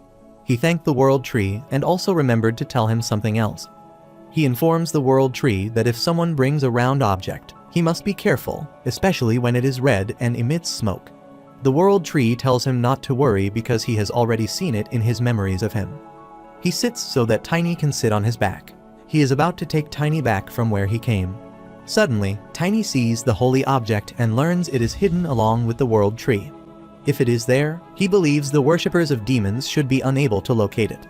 When they eventually return to their original location, Tiny notices that his lunar wolf's eyes have turned blue again, signifying that the world tree spirit has vanished. Although he tells the wolf that he obtained the knowledge from the world tree, he is relieved to see his lunar wolf again. After he climbs onto the wolf's back and orders him to find Astina immediately, the two set off to do just that. Conversely, in the central temple Saul, in the sacred mountain Nidus, a man arrives and witnesses the holiness's sigh in the midst of hers. He concludes that even if the goddess, capable of receiving communications from the divine, were to sigh in front of him like that, he would not be able to hear her. The holiness saw Cardinal Jansen before him and welcomed him into the temple. Cardinal sits on the bench and asks Holiness about the messages and if there is any progress in that. He tells Cardinal there is no progress because there has been only silence since the last message. He asks the Cardinal about the Lord Godhand, saying it is the same as him. The Holiness proceeds to consult with the Cardinal, who tells him that in the absence of a clear directive from the goddess, Lord Godhand declines to call forth the Templar Knights. When the Holiness concludes that nothing is working, the Cardinal asks him what they would do if he passed out in such a dire circumstance, and advises him to take some time to rest. The Holiness laughs after hearing Cardinal, and asks him if he did not give him the position to do precisely that. However, he tells him that the pathway to destruction has been disturbed, so he wonders who else, if not him, can figure out the meaning behind the divine message. He informs Cardinal that he has repeatedly asked the goddess if destruction has been hastened or will be avoided. He gets disheartened that he has not received any answer from the goddess. He concludes that it is not different from not receiving any message because, in this situation, he cannot announce any victory, nor can he start preparing for the destruction. Cardinal concludes that they can do nothing because the dishonest priest will either utilize the information or sell indulgences once again if they spread the word exactly as it is. He understands that Lord Godhand and the Templar Knights are also cautious. The Holiness believes that those impostor cardinals wish to make the announcement as soon as feasible. The Holiness thinks that if only Godhand could make his move, they could eliminate them all. After hearing the Holiness, the Cardinal requests him to be careful of his words because if the word gets out, they could find themselves in the middle of a religious war.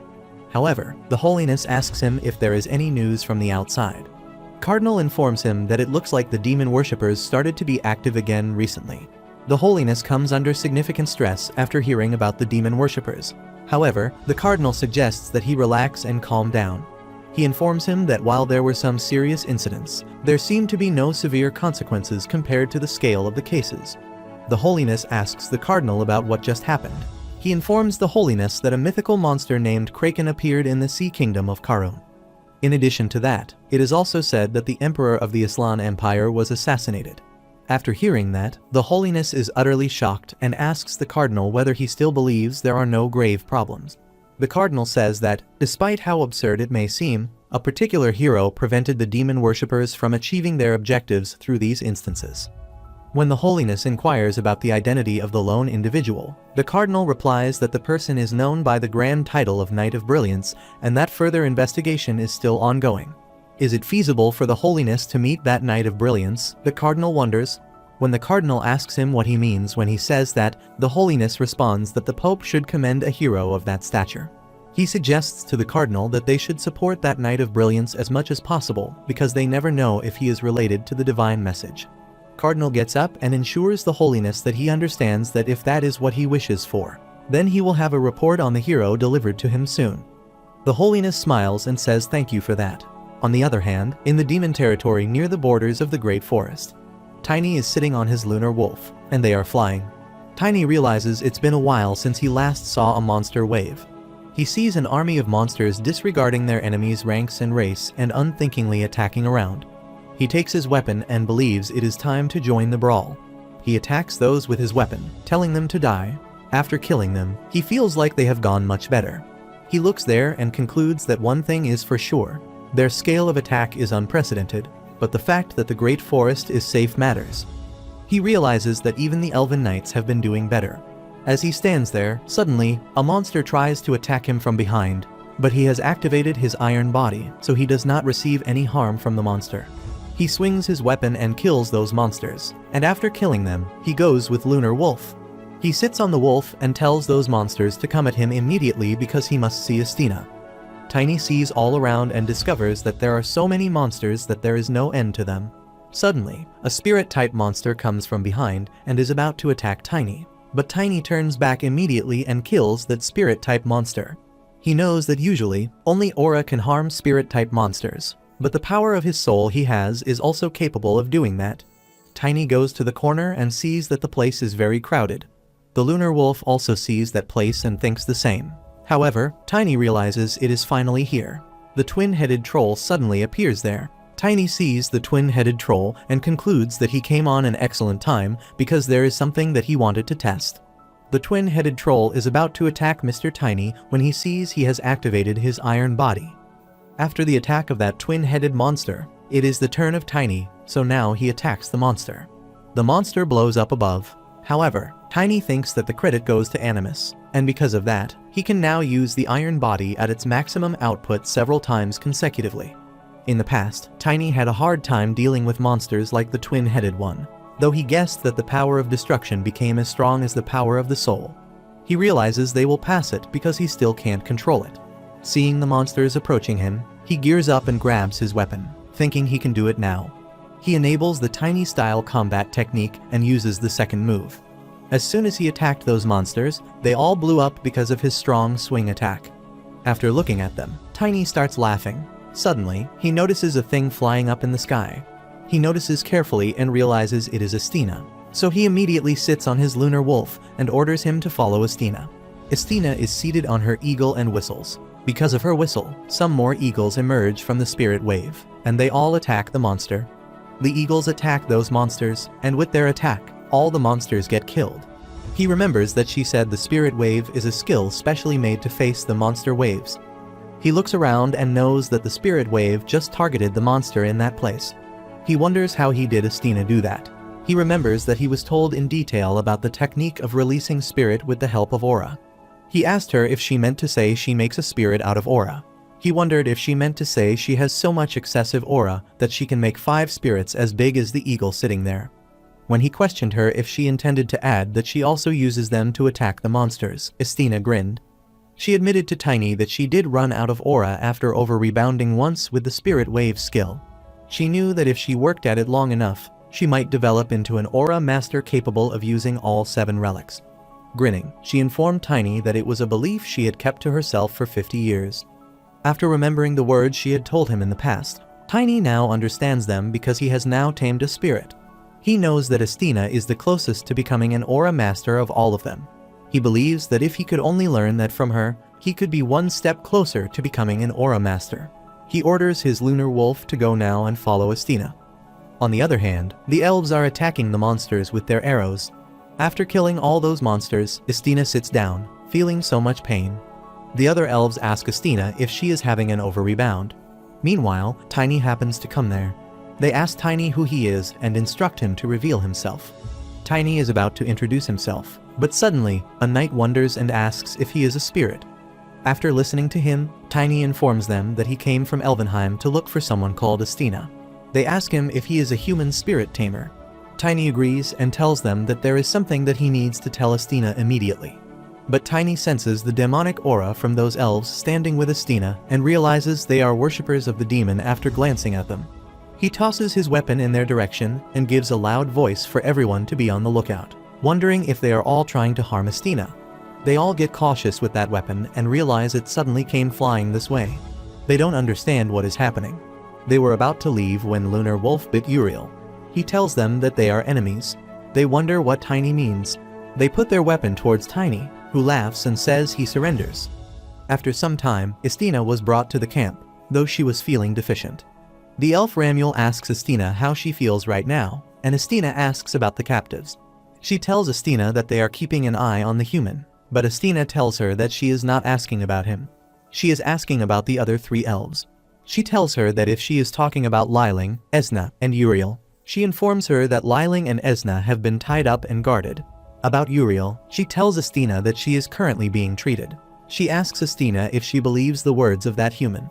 She asks Estina if she also thinks that they are demon worshippers. Estina gets upset and tells Ramuel that though she knows that it is hard to believe Uriel tried to kill her. Ramuel informs Estina that unless the human had done something to harm Uriel, she would never have taken action of that kind of her own free will. She feels that the human was genuinely attempting to save her. Estina tells Ramuel that this would not be the first time an elf has turned to the demons. She reminds her of why their species has made it their mission to stop all of the demonic forces. She reminds her about the Dark Elves, and Ramuel tells her that she knows about the Dark Elves. Estina continues to tell her that according to the reports, they were all elves with a problematic past, just like the 3 under watch. Ramuel is quiet after hearing Estina. Suddenly, Estina hears some sound and sees Liling trying to kill her. Conversely, Tiny informs them that one of their skilled elves attempted to murder Estina. He tells them that the elf knight is attacking Estina with her sword despite being restrained by ropes. When one of the guards asks if he saw that scene, the other replies that he didn't see anything because everything happened so quickly. Tiny is ensuring them that he is telling the truth. Tiny thinks it is not like these ropes, and that the guards can stop him in any way, but he feels it is rather complicated to subdue them without hurting them. He believes it could complicate the matter further. The guard remembers hearing about a dark-haired warrior commanding a wolf spirit. They wonder if Tiny could be the Knight of Brilliance. The other guard also tells him that he has heard about the Knight of Brilliance too. They say he stopped the demon worshippers twice before. Tiny gets happy to listen to them as he thinks they have finally recognized him. After a while, the guard adds that the Knight of Brilliance also killed Acolyte Elaine. Tiny again gets a bit sad and tells them it is true. However, he clears those guards that everything about that incident has been dealt with in Elvenheim. After hearing him, the guards are about to go, although they believe that it is something they need to verify once Estina recovers from the overrebound. They tell him it takes little time to get to Elvenheim with Kylalum. As they say that, they suddenly know it is an ambush. One of the guards runs to Estina, who is in the barracks. Tiny immediately breaks the ropes in which he has been tied. The guards look at Tiny as he escapes and try to catch him. Tiny sits on his lunar wolf, and the wolf starts flying. Tiny sees the demon worshipper trying to run. Tiny feels that they did not guard her properly because she used to be their comrade. However, he thinks he just can't let one of them escape. He is running after her because he has to catch her at all costs. Suddenly, an arrow from behind hits her on her back, and with that, she gets killed. When Tiny turns to check behind him, he discovers that Estina killed her. Ramuel asks Estina if she's well, but Estina assures him she's okay. Tiny glances at Estina, who is about to fall to the ground due to her after effects. Tiny asks Estina why she did that because he could have caught her alone. He knows elves take a long time to recover, so he asks her why she is overexerting. Estina tells Tiny they are her subordinates, so it is her right to deal with them. Tiny gets off his wolf and is about to go near Estina, but Ramiel stops him from going close to Estina.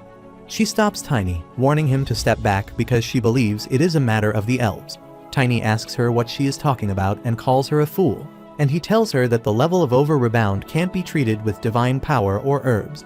Ramiel again tries to stop him and tells him to step back, but Tiny gets her aside and tells her to move because he needs to help Estina, as he knows that otherwise, her body will take even more damage.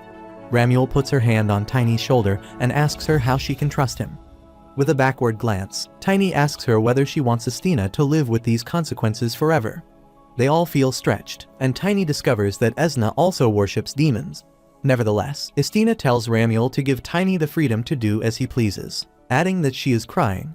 When Tiny carries Estina into the camp and places her on the ground, Ramiel commands the guards to move to the other side. Ramiel asks Tiny what he plans to do and suggests she leave that to him. He sees Estina and remembers that even in his past life, Estina's slow recovery had always been a problem. However, he looks at Estina and puts his hand on her forehead. He thinks that even the old him, with his hatred, can assist Estina. His forehead unites with Estina's forehead, and prior memories begin to surface as Tiny unites his brain with Estina's brain. Estina had informed Tiny that the elves possess a unique magic circuit known as the power of Mother Nature. She revealed to him the side of her that absorbs the energy of their surroundings. Estina consented since she felt Tiny was correct when he asked if it wouldn't be too risky for her. She informed him that since their brains are the source of their strength, if something goes wrong during their recuperation, they could wind up in a vegetative state. She believed that if it were him, then he wouldn't fail. She asked him if he would ever forget. Estina, in the present, when recalling what happened in the past, wonders what it was just now. She saw the memory of when she, in the past, thanked everyone first for everything they did for her and asked them if they were not going to return the last goodbye to her. Estina, in the present, realizes those are not her memories and wonders whose memories are more than those. She saw that Tiny, the Knight of Brilliance, asked her what she meant by saying the last goodbye, and he assured her that they would see each other soon enough. Estina of the present time got to know that he is the Knight of Brilliance. However, she sees that Estina of the past asked Tiny what a big fool like him means to say by this. She assured him that as long as she stayed alive, they might meet again because she believed that he wouldn't lose in any way, and with that, she left. Estina looked at her past Estina.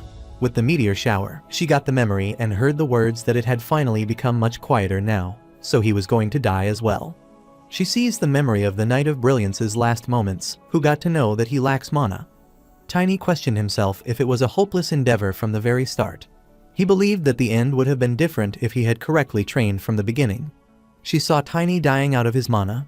Estina told him not to die. She says those words and sees Tiny sleeping near her. Tiny opens his eyes and sees that Estina is patting him on his head.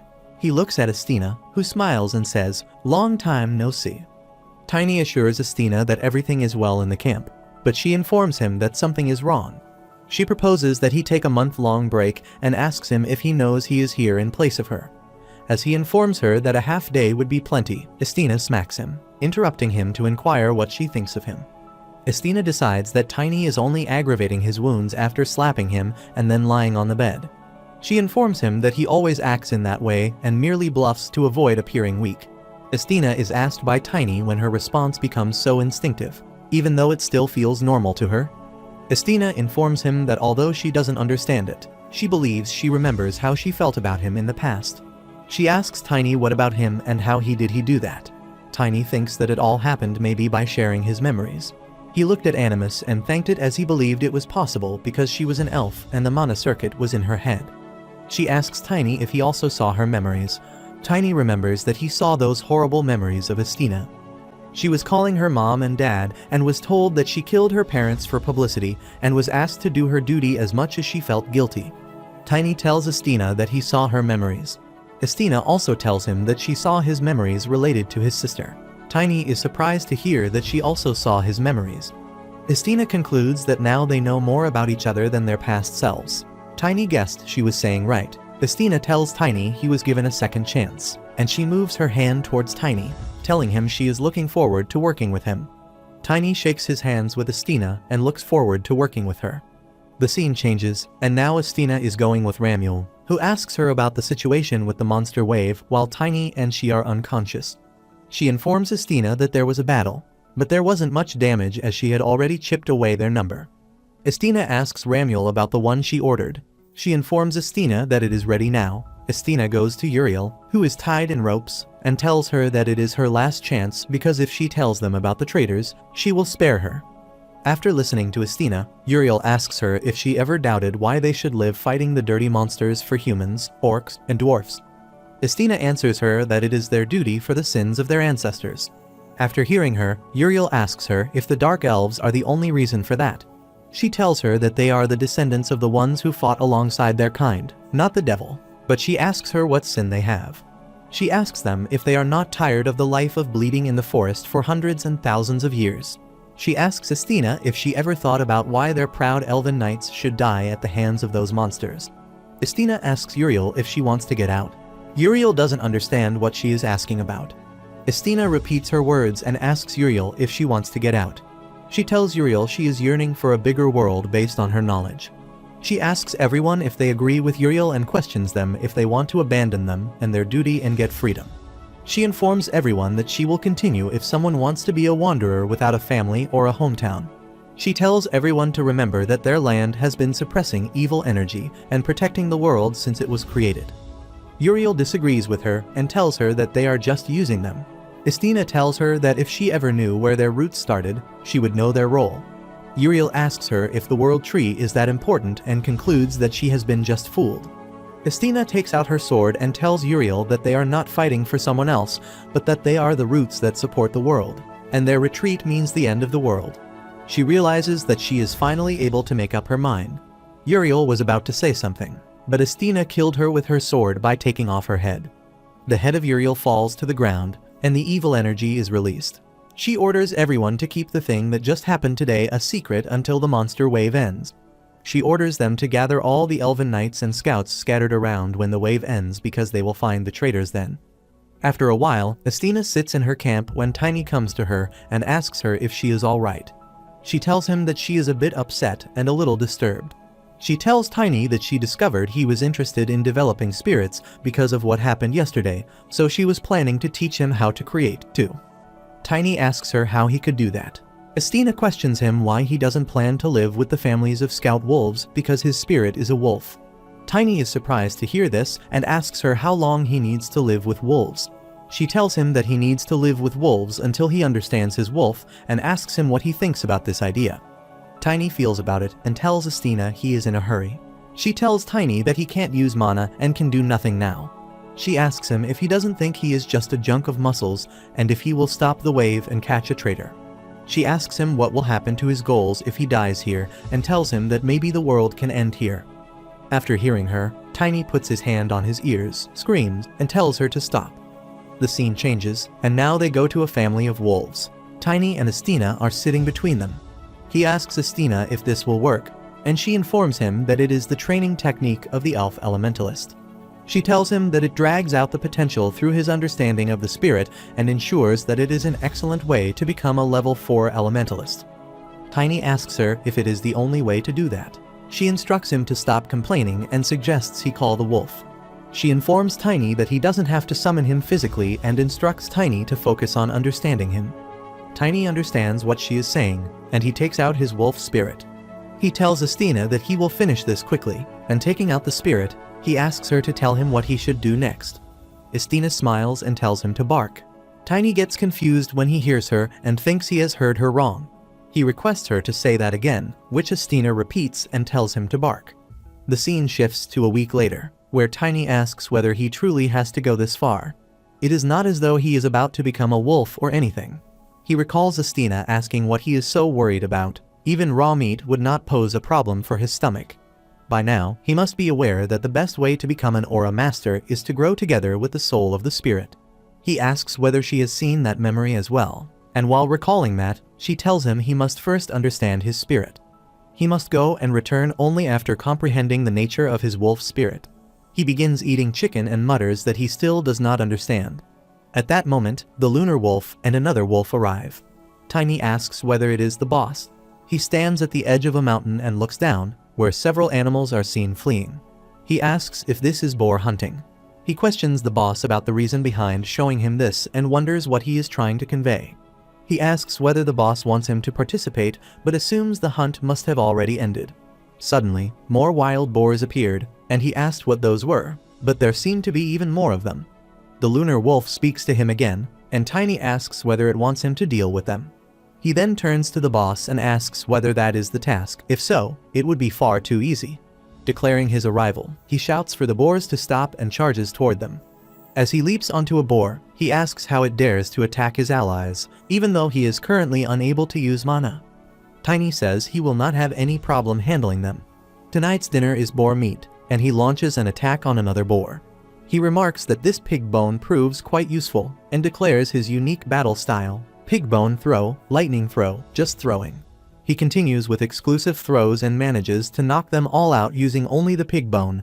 He turns to the boss and asks what he thinks, wondering if this is not enough. The lunar wolf also approaches him and asks whether this is not what he truly desires. Suddenly, the owl bear arrives and attacks Tiny, shattering the bone in his hand.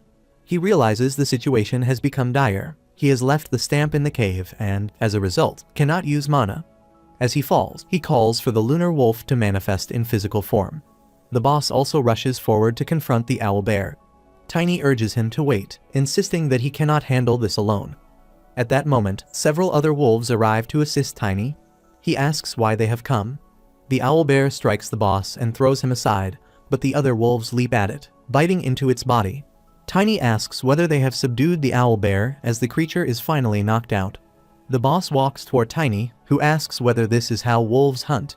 As he glances around, he notices something and asks what it is, and the animus is glowing. The lunar wolf responds that it is exactly what he thinks. Tiny is stunned and asks whether the lunar wolf just spoke. The lunar wolf answers once again, explaining that he was not trying to tell Tiny, but rather someone else. He remembers now. Tiny asks what this is, while the lunar wolf explains that he, too, once had allies. The more he takes on the form of a spirit, the more he desires to become stronger and larger, eventually deciding to walk the path alone. However, the stronger he becomes, the more isolated he feels. He reflects that, in hindsight, such solitude had never been necessary. When he is with his allies, he does not need to bear strength alone. Tiny begins to sense a powerful aura surrounding his body. He wonders what this sensation is, and he has reached Elementalist Stage 4. He realizes that he might now be able to awaken the potential the lunar wolf has been lacking. The potential link has been formed, and he has also acquired a new skill, Strengthen Species. The scene shifts to 2 weeks later, where Estina asks Tiny if he has already reached Elementalist Stage 4 in just 3 weeks and fully recovered from the backlash caused by treating her. He confirms, and she questions why he is speaking in that tone. She acknowledges that it is impressive, but reminds him that he still has a long way to go, so he should not become overly excited. He asks if she truly means it and admits that he has not achieved this alone. He has received considerable help from the lunar wolf, the boss of the wolf pack, and the awakening of the lunar wolf's potential, thanks to the animus, who has played a key role. She then asks how much of the spirit's abilities he is currently able to use. He lists them as Detect Spirit, Air Step, and the newly acquired Strengthened Species, 3 in total. She explains that starting from Stage 5, he will be able to use spirit abilities directly, and only then will he be capable of applying species strengthening. She asks if he understands what that means. He replies that he does not. She shouts in frustration, telling him that he should at least pretend to be thinking. She remarks that while he may have only played a reckless role in his past life, this time, he has the chance to become the core of their strategies. She tells him that he will be able to strengthen everyone right in the middle of the battlefield. He responds that it sounds really impressive, then asks about the current state of the wave. She tells him not to even bring it up. Everyone is exhausted, and she has had to use the spirit wave again. He asks if she truly used it once more and expresses concern about the risk of rebound. She assures him it is manageable, and she has restored some of her mana using Kylum. He is shocked to hear that and immediately asks how she managed to do it through Kylum. She explains that she has accessed her skills through his memory, and it has been possible because Kylum is an ancient spirit. He then asks about her other skills, and she confirms that she has also learned the elementalist skill, speed. He reasons that it must have functioned similarly to how he was able to learn mana body so easily upon arriving here. They suddenly hear a noise and turn to look behind them. She remarks that this wave appears to be nearing its end, but the Great Labyrinth still does not seem normal. She says today will mark the final battle, yet as long as the Great Labyrinth remains, the wave cannot be completely halted. Neither the Aura Masters nor their past incarnations have succeeded in conquering that place. She adds that even if they manage to stop the wave this time, its threat will not vanish entirely. He responds that such concerns are unnecessary for now. They only need to focus on what they can do in the present, and it is not too late to worry about the rest later. She says that, well, she thinks he is right. They still have much to handle even after the wave ends. He asks about the traitors, and she confirms that they remain a concern. He offers to help, and she thanks him. She then calls out to Ramiel, instructing him to take charge of the northern side, while she confirms that their group will be handling the western front. He acknowledges the plan and suggests they might get a chance to warm up a little. She interrupts, saying no, this time, she will handle it herself. He asks why she is going alone and expresses his desire to join, but she clarifies that she is not telling him not to come, just to come a little later. Ramiel advises him to observe how she uses Kylem's abilities. It will be a valuable experience. He then consumes a pill. She mounts an eagle and takes flight, telling him to support her at the right moment. He confirms. As she looks down from above, she spots a group of undead led by a Dullahan and remarks that it is indeed an undead formation. It confirms her suspicion that this is the main stage. She recalls Liling once questioning why the proud elven knights always fall to monsters and whether she has ever wondered why they must die. She now sees undead versions of Liling, Esna, and other demonic elves marching alongside the group. Ramiel draws her bow, channels mana, and unleashes a powerful blast upon them. Leaping down from her eagle, she lands in front of the advancing undead. As they charge toward her, she draws her sword, activates potential link, speed, and swiftly slices through the undead, cutting them down with precision. She calls her eagle, Kylem, who descends toward the ground, causing a powerful blast upon landing. Tiny watches and thinks it is incredible. She is not even using Spirit Wave, and yet, if she fully utilizes her spirit's power, she might already be stronger than him. He acknowledges that Estina has definitely grown more powerful. It is a good thing he has come here. He tells the lunar wolf to move out and mounts him as they speed forward. After some time, they regroup with the others. Tiny remarks that the relentless monster wave is finally nearing its end. Estina agrees, noting that this one has been unusually serious. He responds by saying that at least nothing seems to be happening at Elevenheim. She says she does not think so either, and she would have sensed it if anything had occurred with the World Tree. He admits he lacks the information from his past life, so he cannot be sure whether the disaster has already been prevented, or if it has simply not yet occurred.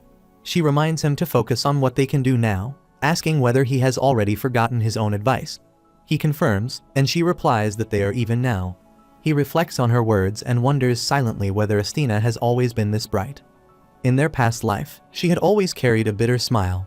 He questions whether her personality has changed because of the shared memories. She suddenly asks whether the bomb, the artifact capable of destroying even the World Tree, is real. He confirms. She then asked where such a weapon could be constructed, especially one that required many artifacts.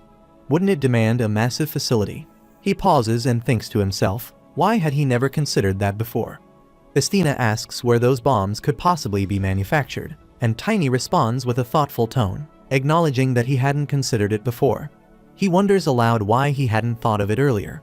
She explains that to produce such bombs, they would need at least a village-sized base, meaning there is almost certainly a separate base somewhere.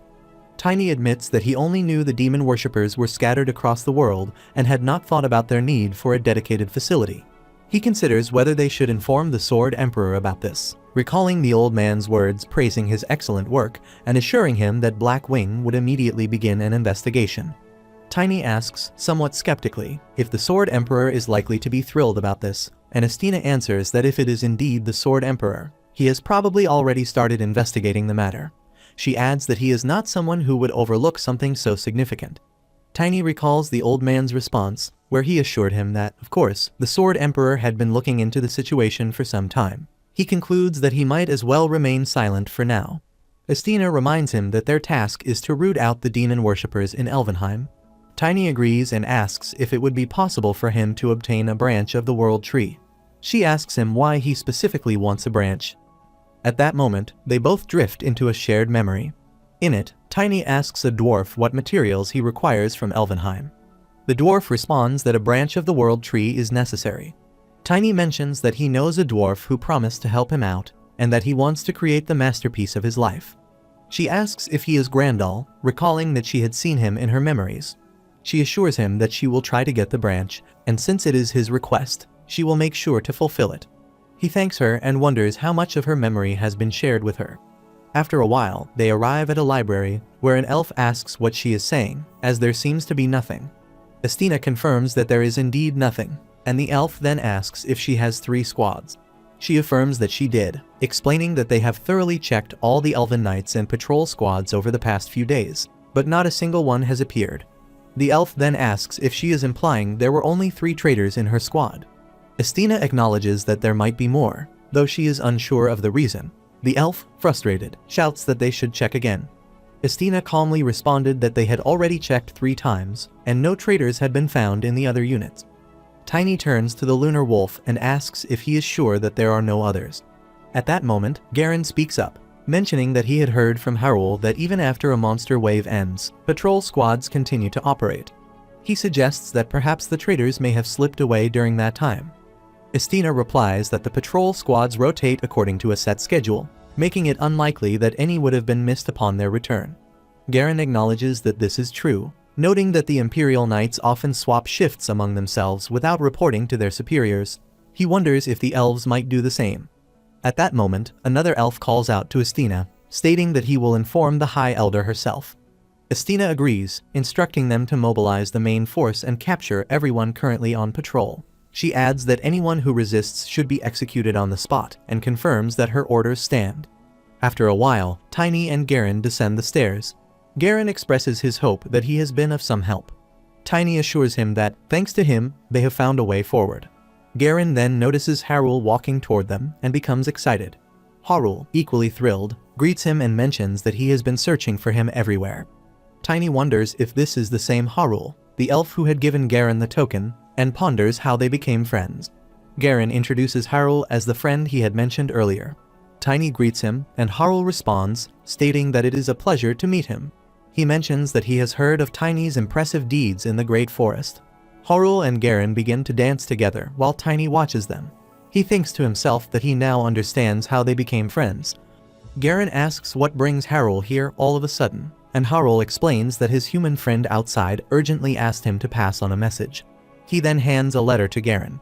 Garen inquires if the letter is from Jay, questioning why he would send a note. He takes the letter, reads it, and asks what it means. Tiny becomes alarmed and asks what is wrong. They both step outside, where Jay informs them that the Orc Civil War has broken out. 5 clans have united to start a civil war, something that hasn't happened in nearly 50 years.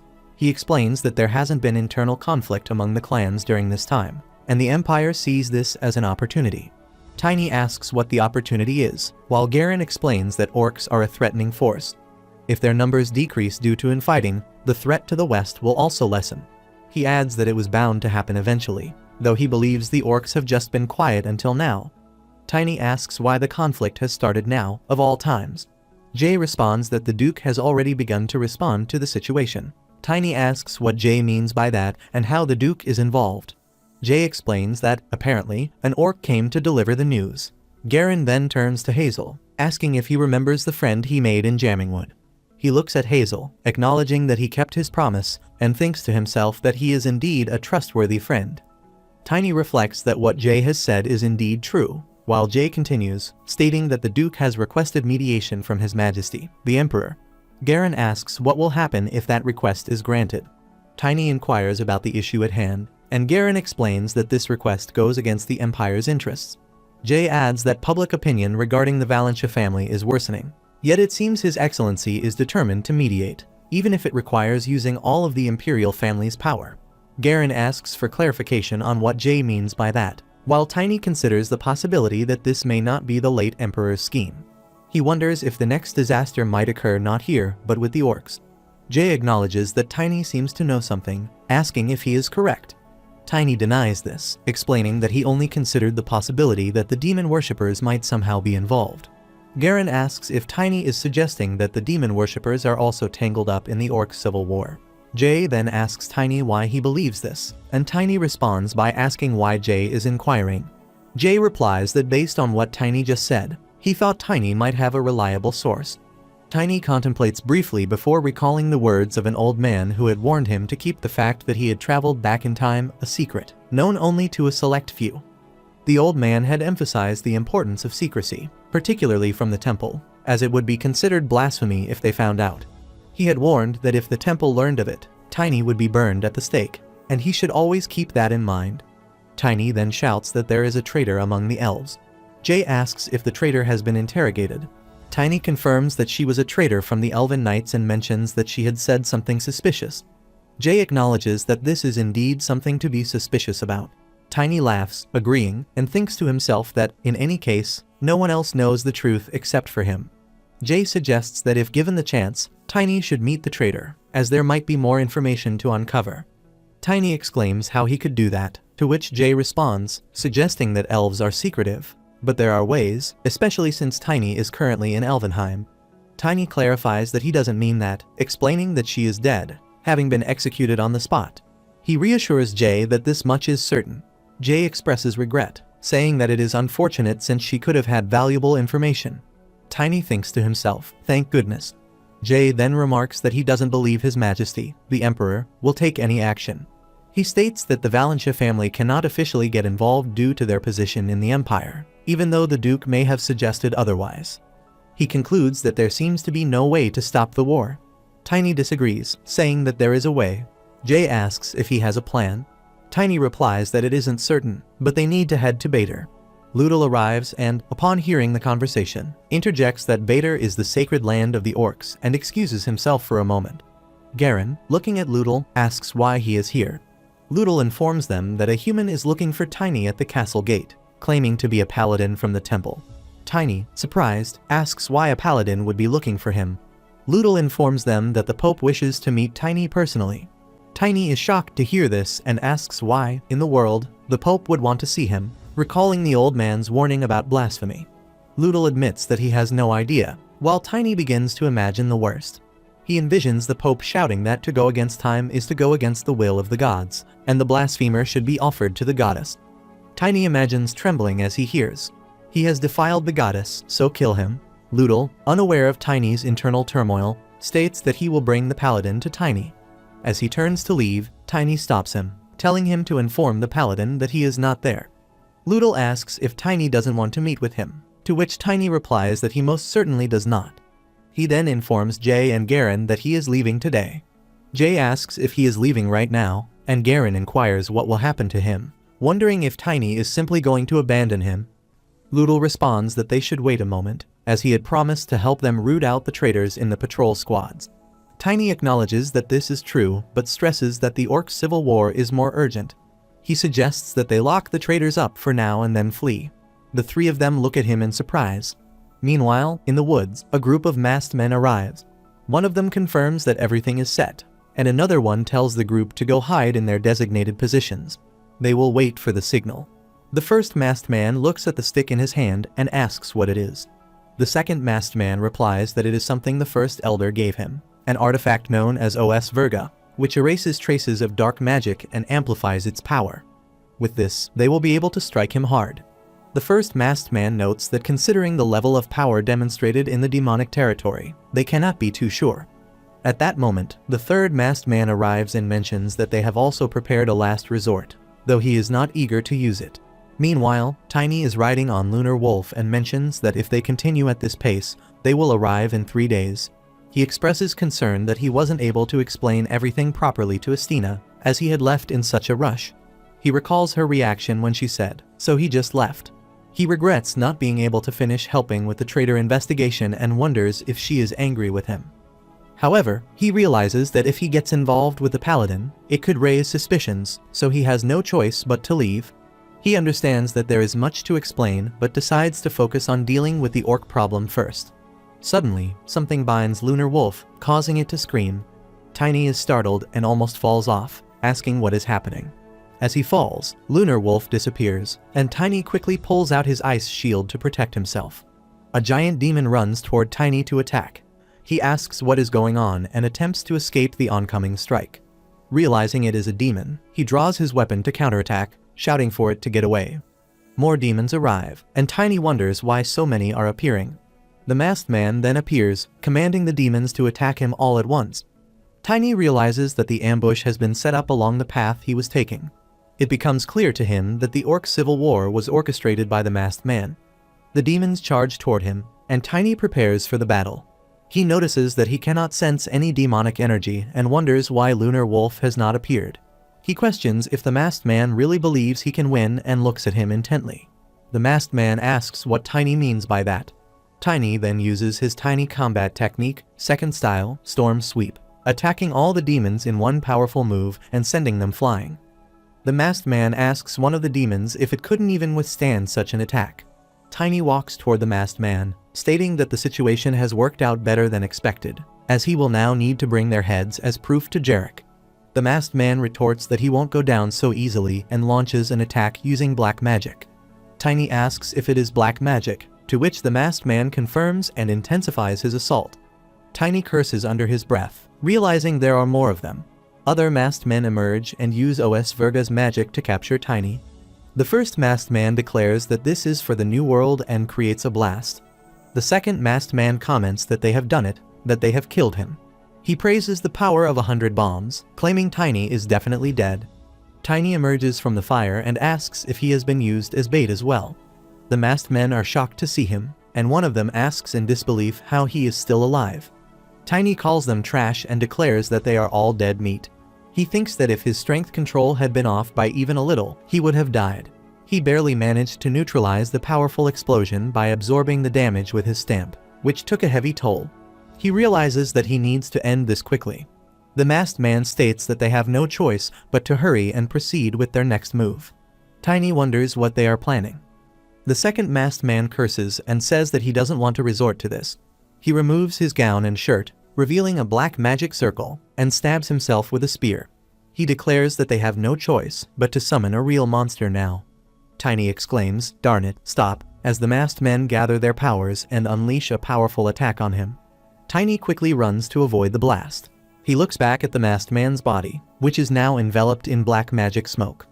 Tiny wonders what kind of overwhelming demonic energy he has unleashed. He charges toward the masked man, and the masked man announces that this is a commander-level beast from the demon army. He claims that Tiny is finished now and shouts, "It's for the new world." Tiny sees a demonic skeletal head emerge from the masked man's body and recognizes him as a commander of the Gluttony Legion's demonic beast corps. He realizes that this creature possesses power equivalent to a 7th tier aura user. He silently apologizes to Grandal, knowing that he cannot allow such a monster to roam free. He must eliminate it here and now. Activating his weapon's aura, he launches an attack on the skeleton's head, causing a massive explosion. Sometime later, 3 individuals, saviors, stand on the opposite edge of the mountain, surveying the aftermath. One of them asks if it is certain there are any survivors in a place like this. Their eyes fall on Tiny, who lies unconscious on a rock with his Grandal broken beside him. One of the saviors instructs Jarek to move the small human. Jarek confirms, lifts Tiny along with his damaged weapon, places him on the back of his wolf, and leaves the area. After a while, Tiny slowly regains consciousness. He attempts to sit up and asks where he is, wincing at the pain in his head. One of the saviors approaches and says it seems he is finally awake, instructing him to lift his head and look up. Tiny asks what he means by telling him to look up and tries to see Jarek's face.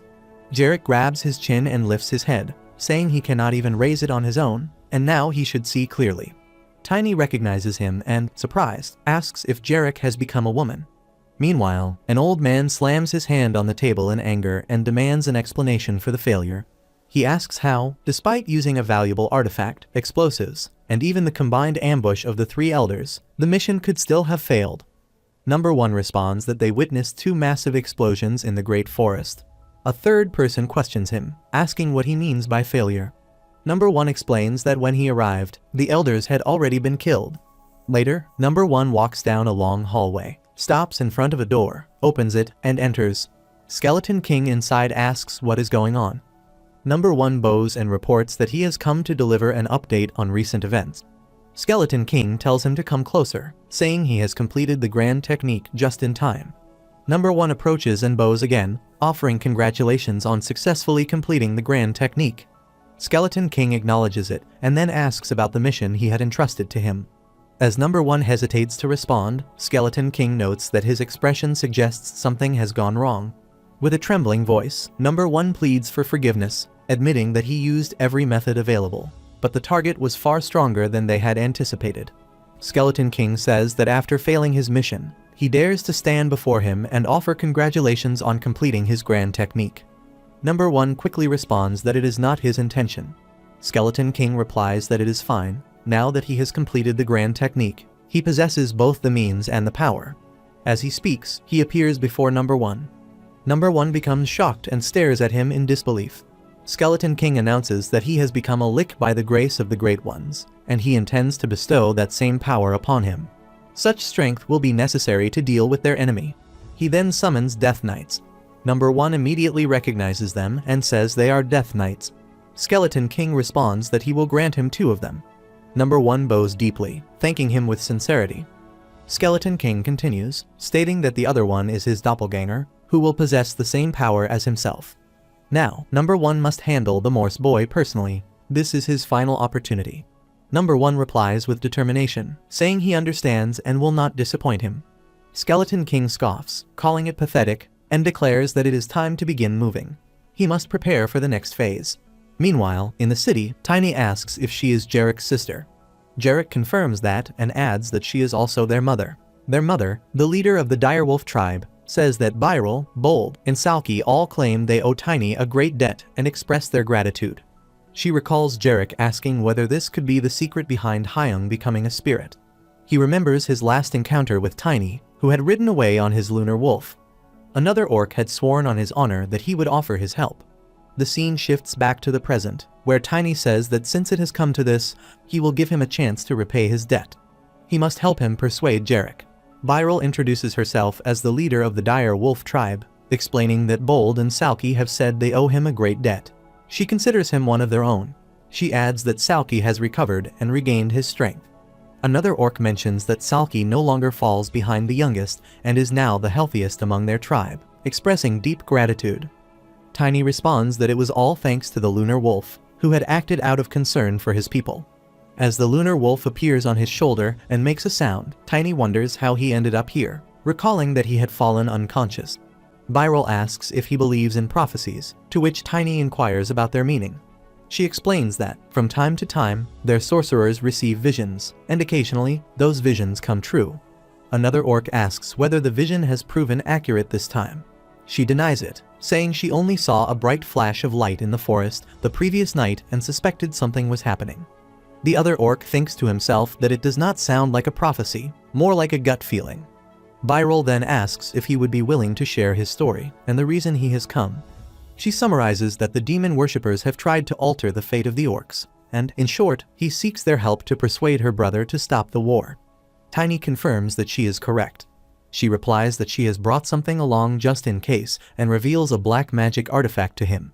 She explains that it still contains a significant amount of demonic energy and guesses that it must have been a powerful item. He agrees, explaining that they had attempted to summon a large number of demonic beasts. Then he suddenly exclaims and asks where his belongings are and where his armor has gone. She assures him not to worry about his weapons, as the finest blacksmith in their tribe is currently repairing them. Tiny asks if that is even possible. She explains that while they may not be able to forge such weapons from scratch, the self-repair function embedded in them makes restoration feasible. He recalls someone mentioning shock amplification and a self-repair mechanism, then expresses relief. He says that in that case, he will take the artifact and try to persuade the great warrior. Although the warriors might not believe him at the moment, they must stop the Black Rhinoceros tribe at all costs. He adds that the leader of Bader has also expressed concern about Nergui's next move, as it appears he is attempting to rally more tribes to his cause and escalate the war even further. Byril responds that she knows Nergui well. Tiny explains that Nergui once competed against his brother for the title of the Great Warrior. He recounts how Jarek chose the path of a martial artist while Nergui sought to surpass his limits through sorcery. In the end, however, Nergui failed to defeat Jarek. Byrol reflects that Nergui had desired the power reserved for great warriors but had not been able to overcome Jarek on his own. She says that, according to what she has heard, he eventually abandoned his ambition to become a great warrior and chose instead to lead a tribe with honor. She admits that it is a rather puzzling turn of events. She asks, by the way, if he has met Jarek. Tiny responds by asking what she means. He says no, at least not in person. She replies that, in that case, he has not yet experienced Jarek's stubbornness. Tiny laughs and agrees, saying absolutely not, though inwardly he thinks otherwise. Of course, he has. There is no way he would not know how stubborn Jarek can be. He recalls the moment Jarek declared that he would rather die than go against his code and give up his honor. Tiny had responded in frustration, calling him a damned orc idiot and insisting it was not the time to dwell on codes. They had to attack the enemy immediately to complete the mission. Behind him, Estina had stood in silence, thinking to herself how infuriating that stubbornness was. Jarek had remained firm, saying he would rather die than start an unhonorable fight. Tiny reflects that, aside from all the talk of codes and honor, Jarek had still been a decent guy. Byrol warns him again, saying Jarek will not trust him. Tiny asks what she means. She explains that Jarek will likely say he would rather die than break his code by interfering in a conflict among the tribes. Tiny thinks to himself how annoyingly accurate that sounds. She adds that if there is even the slightest chance of violating his code, Jarek will choose to avoid it. But even so, she encourages him to try his best. She says that if he is right, and their tribe has indeed raised a truly great warrior, then they cannot simply stand by. Especially because of the favor they owe him, she will send Bold with him. She instructs Bold to go with him and report what he has observed to her, while another orc responds affirmatively. She replies that it will not be easy, even if Bold accompanies him, and suggests that he should probably consider an alternative. Tiny interjects, stating that he has already thought of one, and they all proceed to walk away. After a while, one orc mentions that they are almost there, only a short distance away from Bader, and deems the war humans have fought in to be blasphemous. He asserts that a great warrior would do his best to end this unjust war, while another orc points out that the Yellow Eagle tribe resides up ahead. The first orc, confused, asks what that is, just as eagles drop fireballs upon them. He shouts that they are under attack, an ambush by the Yellow Eagle tribe, and they all flee to evade the fireballs. He curses them, claiming they are assaulting them with some strange artifact. A demonic orc, observing the situation, agrees with the humans' previous words, asserting that the enemy would indeed come to them if they waited by the path to Bader. He hovers above an eagle. Another orc looks up at him, asking if he has finally betrayed the honor of orcs and why he does not grab a proper weapon and fight. The demonic orc responds with disdain, questioning why he should bother, as he already possesses such a magnificent weapon. He declares that honor belongs to the winner, not to someone like him, who is about to perish. He attacks the orcs below with another dire ball. Suddenly, Tiny appears, blocking one of the attacks and counterattacking, throwing the demonic orc down from the eagle. A masked orc tells Tiny to wait, but Tiny asks if those are his last words before launching an attack that knocks him out. The orc demands to know what is happening, remarking that this is a fight between orcs. Another orc reminds him that he had already stated several times that he could not simply join in the fight. Tiny retorts, questioning why he cannot, pointing out that he is, in fact, an orc. He explains that he only wants to save a friend, and then he greets Narn cheerfully for a long time, no see. Narn responds with a smile, saying it is good to see his little friend, to which Tiny irritably replies that he is not little. At night, all the orcs and Tiny sit together, and one of them remarks that although their opponents had resorted to cheap tricks and his comrades had died honorable deaths, there is no need to be too sorrowful about it. Narn inquires if they are currently lagging behind schedule because of him. Tiny assures him that it is fine, explaining that even if they had arrived today, it would have been too late to meet the great warrior anyway. He then asks whether it is safe to have a fire out in the open, to which another orc responds, assuring him not to worry as orcs do not fight at night.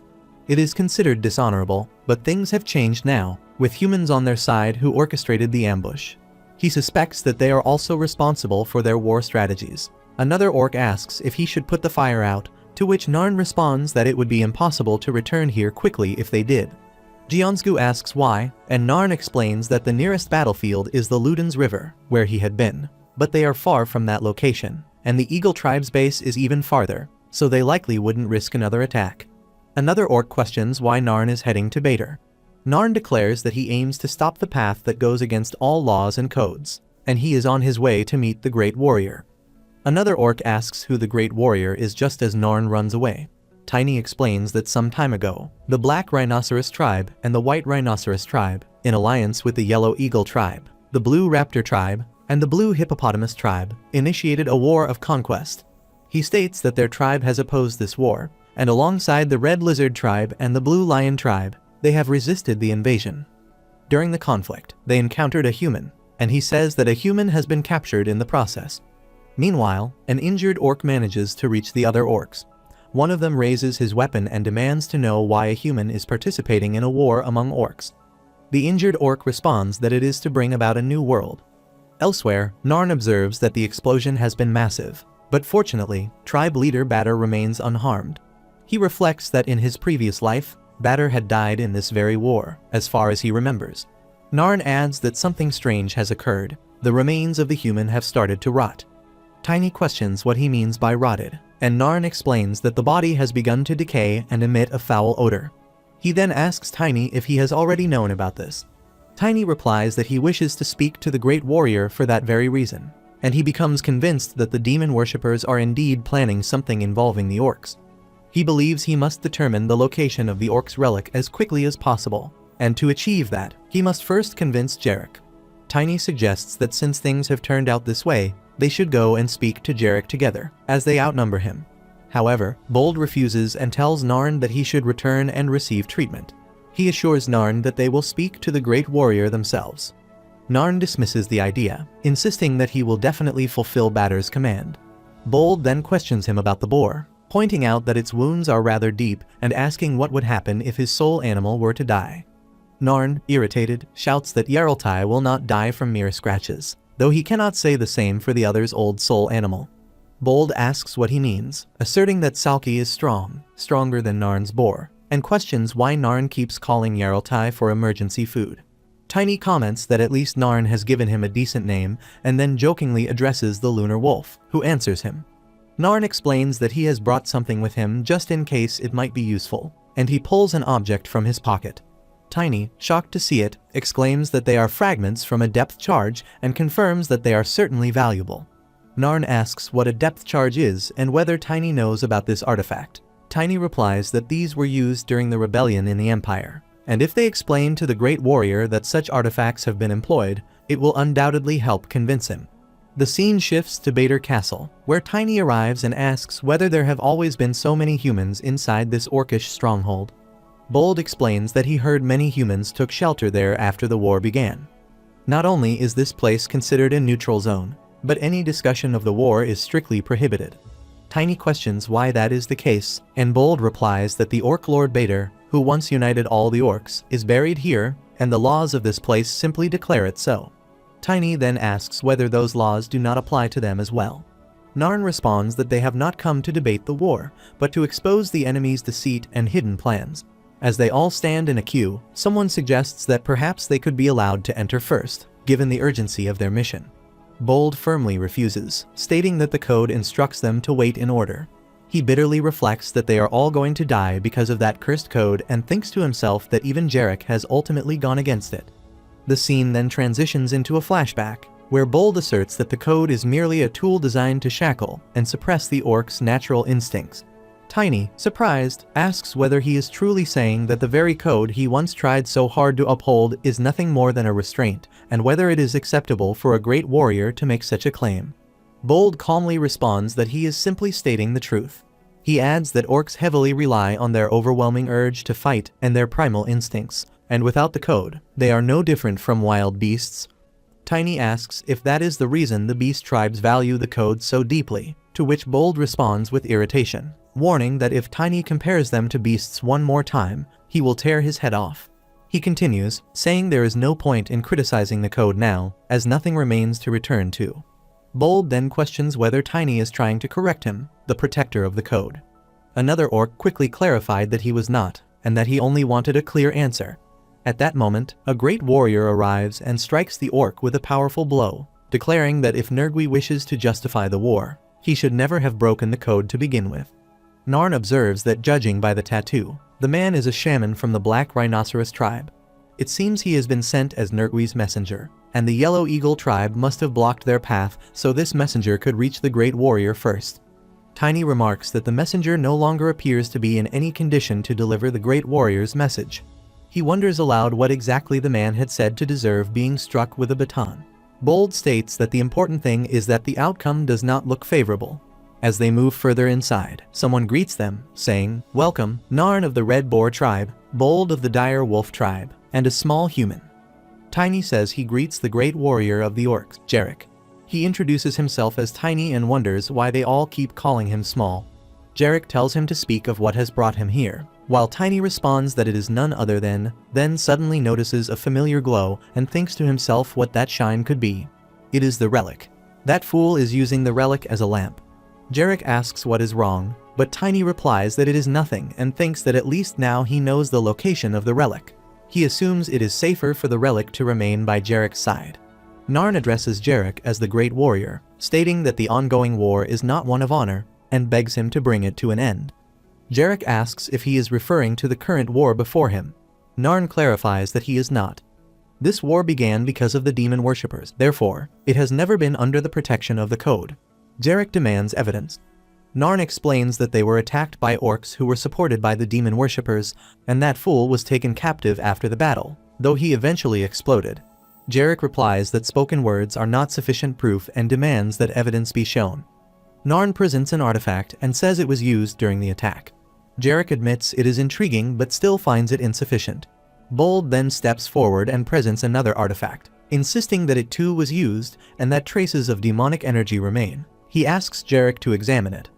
Jarek inquires about demonic energy. Tiny explains that it is difficult for him to confirm a connection between the artifacts and the demon worshippers based on these objects alone. In his mind, he laments their persistent stubbornness. Jarek declares that he speaks as the protector of the code and that he will not take any action beyond what the code demands. He instructs them to return with more substantial proof. Tiny then asks if he may present the required evidence to Jarek when it is found.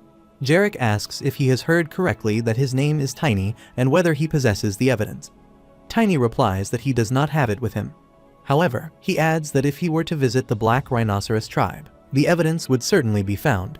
Jarek states that his courage is admirable, but questions whether he truly believes that the words of a mere human can compel him to act. Narn tells him that Tiny is someone who has already stopped demon worshippers twice. When it comes to matters related to them, he is the most trustworthy person, and Narn is willing to vouch for him. Jarek responds that it seems the others have forgotten humans have long been enemies of the orcs. Their deceitful and cunning promises have always led them into traps. He declares that regardless of Tiny's achievements, the code shall not be broken. If that has been made clear, then Tiny may return. Tiny asks whether the code holds more value than the lives of the orcs currently being sacrificed. Jarek demands clarification and asks if he has just used the word sacrifice. Tiny explains that because of this dishonorable war, countless orc warriors are being killed. Is that not what should be considered a sacrifice? He then raises his voice, demanding to know if Jarek truly believes the code is more important than his people, or if he simply refuses to shoulder the responsibility of breaking the code as a leader. Narn and Bold are shocked to hear his words. Narn calls out to Tiny, while Bold asks what he is trying to achieve by provoking Jarek. He declares that this is his final warning for any further insolence, and Tiny's head will be sent flying. Tiny responds by asking whether the code is nothing more than a tool used to shackle and suppress the orc's natural instincts. Enraged, Jarek charges at him and strikes him, hurling him out of the castle. Tiny is injured and begins to bleed, while Narn and Bold grow concerned and call out to him. Jarek says he has not infused the punch with mana. He has spared his life because he wishes to speak to him privately.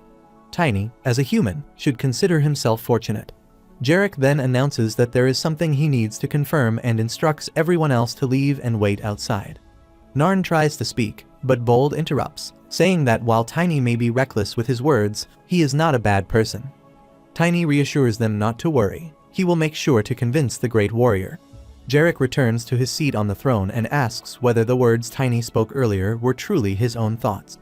Tiny replies that they were not. Those words were once spoken by an orc he knew. Jarek asks if he is attempting to deceive him. No orc would dare speak of the code in such a manner. Tiny responds that if he is truly that curious, he can come with them and meet the orc himself. Then, the truth will be revealed. Jarek says that is an entirely different matter.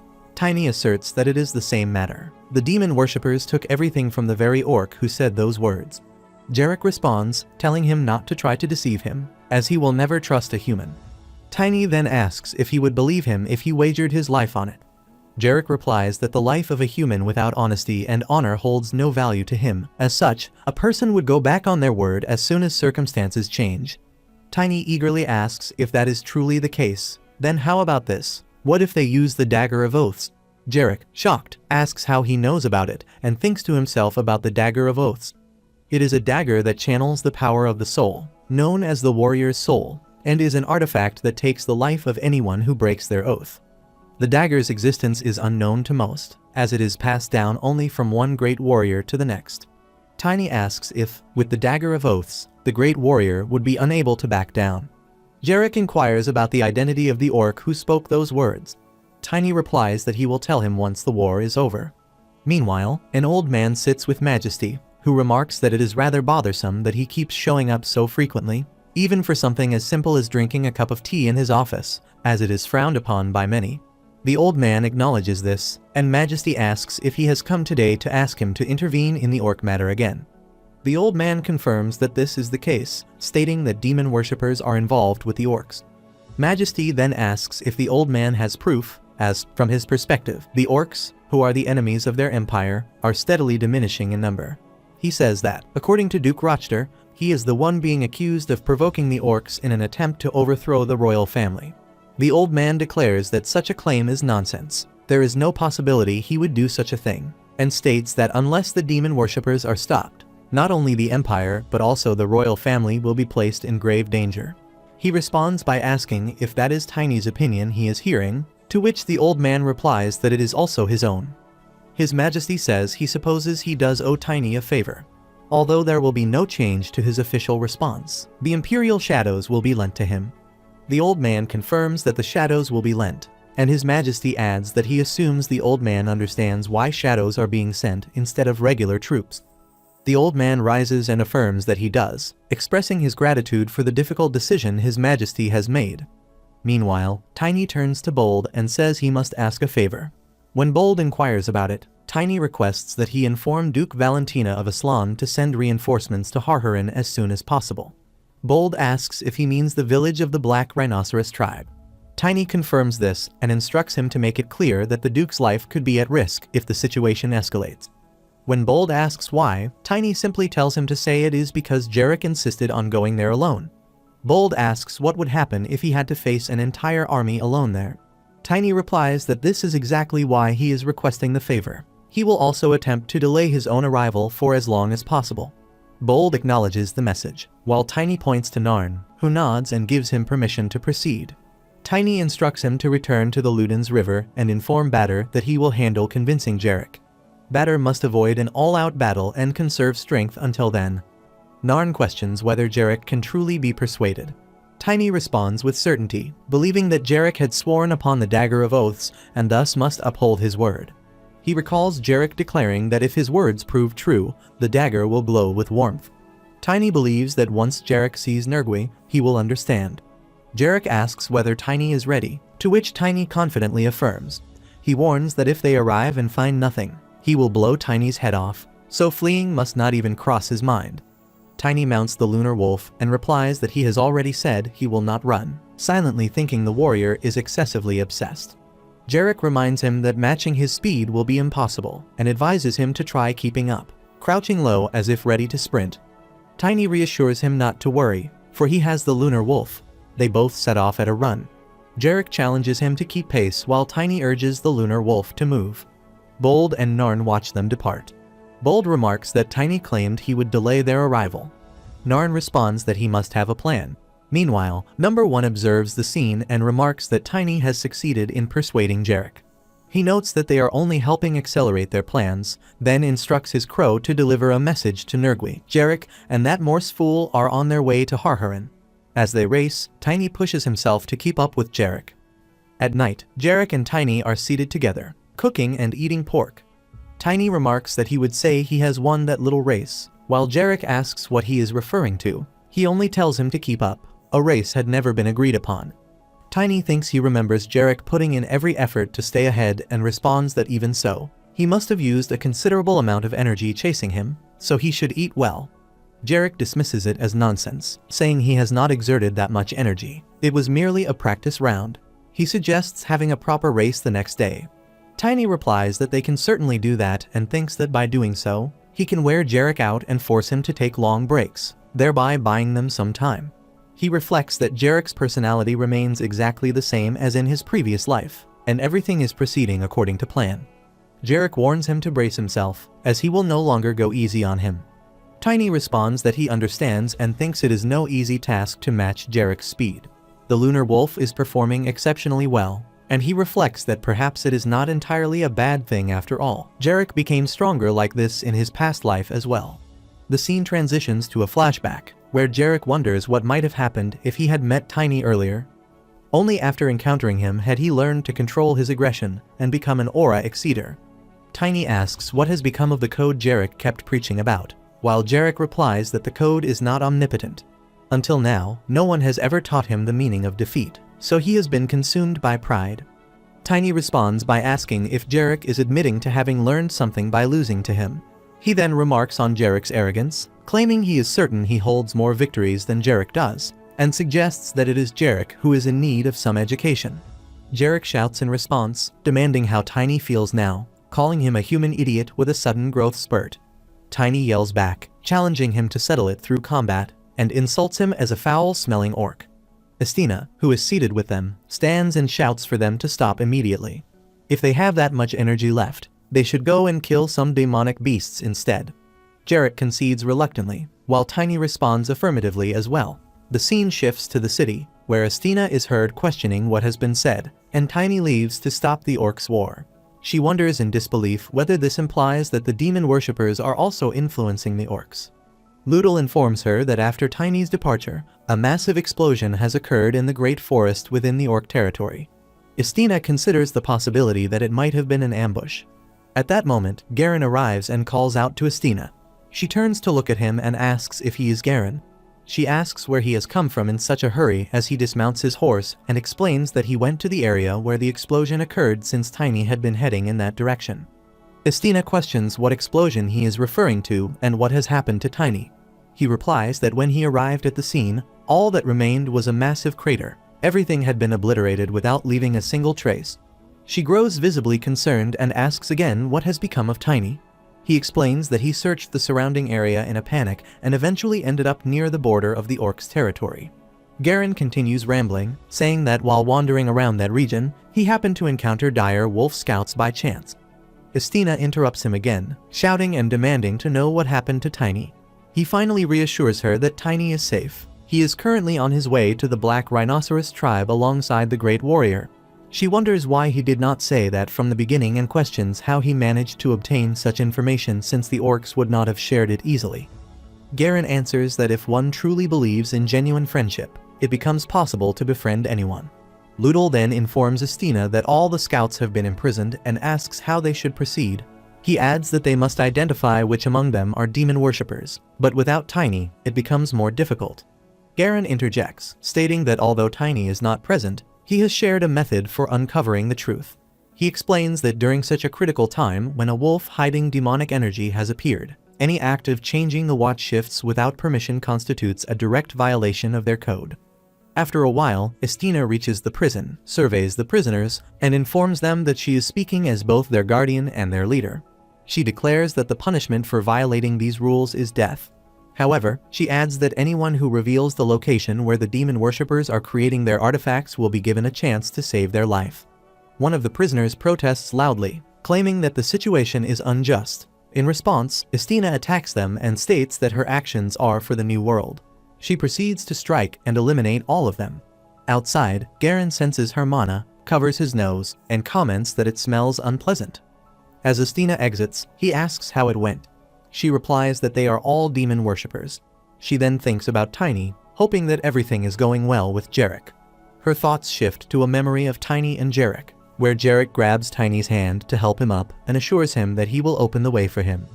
Jarek tells him not to worry, he only has to endure 5 consecutive rebounds. Tiny calls him crazy and demands that he make it make sense.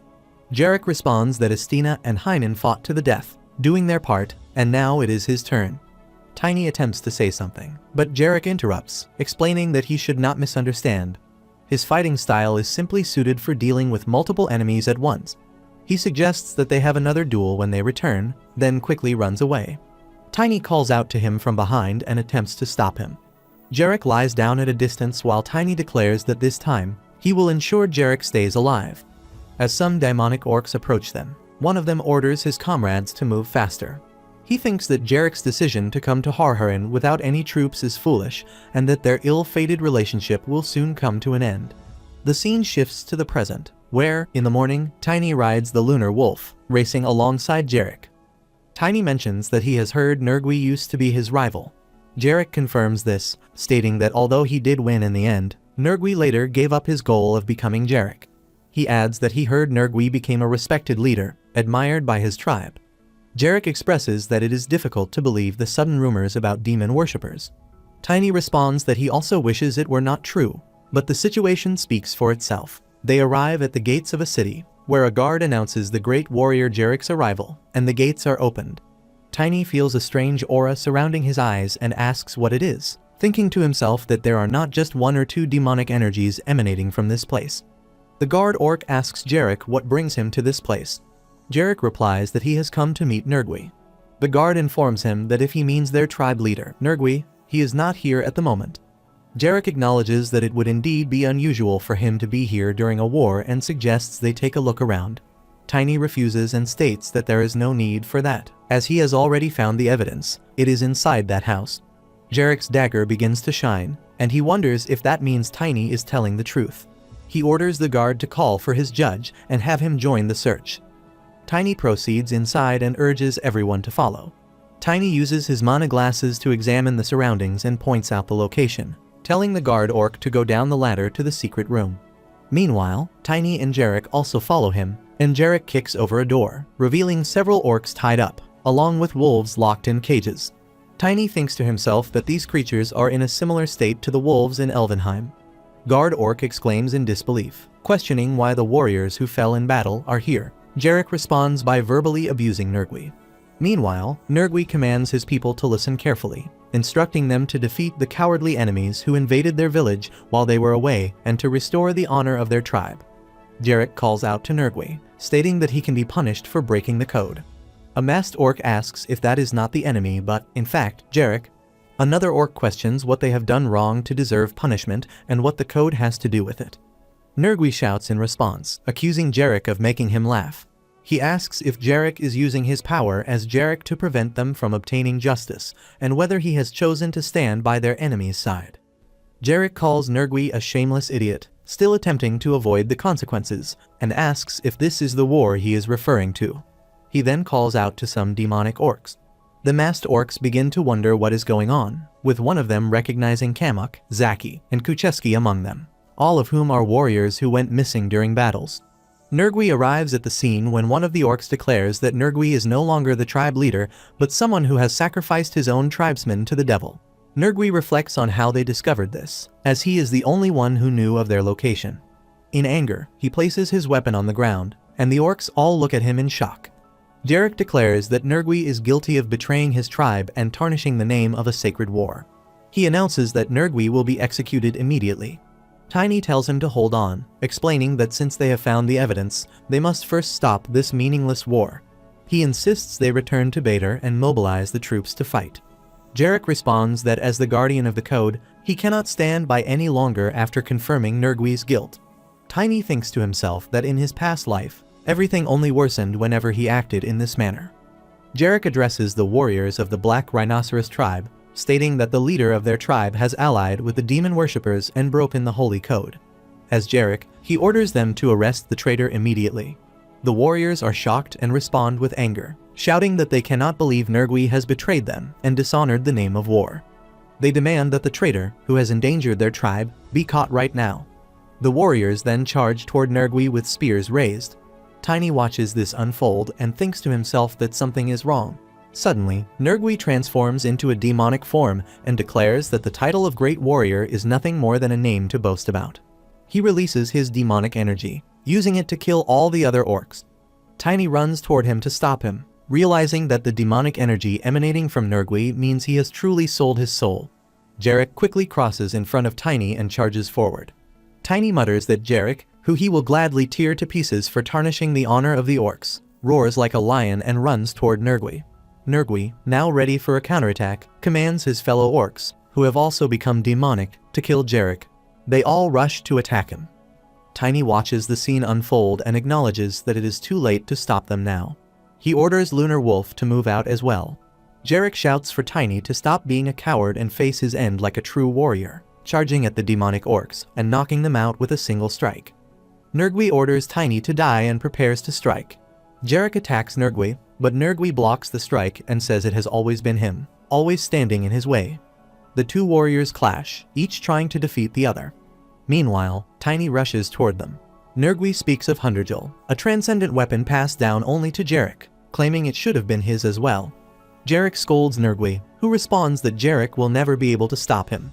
Jarek strikes again, but Nergui begins to melt, releasing demonic slime that ensnares the other orcs. Jarek observes this and comments that Nergui has truly given up his identity as an orc.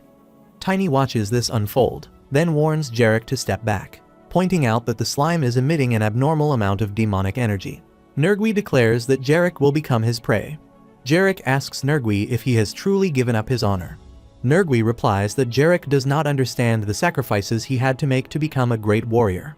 He explains that, after witnessing past warriors, he realized that, in the end, even the title of Great Warrior is meaningless in the face of true power.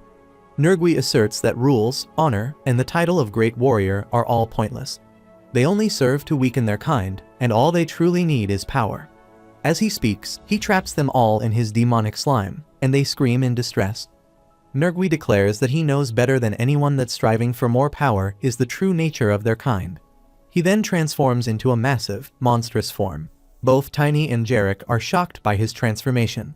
Nergui attacks Tiny, who jumps back to evade the slime attack, realizing the danger of making contact with the slime, as it would corrupt his body and feed on his demonic energy.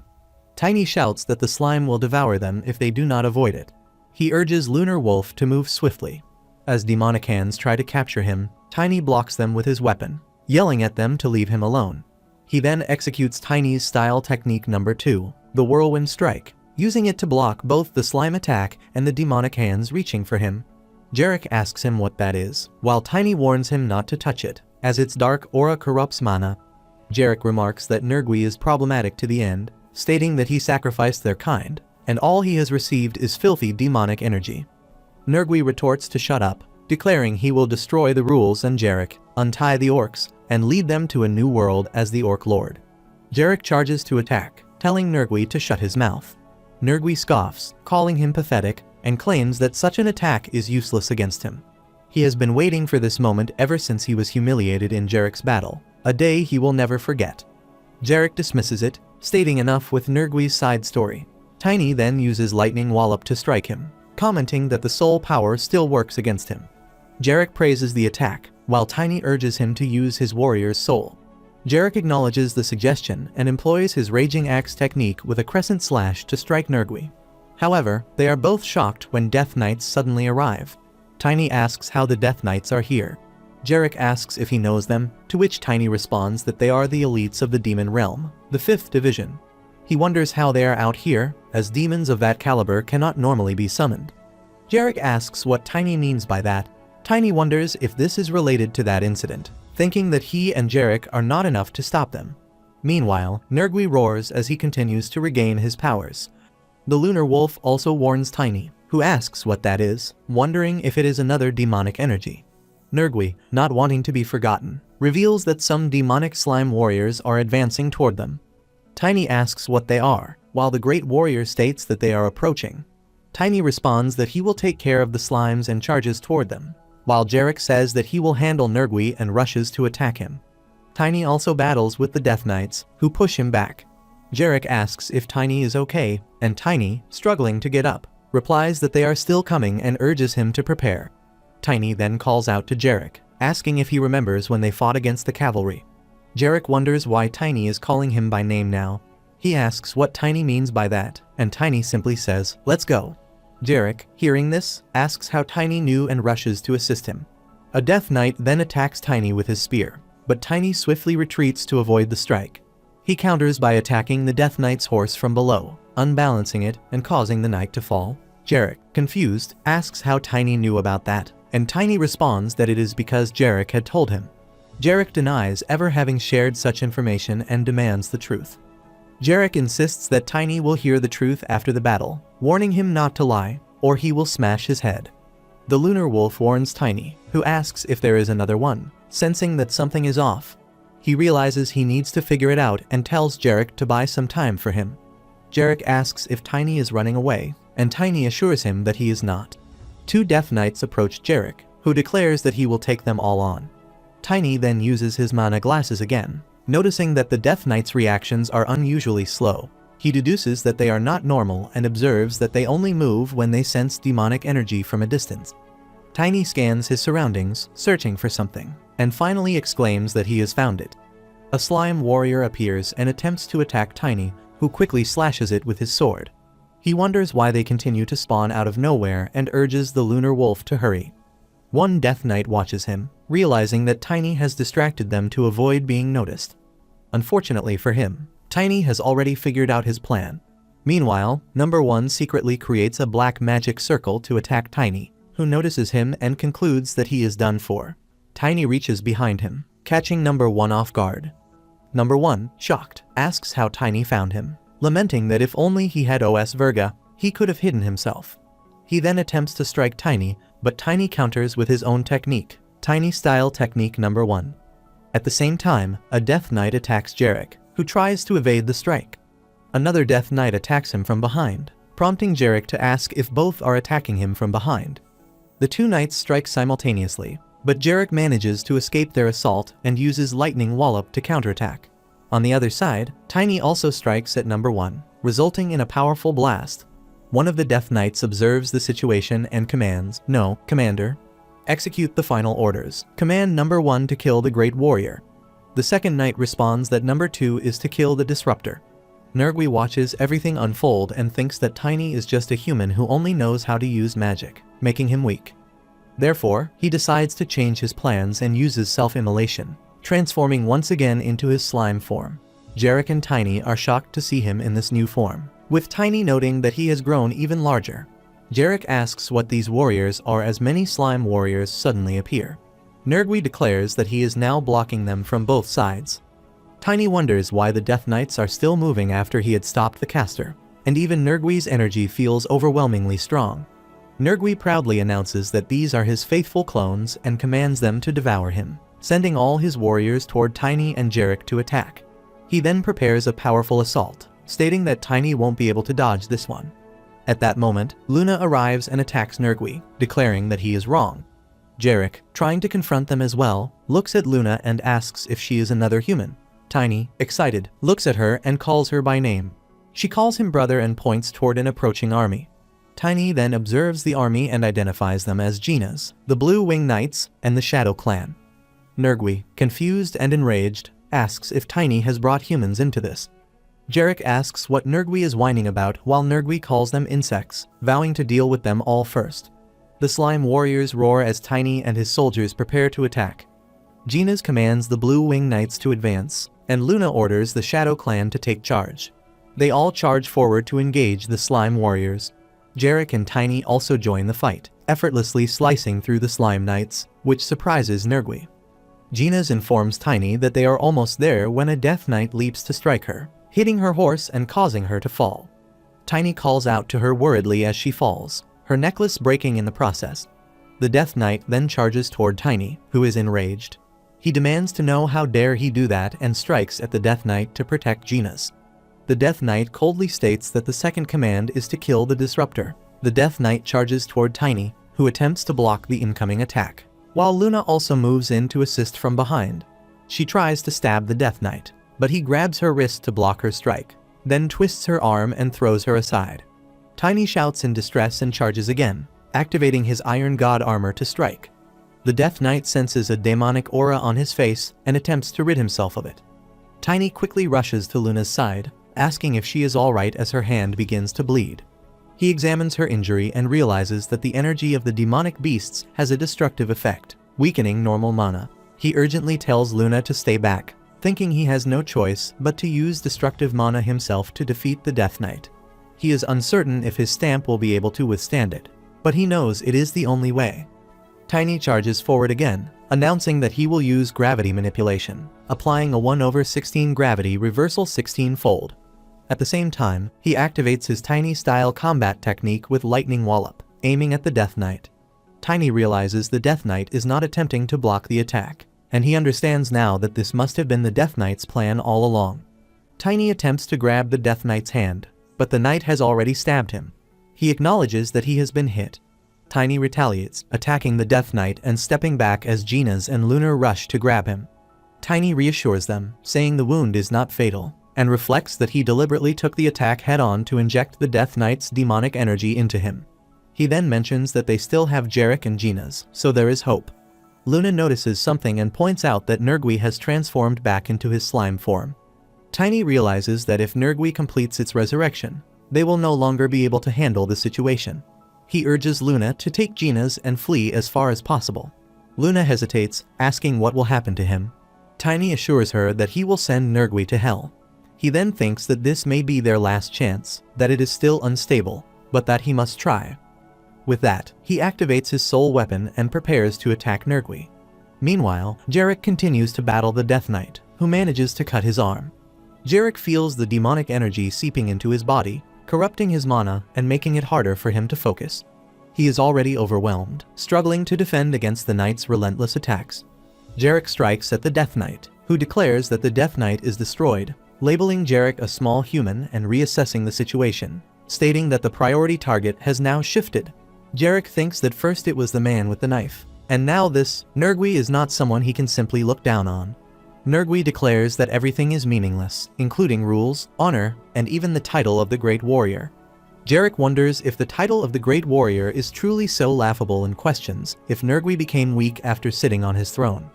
Nergui, using Jarek's contempt for the weak, throws his axe toward him and charges at him. He grabs Jarek's neck with both hands, pressing hard in an attempt to break it. Nergui taunts that Jarek should express gratitude to the one who awakened him as he prepares to kill him. However, Nergui looks behind and sees everyone gathered around Tiny, who has collapsed on the ground. Meanwhile, Nergui, in his slime form, begins to crawl away, reflecting that he has sacrificed everything and cannot simply vanish like this.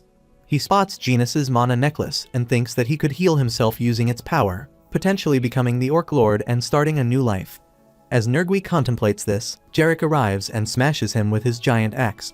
Nergui screams in protest, but Jarek coolly states that Nergui's end is unsightly. He then walks toward Tiny. Luna asks Tiny if he is regaining his senses, and Tiny looks at Jarek, who says that they have cut them all down.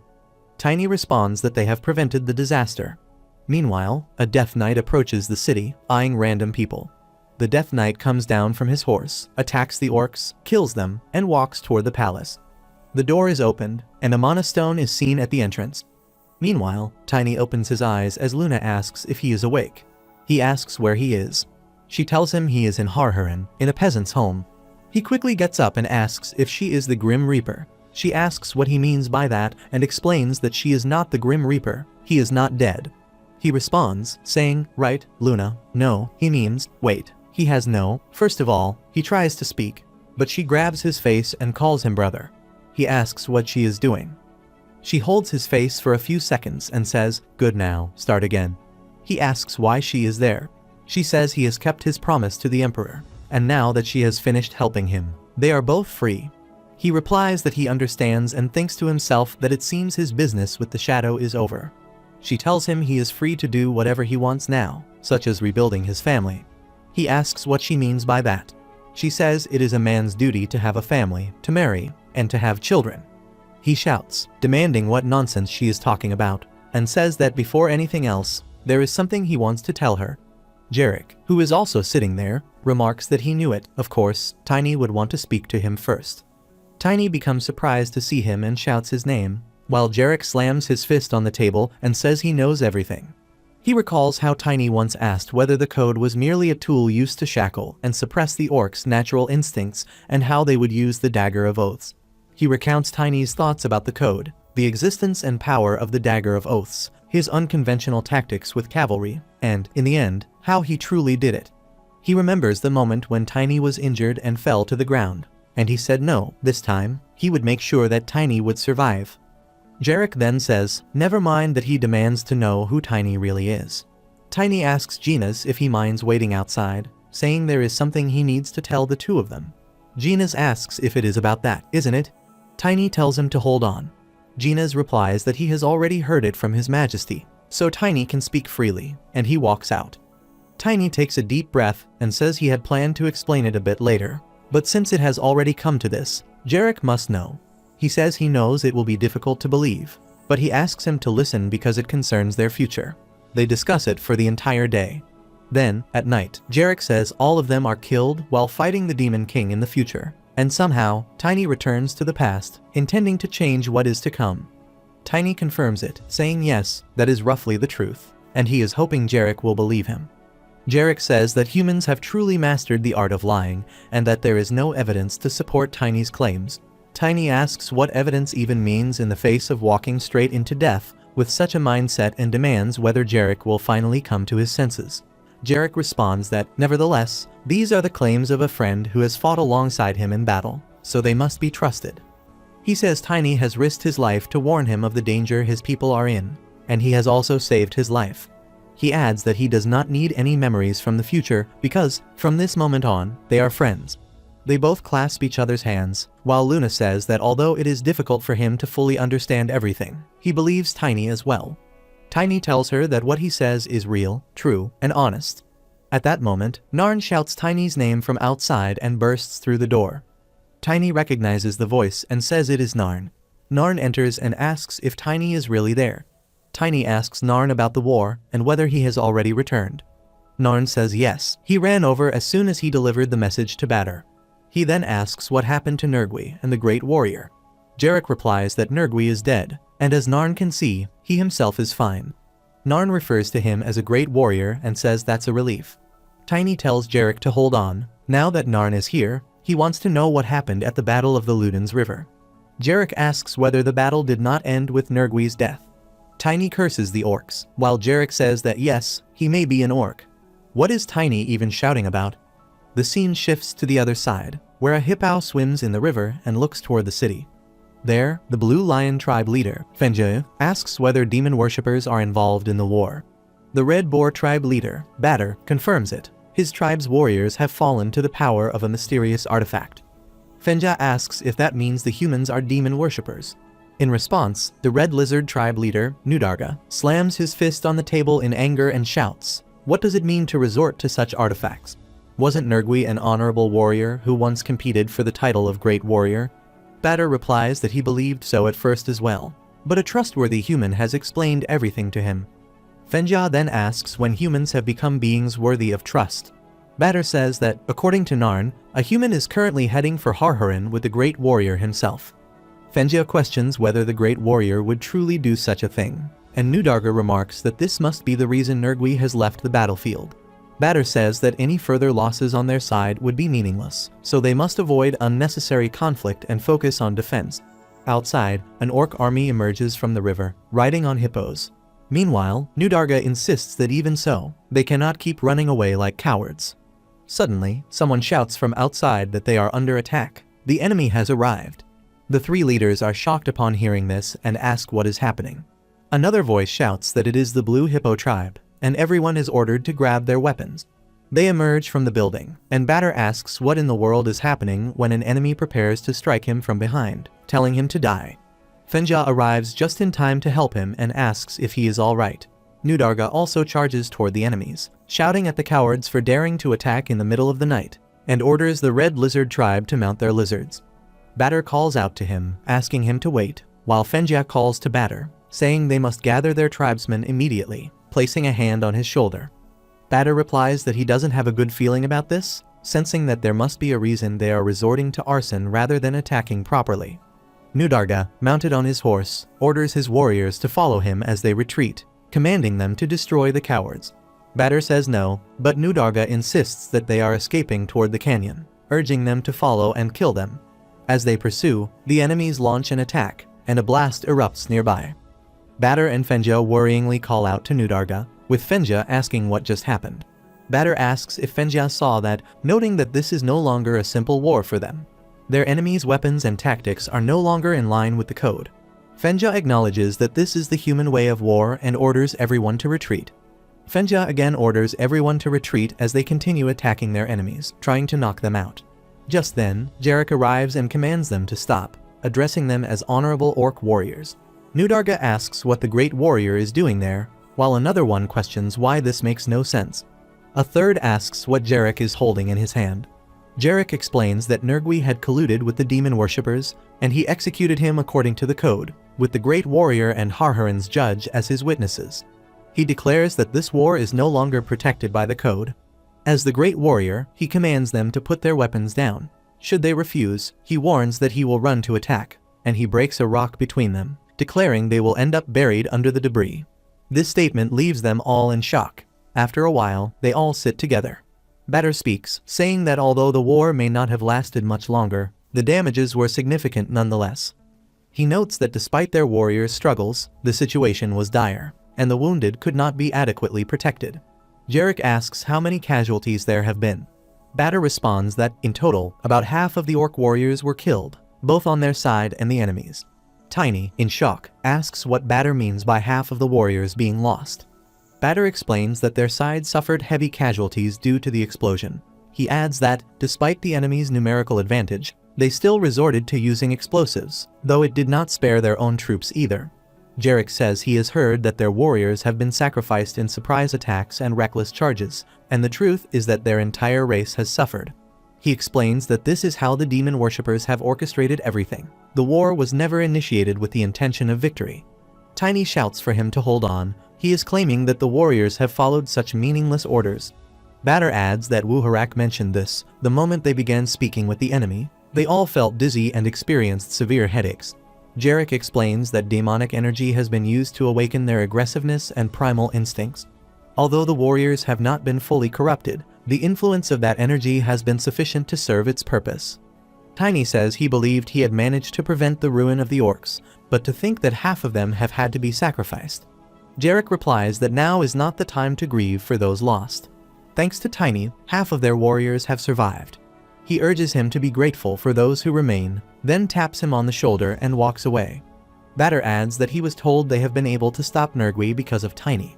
Jarek says he must thank him in the name of his tribe and assures him that this debt will not be forgotten. Ginas then remarks that Tiny's knowledge of the future will no longer be of any use. Tiny silently agrees, thinking that Ginas is right, and that the future from this point forward will be entirely different from the one he once knew. From now on, he will have to face a future filled with the unknown. Ginas tells Tiny not to worry too much. They have anticipated this moment, which is why his lordship has written a letter in advance. Ginas hands the letter to him. Tiny asks if the old man really did this, then opens the letter and begins to read. It says that Tiny has already changed so much, and if something does not end well, he hopes Tiny will not hate himself for it. But if things do go well, he should enjoy his achievements and take pride in what he does. He deserves it. Tiny tries to respond, but Ginas interjects, saying it is rare for his lordship to express his emotions so openly. He adds that his lordship only does this with his family, and it seems he cares for Tiny deeply. Tiny reflects on the word family and turns to Luna, correcting himself and addressing her as Miss Morse. He says there is something he wants to confess. He admits that he is not actually from the Morse family, and there is a reason he claimed to be. Luna asks what he means, and he replies that he lied because he had to. He apologizes for deceiving her and bows his head. She looks at him in surprise and asks if he is not a Morse and why he is saying this. He answers that he only pretended to be one. She responds firmly, saying no, he did not pretend. He is a Morse. He asks what she means by that, explaining that he knows it is difficult to believe, but he truly did lie to her. She tells him it is not a lie. When they first met, his blood got on her dagger. She shows him the dagger and explains that she has had his blood tested. According to the results, he is even more closely related to the direct bloodline than she is. He becomes shocked and asks what she is saying. He insists there is no way that could be true, and he has been alone for as long as he can remember. Even before he understands what life is, he learns how to survive without that thing called family. He recalls a moment from his childhood when he, as a baby, was placed in a basket and left out in the cold. A woman arrives, sees him there, lifts him in her arms, and asks who could abandon a baby in such freezing weather. He remembers longing for the warmth of someone who would live for him. As she asks why he is out there all alone, he thinks there has only ever been one person deserving of the title of family. After that day, he has never once questioned the reason for his abandonment. Tiny then asks if he truly is a descendant of the Morse family, why he is abandoned, and what the other family members have been doing. She calls him brother, embraces him, and assures him that everything is all right now. Just like her, he has found his family. Meanwhile, Gina's quietly pushes Jarek and Batter out of the room. Batter looks back at the two of them before stepping outside. Luna tells Tiny that the Morse family's defining traits, shadow blood, black hair, and black eyes are all clearly present in him. She adds that the purer the Morse blood, the smaller one's stature tends to be. He thinks of what a cursed bloodline it must be and remarks that he is tall. Perhaps that is why she assumed he was only a very distant cousin. She is tall as well, but that is because she is a half-elf. He reflects that this must be the reason she has been looking at him in that way. She has never even suspected that he could have been a Morse in a past life. She explains that the direct bloodline possesses something called the Shadow's Law, a sacred relic of the family. If he becomes the successor, his blood will strengthen, and he will gain greater power. She asks if he would like to try it and offers him the dagger. He firmly replies that he would not in a million years. He says he does not need it and thinks to himself that he has already learned the basics in his past life. He decides he will simply accept her goodwill. Luna's fighting style completely contrasts with his own. She responds gently, saying it is all right if he does not want it, though she becomes visibly emotional. As he looks at her, he thinks that if it means so much to her, then it is a good thing everything has ended well. He has found his family and prevented a disaster, and now the future is gradually beginning to look brighter. At that moment, Gina's rushes back in and urges Tiny to come out quickly. He announces that a Death Knight has appeared in Batter and stolen the holy relic. Additionally, a demonic beast emerged in Karan and stole the sacred artifact Humanitas. Tiny is stunned by the news and asks what Gina's is saying. After a while, they all sit together to discuss their plan to defeat the enemy. Batter slams his fist on the table in anger and declares that he cannot forgive such disrespect. First, their enemies attempted to lead their race to ruin, and now they have the audacity to steal their holy relic. Fenja asks if they are simply going to let this go. He has heard that the thief is a monster capable of wielding aura.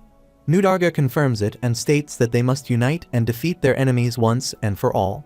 An elder orc from the Blue Hippopotamus tribe admits they feel responsible for having fallen for Nergui's deception. As a gesture of apology, they offer to stand on the front lines. Another orc announces that the Blue Raptor tribe will also take the lead. A third orc insists that his own tribe should stand at the front instead. Jarek responds that he understands their anger and shares it. Therefore, until the demon worshippers are entirely annihilated, he will not permit any conflict among their tribes. Rising to his feet, he strikes the table with his hand in fury and declares that they will continue to fight until not a single one of those devils remains untouched upon the face of this earth. Outside, Tiny and Luna hear his voice echoing and are taken aback by its intensity. When Jarek steps out, they both turn to look at him in shock. Tiny asks what the others have said and whether any information has been obtained about the demon worshippers, such as their location. Jarek responds by asking whether it was not Tiny's responsibility to know that, to which Tiny replies that if he did, he would not be standing there. Luna also calls him a foolish orc. Jarek laughs and tells them not to worry, reminding them that they have managed to prevent the extinction of their race. Tiny says that the loss of the holy relic is a serious issue. Jarek remarks that the ancient relic had only been used as a lantern, and he does not believe it holds much significance. Tiny shouts that it does, claiming it would have been enough to burn all the weaker monsters to death, and calls him an idiot. Luna agrees, repeating that he is a foolish orc. Jarek then asks whether Tiny truly believes their military strength is inferior to that of the holy relic. Tiny replies that he does not, but if the timing of the messenger's arrival is taken into account, the incident must have occurred immediately after they left Batter. That implies something important. Jarek interrupts and says that is enough. He admits that the loss of the relic is his fault and acknowledges that it was his responsibility, placing a hand on Tiny's shoulder. Tiny cannot help but think that something is bothering him, the fact that the relic was not destroyed but instead taken. He thinks that according to Gina's, the demon that has appeared in Coron has escaped with a large crystal in its hands. In his past life, they have also attempted to steal the core of the relic when it was kept in Coron. He wonders why the holy relics are being targeted in the first place. Gina's arrives and says he has found him. He has just finished reporting the situation, but it appears they must return to the Empire as soon as the sun rises. He asks what Tiny plans to do next. Tiny reflects that they have now entered uncharted territory, and he is certain the old man might have some answers to his questions. He responds that they will depart in the morning, and Gina's agrees. After some time, Jarek calls for everyone's attention and orders them to salute their benefactor. All the orcs stand in formation as Tiny, Gina's, and Luna approach. Jarek reminds everyone that his friend Tiny has saved their lives, and now his own life belongs to him. He tells Tiny to call for him whenever he may need it and shakes his hand with sincerity. The scene then shifts to the sacred mountain Nidus within the central temple Saul, where two individuals stand in the hallway. One of them addresses the other respectfully, asking if something is troubling His Holiness. His Holiness replies that many thoughts occupy his mind, stirred by the news they have received from the outside the day before. The other asks what he is referring to. His Holiness explains that people are now saying he is the ringleader of a loan shark organization obsessed with wealth, and they are calling them loan sharks. The other person becomes shocked upon hearing this and asks what he is saying. Who dares to say such things? He asks if that is not clear blasphemy. His Holiness replies that even worse names are being used but urges him to remain calm. Considering how tarnished the temple's image has become, he understands why the Knight of Brilliance has left Elvenheim to avoid the Holy Knight they had sent. He suggests that the knight must have assumed they would demand money from him. The other person calls out in disbelief, but His Holiness continues, saying that with distrust and hostility toward their temple growing day by day, there is no way they can properly warn or prepare for the prophecy of doom. His Holiness admits that he truly does not know what can be done anymore. The other man suggests proceeding with the plan he mentioned last time, earlier than originally intended. His Holiness looks back at him and addresses him as Cardinal. He declares that they must cast out those who have lost their faith and rebuild the honor of the temple. That is the only path left to them now. The Cardinal hesitantly reminds him that they had agreed it was too soon for such action. His Holiness replies that if they delay it any further, the situation will only continue to deteriorate. By then, it will be too late to change anything. His Holiness concludes that, in order to move forward, that person must leave the temple for a while. The Cardinal expresses concern, saying it will not be easy to persuade him. His Holiness, however, responds with quiet resolve, stating that he knows a way. On the other hand, the Skeleton King acknowledges his failure to kill him again, expressing frustration over the fact that no one can clearly bring an end to the situation. Someone bows before him and remarks that they did not expect number one to be so foolish, but at least they were able to secure the two holy relics. The Skeleton King responds, acknowledging that, thanks to that, the whole world has now been made aware of their intentions. The other person apologizes. The Skeleton King replies that it does not matter, as the Morse individual would have eventually revealed their plans anyway. He then asks, number two, how many of their men are left? The other person bows and informs him that there are brothers who have infiltrated the magic tower and the heart of the Selden Kingdom. With their manpower, they have the ability to move the association. The Skeleton King asks if that is all. The other person continues, stating that operations in the Werebeast Kingdom and in Tertius, which they have prepared for a long time, are progressing smoothly. The Skeleton King inquires if there are any other developments. The other person replies that all their brothers in Elvenheim have been discovered, leaving only low-ranking members with the orcs. However, he adds that they still have brothers in high-ranking positions within the Empire. Recently, high-ranking nobles have requested their assistance. The Skeleton King asks what he expects him to do with that useless group. The other person responds confidently, stating that the nobles are likely keeping a low profile due to the current situation, but they will undoubtedly prove useful to their cause. The Skeleton King orders that sacrifices be secretly prepared for him until the situation calms down, and the other person confirms this. The Skeleton King declares that the moment their attention is diverted, he will personally kill that individual. After some time, His Holiness and his secretary arrive at a palace. His Holiness addresses Godhand, the Holy Knight Spirit, stating that he did not wish to ask this favor but had no other choice, as the knight is refusing to meet with him.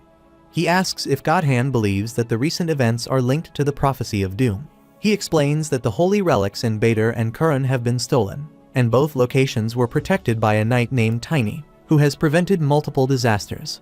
He suggests that this knight may be the key the goddess has sent to prevent the prophecy from coming true. His secretary quietly considers His Holiness's words, thinking about the implications if he continues down this path.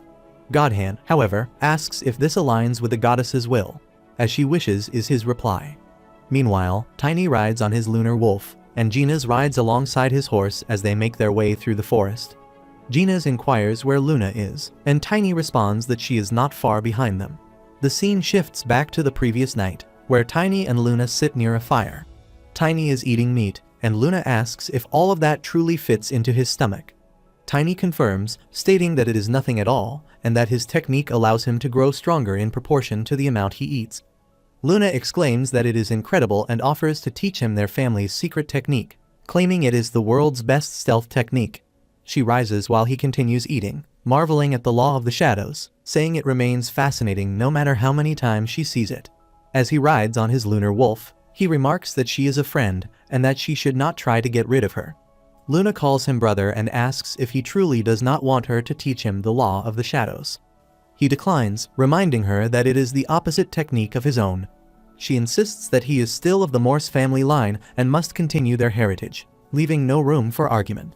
He hesitates, then asks if it is not a bit too early for that, but she firmly commands him to answer. He finally agrees, thinking of Arena, who took care of him, Khloe, who had always stood by his side, the stubborn old man who trusted him, and Gina's, with his persistent nagging. Tiny reflects that all these relationships would have been impossible in his past life, and no matter what the future holds, he will protect them all.